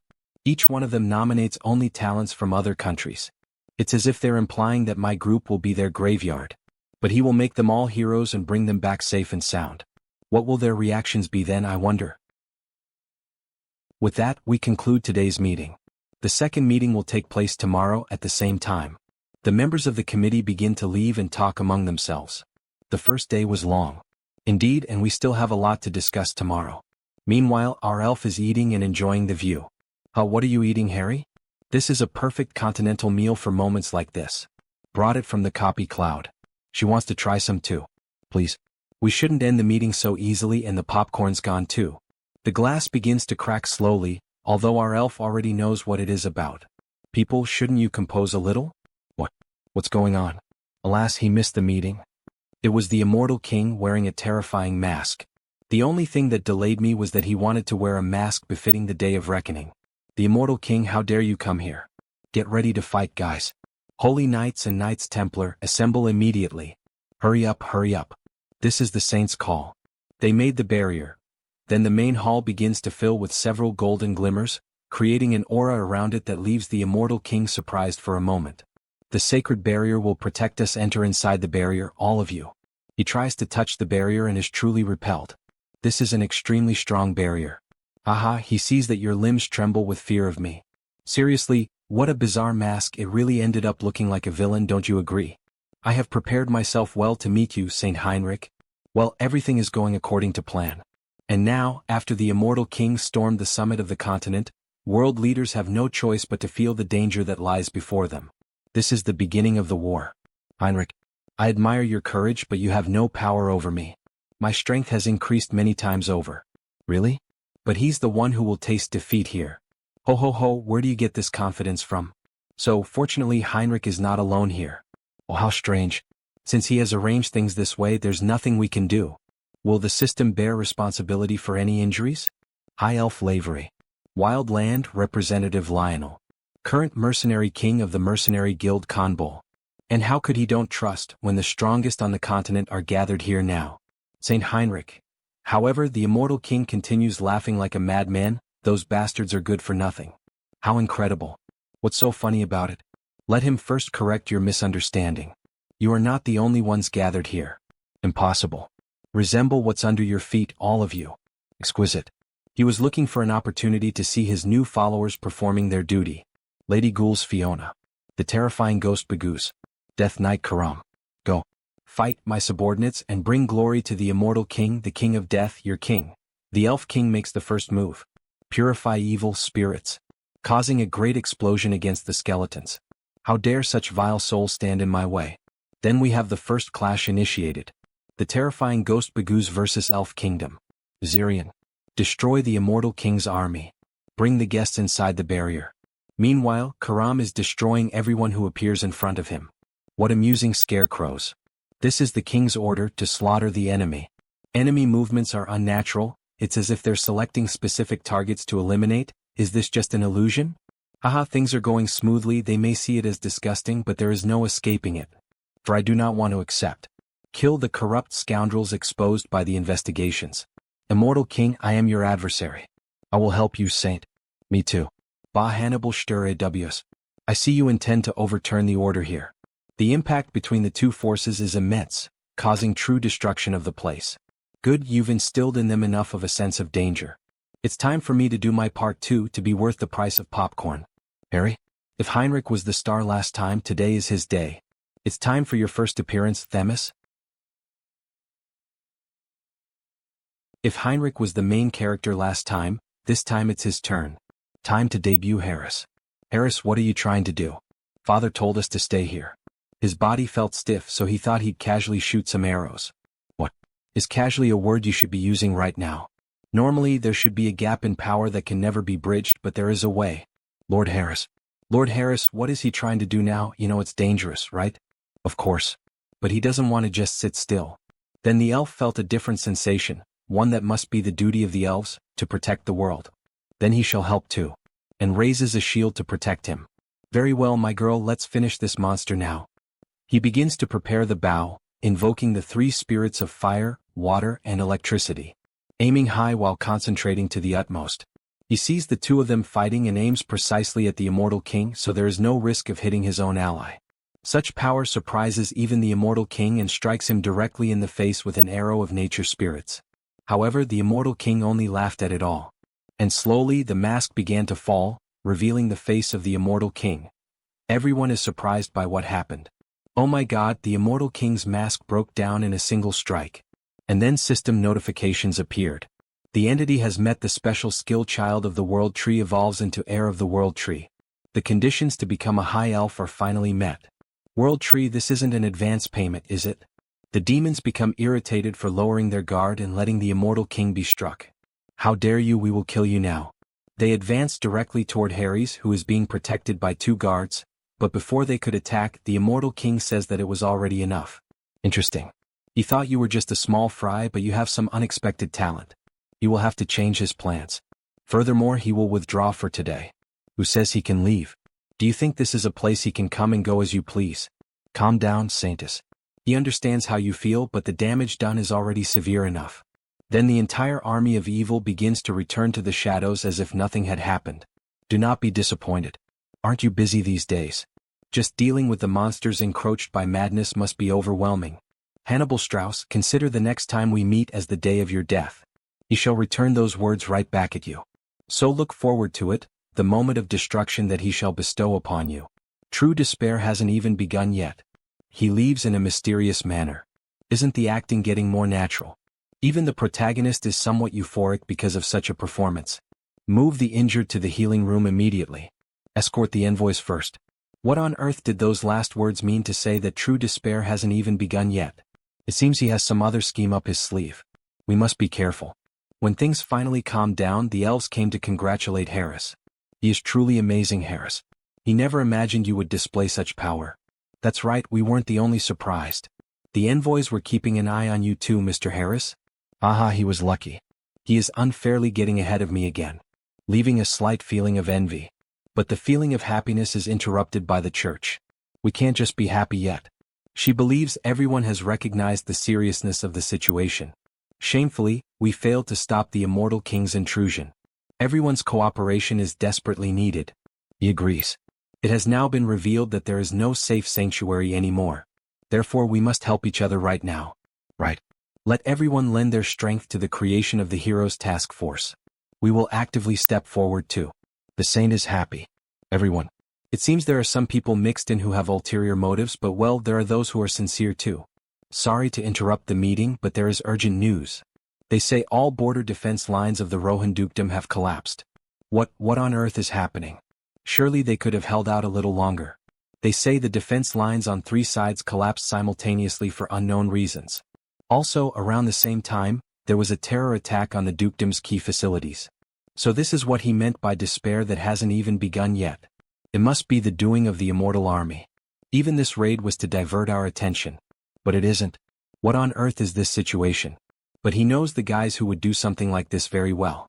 The oath of reversal, did those bastards move? Saintus, is that true?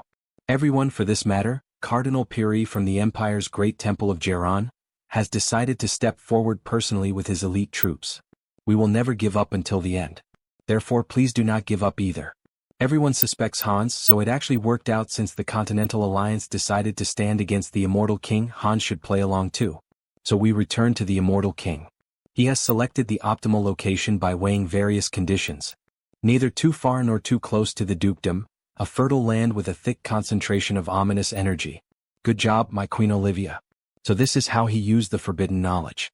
He begins to utter magical words over a pentagram, reciting an ancient spell. Aha, listen everyone. The Continental Alliance says they will stop our immortal army. Then we too must show our will as well. Watch closely. This is his will that will once again die the entire continent in fear, and the symbol of a new dark age. Aha, let's fight pro-Pearly Continental Alliance. Switching scenes, they arrive on the southern continent of Ion. And a mysterious man covered by a black cloak is spotted. So, the Immortal King has finally set out to annihilate the Duchy of Rohan. Yes, he should at least have done this much. His inadequacy was unbearable. What a strange environment. Is it finally time for me to step in? This guy and that tattoo remind me of someone. No. Dragon from One Piece. That he then jumps off a cliff and comes across a cave emitting madness. If shall he tries the seeds of madness. Returning once again to the Immortal King's new castle, with his new subjects. He begins to analyze the new war scenario of the Duchy of Rohan. The Duchy of Rohan, it is surrounded by northern mountains on three sides, like a faint candle about to go out. His mind was at ease, knowing that the Empire and the Holy Church had not sat idly by. It will be difficult for Heinrich to move at the moment, as long as he cannot leave his post as the squad of heroes is being formed. And suddenly an apparition appears. My lord the king, have you come up with anything, Olivia? He has compared the list of insubordination division members that you gave me with the information we obtained from the executive we recently arrested. Executive? Is he the sheik who is rumored to be the manager of the Toko branch? As a result, among those he was already monitoring, he discovered a partner. Wait, a partner. Its location is the city of Tuvia, near the capital of the Asrian Empire. If it was the city of the Tofia, it is subject to the emperor's authority. There is the high-ranking partner of the disobedience division, who secretly moved the Ubercio clan. And we see our succubus return. She panics and gives orders to retreat. Hurry. Hurry. We have to leave in 10 minutes. This is impossible, it's impossible that they've discovered it. She's here. Where did she leave a trace? She has even kept quiet the fact that she's a Scopus. Will she return to the immortal army? She hates that with a nasty hatred. We want you in the immortal king's army. Welcome. Damn it, he should have run away since the pencil sharpener. This savage first appears in the fight against you Persian, then suddenly his vision goes dark and the reinforcements coming from the rebellion department are cut off. There must be a faction targeting us. If the information leaks here, it will be dangerous. Hey Andrew, have you packed up the contracts we've been working on? Yes, Sienna. He made sure to take care of her first. If as long we take what matters to us and run, everything will be fine. This city is full of all kinds of defenses. And this palace is even more fortified. Unless the immortal king himself comes, we have a chance. But suddenly they are attacked. Impossible. They're already here so fast. It's an invasion, why now and suddenly like this? Aha, he sees that she has been living in great comfort lately. Impossible, she has been counting the days waiting for this moment. There is no doubt that you were deliberately hiding since he is saying that. Never, he has prepared all this for the day of your arrival, his lord king. Writing, you may frighten others but you cannot deceive me. He uses the ability Eye of the Abyss to regain control over her. Sienna, the psyops of the devil race. It was among the top 10 during the reign of the previous immortal king. It's astonishing for a devil to assume the guise of a noblewoman. She's a perfect talent for secret missions. Oh Sienna. She really thinks she can deceive her king, the god of death, the one who created everything and is destined to control the world. It is time to fulfill the contract that was made 300 years ago. Then he begins mental control over her, completely transforming her. Turning her into a new woman, a new demon. For the immortal king, eternal life. My eternal loyalty. She is even kind of cute, the most beautiful of the demons. The immortal king and Olivia are happy. After all, it is as if they had recovered the lost lamb. Shit, she has returned to the immortal army. That shield is very ugly. My sister, please don't cry. These are tears of joy. She is very happy to return to the ranks of the great immortal king's army. Hey, what a loyal follower she is. He sees your true colors, Sienna. By the way, who is this man? He has a great deal of mana in his body, but he sees no sign of him learning magic or aura. Sienna, he thinks you haven't presented it properly yet. Hey Andrew. Hurry up and introduce yourself. Hello King. I am Andrew Weaver. Andrew is a hero she recruited for our great cause and he will be surprised when you see what he's capable of. And she is amazed. He is from another world, that is, he is neither from the world of demons nor from the world of spirits. If it is neither from the world of demons nor from the world of spirits. Did he do it? Yes, your majesty. Ichem, he came from a place called Earth. Guys, I have sad news for fans of this manhwa, all my alter egos are tycoons. Apparently, the manhwa will take a break and will only return in April with the second season. Here is their message. Thank you for your love for all my alter egos are tycoons. Thanks to your interest and support, we have finished the season. The first season was successful. We have decided to take a short time to reorganize, and then we will get back to you on Wednesday, April 1st. We will return with the second season in a more spectacular form, featuring larger battles and a wider scope, and Sunghyun's story will be more intense and daring. We hope you will be interested. He will be very active in the second season and supported when he returns.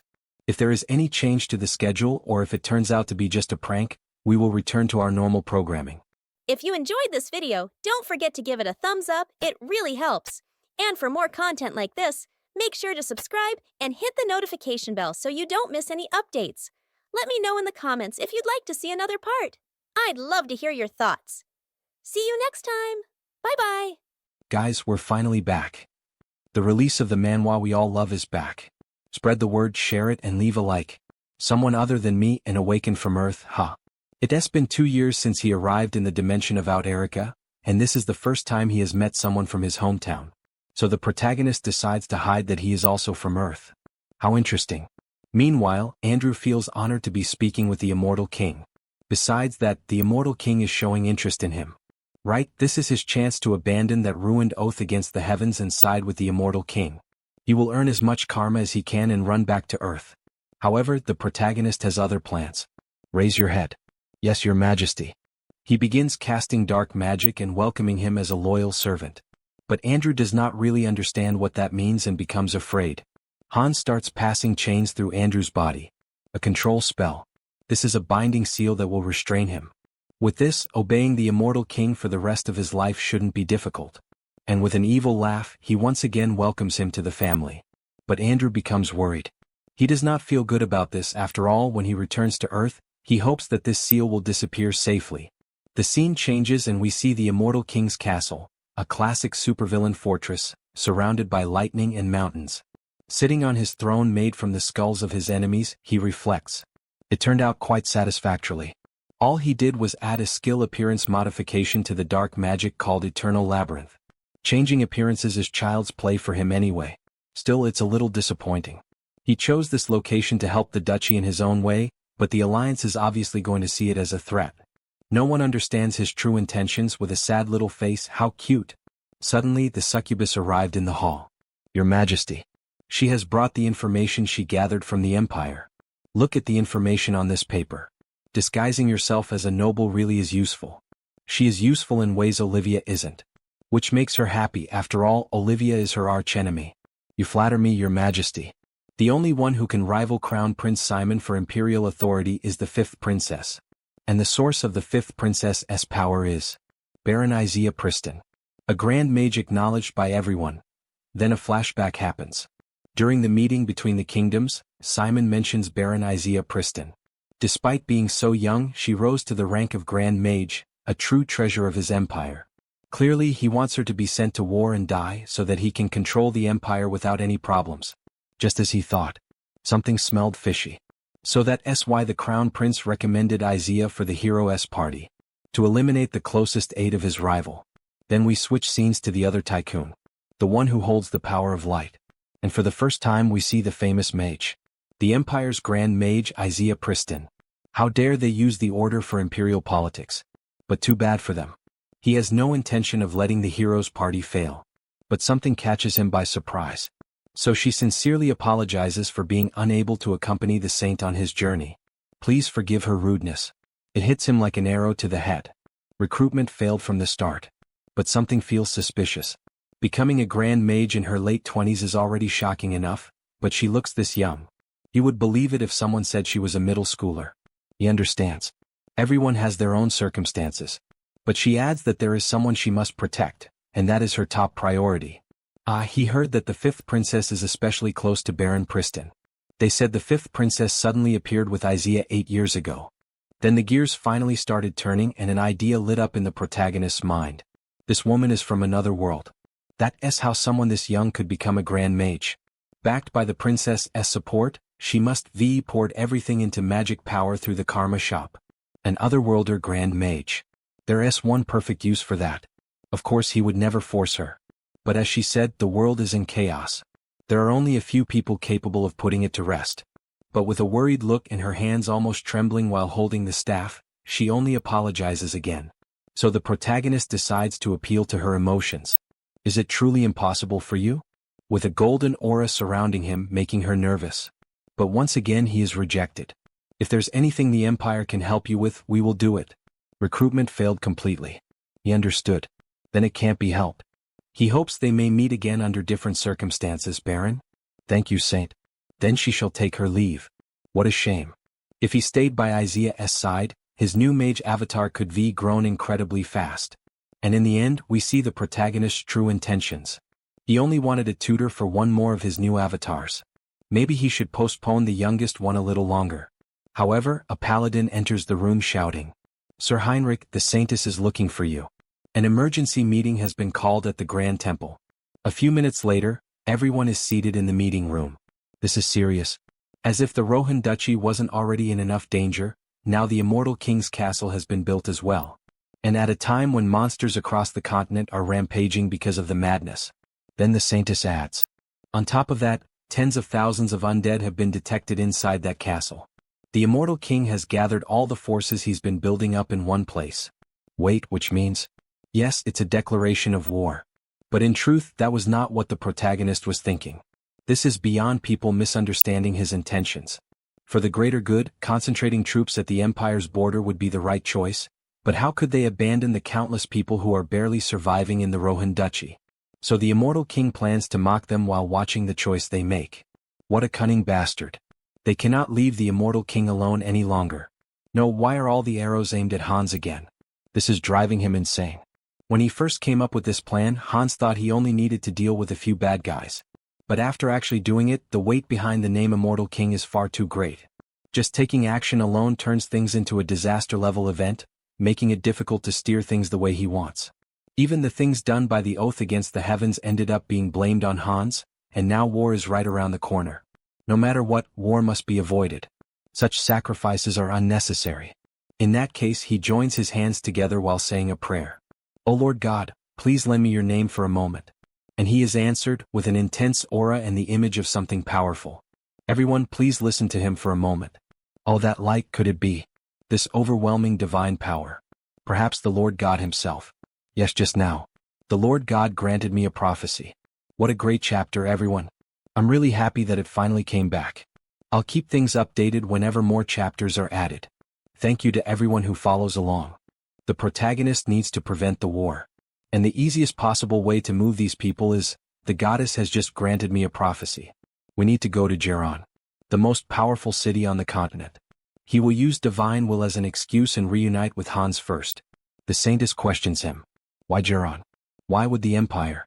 Don't tell me. Is the Immortal King going to appear there? Yes, exactly. But the Grand Duchy of Rohan is already in danger. Don't worry. If he can't find the Immortal King, he has a method. If he finds Hans first, Heinrich is confident he can solve everything. But it bothers me that Heinrich's skills have stagnated. The Saint and the Immortal King's levels need to be equivalent. For all his play acting to be more convincing. Well, for now, he guess he will finish assembling the hero's part first. Another avatar of the protagonist appears. This time it is the barbarian. It's been a while, Saint. Haha, it's good to see you again, Sir Harley. But in the end this is strange. After all, he is interviewing himself. Why is he going to interview himself? But he also can't just interview one of the candidates. Come to think of it, there's never been a fight between avatars other than Heinrich and Hans, right? What would happen if Heinrich and Harley faced each other? Both of them are warriors. The idea takes over Harley. This is going to be fun. If he creates an impressive spectacle, he will also earn karma. And if he says it's part of the evaluation, it will seem completely natural. Shall we begin, Harley? Ah, it would be an honor, Saint. Moments later, the audience is formed, with several paladins around them shouting and placing bets. A duel between the Saint and the warrior of Chacos. Just watching it makes their souls tremble. This will become a tale to tell our descendants. We are blessed. It's a legitimate test, so he doesn't need to go easy on him. The same goes for you, Saint. But considering the location, let's put aside the power of madness. Both of them begin the fight, and even though it is a friendly duel, both are using the full extent of their abilities. Heinrich with the legendary sword and armor. Harley with dragon metamorphosis. Since we know each other's thoughts, this is going to be an incredible fight. Harley used a skill and he became a berserk. Oh wait. The Saint is surprised. Now that he thinks about it, that skill is skill frenzied beast. Turning completely red and pissed off. Not even he could have predicted this. The barbarian charges forward with everything he has, and with a single strike, the ground trembles. Demonstrating tremendous physical strength, possibly the greatest among all the avatars. He had forgotten. Frenzied Beast operates in the realm of the unconscious. And since it interrupts thought and relies solely on the senses, it allows movements capable of catching the enemy off guard. The two guards are terrified. What exactly are they looking at right now? It's hard to even follow with their eyes. But looking at it from another perspective, it also means he can take this opportunity to discover Harley's openings. This duel is surprisingly useful as a training method. Besides, Harley has infinite regeneration. Because of that, the saint doesn't need to hold back and delivers a slash to the barbarian, cutting off part of his arm, although it is quickly healed. In pure physical strength, there's no way he can win. But his body is also realizing something. The saint gathers magic into his sword, and they move toward the final clash. The barbarian misses his attack, and the saint takes advantage of the opportunity. The great blessing and the sacred combat arts of Rosea are guiding his body somewhere. And he counterattacks with a precise strike, causing a massive cut across the barbarian's chest. A system notification appears. The individual has obtained enlightenment through repetitive training. The skill evolves into a special skill. The martial bones skill, which had stagnated, and the sacred energy that exploded. He finally broke through this barrier. The slash did not work so well against the barbarian, and both of them clash head-on once again, a fight between true warriors. As both of them strike sword and axe against each other, they create a pressure around them that the ground cannot withstand, sending rocks flying toward the audience that was watching. What was that? The place was almost completely destroyed. Wait, look over there. From the dust, the silhouettes of the two warriors standing emerge. And with a handshake, the crowd goes wild, considering it a draw. As expected of the hero. It's the first time he has seen such a strong warrior. Just as the rumors said, you truly are powerful. There will be no further need for tests. But suddenly, someone calls out in Harley's voice. It was the elf who had been rescued by him. It was incredible watching your duel, Harley. Ah, look who's here. If it isn't the little girl who became a high elf. What a cute elf. On the other hand, the other one became frightened. This is definitely the Ion continent. That was an incredible fight. While taking the opportunity to cling to the protagonist.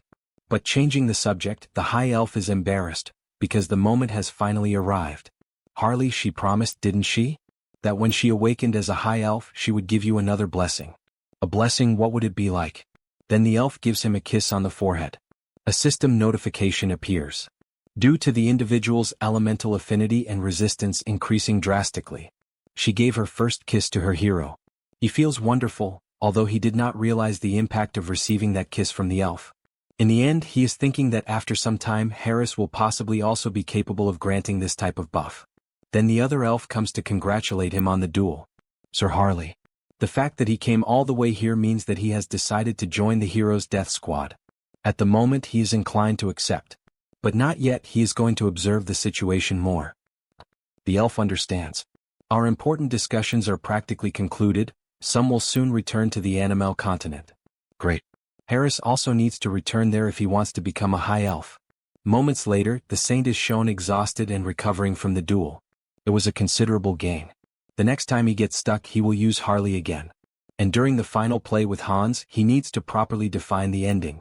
He can't just end it by shaking hands with Hans. So now all the actors are ready. But what about the main stage of Geron? In another region we see a big castle. Capital of the Assyrian Empire, Geron. Palace of the fifth princess. The great mage is returning from the interview with the saint. Heading toward the palace. Come in. A blonde woman and her maids are there, until they finally notice the mage's arrival. Viscountess Pristin, she returned earlier than expected. Fifth princess of the Assyrian Empire. Riley Cardi Assyrian. What a beautiful girl. Since she has something to discuss with the Viscountess, they may leave. The mage makes a serious expression as if she already knew what was going to happen. The princess's personality completely changes. She runs to hug the mage. Did everything go well? What did the church say? They didn't try to force you after seeing how competent you are, right? Riley, calm down first.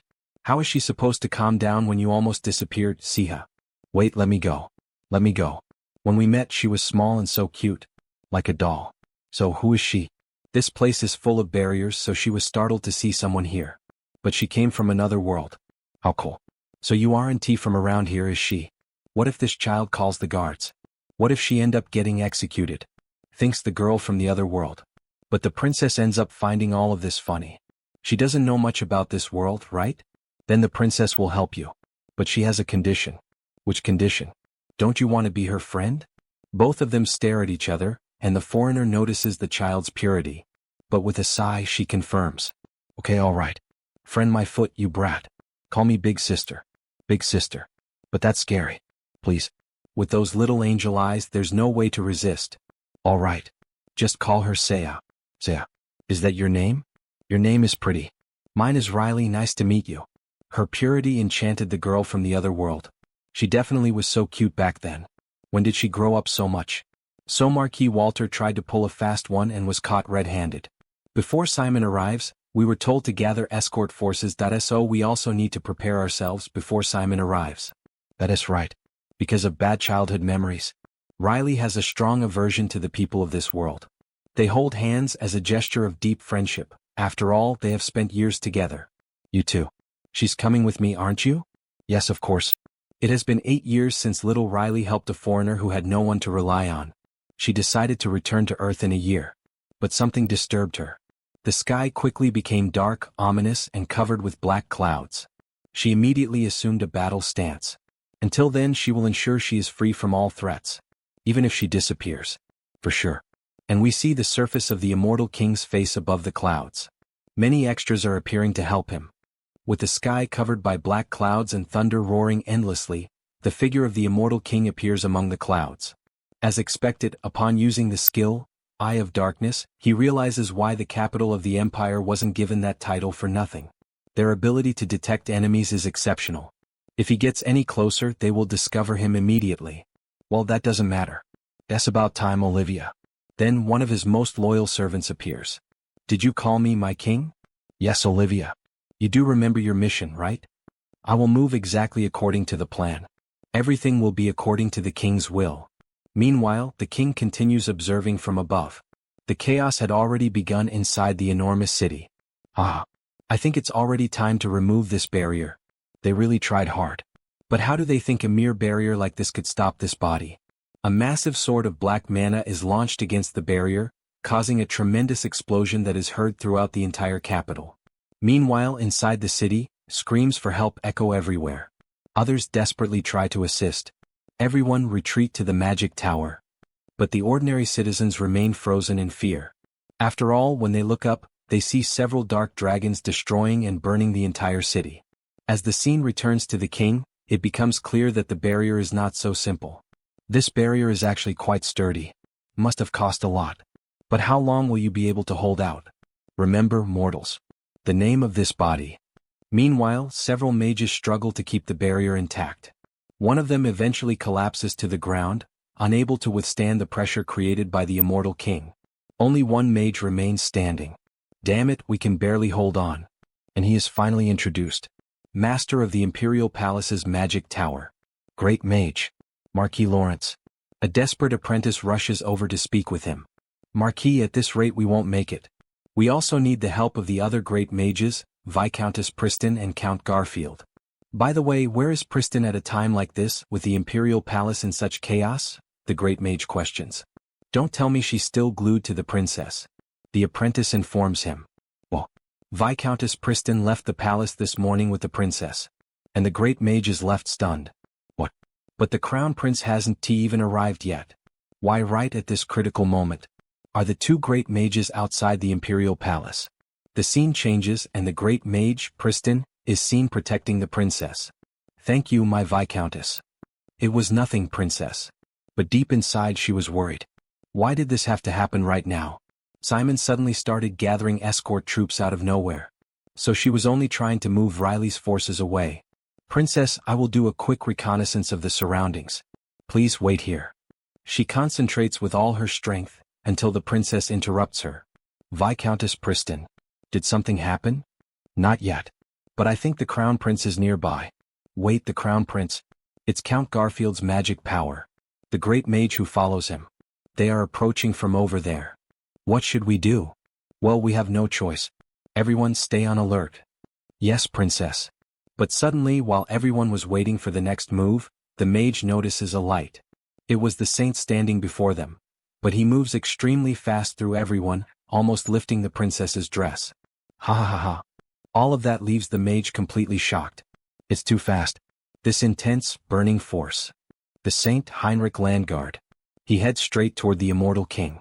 And the clash of power between the two can be seen. Good and evil. Black light and golden light. Yeah, that is right, Heinrich. It is no fun without him in his way. Shut up, immortal king. Heinrich takes the initiative and attacks with a sword strike, which is blocked by the dense black magic.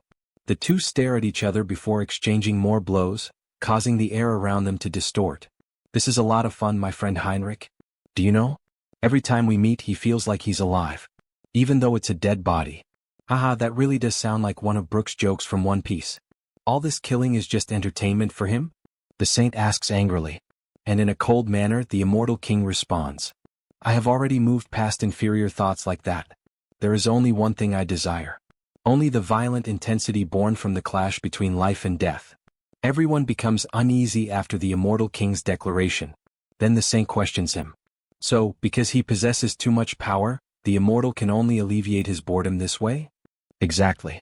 Even having this power, continuing to live just to exist is boring. If that's the case, immortal King Hannibal Strauss. He came to bargain. What do you mean by bargain? That is right. How about making a bet with me? Instead of this indiscriminate and banal destruction, let us play a much more entertaining game. The board will be this continent. You, the owner of the Demon King's castle, and I, who wish to protect the continent. Let us engage in a strategic battle on this enormous board. Actually, it's a pretty good plan. Although that means our protagonist is playing chess against himself. Haha, kind of schizophrenic. Then, a flashback begins, revealing when this plan was first created. The current immortal king is clearly different from the previous ones.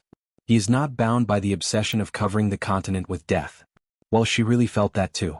The principle that drives his actions is interest. In the last invasion, he even retreated peacefully after encountering Sir Harris. It makes sense. When we tried to investigate the Gate of the Abyss, the immortal king left us alive as if we were witnesses. The immortal king disappeared. What? Then he wants to destroy the continent, but he puts his personal interests above that. Exactly. And we can use that to our advantage. He begins concentrating light into his hand, and the holy sword appears. The immortal king's greatest interest is me.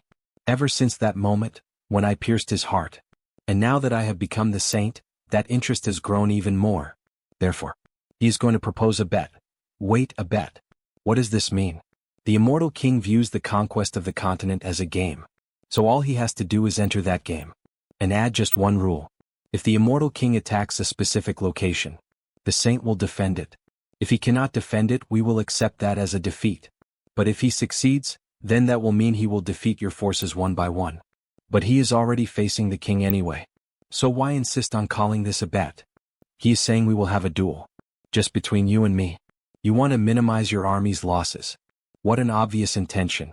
Do you really think I could accept such conditions? Don't ignore your true desires, Hannibal. Didn't you want to face me seriously? If a full-scale war continues like this, you won't be able to show me your full power.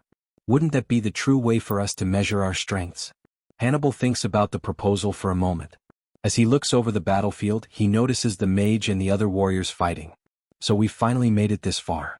The grand finale of this plan. Well, the treaty is going well. But I think it's best to end this conversation before we lose the coherence of our dialogue. If it's only going to be a brief diversion, it doesn't sound bad. But he also have some conditions. First, there will be no advance notice of the time and place where he will appears. He will destroy whatever he wants and whenever he feels like it. Second, he will only participate in this little game of yours for just 3 years. He detests boring things. And the third and final condition. With a quick spell, he blinds the saint and instantly teleports near the princes and the mages. When did he? He opens several more portals and the true army appears. They immediately begin fighting.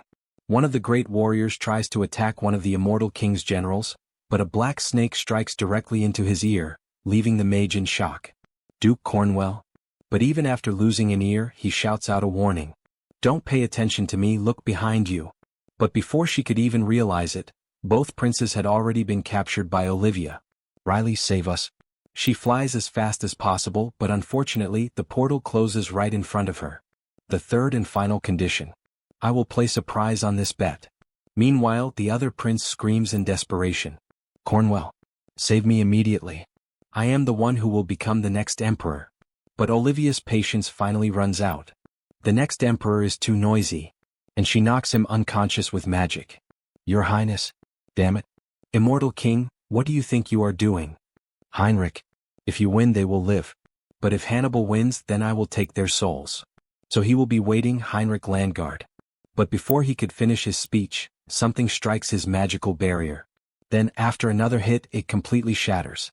A massive ice dragon appears, overflowing with magical power and attacking Hannibal directly. That leaves him confused because it is the first time he has ever seen something like this. The girl is surrounded by enormous magical seals spread across the air. Several notifications appear before her. That image reminded me of Frieren for some reason. Strengthening skill. Strengthening skin. While she continues casting even more magic. And with that, it only confirmed the protagonist's theory. Isaiah. She really was a transmigrator. She is consuming all the karma. All of this for the princess. Is she really that important? What a pathetic girl. The kidnapping of the princess was not part of the original plan. But in the end it turned out even better. Time to act like a true villain. If you want to recover something precious, then struggle even more. Great mage from another world, we are going to get along well. And with that speech, a notification also appeared before the protagonist. Achievement unlocked. You have become the enemy of the world, hated and cursed by all. More than half of the intelligent beings of Euterica have recognized you as an enemy. As a reward, the special skill has been granted. Cooldown time. 1 year. As several layers of magical seals are created. Duke Cornwell, in the middle of combat, becomes frightened by such a massive concentration of magical power. Is that really Baron Pristine? She launches the attack directly at the immortal king, while spending all the points from the karma shop to enhance her abilities, to the point that her eyes become consumed by magic. She launches a massive arrow made of ice, however, it is stopped by the immortal king's barrier. Olivia comments that this entire display of power is truly pathetic. To think that she still cannot stop us, even now, even a child would understand that. The protagonist thinks for a moment and decides that it is better to simply retreat for now. Leaving the mage in pieces. Riley, she's not leaving you behind. So wait for her. She swears. She will definitely come save you. Moments later, at the immortal king's castle, we see the monsters happy with the new visitors. And the two princes. Although the princess is calmer. They are the first outsider to witness immortality. Consider it an honor. Then Olivia interrupts him. Your Majesty. Will you head to the camp? The camp? That place seems unsuitable for an imperial princess. That's just like a torture camp. Then perhaps we should prepare a separate quarantine zone. And quickly, a new house is created, although there are no plants or anything alive around it. They will be staying there for the time being. We only change the appearance on the outside, but this is still within the castle grounds, so don't think of escaping. Olivia the caretaker is prepared, correct. Of course, my king. We can bring them in immediately. Then the succubus and Andrew are brought to this new prison, which leaves them discouraged. Andrew is the first to complain. How the hell did he end up in a resting place like this? Meanwhile, the succubus tells him to keep his mouth shut. After all, she was the one who was a noble until recently. She is the one who truly wants to cry. The prince also started complaining. Do they even know who he is? To make him stay in a depressing place like this, he will be the future emperor of the nation. Alright. Then he will be staying somewhere else. Aha, now that's more like it. Your quarters are over there. A simple cabin. He did intend to create a believable scenario about royalty captured by the Demon King, but he never expected Isaiah to take the bait. Well, this works out even better. Guess it's time to debut that guy. By the way, let us check the new achievement. Then the notification window explains the buff better. Reward granted. Special perk extra life. Cooldown 1 year. Enemy of the world, so there was an achievement like that too. Well, it does feel worthy of an achievement. Earning the hostility of over half the intelligent life in a dimension definitely isn't easy.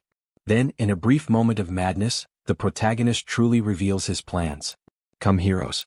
He will revive again and again and trap you in nightmares forever. The scene changes and we see the barbarian stuffing his belly. At last, his hunger is somewhat satisfied. He moved in a hurry, but he didn't really accomplish much. When he arrived at the battle site, there was no one left. Heinrich still has business in Geron, so he might as well get some proper rest in this body. But someone calls out to him. Lord Harley, so this is where you were. May he have a moment of your time. His name is Patrick from the Mercenary Guild. Really? He feels like he has seen you around before. Ah, is that so? Actually, there is something important he wished to discuss. The leader of our guild, the Mercenary King, has fought beside the hero since the era of the Second Immortal King. It is a tradition that continues to this day, as well as a source of great pride for us. However, recently our Mercenary King unfortunately met his end at the hands of the Undying Army. The protagonist becomes more serious. So that's where he saw him, the Continental Summit. Based on prior intel, he judged Campbell to be an obvious villain and dealt with him immediately. Though this guy didn't seem particularly good either. So, he hates beating around the bush. So what's your point? The position is currently vacant. What makes him stay silent? Vacant and what? Why do you stop talking? Lord Harry, you voluntarily joined the battle against the current immortal King Hans. And he has already built an impressive record as a mercenary. Therefore Lord Harley. Would him perhaps be interested in becoming the mercenary king? What? Mercenary king? Did he somehow offend you? With all the excitement in the world he accepts. After all, every barbarian accepts titles. No, don't worry. Let us do it immediately. As expected. Such decisiveness. A magnificent choice, sir. He gets the rough idea of his scheme now. Patrick was hastily promoted to Secretary General after Cansbull's death, but if another mercenary king is chosen, the other factions would likely remove him from power. So instead he is trying to create an entirely new power structure.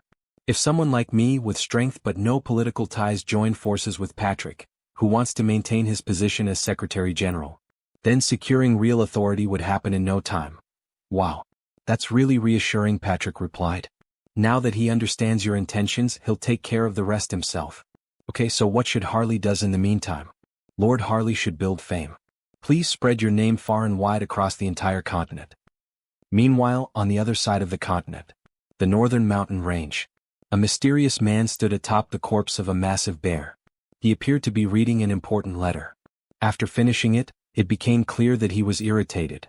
A bet between the hero and the immortal king. A 3-year grace period. What kind of ridiculous joke is this, immortal king?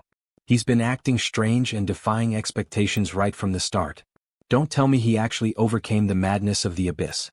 This won't do. At this rate, the god's reinstatement will be delayed. There is a misconception held by many races. And that is the belief that there is no god for humanity. But they are wrong. Because in the past, there truly was a god solely for us. Even the high god of order is nothing more than a mere phenomenon or a system. If only the god of humanity hadn't been banished to the abyss, everyone would know the truth and follow them. It seems it's time for him, the last apostle, to step forward. He feels bad for Bathion, but it can't be helped. He will have to take the madness for himself. For the god of humanity. Then it becomes clear that this is the last disciple of the cult that resurrected the immortal king. Changing scenes, a meeting was being held with the saint. One of the bishops was finishing reading the report. That concludes it. This ends the damage assessment report regarding the immortal king's attack. This is a serious problem. The major families of the empire have suffered heavy losses. Furthermore, to have lost the leading successor, Crown Prince Simon, as well as Princess Riley. But the saint interrupted him. They are not lost. He will definitely bring them back. But the reaction was not what the protagonist had expected.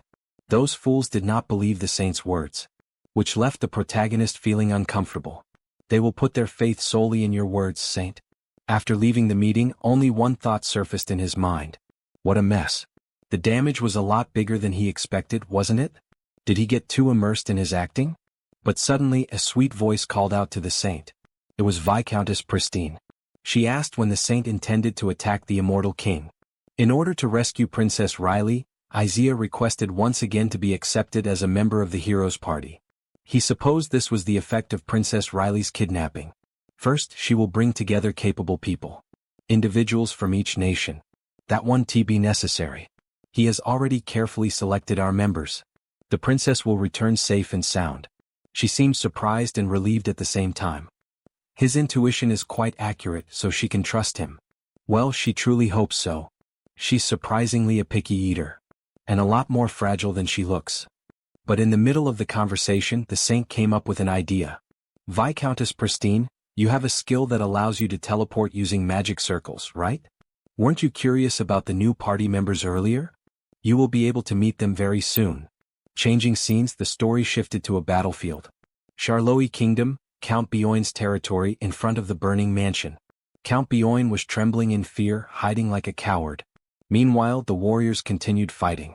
Damn it, we can't hold them off any longer. Escort the count and evacuate immediately. He still hasn't made it out of the mansion. Then one of the enemy leaders appeared, a mage wielding dark magic. Everything is as he wills. We shall purify this world through death. But before he could finish his attack, all of the skeletons were frozen by a familiar spell. The sight left the guards astonished. At last, the hero's party had arrived. We arrived safely in one go. Wow, she's amazing to be able to teleport us across such a vast distance at this speed. Ha ha ha. So this is the Immortal King's first preemptive strike. Thanks for the ride, mage. He will be going on ahead. She will join the fray as well. The two began slaughtering the enemy forces as if they were moving in perfect harmony. But the dark mage merely laughed. After all, that alone would not be enough to defeat him. Remember this well. Death is the only truly equal value for all. A death without discrimination. But his speech was interrupted by a sword piercing his chest. I understand your point well enough, but you talk way too much. The Saint swiftly eliminated the enemy before he could even react. By the way, Saint, are the new party members not here yet? Don't tell her Mr. Harley is the only one. Ah, of course not. That's about time they arrived. They are here. Look over there. Dozens of skeletons are instantly cut up. And only a shadow of a warrior is seen. The undead are all simultaneously. Could the army of the Charloi Qingdao have arrived? No. It's not like that. That's just one person. Who is this new guy? He seems to be a new clone. What do you guys think? As expected, he is quite useful. The protagonist chose him because both his abilities and his character were above average. And also because he has lamentable circumstances. The name of the new member of the group is Zeos. He was one of the specialists who made first contact when he heard about the creation of the Heroes group. A pure aura user who has not yet reached transcendence. And who still manages to perform attacks that transcend space. This means that the secret technique he learned is extremely special. What will Zeos be like when he surpasses his peak and reaches the transcendent realm? It is something that leaves the protagonist curious. And the second reason why he was accepted. We see a flashback with Zeos' family. It was his family situation. Because of the sacrificial massacre caused by the oath against the sky to open the abyss. He lost his entire family. And this made the protagonist remember his own past, where he lost his family in a supposed accident. Which he believes was intentional. Although the sacrificial massacre was not Hans's doing. Even so, he needs to feel a certain responsibility. This leaves the protagonist satisfied when seeing his performance in battle. He will surely become an excellent companion. Meanwhile, in the elven forest, the small elf tries to learn more about her own magic, guiding everyone. The high elf's daughter comments on the situation of the war. In the end, on the Ion continent, we spent almost all our time only in temples. Of course, this was not exactly a leisure trip. But the protagonist tries to cheer her up with popcorn. Which makes her angry at first, although she cannot resist this deliciousness. Stop treating me like a child. Why, every time she says anything he tries to give her food. Although she cannot refuse it. Thinking about it, where does he keep getting these things from? It's really delicious. Don't tell me he went out secretly on his own, right? I got it as a gift. A gift. A big friend put a bunch of magical items for him. Wait, a big friend? She quickly thinks of the barbarian. With a very different mental image. That man who looks like he is related to a beast. Hey, why is that mental image so strange? But someone interrupts her. Beastmen and dragonmen are completely different, young lady. Representative of the wild lands, Lionel. The protagonist thought that at the Continental Conference he looked scary. But when speaking normally he turned out to be a very friendly guy. Like a little cat. What is this nice smell? Haha, it's nothing, while she tries to hide the popcorn. Speaking of that, we ended up becoming indebted to the Elven Kingdom in several ways. Thanks to them we defeated the Immortal King. And we also received help to travel between continents. If we can help each other, then it is better to help. At this rate, he might even build a temple of the Divine Church in Animel. These portals are really convenient, we need to support this strongly. So the temples are basically transportation now. After some time they finally arrived near the portal. This ends up causing a strange feeling in the small elf. After all, the first time they crossed the sea she was the one who woke up. The second time it was Harris. Who will be next? Hearing this, the other elf ends up getting euphoric. So next is her. She is going to reserve her turn. Alright, without further delay, now it is his turn. The protagonist walks directly toward the tree. The world tree observes the child. The protagonist enters a deep state of consciousness. As if he were blooming like a flower/tree. Vertigo. Reverence. His body feels like nothing more than a small tick parasitizing this land. The small spirits bring him the forbidden fruit. A golden apple.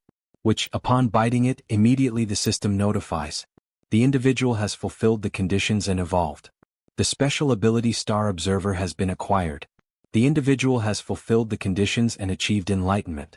The spiritualism ability evolves into the special ability called Nature's Call. And a beautiful elf with pink hair comes directly to meet the protagonist. With a gentle kiss on his forehead, she assures him that she will take care of him. After all, he is just a child. With his eyes closing, he can only see the last notifications. Eris. Race, High Elf, special characteristics. Awakened as a High Elf, priest of the World Tree, his affinity with natural force has increased drastically, and all spirits are about to evolve. He begins to fall, after all, with blurred vision and no strength in his body. The evolution drained all his energy, just like what happened with the other elf. Cut to another scene. The princess is seen in an individual cell inside the immortal castle. Although she is imprisoned, she is relatively safe while the bodyguard is just drinking tea. This makes her uneasy. What is he thinking? Somehow, it even feels like the guards are trying to treat her with consideration. And her treatment is completely different from Simon, who is being punished by the succubus. This is the famous meme, "That should be me, ha ha ha." Ah, what sadness. When will she be able to get out of here? She wants to see Seiya as soon as possible. She is certain that Seiya will come to save the princess. Seiya will come. Riley should have started calling her little sister Seiya earlier. It wasn't that difficult. But her thoughts are interrupted by the presence of the succubus carrying a body, which leaves the young man shocked by such violence. "Ma'am, this person is?" She heard that he suddenly appeared near the castle. When the undead attacked him, he ran inside the castle. How can someone just appear out of nowhere in such a remote place? Such a different appearance, as if he had fallen from the sky. Don't tell me. "Ma'am, maybe he is someone from the same world as him. From Earth." Yes, it seems the king also suspected that already, so he ordered this person to be handled separately here. Ah, so we have an unexpected newcomer. Andrew. You can go back now. From here she will take care of the rest. What, so now he? That depends on Lady Olivia. But just hearing her name already shocks Andrew. "Princess. For now you will stay with this person." I understand. This person is a transmigrator just like Seiya. Now that I think about it, I heard that this man introduced himself first. What was his name again? Then she remembers. It's Hesperon. Now then, this is definitely a clone of the protagonist. But he is just a normal human. What could this clone's power be? Leave it in the comments. Until the next chapter. The scene changed, and this time they were on planet Earth. Specifically, inside the building of the Ability Management Agency. A shout echoed through the building. What the hell? Now they have even created a fan page for Haho Mask. The man shown on the panel was Kang Tae-san from the Criminal Investigation Department.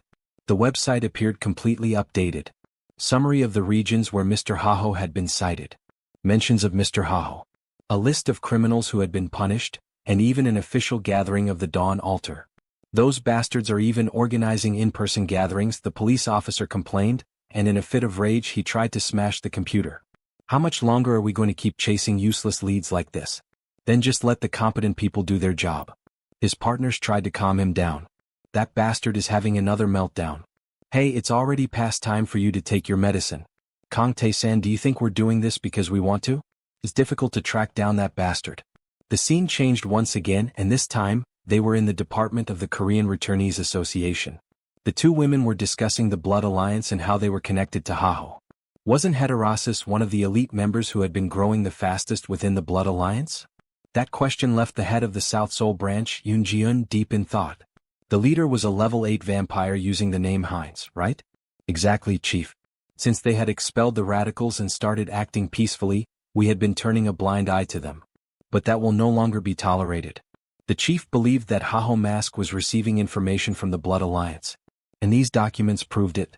After all, it was an execution list. The scene shifted again, and this time Hans finally appeared. He was looking at several civilians who had recently been killed by a murderer. Then, right in front of him, a mysterious man appeared, radiating a red aura. The protagonist remarked that he couldn't believe there were still people doing this kind of thing. Oh, that killing intent and that mask. I think I have an idea who he is. You must be that so-called Haho. He had really wanted to meet the masked man, so this was perfect. Gah. A mere criminal wanted to find him. You barely returned to Earth and you've already become arrogant. With a smug grin, the red-haired man revealed his power. An enhancement type awakened. The demonic emperor of the heavenly massacre. Oh. Now the protagonist understood where all that confidence came from. It was a power that had reached the transcendent realm, the realm of transformation. But the red-haired man interrupted his thoughts. Stop wasting time with useless thoughts and come fight me. He charged at the protagonist at high speed, who defended himself with a magic shield. That left the red-haired man surprised, as it was the first time one of his punches had been stopped. But let's see how long that barrier can hold.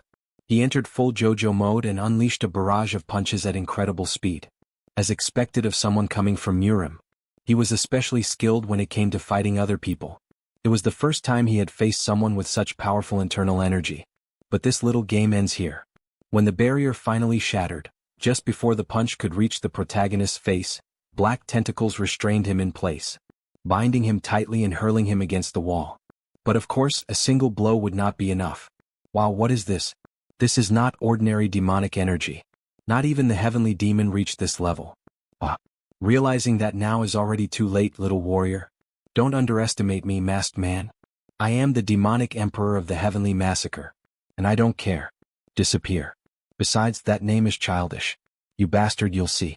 But once again the red-haired man was easily restrained. How can this force be so overwhelming? This is my last display of mercy. The black bindings transformed into snakes. Do not feel wronged, little warrior. You will be able to be born again. As an extremely special undead. Then let us see. What kind of past do you have? As he examined the fighter's head, he obtained several new clues. This man had been a subordinate of the prosperous Heaven Society. They had been connected even before he went to another world. How strange. If it had been after reaching this level of power, he would have understood. But why did they recruit someone who had been nothing more than an ordinary person? What a shame. Unlike Auterica, obtaining information here was limited. In addition to the Blood Alliance, he also needed information from the legal side of society. Now that he thought about it, there was someone perfect for that. The scene shifted to a young man calmly having dinner. On Sunghyun, the dark mage assigned to the Ability Management Agency. A woman joined him at the table. Sunghyun, you're already busy with work. Why did you come again? And try this too. All right.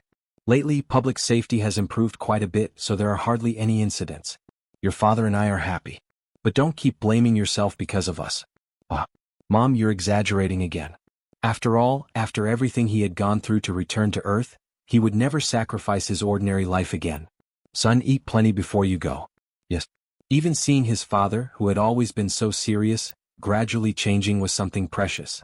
But while he was enjoying his meal, a strange sensation sent a chill down his spine.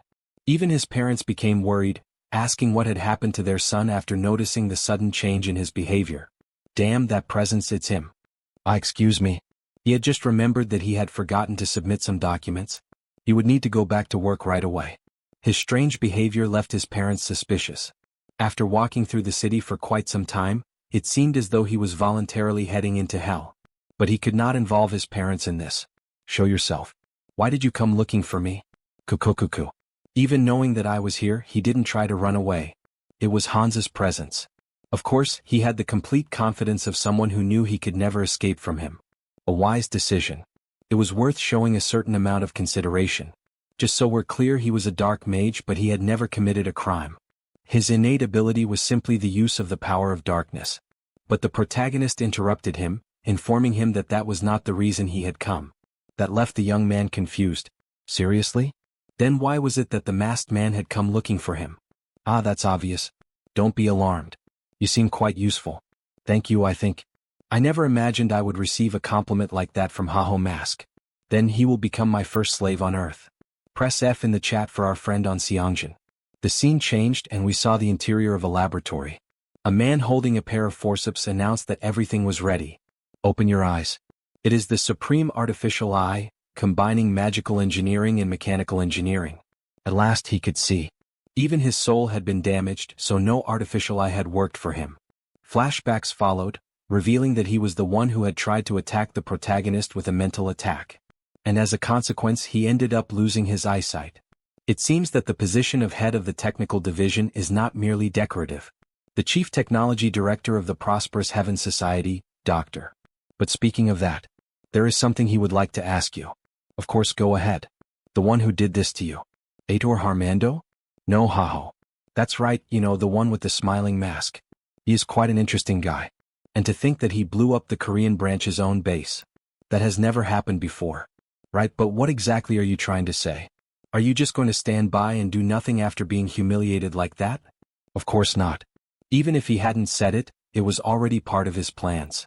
We can't leave that place abandoned forever. That's right. Excellent. And this time the doctor will help as well. He really wants to use him as a test subject for his experiments. The scene changed. They were now at the protagonist's house. After taking a nice hot shower, he relaxed in the living room. All he wanted was to stay at home and do nothing. But running around using the projection in Hans's place was exhausting as well.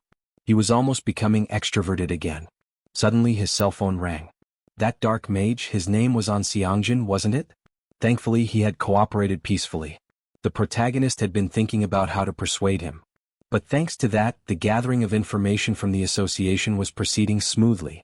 And the new project was progressing well too. An undead from the Murim world who had reached the realm of transformation. Wouldn't it be incredible to have such a powerful warrior? But the protagonist's thoughts were interrupted by the sound of the TV. You still treat Haho as a criminal? A morning news program was running an editorial on the subject. It is an undeniable fact that he has contributed enormously to public safety in our country. Exactly. Look at the cases overseas. Hundreds, even thousands of people die every day because of terrorism. Just yesterday there was a major incident in Japan. But the protagonist turned off the TV. The prosperous Heaven Society. They were probably still expanding their influence abroad. Those bastards will get what they deserve. He opened Hans's information to investigate his schedule. The scene changed and they returned to the other world. The new clone and the princess were having a conversation. So Hesperon wasn't your real name. Since he was going to another world, he thought he should at least have a cool name. So your real name is Sunghyun, but you can just call him Hesperon. I see. But the princess questioned whether Hesperon understood the situation he was in and whether he wasn't a little worried. However, he interrupted her and grabbed the princess's hand. The break is over. Could you evaluate the magic he practiced? What? Already? Didn't we just start our break? Hesperon. Was a mistake. Just because he was someone from Earth, I ended up remembering when Big Sister Seiya taught me magic. But he keeps asking me to teach him more. Look at this, Riley. You did it? Hey, show me a little more respect when addressing me. Sorry. He got excited without realizing it. How frustrating. It took her years to learn that magic, but he managed to do it so easily. Could it be that people from Earth are born with talent for magic? Big Sister also learned it very quickly. That's nothing. He is buffed with 4 abilities. Evil Wisdom. Forbidden Knowledge. Path of Sorcery. Mana Mastery. If he had trouble even with basic magic, it would be a disgrace to Hans's name. Meanwhile, the immortal king summoned his servant. She promptly appeared and asked what his orders would be. While he is away, I will delegate the remaining tasks to her. Do not worry. Everything will be carried out according to the king's will. The scene shifted and they returned to Earth. Hans was flying at maximum speed over the sea. He had come all the way to Japan following the traces of the prosperous Heaven Society. And he had done it without using any means of transportation. He could not leave any traces behind. Fukuoka was the name of that port city. Even so, thanks to my abilities, getting here was quite fast. But he quickly noticed something. A barrier of dark energy had been set up in a place like this. Something about this reeks of trouble. Inside that yacht, a man had just been killed. Meanwhile, 2 others were being held hostage. The protagonist entered the scene. How curious. All the people who use dark energy always end up doing exactly the same things. They started speaking in Japanese, asking who the hell he was. But the protagonist could not understand the language. They joined forces and tried to attack Hans, but they were easily defeated without any effort. How about taking a look at their memories? 30 minutes later, at a nearby port, 2 men were talking about the condition of the merchandise this time. The tattooed man replied that there was no need to worry. We prepared some very fresh specimens. Thank you as always. It had been a long time since he had enjoyed a decent meal. I see. Now I can finally understand them. What? Who the hell is he? Who am I? There was a phrase that a figure he admired used to say in moments like this. I am vengeance. In the following scene they were in a village. The sound of a sword being forged could be heard. 2 dwarves were talking. He told him to stay focused. Listen to what the fire says and feel the heart of the metal. However, the dwarf began to grow suspicious of the protagonist, as he constantly felt a sense of familiarity with him. Could it be that our blood traces back to the same ancestor? The firepower of the sword's blade is sufficient. Strike it with greater force. The protagonist hears it. That's the cry of the fire. He feels it. It's the heart of the metal. This is the way of the dwarves. Then the system issued a notification. The entity has gained enlightenment through repeated training. You have acquired the special skill, logic of dwarven creation. Upon pulling the sword from the water, the blade emerged shining brightly. It was a flawless piece of craftsmanship. The other dwarf felt satisfied with the result. What shocked him even more, however, was the realization that something had changed within the protagonist. Have you finally attained enlightenment? However, the protagonist himself found the message confusing. Suddenly, the fire around him began to take shape. The system issued another notification. The Titan is watching you. You have acquired the special skill, Song of Fire and Metal. If it was truly the Titan, then he was the god worshipped by the dwarves. The scene then showed the three gods that had been introduced so far. The god of the dwarves, the god of the humans, and the god of the elves. For some reason, the protagonist felt as though he was collecting gods one by one, just like his clones. The scene shifted to the Bright Duchy in the Talia Kingdom. The two most important vampires stood facing each other. Heinz asked whether she would regret the decision she had made. She answered firmly. He is speaking in truisms. Isn't living better than dying? If he hadn't lived as long as she has, he wouldn't realize how exciting blood evolution is. Furthermore, she is curious about the future of the clan he will lead. The protagonist asked what she meant. It was her desire to prolong her life with his blood. For a holy blood, her way of thinking was far more open-minded than he had expected. It will be difficult for her to evade it on your own. Moving very close to her in a sensual manner, the protagonist said, "Do your best with me for that future." With a single bite, the holy vampire's face turned red. It was a unique sensation, being bitten by another vampire. She understands. This is the new future. After some time, completely exhausted, the transformation came to an end. The first of the vampires. One of the founding bloodlines, the Varkoslok. She has been reborn through hybrid holy blood. Changing locations, the former servant of the deceased vampire spoke to the protagonist. My lord, all members of Ubers from all regions have gathered in the Talia Kingdom. Well done, Theodore. You flatter me, my lord. His mission had been to gather all vampires and bring them out into the world. It had now become both his primary duty and his personal dream. However, this left Heinz deep in thought. What would this mean for the world? The vampires in the central and western parts of the continent have united and become a single entity. They are now ready to officially take the stage. Of course, Theodore. We must make our vampire kin capable of withstanding sunlight. Yes, my lord. All right. Are there any members of Ubers who haven't arrived yet? The tribal alliance in the south is fighting a civil war. So they are taking the longest alternative route possible. I see. A tribal alliance. He must send Harley to settle the matter. Also, my lord. The blood gates in every stronghold have been completed. Finally. He will see Uber's blood gate technology for himself. Shouldn't I try it out? Certainly. Where would you like to go? Ravella City. He will meet an acquaintance and return. Then a blood portal was created. Heinz stepped through it and quickly arrived at the destination, where two guards welcomed him. My lord. Welcome. Welcome to Ravella City. You can exit from the left side. It was gloomy and desolate, exactly as one would expect from blood magic. However, the transportation method itself was not much different from the Holy Church's gates. He then activated the skill. Denial of existence. In the city, the sound of daytime commotion can already be heard. A mother and a crying child. Oh my God. If you cause all this chaos, what are we supposed to do? It's okay, Rafia. Stop crying. Search to see if they are hiding any money. Yes, sir. You bastards. Didn't he tell you he would repay the money soon? Ah. You can't even pay the interest. We will take what we want ourselves, so get out of my face. Father, don't hurt him. Amid all the chaos, the protagonist only watches. He definitely saw the guards passing through here. It seems someone is covering for them. There are plenty of easy targets. Then suddenly Heinz comes out of camouflage, and the girl quickly notices it by the scent. It is the same young man who had helped her earlier. He stepped closer and placed his hands on both men's shoulders. They questioned him, asking who the hell he was. Since when have you been here? But Heinz interrupted. Everything you are carrying right now, put it back and get out of my face. What in the hell is this aura? Oh my God, the blonde didn't know such a wealthy patron existed. We will withdraw immediately. How much is all this worth, sir? She's sorry. He had to pay because of us. He replied that he hadn't given them anything, which left her confused. Outside the establishment, the men were amazed by the glow of the gold coins. What fortune has landed on us? There's multiple times the amount in here, boss. But someone approached from behind. In fact, several people. The Lord has granted his permission. By absorbing the blood of the wicked. They all advanced against the two men, and in the end blood was spilled, or rather drained. The scene changes and a little girl is seen being healed. In fact, she was the daughter of the family that had just been saved. Her father, in tears, expresses his deepest gratitude, saying he would not even know how to thank them properly. Diana also thanks her former boss.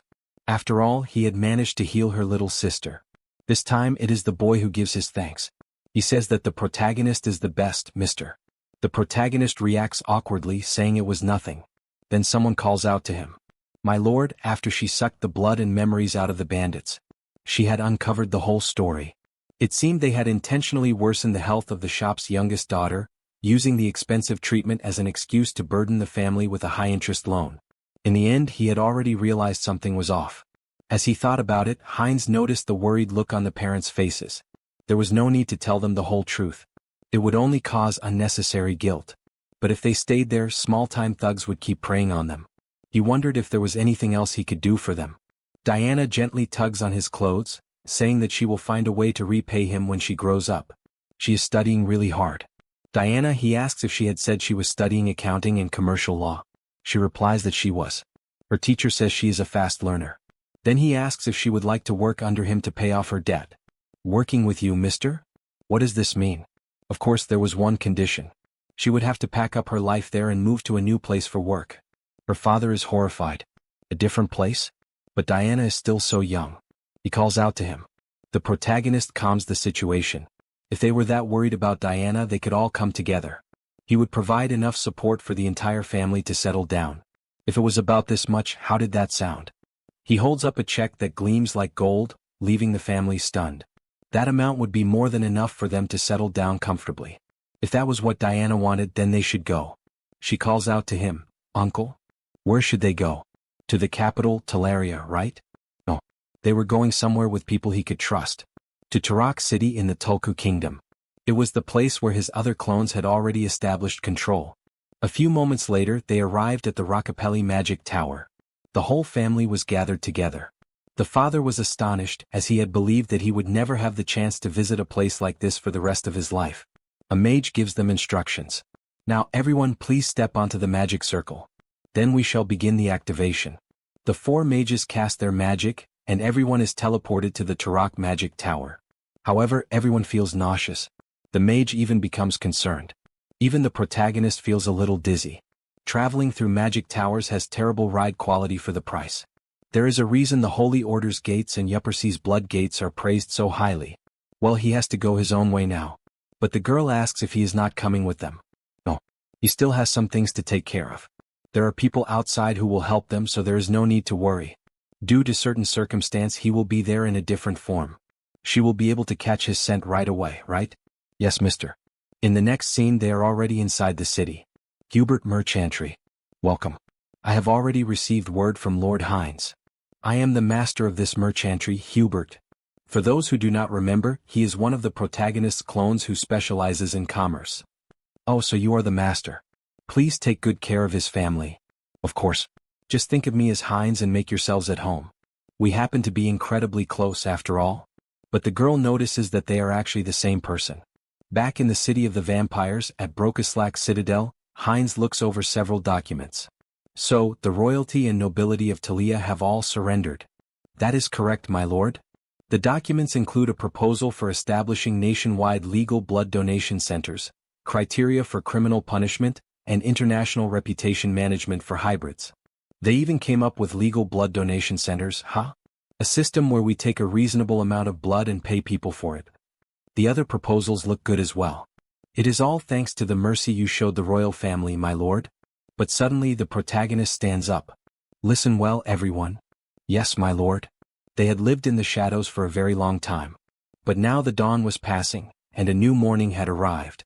From that moment onward, in the kingdom of Talia, a new dynasty would reveal itself to the world. Hybrid. At another moment, now inside the church, Heinz's vassal continues the announcement. Furthermore, we inform the Holy Order that all authority in the kingdom of Talia has been officially transferred to the Vampire Alliance, Hybrid. We hereby convey this to the church. The saint thanks them for the notice. The other woman, however, is somewhat concerned. It is quite baffling, but there are no procedural issues. What do you think, Saint? She says that it is true a vampire kingdom warrants caution. However, they do not want a military conflict with them. Instead, they wish for dialogue. Therefore, she believes they should accept it for the sake of peace and coexistence. After all, these are chaotic times. Both women are surprised by her response. But what they could not imagine were the protagonist's true intentions. They had finally gained an entire kingdom under their control. At the next scene, the story returns to Earth. Hans finished off the remaining enemies and is searching through their minds. So they really were Banshin Society's lackeys. Much more straightforward than Korea. He only roughed up a few of the big shots, and the clues started falling right into his lap. That just goes to show how much influence the Banshin Society has. Well, the protagonist supposed that's only natural. With their population, they'd have far more awakeners than Korea. He likes how simple this is. He will rip out every last one of your roots, Banshin Society. And that night, beneath the bright moon, Hans vanished together with the shadows. While this, in somewhere. Banshin Society, East Asian Branch. Hans' photo is attached to a document. What is all this about now? The Haho mask showed up in Japan. Has he decided that he doesn't need to target Korea anymore? But from Fukuoka to Kagoshima already. How many places have been hit in such a short time? Haho mask. Even if he possessed the power of a demon king. The elites of the Banshin Society are awakeners who have slain demon kings like that. This time he won't have such an easy fight. Is he here? Yes, master. Contact Japan. Shake off Hayushu's ability bureau, and have everyone focus on Haho mask. Wait, you mean? Yes, that is right. We are sending the administrator. In the next scene, the story shifts to the Kyushu Regional Ability Bureau. A new character is introduced, Director of the Kyushu Ability Bureau. Alright, give me your report. After comparing the field investigation with eyewitness accounts, we're highly confident in the findings. Another character is introduced, Ability Bureau Staff Tamura. So it really was true. What was his name again? Haho mask. Why has Korea's criminal hunter come all the way here to cause trouble? He's known as Korea's unofficial strongest. We should prepare a response. But he is interrupted by the director. A response? Don't exaggerate. He's only one awakener. He can't even match us in the number of awakeners. Then, are we just going to watch? He's still moving south through Kyushu as we speak. Tamura. Contact the National Returnees Association. The awakener even Korea couldn't deal with will be captured by Japan. After those declarations, a war broke out across the Japanese mainland. A man wielding a katana tried to use his ability. Secret art of the Gale Sword style. Whirlwind. But with nothing more than a movement of his hand, Hans defeated him before he could finish the technique. But that was not enough. Dozens of enemies appeared. Some were dressed in suits. Ninjas. Samurai. What a pointless attempt. These guys don't seem to be with the Banshin Society. Japan's guardians. He should hold back a little. Then he activated the ability. Death's Grasp. All of the enemies began to panic and grow dizzy as claws emerged from the ground. That was easy. Now that those pests are gone, he supposed it's time to head for the next area. But in the middle of the crowd he noticed something. So there were Banshin Society members mixed in with the guardians. They were so desperate to catch him that they couldn't even tell friend from foe. Ah. Looks like his reputation really is something. To think he has united Japan's guardians and villains. He spotted a suspicious aura, then went after it. If he traces the route they used to get here, he should be able to find Banshin Society's trail. Skill Eye of the Abyss. As expected, he could sense the Banshin Society's aura. So this is one of their safe houses. How predictable. But the moment he touched the doorknob, something happened as if a barrier had been broken. He was teleported to another place. A pocket dimension. Was this a trap? It's a world much like his eternal labyrinth. Then a man approached. Beside him stood a woman and another man with a massive build. All of them were wearing business suits. So calling you Demon King class wasn't just an empty claim.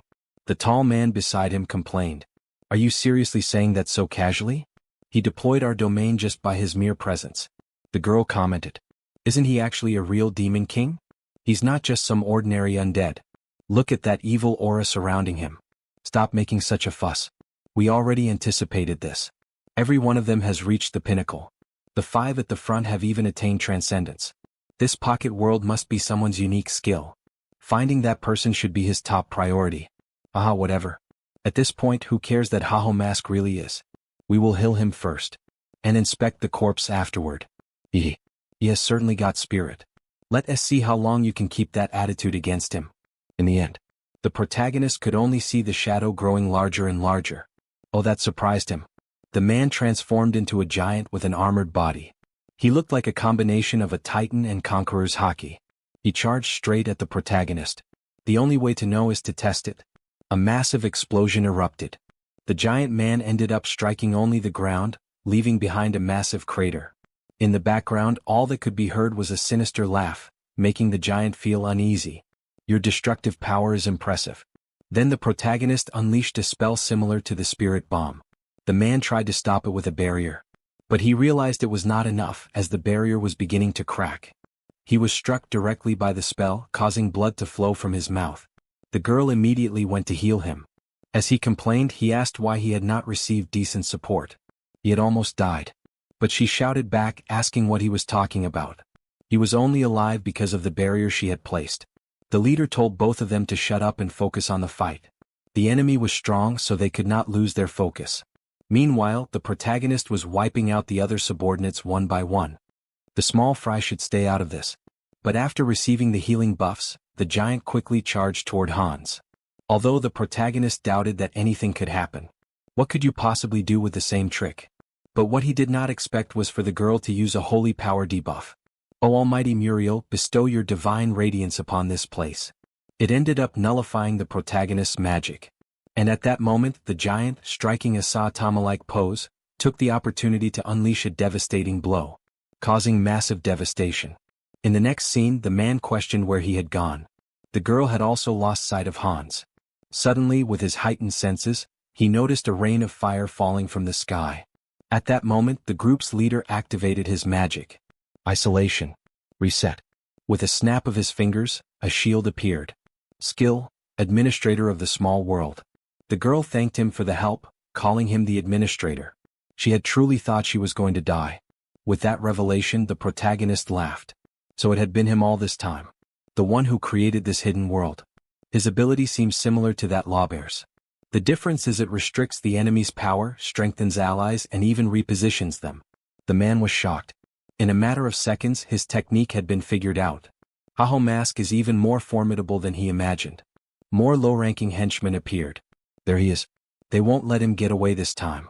But now that he has entered his domain, Haho won't leave here alive. They all began casting countless magic seals. But Haho simply laughed. Your powers may be enhanced, but do you really think that's enough to defeat him? As he dodged the spells, others rushed toward him with swords and fists. The surprise attack missed its target, leaving nothing but dust behind. Meanwhile, the men all began collapsing to the ground. Feels like his skin is melting. The curse. His hand. But something surprised the protagonist. Even his barrier can't block attacks like that. Skill. Immortality has been activated. His true power has been sealed by the restrictions of this space. No matter how he looks at it, destroying this place comes first. But those bastards aren't just going to stand by and let me. He's tracking both me within this space.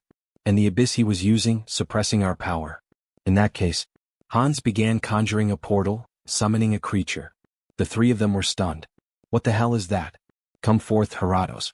If he's tracking his power in the abyss, then he will simply give that power to someone else. Unlike in Trejo, he personally served as Heratos's dragon heart. It lacked independence, but in return, its loyalty surpasses all others. As he mounted the new summon, he gave his first order. Heratos, you've had your fill of his power, haven't you? Kill all enemies. Hey, Master Administrator. Hurry. Shit. It's already too late. The dragon's powerful roar struck the barrier directly. But they knew the barrier would not be enough. The girl tried to apply more holy energy buffs, but it was not enough. The barrier's collapsing. Everyone retreat. The barrier shattered and the attack struck the leader directly. You are a pretty decent leader. Sending your subordinates away even when you know you are going to die. Thanks to that, quite a few managed to escape, so he didn't break even. The leader's final words were Hannibal Strauss. You will commend your courage and show him some mercy. This time it was Kyushu. But you will watch every single villain hiding in every corner of this archipelago burn to ashes. After a time, in downtown Kagoshima, dozens of people were stunned by what they were seeing. A woman began recording a supposed dragon burning everything in its path.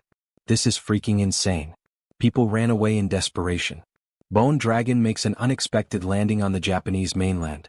Meanwhile, at the South Seoul branch of the Korean Returnees Association, someone is browsing handbags online. Oh, is this a newly released product? She must buy it immediately. The secretary arrives, noticing her manager is in a good mood. Oh, it's you, Secretary Kim. How are things? Of course. She actually feels like she has a taste for life these days. Our workload has decreased significantly since the Haho mask left Korea. Kim mentions that she is worried about Haho's presence in Japan. Won't his appearance in Japan escalate into an international crisis? But the manager is not concerned. It won't do any good even if they blame us. Meanwhile, the secretary's concerns quickly became reality. Manager, look at this. What is it? You're making me worry. It seems a disaster has just occurred. A dragon appeared on the tablet. The manager immediately lost her composure. What the fuck are you doing, Haho Mask? This is clearly his doing. Kim informed her that it had also been reported that after the incident, he disappeared without leaving any trace. Why do I have a feeling that Haho being abroad will only make us busier? In the next scene, the immortal king's castle comes into view, along with the sound of someone shouting apologies.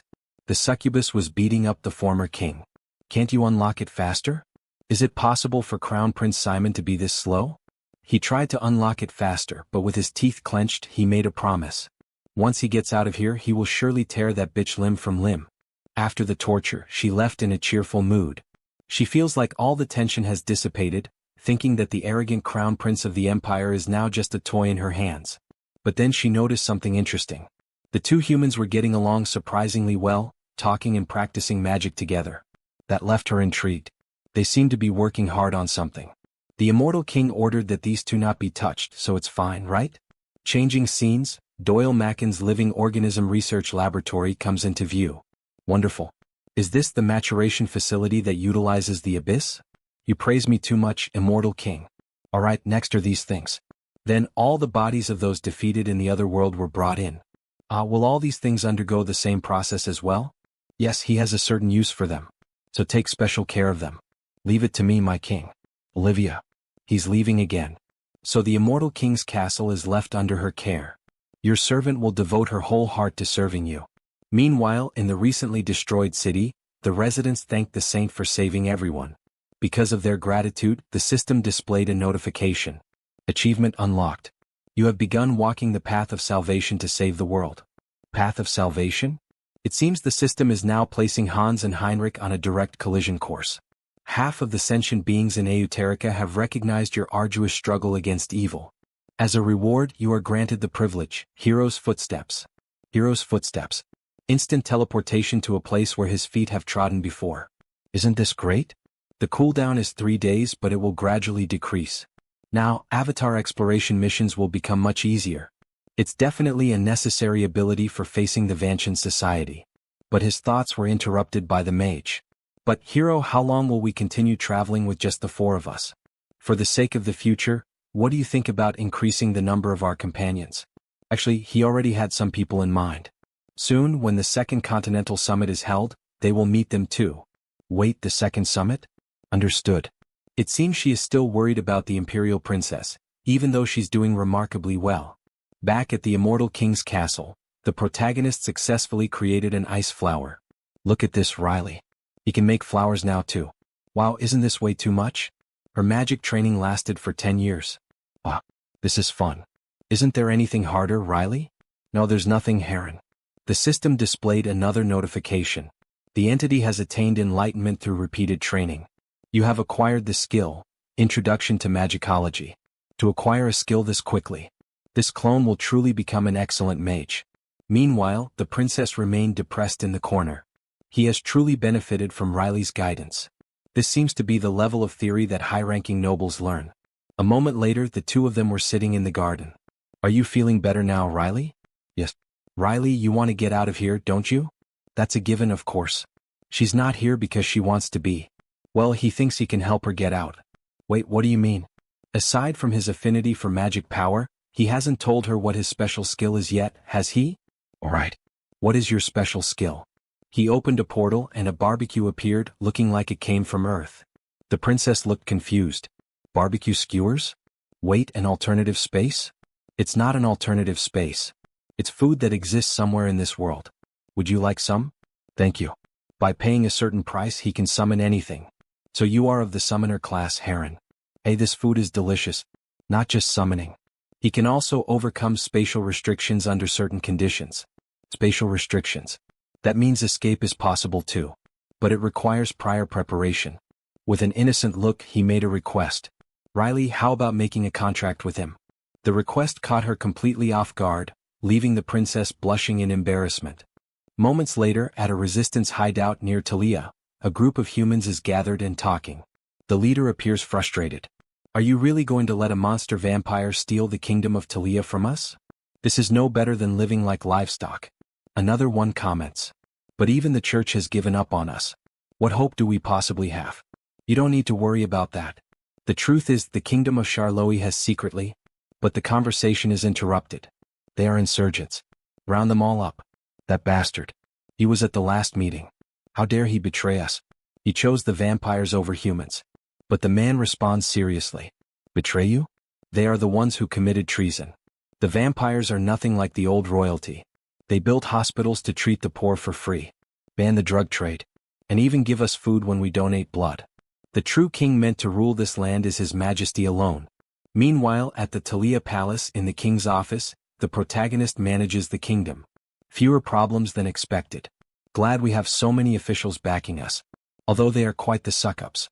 Your Majesty, Lady Breaky has arrived. Send her in. Wow, what a spectacular vampire, my dear readers.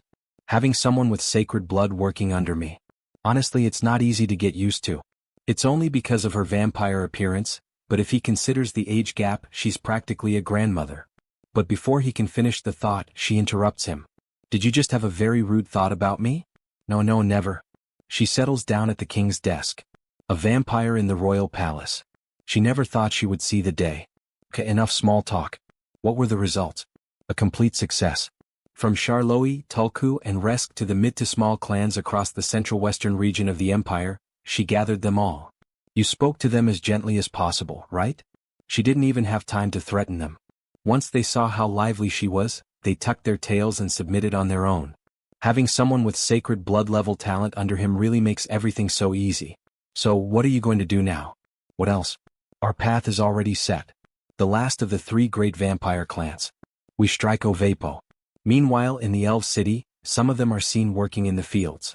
Until the protagonist arrives. Good morning. It's Lord Harris Greenwood. Please have some fruit. Ah, thank you. May the World Tree's grace be with you. This is where the World Tree's gardeners stay. It's his first time visiting them directly. Oh, if it isn't Lord Harris. What brings a high elf to a place like this? Having become a high elf through the grace of the World Tree, he wanted to personally meet those who tend to her up close. To think you would care for us so deeply. Do you mind if he looks around a bit? Of course. Right this way, he will show you around. Ah, so easy. Frankly, he has only one goal, to collect what the gardeners have pruned. A whole pile of precious World Tree branches is sitting right here. How could he possibly just pass them by? Another elf calls out to him. He heard the Second Continental Conference will be called soon. Things must be quite dire out there, right? Still, what a relief it is. Thanks to you, Lord Harris, the high elf lineage continues. We are truly overjoyed. Hearing them say that makes him feel even more grateful. His conscience is really taking a hit here, haha. Will you be attending the second conference as well, Lord Harris? No, Shapiron, and he won't be going. It's a critical period where they must focus on training. Oh, I see. We've arrived. Oh, so this is all of it. This is where we gather the byproducts collected during our work. They are often used as royal gifts or for trade with other races. The dwarves, in particular, are exceptionally fond of them. Would it be all right if he took some of these? Of course. A high elf does not require permission. So the protagonist takes the opportunity to collect quite a lot. Lord Harris. Are you planning to use all of those? Haha, he happens to need them for his training these days. Aha, I see. He's taking several years' worth of supplies. Well then he will come back once he has used them all. What again? Changing scenes. Joannick and Howard's workshop. The sound of forging can be heard. It's the dwarves. As he enters, the main dwarf notices something strange. Welcome back, sir. You're a bit late today, aren't you? No, what on earth is going on here? The thing inside there right now. What's in the... As expected, you recognize it right away. No, he means, are you burning world tree branches as firewood right now? Yes, sir. Do you really think so? This isn't something that can be found anywhere in the world. Then the protagonist explains why he uses this plant. Iron infused with the world tree's power increases its durability several times over. And if luck is on your side, the iron may even acquire unique abilities. Ah, a friend sent it to him, haha. Well, he doesn't know this friend of yours is, but the elves will surely kill him if they find out about him. Actually, the one who sent it was the high elf, haha, so no problems. Anyway, his friend sent them to him with good news. He told me to use as many branches as he liked. Look, we still have plenty. The other dwarf is surprised by this absurd amount. But the protagonist takes the opportunity to extend an invitation. Let us use it together. Wait, together? Well, with this offer.